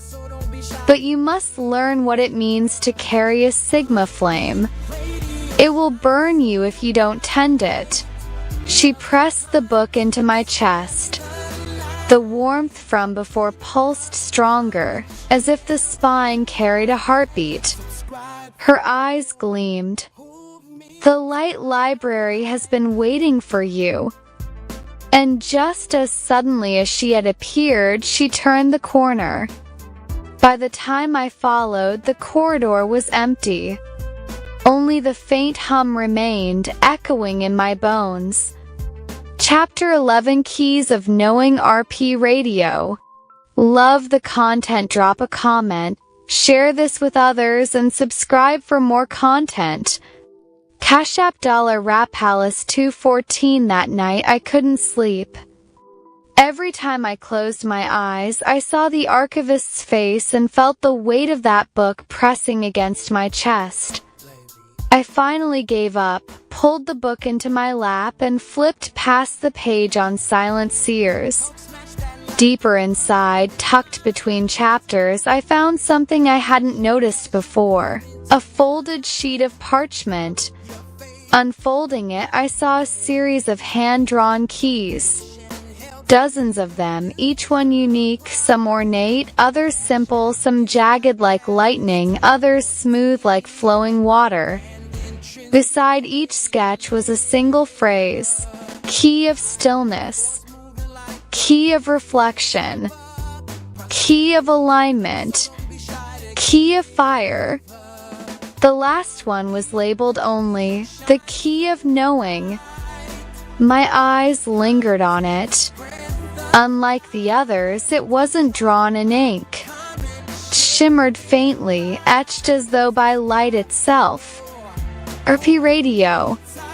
Love the content, drop a comment, share this with others, and subscribe for more content. Cash App $Rap Palace 214. These were not illustrations. They were archetypes, gateways to inner practice that shaped the aura of the seer. Each key represented a frequency of mastery, not just mental or emotional but soul deep. Key of knowing was the threshold. It was not about gathering information. It was about opening oneself to the quiet certainty that truth resonates differently than noise. Gregory had already touched this resonance by accepting his result, but now the library demanded he learn to wield it. RP Radio. Love the content, drop a comment, share this with others, and subscribe for more content. Cash App $Rap Palace 214. I ran a finger over the glowing key, and the air in my apartment thickened. My lamp flickered, and suddenly the hum of the refrigerator, the ticking clock, even the faint sounds from outside all aligned into one steady beat. For a second, I felt like I wasn't just hearing sound, I was inside it, inside the rhythm of everything. My skin prickled. My chest expanded as though I had more space than my body allowed. The phrase whispered in my mind, not in the archivist's voice, not my own, but something else. Discernment is your inheritance. Wield it. Page pulsed once, then returned to normal. The glow faded. But I knew something inside me had shifted. I had touched the first of the keys. I had opened the key of knowing. Here's Chapter 12, Timeline Shelves, following directly from Gregory's initiation into the key of knowing. Chapter 12, Timeline Shelves. RP Radio. Love the content, drop a comment, share this with others, and subscribe for more content. Cash App $Rap Palace 214. The next morning, the library didn't feel like the same building. I walked in with the Silent Seers book in my bag, its weight pulling on my shoulder like a quiet reminder. Everything looked normal at first, the front desk, the soft shuffle of patrons, but when I entered the stacks, something shifted. The shelves weren't where I left them. Entire rows had realigned, angled in corridors that hadn't existed before. I froze, staring down an aisle that stretched impossibly far, the ceiling lights receding into infinity. Each shelf glowed faintly at the edges, humming with the same frequency I'd felt when the key of knowing activated. My chest tightened. I should have been terrified. Instead, I felt summoned. RP Radio. Love the content, drop a comment, share this with others, and subscribe for more content. Cash App $Rap Palace 214. The library was no longer simply a building of books. It had unfolded into its truer form, a repository not of words but of timelines. Every decision Gregory had made, and every decision he had turned away from, had been recorded here. Each shelf held the echoes of what was, what could have been, and what still might be. Silent seers alone could walk these aisles without losing themselves. For others, the shelves were walls. For Gregory, they were mirrors. RP Radio. Love the content, drop a comment, share this with others, and subscribe for more content. Cash App $, Rap Palace 214. I stepped forward, pulse in my ears. The first shelf I passed carried spines with names I recognized, titles from my childhood, books I'd actually read. But the second shelf, those titles had a different weight. One spine read, "If Gregory had spoken that day." Another, "The Path of Silence at the Crossroads." I reached out, but my fingers stopped an inch away. Heat radiated from the bindings, as if the books themselves were alive. A sudden thought struck me: these aren't books. These are choices. I staggered back, dizzy. Corridors stretched endlessly, lined with every version of me I had never lived. The far end of the aisle, faint and golden, I saw a doorway pulsing. Its outline bent like a spiral, the same spiral glyph from the margins of the Silent Seers book. The spiral had opened. The next door was waiting. RP Radio. Love the content, drop a comment, share this with others, and subscribe for more content. Cash App $, Rap Palace 214. Chapter 14. The first boundary test, grand entrance to the stage of your day. Let it be a vibrant force of graceful movements of prosperity in every form. RP Radio. Love the content, drop a comment, share this with others, and subscribe for more content. Cash App Rapalace 214. The quill hovered, weightless, glowing with a pale fire that seemed both fragile and dangerous. My hand trembled as I reached for it. The moment my fingers touched the shaft, it solidified, light becoming form, warmth becoming grip. The mirror manuscript rippled like water disturbed by a pebble. New words etched themselves across the page. Every seer must guard the flame. The first test approaches. The chamber darkened. Shelves emerged along the walls, towering and endless, filled with books that pulsed with a heavy gray light. A shadow detached itself from one of the shelves and stepped forward.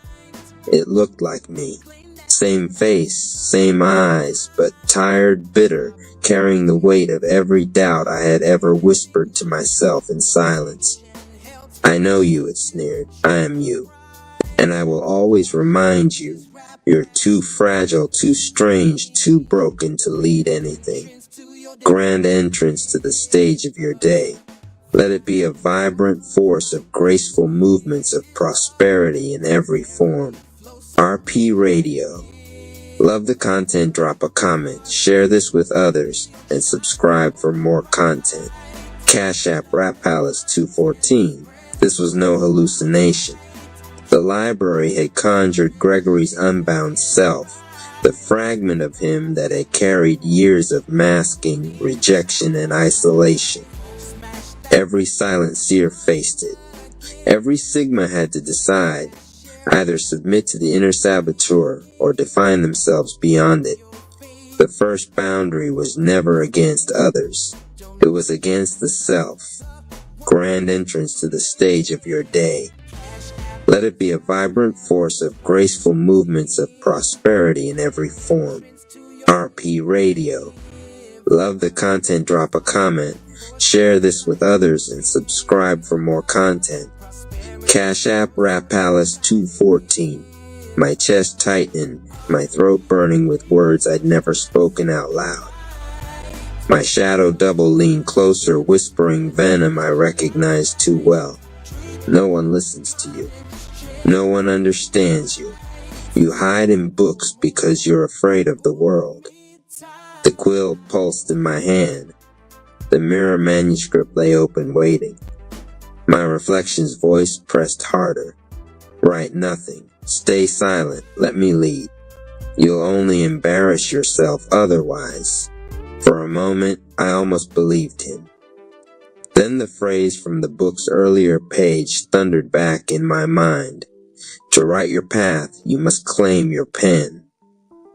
I raised the quill and pressed it to the parchment.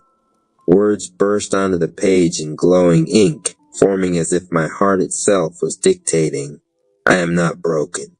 My silence is not weakness, it is my strategy. My flame does not beg, it burns. The chamber shook. My shadow self screamed, dissolving into smoke that hissed between the shelves until nothing remained but the glow of the words I had written. The quill steadied in my hand, my breath slowed. The mirror manuscript shimmered one final phrase, boundary set, flame guarded, grand entrance to the stage of your day. Let it be a vibrant force of graceful movements of prosperity in every form. RP Radio. Love the content, drop a comment, share this with others, and subscribe for more content. Cash App, Rap Palace 214. Chapter 17. The doors that breathe anonymous walked into the light library, and the shelves seemed to breathe around him, glowing with their own pulse of awareness. He stopped at the threshold and whispered, not to the books, but to the air itself. Wow, he said. Life is like a dream where you are in the driver's seat each day. It's real just as your body is real. Is it like the Matrix movie? How does one awake from this to his soul? When reality is the same thing, consciousness, aka Jehovah. The question rippled through the aisles. Lamps brightened as if they had been waiting for this. The air vibrated like a string plucked by an invisible hand. He stepped forward, and a page turned itself on a book that had not been touched. The words were light, not ink. You are both driver and dream, the library replied through the radiance. A dream is not the opposite of real. A dream is the method by which the real speaks to itself. Your body is no cage. It is the steering wheel, the console, the vessel that makes the journey tangible. To be awake is not to escape it, but to steer with awareness. Anonymous touched the spine of a book, and it pulsed under his fingers like a living heart. So the Matrix is real. Systems are like codes, the library sang back, its voice carried by the dust motes that danced in golden beams. Belief, culture, fear, they are programs. They loop endlessly until you see them. The moment you see the code, you are no longer trapped. You are the light by which it is seen. You are larger than any pattern you observe. He stood still, breathing slow. A breeze wound through the stacks, carrying the scent of cedar.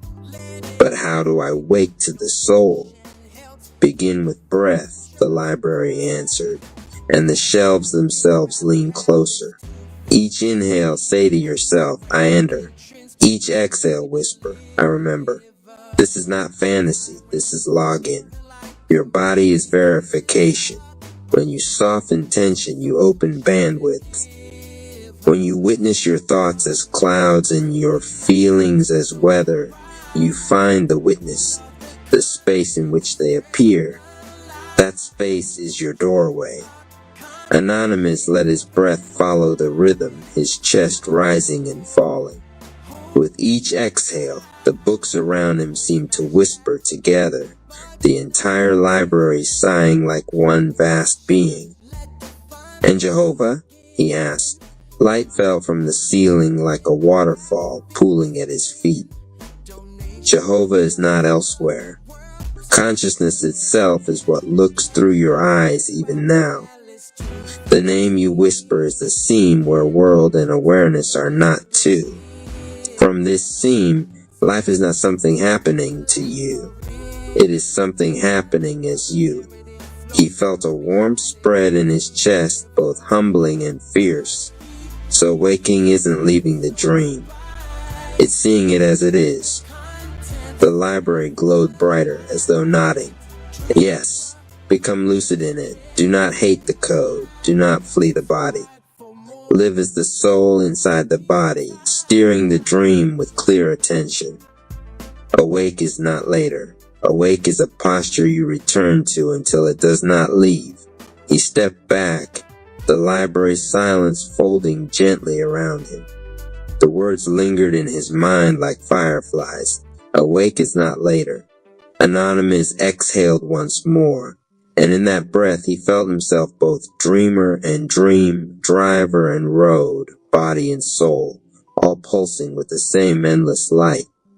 The meditation grove had gone still, its rivers dimming after hours of grueling chai alignment.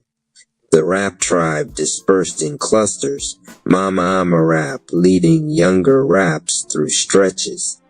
Donation rap still singing his half sermons with jingles trailing like incense. Trump rap mumbling about a new deal with the ancestors. Anonymous lagged behind. His breathing was heavy, but not from combat drills. Something else pressed on his chest, as though his chi had snagged on a thorn inside him. His snake chi still hummed at the edges, restless, almost hissing. He touched the grounding cloth of his cape, rubbing the fabric between his fingers. Why do I still feel stuck? He whispered, low enough so no rap could overhear. The palace answered, not with words but with sound, a long exhale like the lungs of stone sighing. The hallway wall before him trembled, edges shimmering as though made of liquid glass. From the marble stretched a seam, a doorway unfolding not by hinges but by breath. Anonymous blinked. That wasn't here before. The seam widened into an archway, its frame etched in flowing script he didn't recognize yet somehow understood. Every question is a key. Speak and enter. The young warrior hesitated.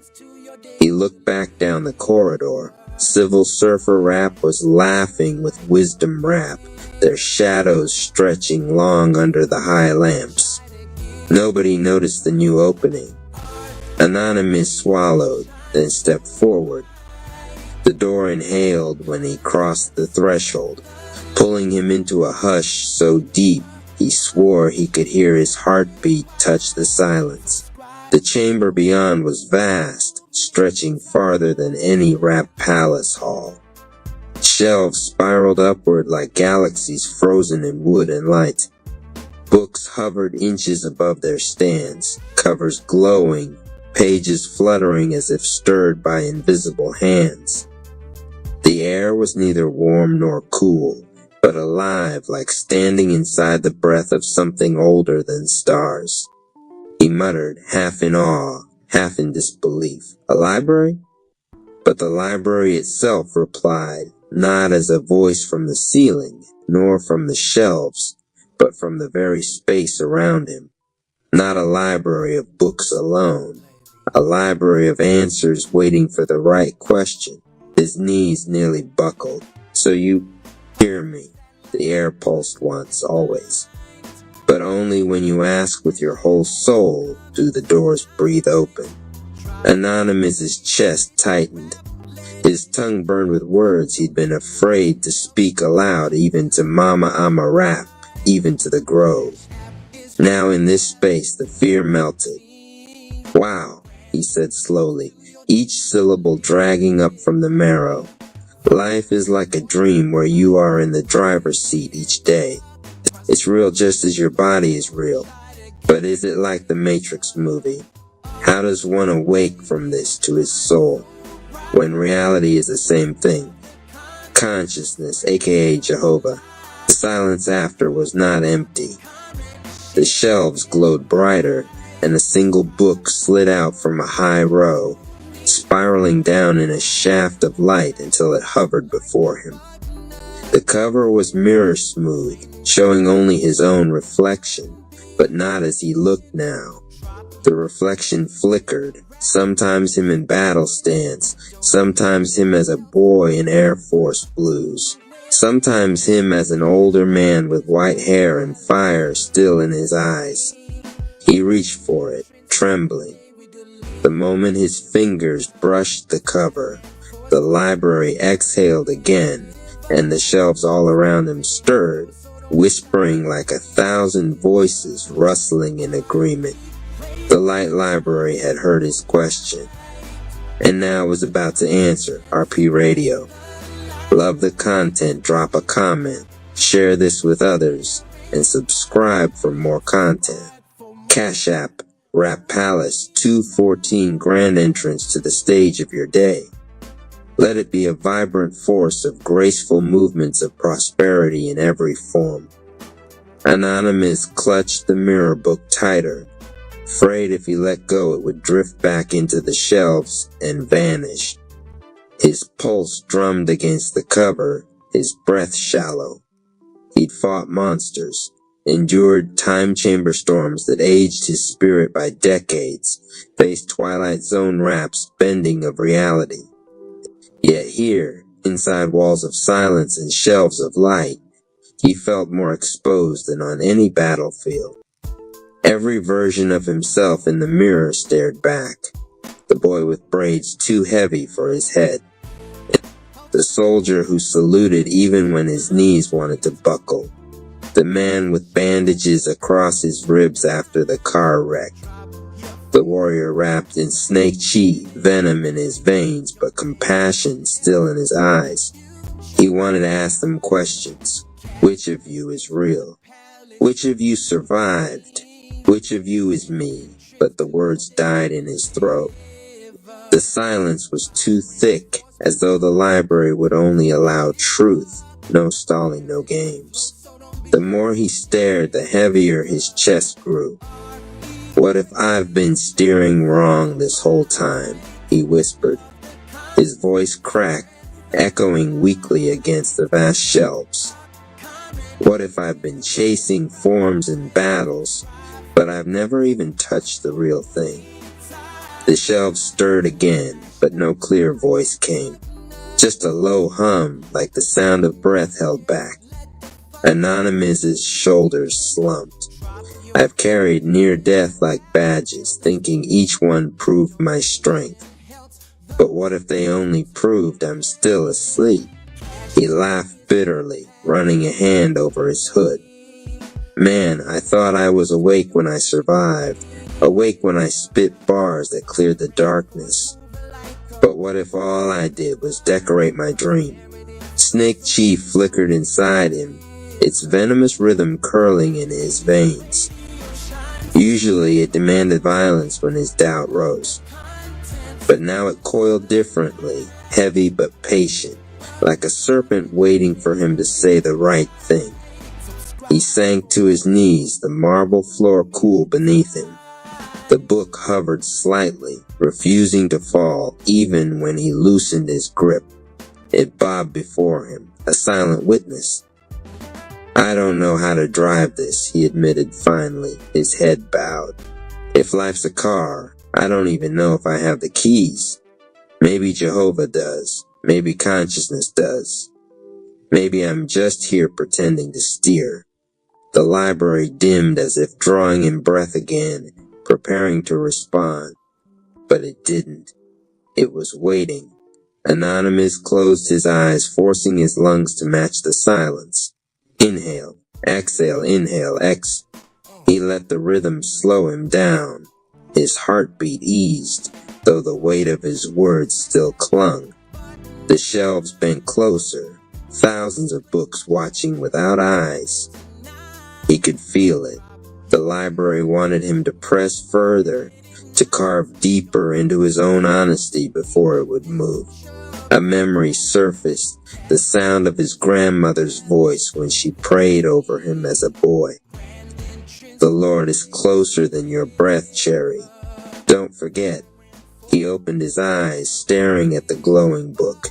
If Jehovah is consciousness itself, then I'm already inside him.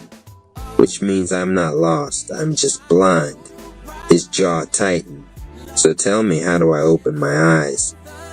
The hum of the library swelled, growing into a low thunder that shook the shelves but didn't topple a single book.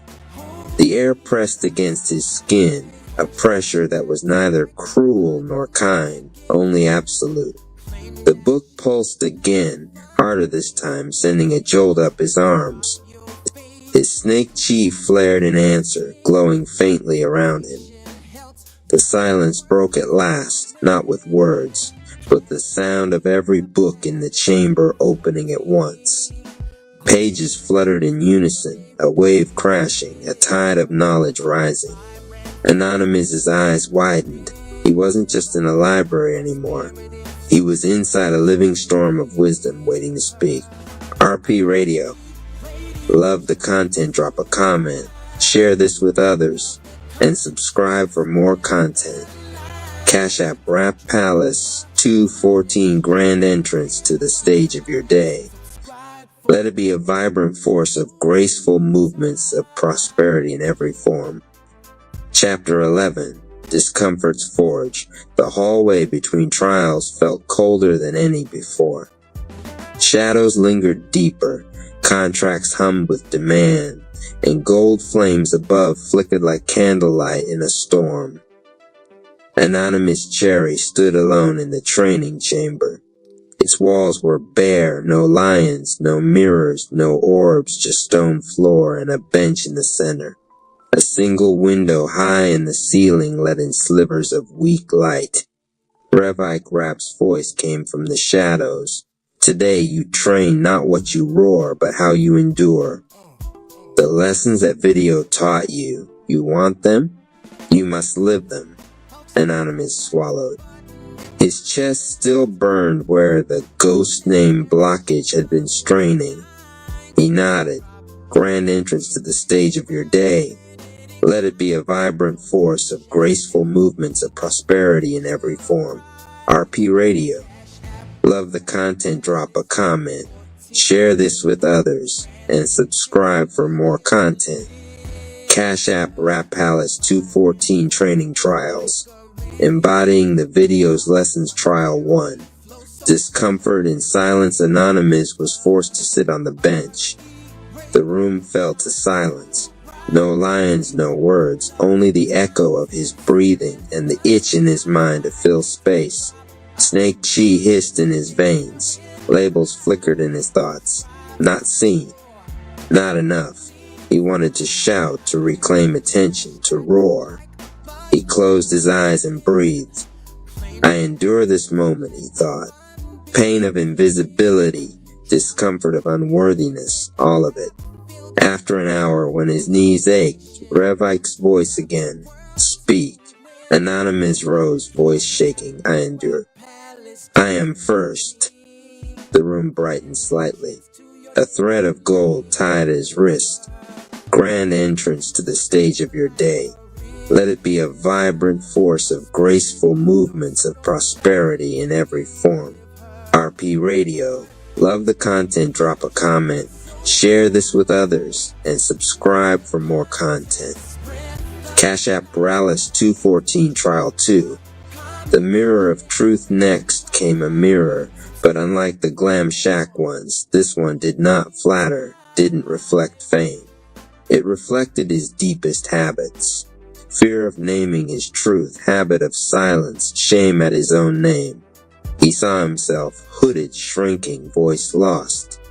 Rev Ike marched around him. You've seen the outward roar, but truth is in the parts you hide. Anonymous reached forward, hand trembling. He touched the mirror, and it cracked under his palm, not shattering, but fragmenting into dozens of pieces, each piece showing a version of him.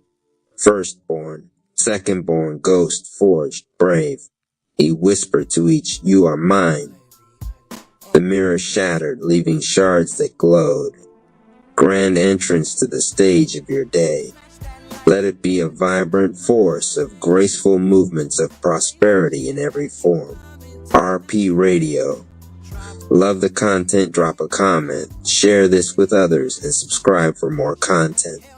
Cash App Rap Palace 214 Trial 3.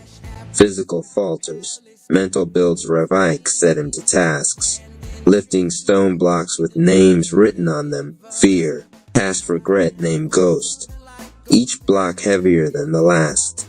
As his arms burned, Wayne Rapp's voice echoed from the crack in the ceiling. Endure, Cherry. Your roar ain't born from comfort, it's forged in strength. Anonymous forced himself to carry the heaviest block named Ghost. His knees buckled, Snake Chi throbbed. He almost dropped it. Then he remembered Wayne's voice. He roared, I carry the name first. I am not the shame, I am the claim. He lifted. The block lightened, then dissolved. Grand entrance to the stage of your day. Let it be a vibrant force of graceful movements of prosperity in every form. RP Radio. Love the content, drop a comment. Share this with others and subscribe for more content. Cash App Rapalis 214 Trial 4. Mind Over Habit Anonymous was given a choice. Press a glowing button that would amplify his roar temporarily, or remain silent and let his transformation be slow but steady. He pressed not the roar button. He chose the long path. The chamber dimmed. Wayne Rapp's whisper came. Strength ain't the loudest roar. It's the roar that holds. Grand entrance to the stage of your day. Let it be a vibrant force of graceful movements of prosperity in every form. RP Radio. Love the content, drop a comment, share this with others, and subscribe for more content. Cash App Rapalis 214 Revelation and Growth. The light above widened. The blockage in his chest loosened. Snake Chi hissed in release. An aura flared gold and green around his name on the ledger. Anonymous Cherry, firstborn. Rev Ike appeared in front of him. You endured. You named your truth. You chose the long path. That is lion discipline. From the crack in the ceiling, Wayne Rapp dropped in shadow, lighter flicking. His graffiti lion behind him glowed full. Wayne smiled, voice low and prophecy rich. They want miracles, but you show up every day. That's your miracle. Firstborn ain't just title, it's throne you take. Grand entrance to the stage of your day. Let it be a vibrant force of graceful movements of prosperity in every form. RP Radio. Love the content, drop a comment, share this with others, and subscribe for more content. Cash App Rapalis 214 Lil Wayne Rapp's first lighter, flick stone block burdens. Name Ghost weigh me down, but in the crack I roar, refuse to drown. Silence my teacher, mirror shows the lie, fear kneel the first, shame gotta die. Wayne prophecy, echo in the chest, firstborn roar, made manifest. Discomfort's forge, habits blade, roar ain't made in ease, in steel it's made.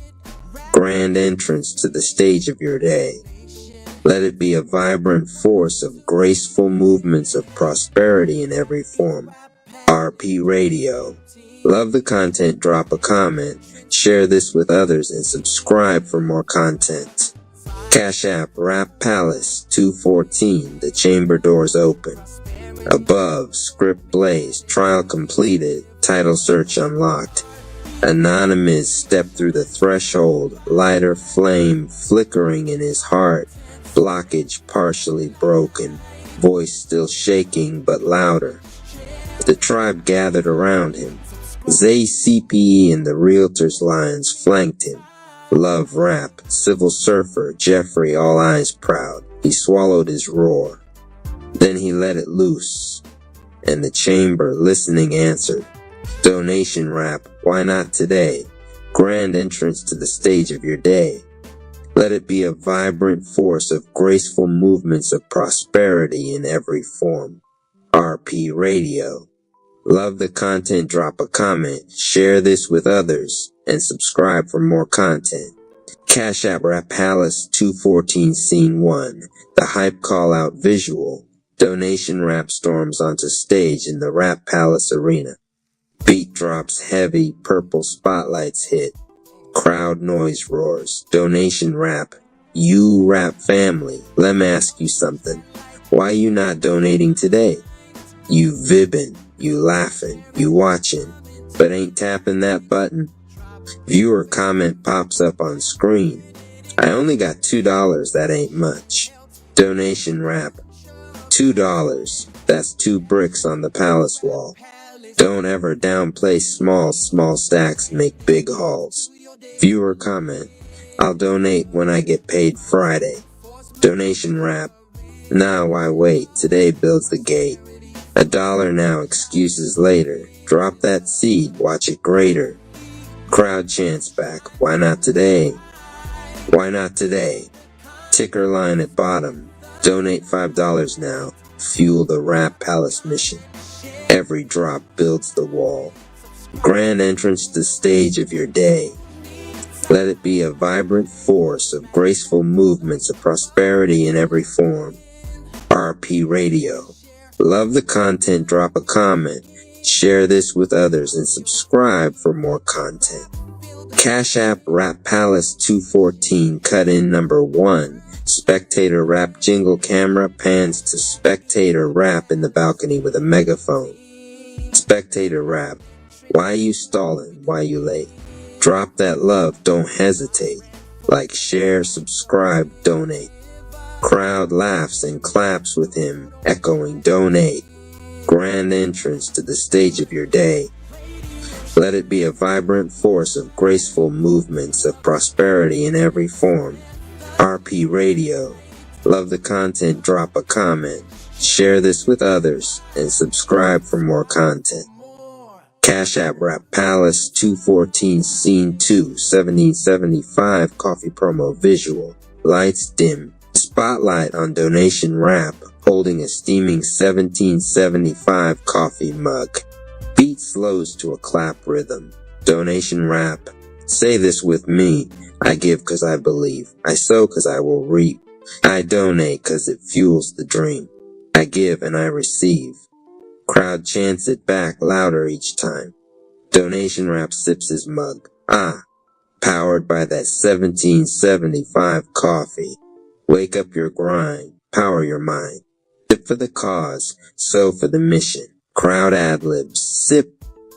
Sow. Grow. Viewer comment. Where can I get that coffee? Donation Rap. Link in the bio, family. Sip with me. Sow with me. And let's grow this palace. Ticker line at bottom. Fuel your grind, W1775 coffee. Every sip reminds you to sow into the mission. Grand entrance to the stage of your day. Let it be a vibrant force of graceful movements of prosperity in every form. RP Radio. Love the content, drop a comment. Share this with others, and subscribe for more content. Cash App Rap Palace 214 cut in number 2. Zay the Realtor Rap jingle spotlight hits Zay in a sharp suit holding a golden house key. Zay the Realtor Rap.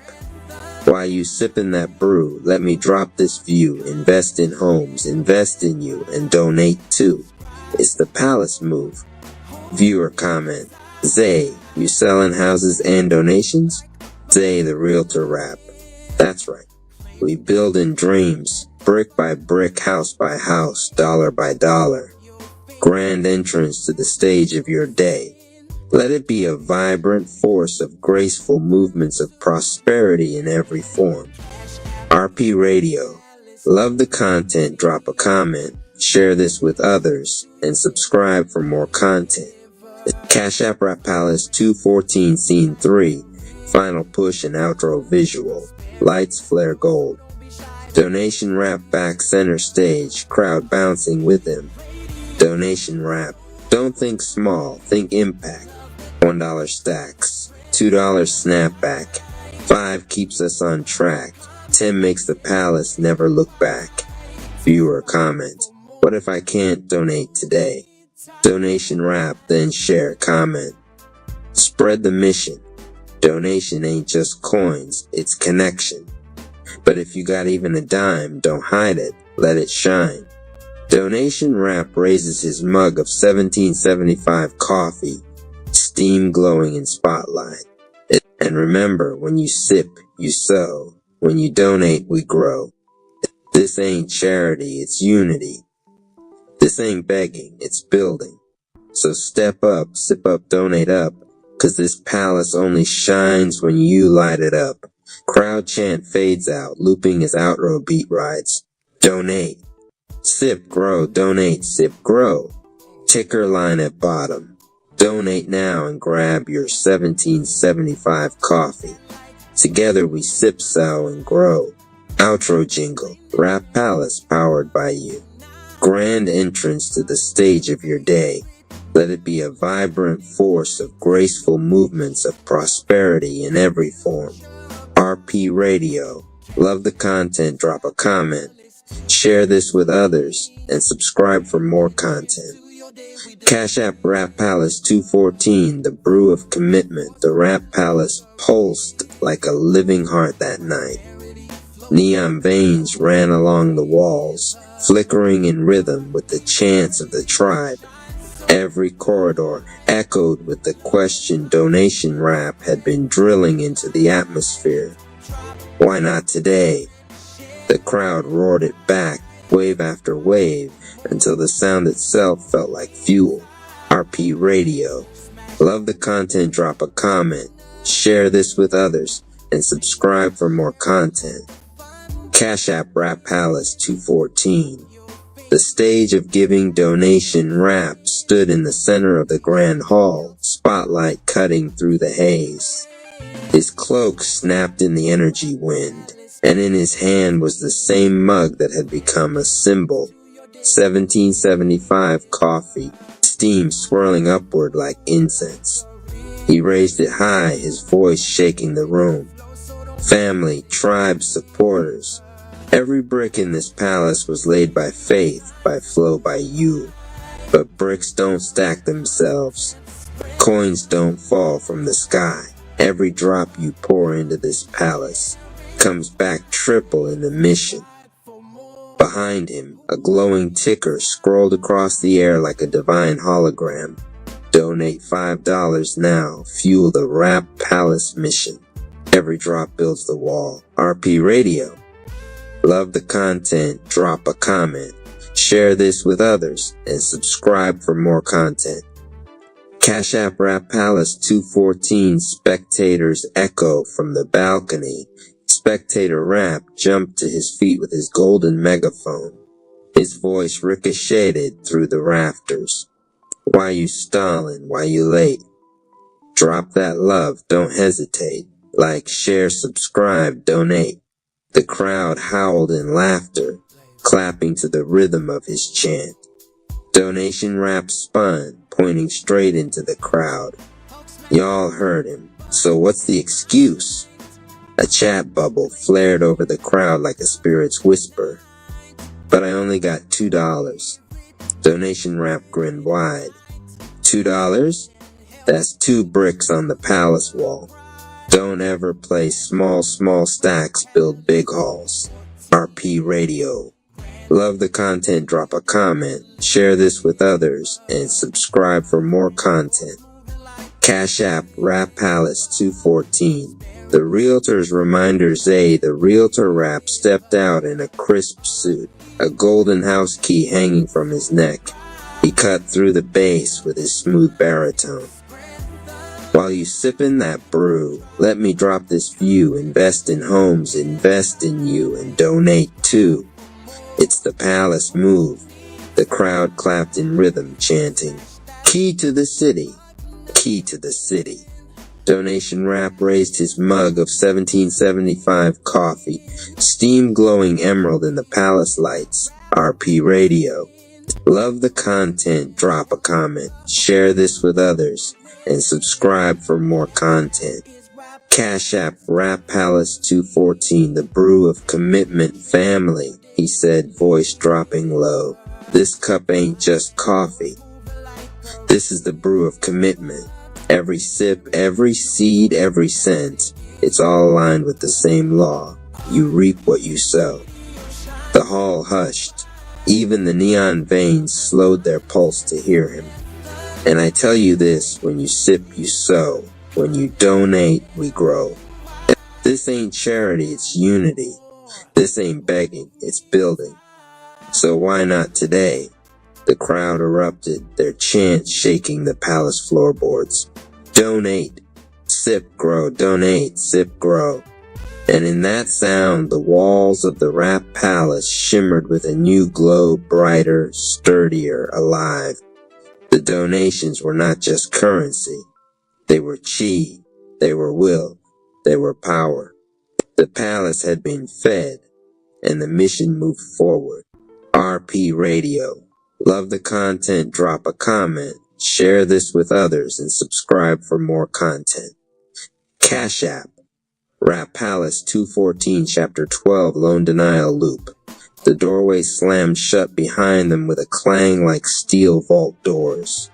The chamber bent and warped, reshaping into an endless hallway lined with doors, each marked with glowing red letters. Denied.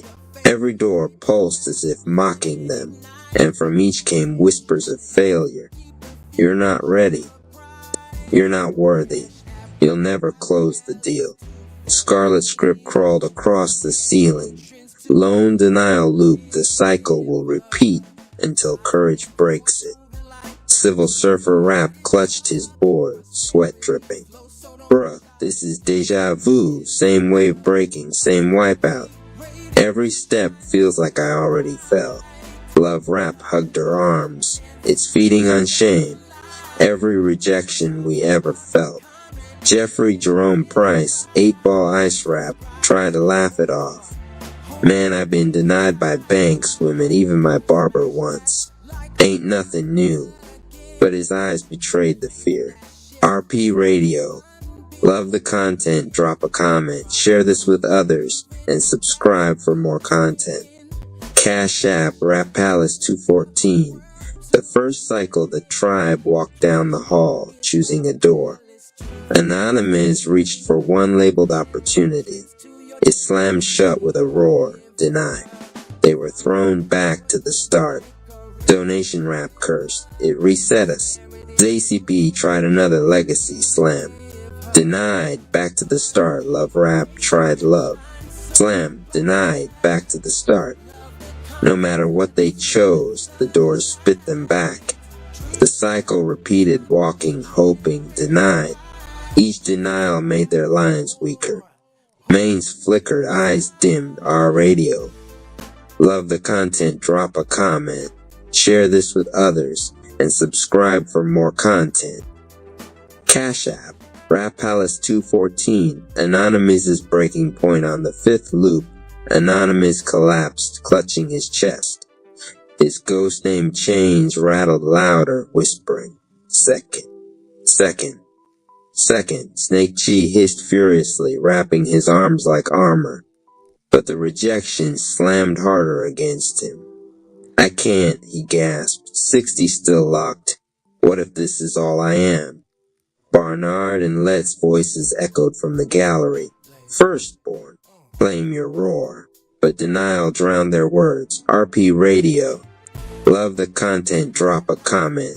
Share this with others. And subscribe for more content. Cash App, Rap Palace 214, Wayne's intervention. The lighter flicked. Click. Smoke curled from the ceiling crack. Then Wayne dropped, lions prowling in graffiti flames. He smirked at the endless hall.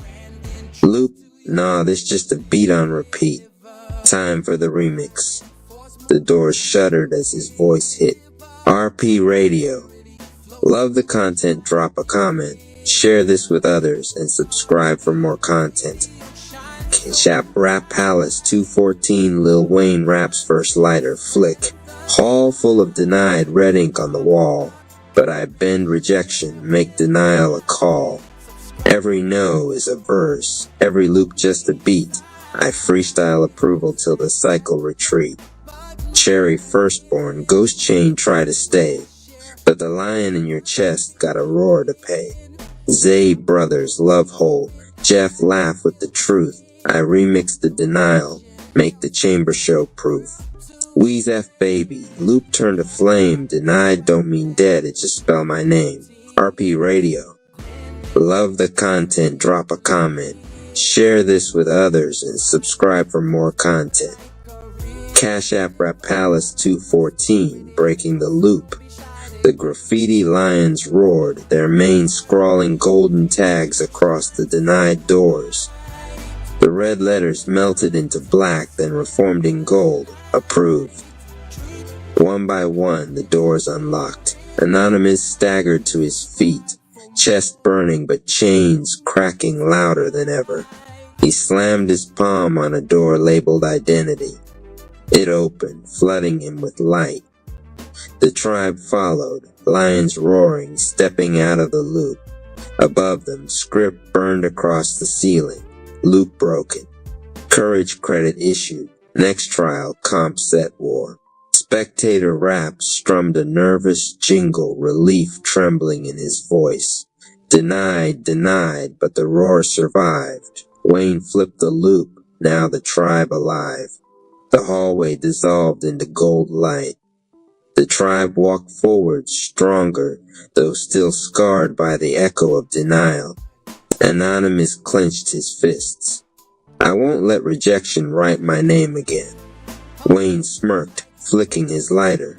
That's it, Cherry. Every note just a track waiting for your verse. And the chamber rumbled, reshaping for war. RP Radio. Love the content, drop a comment. Share this with others and subscribe for more content. Cash App Rap Palace 214. Chapter, Fawns in the Shroom Room. The Shroom Room wasn't quiet anymore. Professor Rap lay flat on the glowing stone floor, muttering into the air as spores drifted around him. His glasses were crooked, his mouth slack, and his limbs jerked like he was conducting an invisible orchestra. Gentleness is not weakness, he declared suddenly, startling Donation Rap, who had just poked his head in to check on him. The Donation Rap blinked, then whistled low. Oh nah, y'all professor just hit the mushroom lottery. Somebody get Mama I'm a Rap, this boy gone. RP Radio. Love the content, drop a comment, share this with others, and subscribe for more content. Cash App Rap Palace 214, grand entrance to the stage of your day. Let it be a vibrant force of graceful movements of prosperity in every form. The arrival of the tribe within minutes. Half the rap tribe crowded into the shroom room. Mama Ama Rap stood with her arms folded, shaking her head. Civil Surfer wheeled in with his board floating just above the stone floor. Spectator Rap held up his podcast mic like he was about to stream the whole thing live. Professor Rap sat up suddenly, eyes wide, pointing to the corner. Do you see them? The fawns. They're everywhere, prancing like little professors of the meadow. No one else saw them, but to Professor Rap, the room was alive with glowing deer children, each step painting streaks of light. Mama Ama Rap sighed. Child, ain't no fawns in here. You just overdosed on Spiritual Rap's batch. Professor Rap shook his head furiously. No, they're teaching me innocence. Curiosity, the power of wonder. Look at their eyes. He clasped his hands like a preacher at the altar. They see through my soul, RP Radio. Love the content, drop a comment. Share this with others, and subscribe for more content. Cash App Rap Palace 214, grand entrance to the stage of your day. Let it be a vibrant force of graceful movements of prosperity in every form. Comedy in the chaos, Civil Surfer chuckled. Bruh, my man out here crying over Bambus. Somebody get this fool a Disney Plus subscription. Spectator Rap leaned into his mic, voice booming with his signature announcer flair. Ladies and gentlemen, you are witnessing history. Professor Rap versus his own feelings. Brought to you by Rap Palace News. Don't forget to like, share, subscribe, and donate. A donation jingle blasted from nowhere. Open your wallet, open your heart, Every little dollar is where healing starts. The tribe laughed, but Professor Rapp didn't. He was too busy reaching toward nothing. Gentleness heals what no force can mend, he shouted. Do you hear them? Do you hear the wisdom? RP Radio. Love the content, drop a comment, share this with others, and subscribe for more content. Cash App Rap Palace 214 grand entrance to the stage of your day. Let it be a vibrant force of graceful movements of prosperity in every form. Breakdown and renewal. The fawn circled him in his vision. One touched his hand. Another pressed its forehead against his chest. The trembling one, small and brave, stepped closer again. Vulnerability is the doorway. Professor Rapp collapsed onto his side, weeping openly. His robes were damp with tears. His voice cracked. I was wrong. Manipulation means nothing. Gentleness, innocence, vulnerability. That's the true curriculum. Mama Amma Rapp knelt beside him, stroking his forehead gently. Let it out, baby. Sometimes spirit don't whisper, it screams. Donation Rapp nudged Civil Surfer. Bro, he really gone. I think the mushrooms rewrote his syllabus. Civil Surfer smirked. Better than the one he was teaching. RP Radio. Love the content, drop a comment, share this with others, and subscribe for more content. Cash App, Rap Palace 214 grand entrance to the stage of your day. Let it be a vibrant force of graceful movements of prosperity in every form. Aftermath hours later, Professor Rapp dozed in a corner, drained but glowing faint like the spores around him. The tribe carried him out gently, though Civil Surfer kept muttering jokes about babysitting. When he woke the next morning, the visions had faded, but the lesson remained carved into him. He no longer felt the same hunger for control. His eyes softened when he looked at his tribe. But every so often when he turned too sharply or caught the edge of a reflection, he'd see it again. A fawn in the periphery, watching. Innocent, gentle, vulnerable. And he smiled. RP Radio. Love the content, drop a comment, share this with others, and subscribe for more content. Cash App Rap Palace 214 grand entrance to the stage of your day. Let it be a vibrant force of graceful movements of prosperity in every form. Chapter. The professor's fawn's morning sunlight spilled through the high windows of the Rap Palace library, cutting through the dust like golden swords. Professor Rapp sat hunched over a long table stacked with scrolls and notebooks. His glasses were back on, but his hands trembled as he scribbled. His once neat penmanship was broken by wild spirals, sketches of deer, glowing eyes, and the word vulnerability scrawled in capital letters across half a dozen pages. The door creaked. Donation Rapp entered with his usual swagger, holding 2 steaming cups. He slid one across the table. You good teach. You was crying about deer like they graded your last paper. Professor Rapp clasped the cup without looking up. Not deer, fawns, innocence made flesh. Do you understand, Donation? They were not hallucinations. They were heralds, messengers from the meadow beyond thought. Donation Rapp blinked, sipping his coffee. So, mushrooms gave you spirit Bambi. Professor Rapp slammed his notebook shut. You joke, but the lesson was pure. Innocence, gentleness, vulnerability. That is the true curriculum of life. All my years I armored myself in intellect, manipulated outcomes, sculpted truth with words. But the fawns, his voice broke, the fawns stripped me bare. Donation Rapp studied him. For once he didn't crack another joke. So what you gonna do with it? RP Radio. Love the content, drop a comment, Share this with others and subscribe for more content. Cash App Rap Palace 214, grand entrance to the stage of your day. Let it be a vibrant force of graceful movements of prosperity in every form. The attempted lecture by midday, Professor Rap had assembled the tribe in the Hall of Resonance. He stood before them with his chalkboard, eyes still wide with fervor. "My fellow Raps," he began, chalk squeaking against the board as he drew a clumsy deer silhouette. "I bring revelations from the shroom room. 3 virtues, 3 keys: curiosity, gentleness, vulnerability." Civil Surfer muttered from the back. Bruh drew a potato with legs.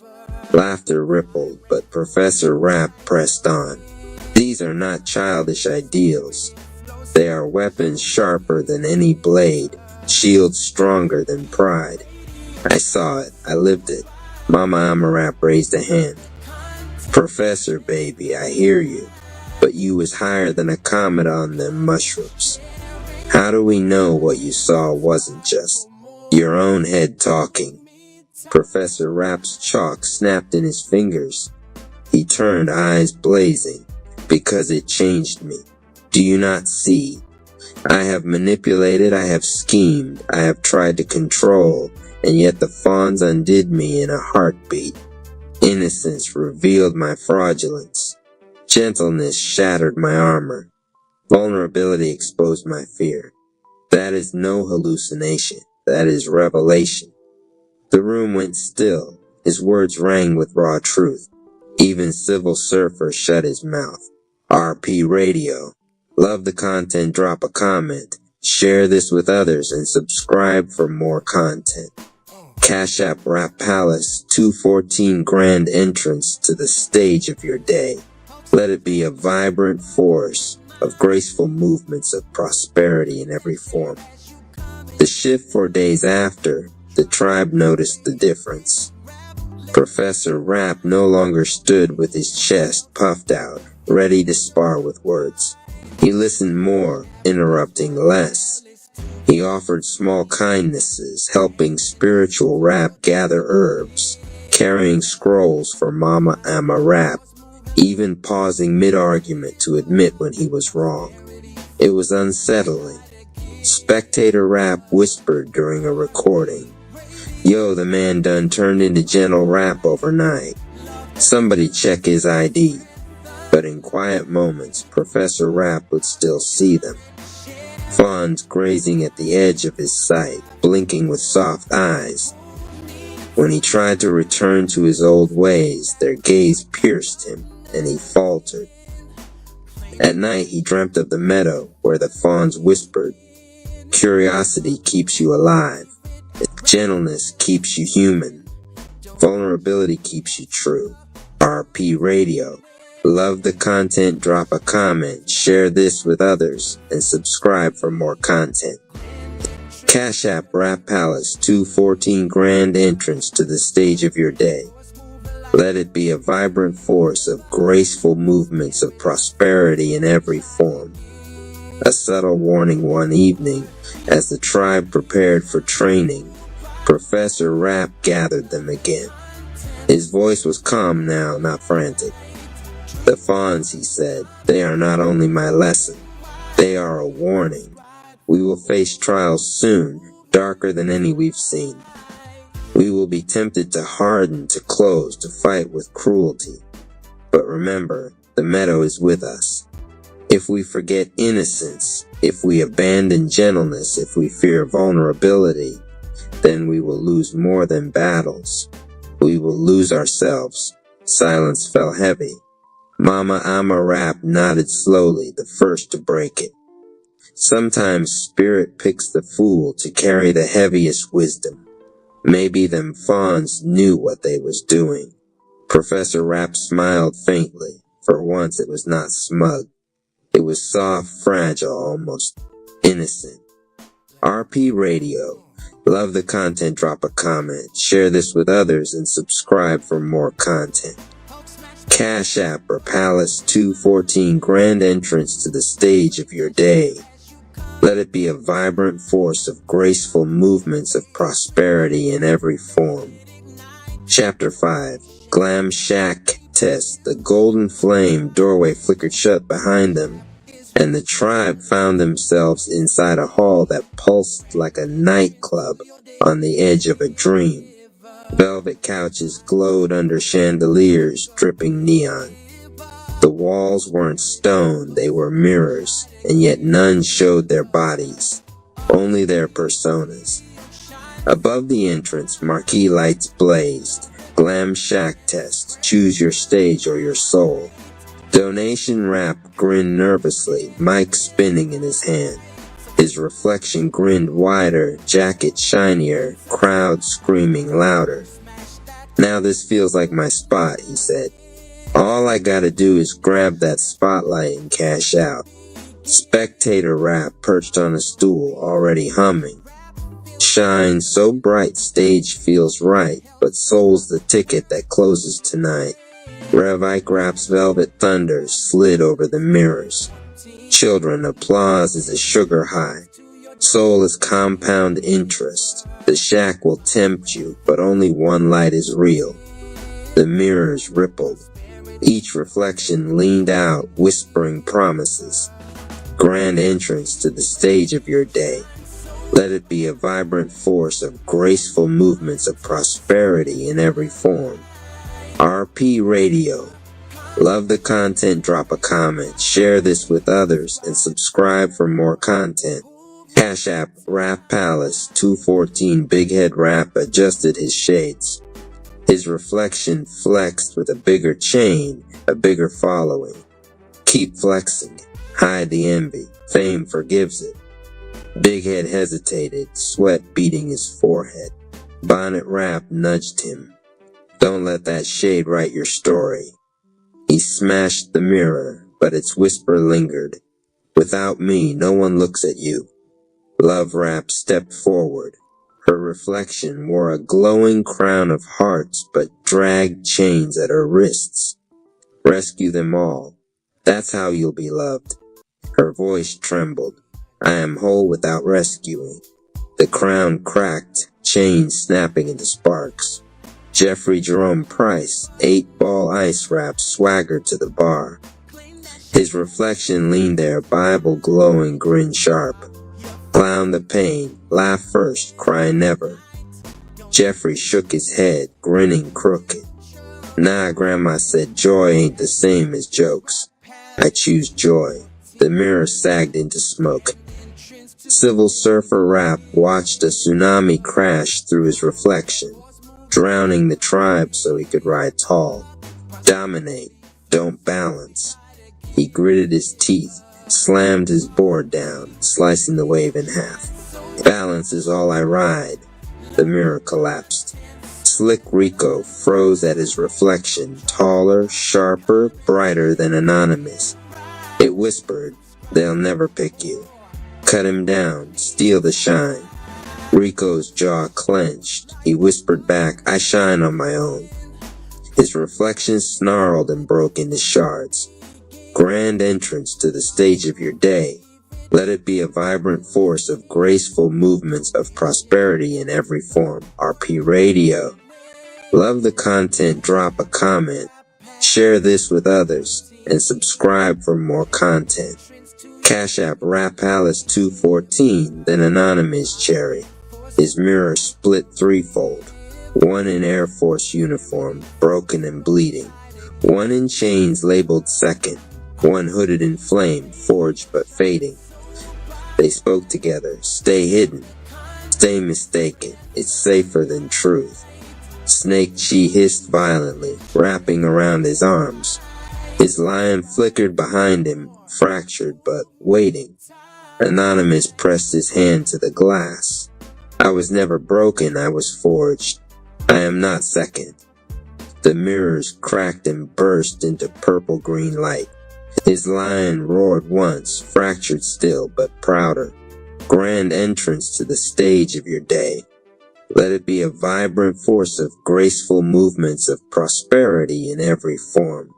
RP Radio. Love the content, drop a comment, share this with others, and subscribe for more content. Cash App, Rap Palace 214. And in the far corner, Twilight Zone Rap chuckled. His reflection didn't mirror him at all. It was static, faceless, fuzz humming old tape. Stage or soul, the static hissed. Why not both, Ben? Dark Ember Rap laughed low. Every stage can be called soul if you twist the script hard enough.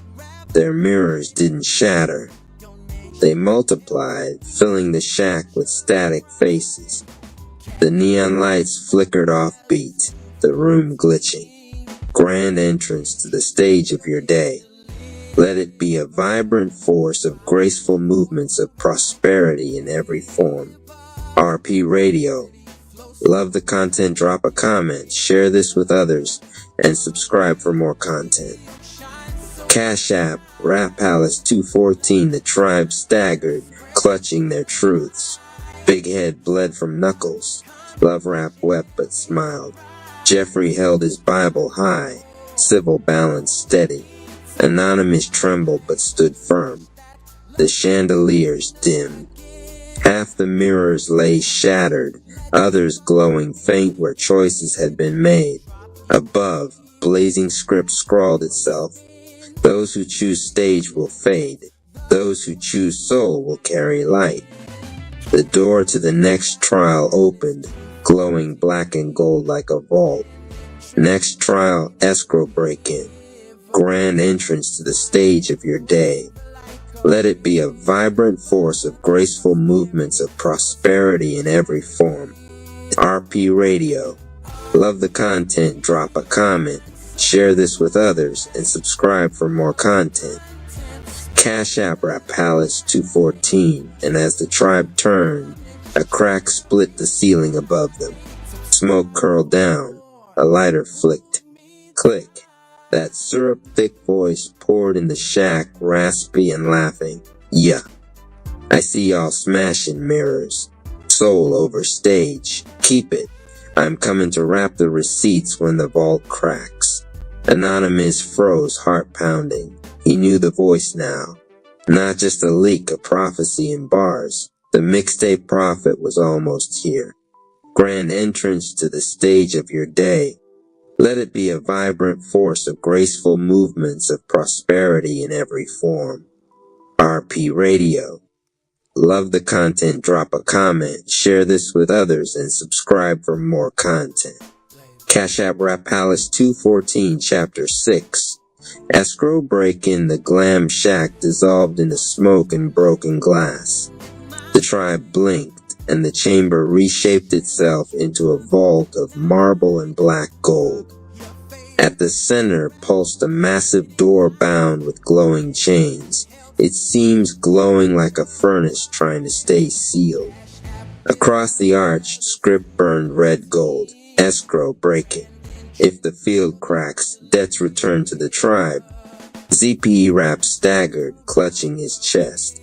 The escrow field burned inside him, pulling at every thread of his lion aura. They're hitting the vault. My contracts are bleeding. Zay, the realtor Rap's lion, roared nervously, sparks snapping off its mane. They trying to flip the whole house, bro. Break the escrow and foreclose the tribe. The vault door convulsed. From the smoke crawled the evil Rap family. Twilight Zone Rap led, static rippling through his body, reality bending in his footsteps. Dark Ember Rap followed, smoke curling from his grin. Gaslight Rap whispered into every ear at once, while Betrayal Rap dragged ledgers that screeched as they scraped marble. Behind them, the Dark Triad Raps laughed like knives sharpening. Twilight Zone's voice glitched. Release it. The debts are ours. You hold what belongs to us. CE's line snarled, mane blazing. Escrow ain't your dumpster. You can't withdraw what you forfeited. The family roared in unison and hurled their chained ledgers against the vault walls. The chamber shook, cracks webbing across the gold. grand entrance to the stage of your day. Let it be a vibrant force of graceful movements of prosperity in every form. RP Radio. Love the content, drop a comment, share this with others, and subscribe for more content. Cash App Rap Palace 214, the tribe responded. Civil Surfer Rap raised his board, summoning a wave that cushioned the vault's cracks. Balance, not collapse. Jeffrey Jerome Price slammed his Bible on the floor, shouting, "Joy don't pay rent to lies." Light surged, burning Betrayal Rap's ledger pages into ash. Love Rap pressed both palms forward. No chains, no rescues, only truth. A surge of red flame split Gaslight Rap's whispers in half. Anonymous Cherry lunged, Snake Chi striking like lightning around the ledger, crushing it into dust. But his lion faltered, mane still fractured. His ghost name chains yanked tight around his ribs. 60% locked, the underwriters whispered, "You cannot hold this line alone." The vault cracked wider. The tribe braced, but the chamber itself groaned like it might give way. And then the ceiling split. Grand entrance to the stage of your day. Let it be a vibrant force of graceful movements of prosperity in every form. RP Radio. Love the content, drop a comment, share this with others, and subscribe for more content. Cash App Rap Palace 214 A mixtape ripped open the sky. Not sound, not light, both. Smoke poured through, curling like ink. A lighter flicked in the dark. Click. From the rip dropped a lean figure, dreads bouncing, eyes half shut but blazing prophecy. His aura was graffiti flame, bars scrawled across the air, rewriting it as they burned. Two lions prowled in his shadow, their roars shaped like metaphors, teeth sharpened into punchlines. Yeah, the voice rolled syrup thick. Weeze F baby. The F's stand for foreclosure proof. The tribe gasped. Civil nearly lost his board. Donation Rap whispered no way, but the chamber recognized him. It birthed him. Lil Wayne Rap, the mixtape prophet. Twilight Zone snarled, static hissing. Another glitch? Wayne smirked, flicking his lighter again. Nah bruh, not a glitch, a leak. I'm the freestyle you can't patch. And I don't pay interest, I flip it. Grand entrance to the stage of your day. Let it be a vibrant force of graceful movements of prosperity in every form. RP Radio. Love the content, drop a comment, share this with others, and subscribe for more content. Cash App Rap Palace 214, Lil Wayne Rap's verse lighter flick escrow vault cracking. They want their sins back, but I spit leans in the booth. Ledgers fade, pages black. Zone static glitching, ember smoke in the flame. Gaslight whisper lies, but I remix the name. Cherry Lion split, 60 chained in his chest, but forged don't fold, even blocked he the best. Realtor CPE, y'all balance the deal. I barcode the contract, prophecy sealed. Weeze F baby. Chamber know the proof. I wrap light into ledgers, turn dead into truth. Grand entrance to the stage of your day. Let it be a vibrant force of graceful movements of prosperity in every form. RP Radio. Love the content, drop a comment, share this with others, and subscribe for more content. Cash App Rap Palace 214. The words weren't just rhyme. They were law. Gaslight Rap's whispers looped back and strangled him. Betrayal Rap's ledger pages burst into flames midair. Dark ember smoke twisted, suffocating itself. Even Twilight Zone staggered, his static face flickering. Zay CPE Rap's lion roared in sync with Wayne's verse main steady for the first time. Zay the realtor's lion echoed, turning the roar into an auction bell that shook the family back. Anonymous fell to his knees, clutching his chest. Snake Chi hissed, trying to steady him. Wayne crouched, flicked his lighter, and rapped softer. Name block heavy, 60 still sealed, but every ghost jar smashed, more truth revealed. Don't fade, Cherry.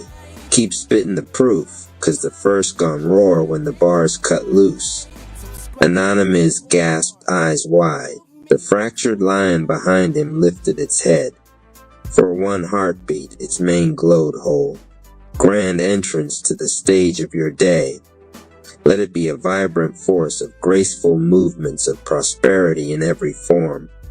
RP Radio.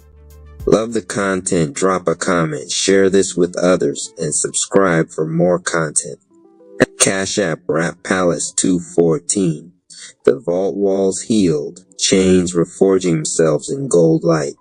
The evil rap family real, Twilight Zone glitched, eyes burning static. This isn't over. Every escrow has an audit. He dissolved into smoke, dragging Dark Ember with him.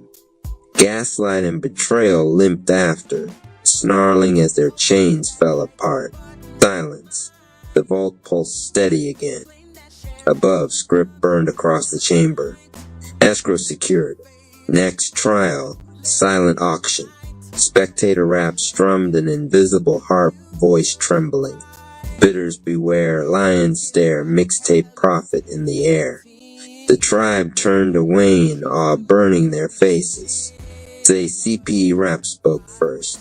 You rap prophecy. Wayne smirked, flicked his lighter one last time.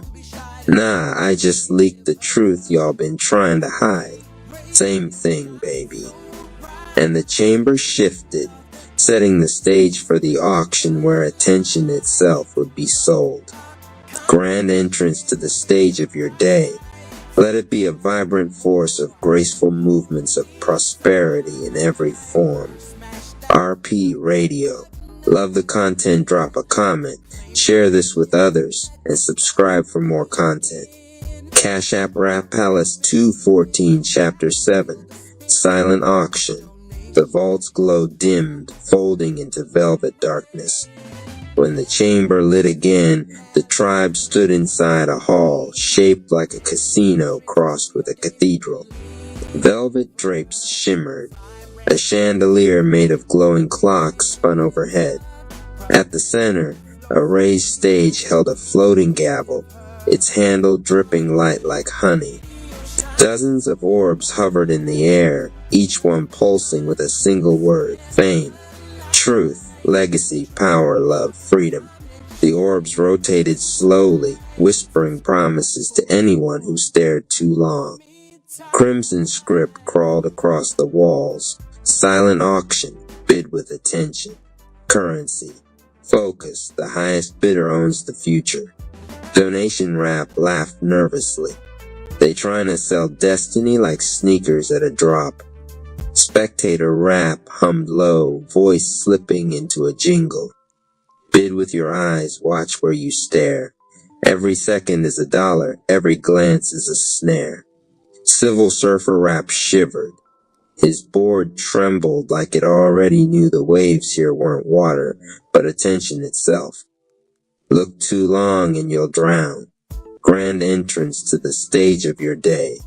Let it be a vibrant force of graceful movements of prosperity in every form. RP Radio. Love the content, drop a comment, share this with others, and subscribe for more content. Cash App Rap Palace 214. The evil rap family materialized across the stage. Twilight Zone rap twitched into being, static grins flashing over his face like a TV signal glitch. In his hands, he fanned glowing tickets. Step right up, his voice buzzed, breaking in and out like a broken broadcast. Bid your focus, win shortcuts. Fame, power, every illusion you crave. Attention is cheap. Don't waste it on truth. Gaslight rap slithered between rows, hissing lies sweet as perfume. Betrayal rap strutted down the aisle, ledger under his arm, whispering deals no one could cash. Dark Ember sat back, smirking, smoke curling around his fingers. The tribe tensed. Even strong lions shifted uneasily, eyes twitching toward the orbs. Grand entrance to the stage of your day. Let it be a vibrant force of graceful movements of prosperity in every form. RP Radio. Love the content, drop a comment, share this with others, and subscribe for more content. Cash App Rap Palace 214 Anonymous Cherry felt the worst of it. His ghost name chain pulsed hot, tugging his gaze toward an orb labeled recognition. His lion split in two again, one half roaring for legacy, the other whispering that second would never own it. Sweat ran down his back. Snake, she hissed, wrapping his chest. If I stare too long, he muttered, I'll pay with power I don't even own. Barnard and Let cried from the gallery, powerless but desperate. Don't look at the ghost, son. Look at the soul. Grand entrance to the stage of your day. Let it be a vibrant force of graceful movements of prosperity in every form. RP Radio. Love the content, drop a comment, share this with others, and subscribe for more content. Cash App Rap Palace 214, the gavel slammed once. Boom. Every heart skipped.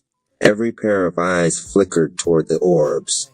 Every second counted as a bid, and then click. The lighter sparked, smoke curled. Lil Wayne Rap stepped onto the stage, dreads bouncing, gold teeth flashing under the neon glow. His lions prowled behind him, manes dripping graffiti flame. He smirked at the gavel like it was his mic. Yeah, mixtape profit. The F still foreclosure proof. And attention, that's the only bag I never drop. The orbs flickered nervously. Even Twilight Zone's static bent under the weight of his drawl. Grand entrance to the stage of your day. Let it be a vibrant force of graceful movements of prosperity in every form. RP Radio. Love the content, drop a comment, share this with others, and subscribe for more content. Cash App Rap Palace 214, Lil Wayne Rap's first lighter, flick haul full of bids. They sellin' y'all lies, attention the currency sold the prize. Zone flippin' tickets, ember smoking the scene, gaslight whipper falls, betrayal selling a dream. But focus ain't money, baby, focus is flame. What you watch is what you own, what you choose is your name.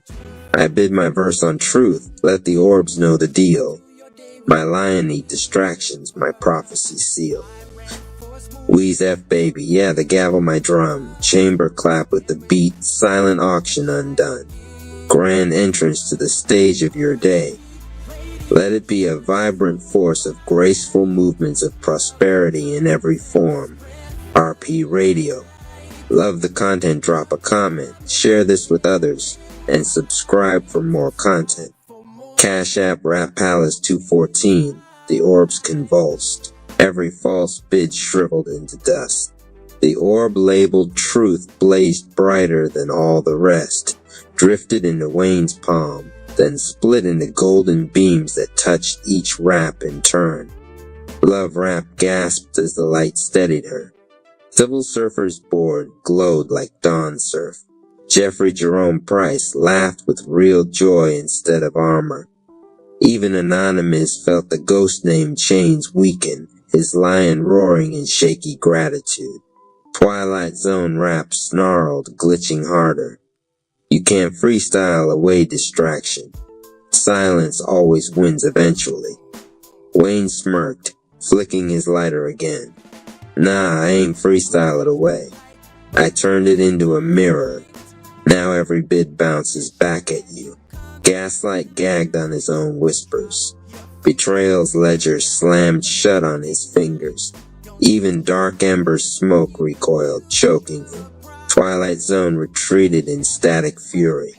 The gavel slammed the final winner, Ruth. Paid in full, the chandeliers dimmed. The casino dissolved.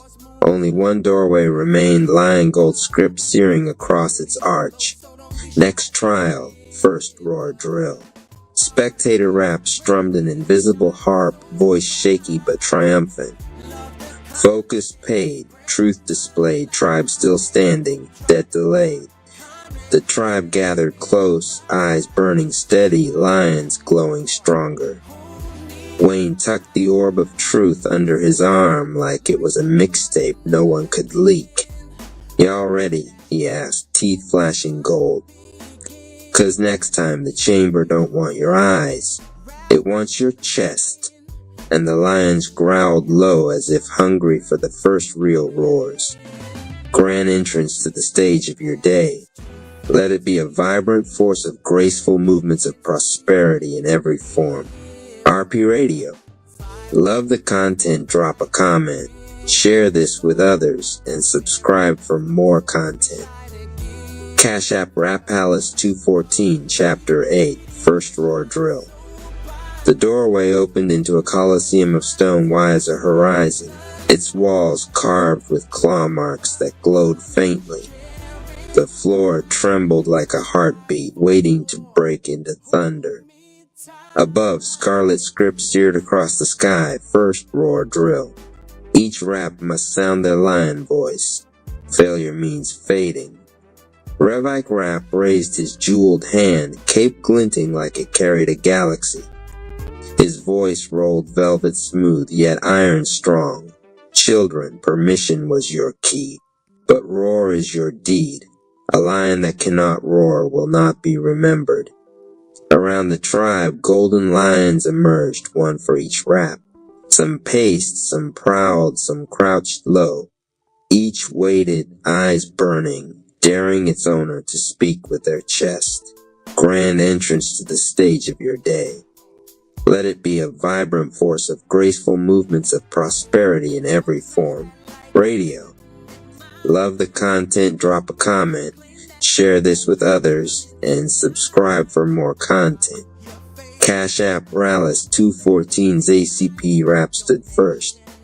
His lion stalked around him like a lawyer measuring a case.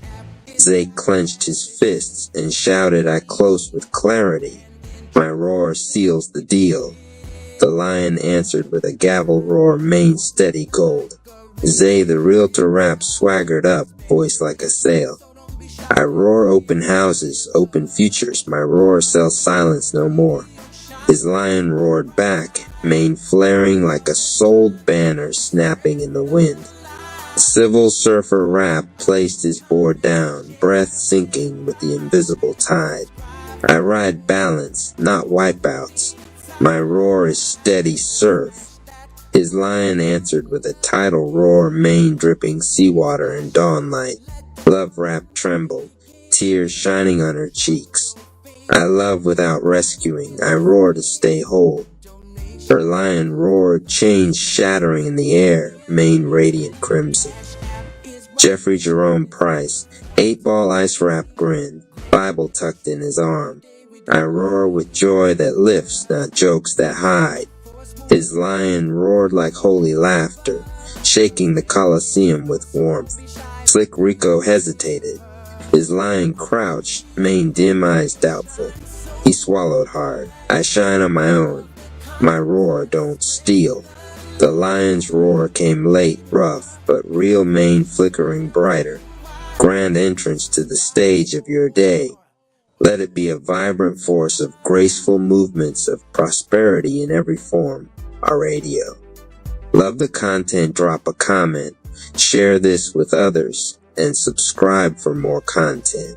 Cash App Rap Palace 214, then Anonymous Cherry.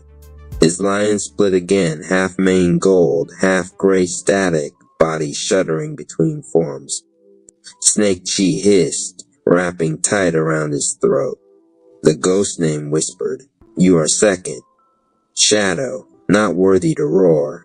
Anonymous clenched his jaw until blood filled his mouth. Then he bellowed, voice cracking but fierce, "I am firstborn, forged not broken. My roar is mine." The lion fractured but roared with him, half gold, half gray. The chamber shook as if even its stones wrestled with the truth. Grand entrance to the stage of your day. Let it be a vibrant force of graceful movements of prosperity in every form. RP Radio. Love the content, drop a comment, share this with others, and subscribe for more content. Cash App Rap Palace 214. The lion's voices faded into echo. The Coliseum held its breath, and then the lighter flicked. Click. Smoke curled. Lil Wayne Rap stepped forward, lions prowling in his shadow, dreads swaying, teeth flashing gold. He smirked at the Coliseum like it was a booth. Y'all roared. Now let me remix the echoes. Grand entrance to the stage of your day. Let it be a vibrant force of graceful movements of prosperity in every form. RP Radio. Love the content, drop a comment, share this with others, and subscribe for more content. Cash App Rap Palace 214. Lil Wayne Rap's verse lighter flick. Zay close deals. Realtor opened the gates. Civil balanced the tide. Love unchained her fate. Jeff laughed with the joy. Rico shine on his grind. Anonymous split mane. Ghost still on his spine. But forged ain't fake. Chains breaking the fight. Snake hiss with the lion. Turn the gray into light. Wheeze F baby, Coliseum my stage. I freestyle the roar of prophecy on the page. Grand entrance to the stage of your day. Let it be a vibrant force of graceful movements of prosperity in every form. RP Radio. Love the content, drop a comment, share this with others, and subscribe for more content. Cash App Rallis 214. The lions answered him together. For the first time, their roars harmonized, not a clash of egos, but a choir of beasts. Even Anonymous's fractured lion lifted its head higher, static flickering, but gold glowing stronger. The underwriter's pens scratched fire into the sky, all roars recorded. Next trial, inspection day. Spectator Rap exhaled, half singing a shaky tune. Roars recorded, lions sorted, the tribes still stand, but the tests reported. Rev Ike nodded slowly, pride gleaming in his eyes. The sound of your roar is the foundation. But the chamber will now ask, do your days match your voice? The Coliseum floor cracked, folding into a courtroom of glowing marble. The lions prowled low, ready to inspect not promises, but habits. And the tribe braced for judgment. Grand entrance to the stage of your day. Let it be a vibrant force of graceful movements of prosperity in every form. RP Radio.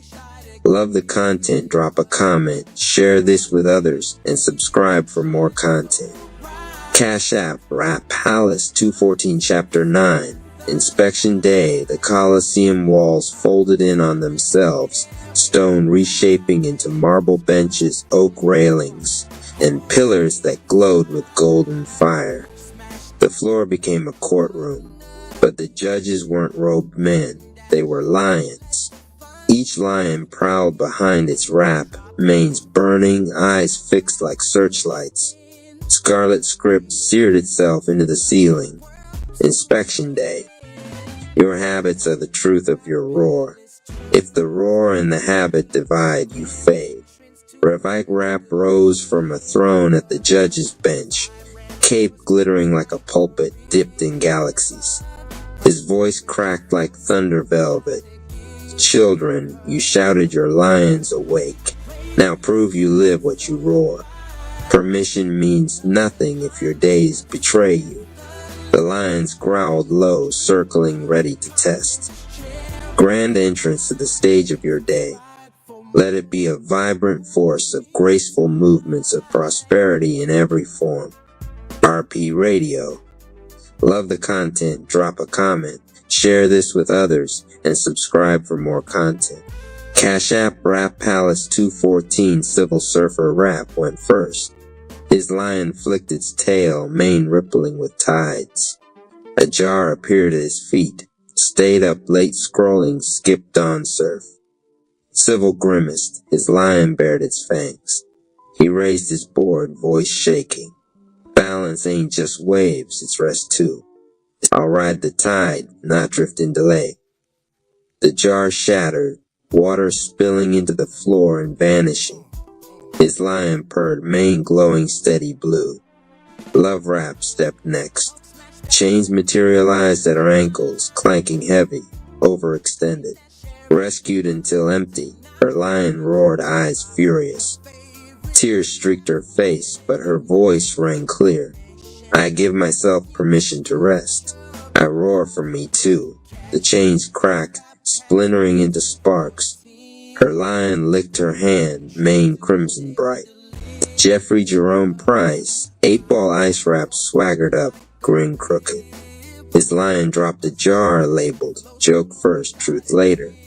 Jeffrey rubbed his neck, chuckling. 8, I get it. I'll tell the truth in the first bar, let the jokes right after. He raised his Bible, kissed it. His lion roared in laughter so loud it shook the marble, mane glowing gold. Slick Rico froze as his lion slammed a ledger in front of him, glowing red with the words, jealousy unpaid in full. Sweat poured down his brow. I don't need to steal shine. I shine on my own. He scrawled the words across the ledger with trembling hands.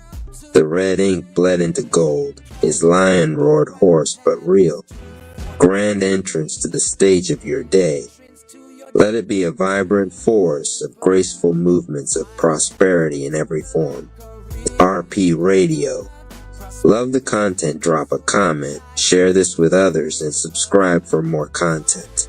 Cash App, Rap Palace 214, then came Anonymous Cherry. 2 jars rolled out, rattling across the floor. Gregory II. Gregory I. His lion split again, half gold, half gray static. The courtroom pulsed with silence. Snake cheek coiled tighter, whispering, choose. Barnard Cherry Rap bellowed from the gallery. Son, break it now. Let cried out firstborn, not ghost. Seal it in truth. Anonymous's chest ached as though the ghost name strangled him. He roared, smashing the jar labeled second. The shards screamed like banshees, then dissolved into dust. He placed first on the bench, sealing it with both hands. His lion roared fractured but louder, mane flickering gold through the static. The underwriter's pen scratched fire in the air. Blockage cracked. 40% sealed. 20% now free. Anonymous staggered, but for the first time, he felt some of the ghost weight fall away.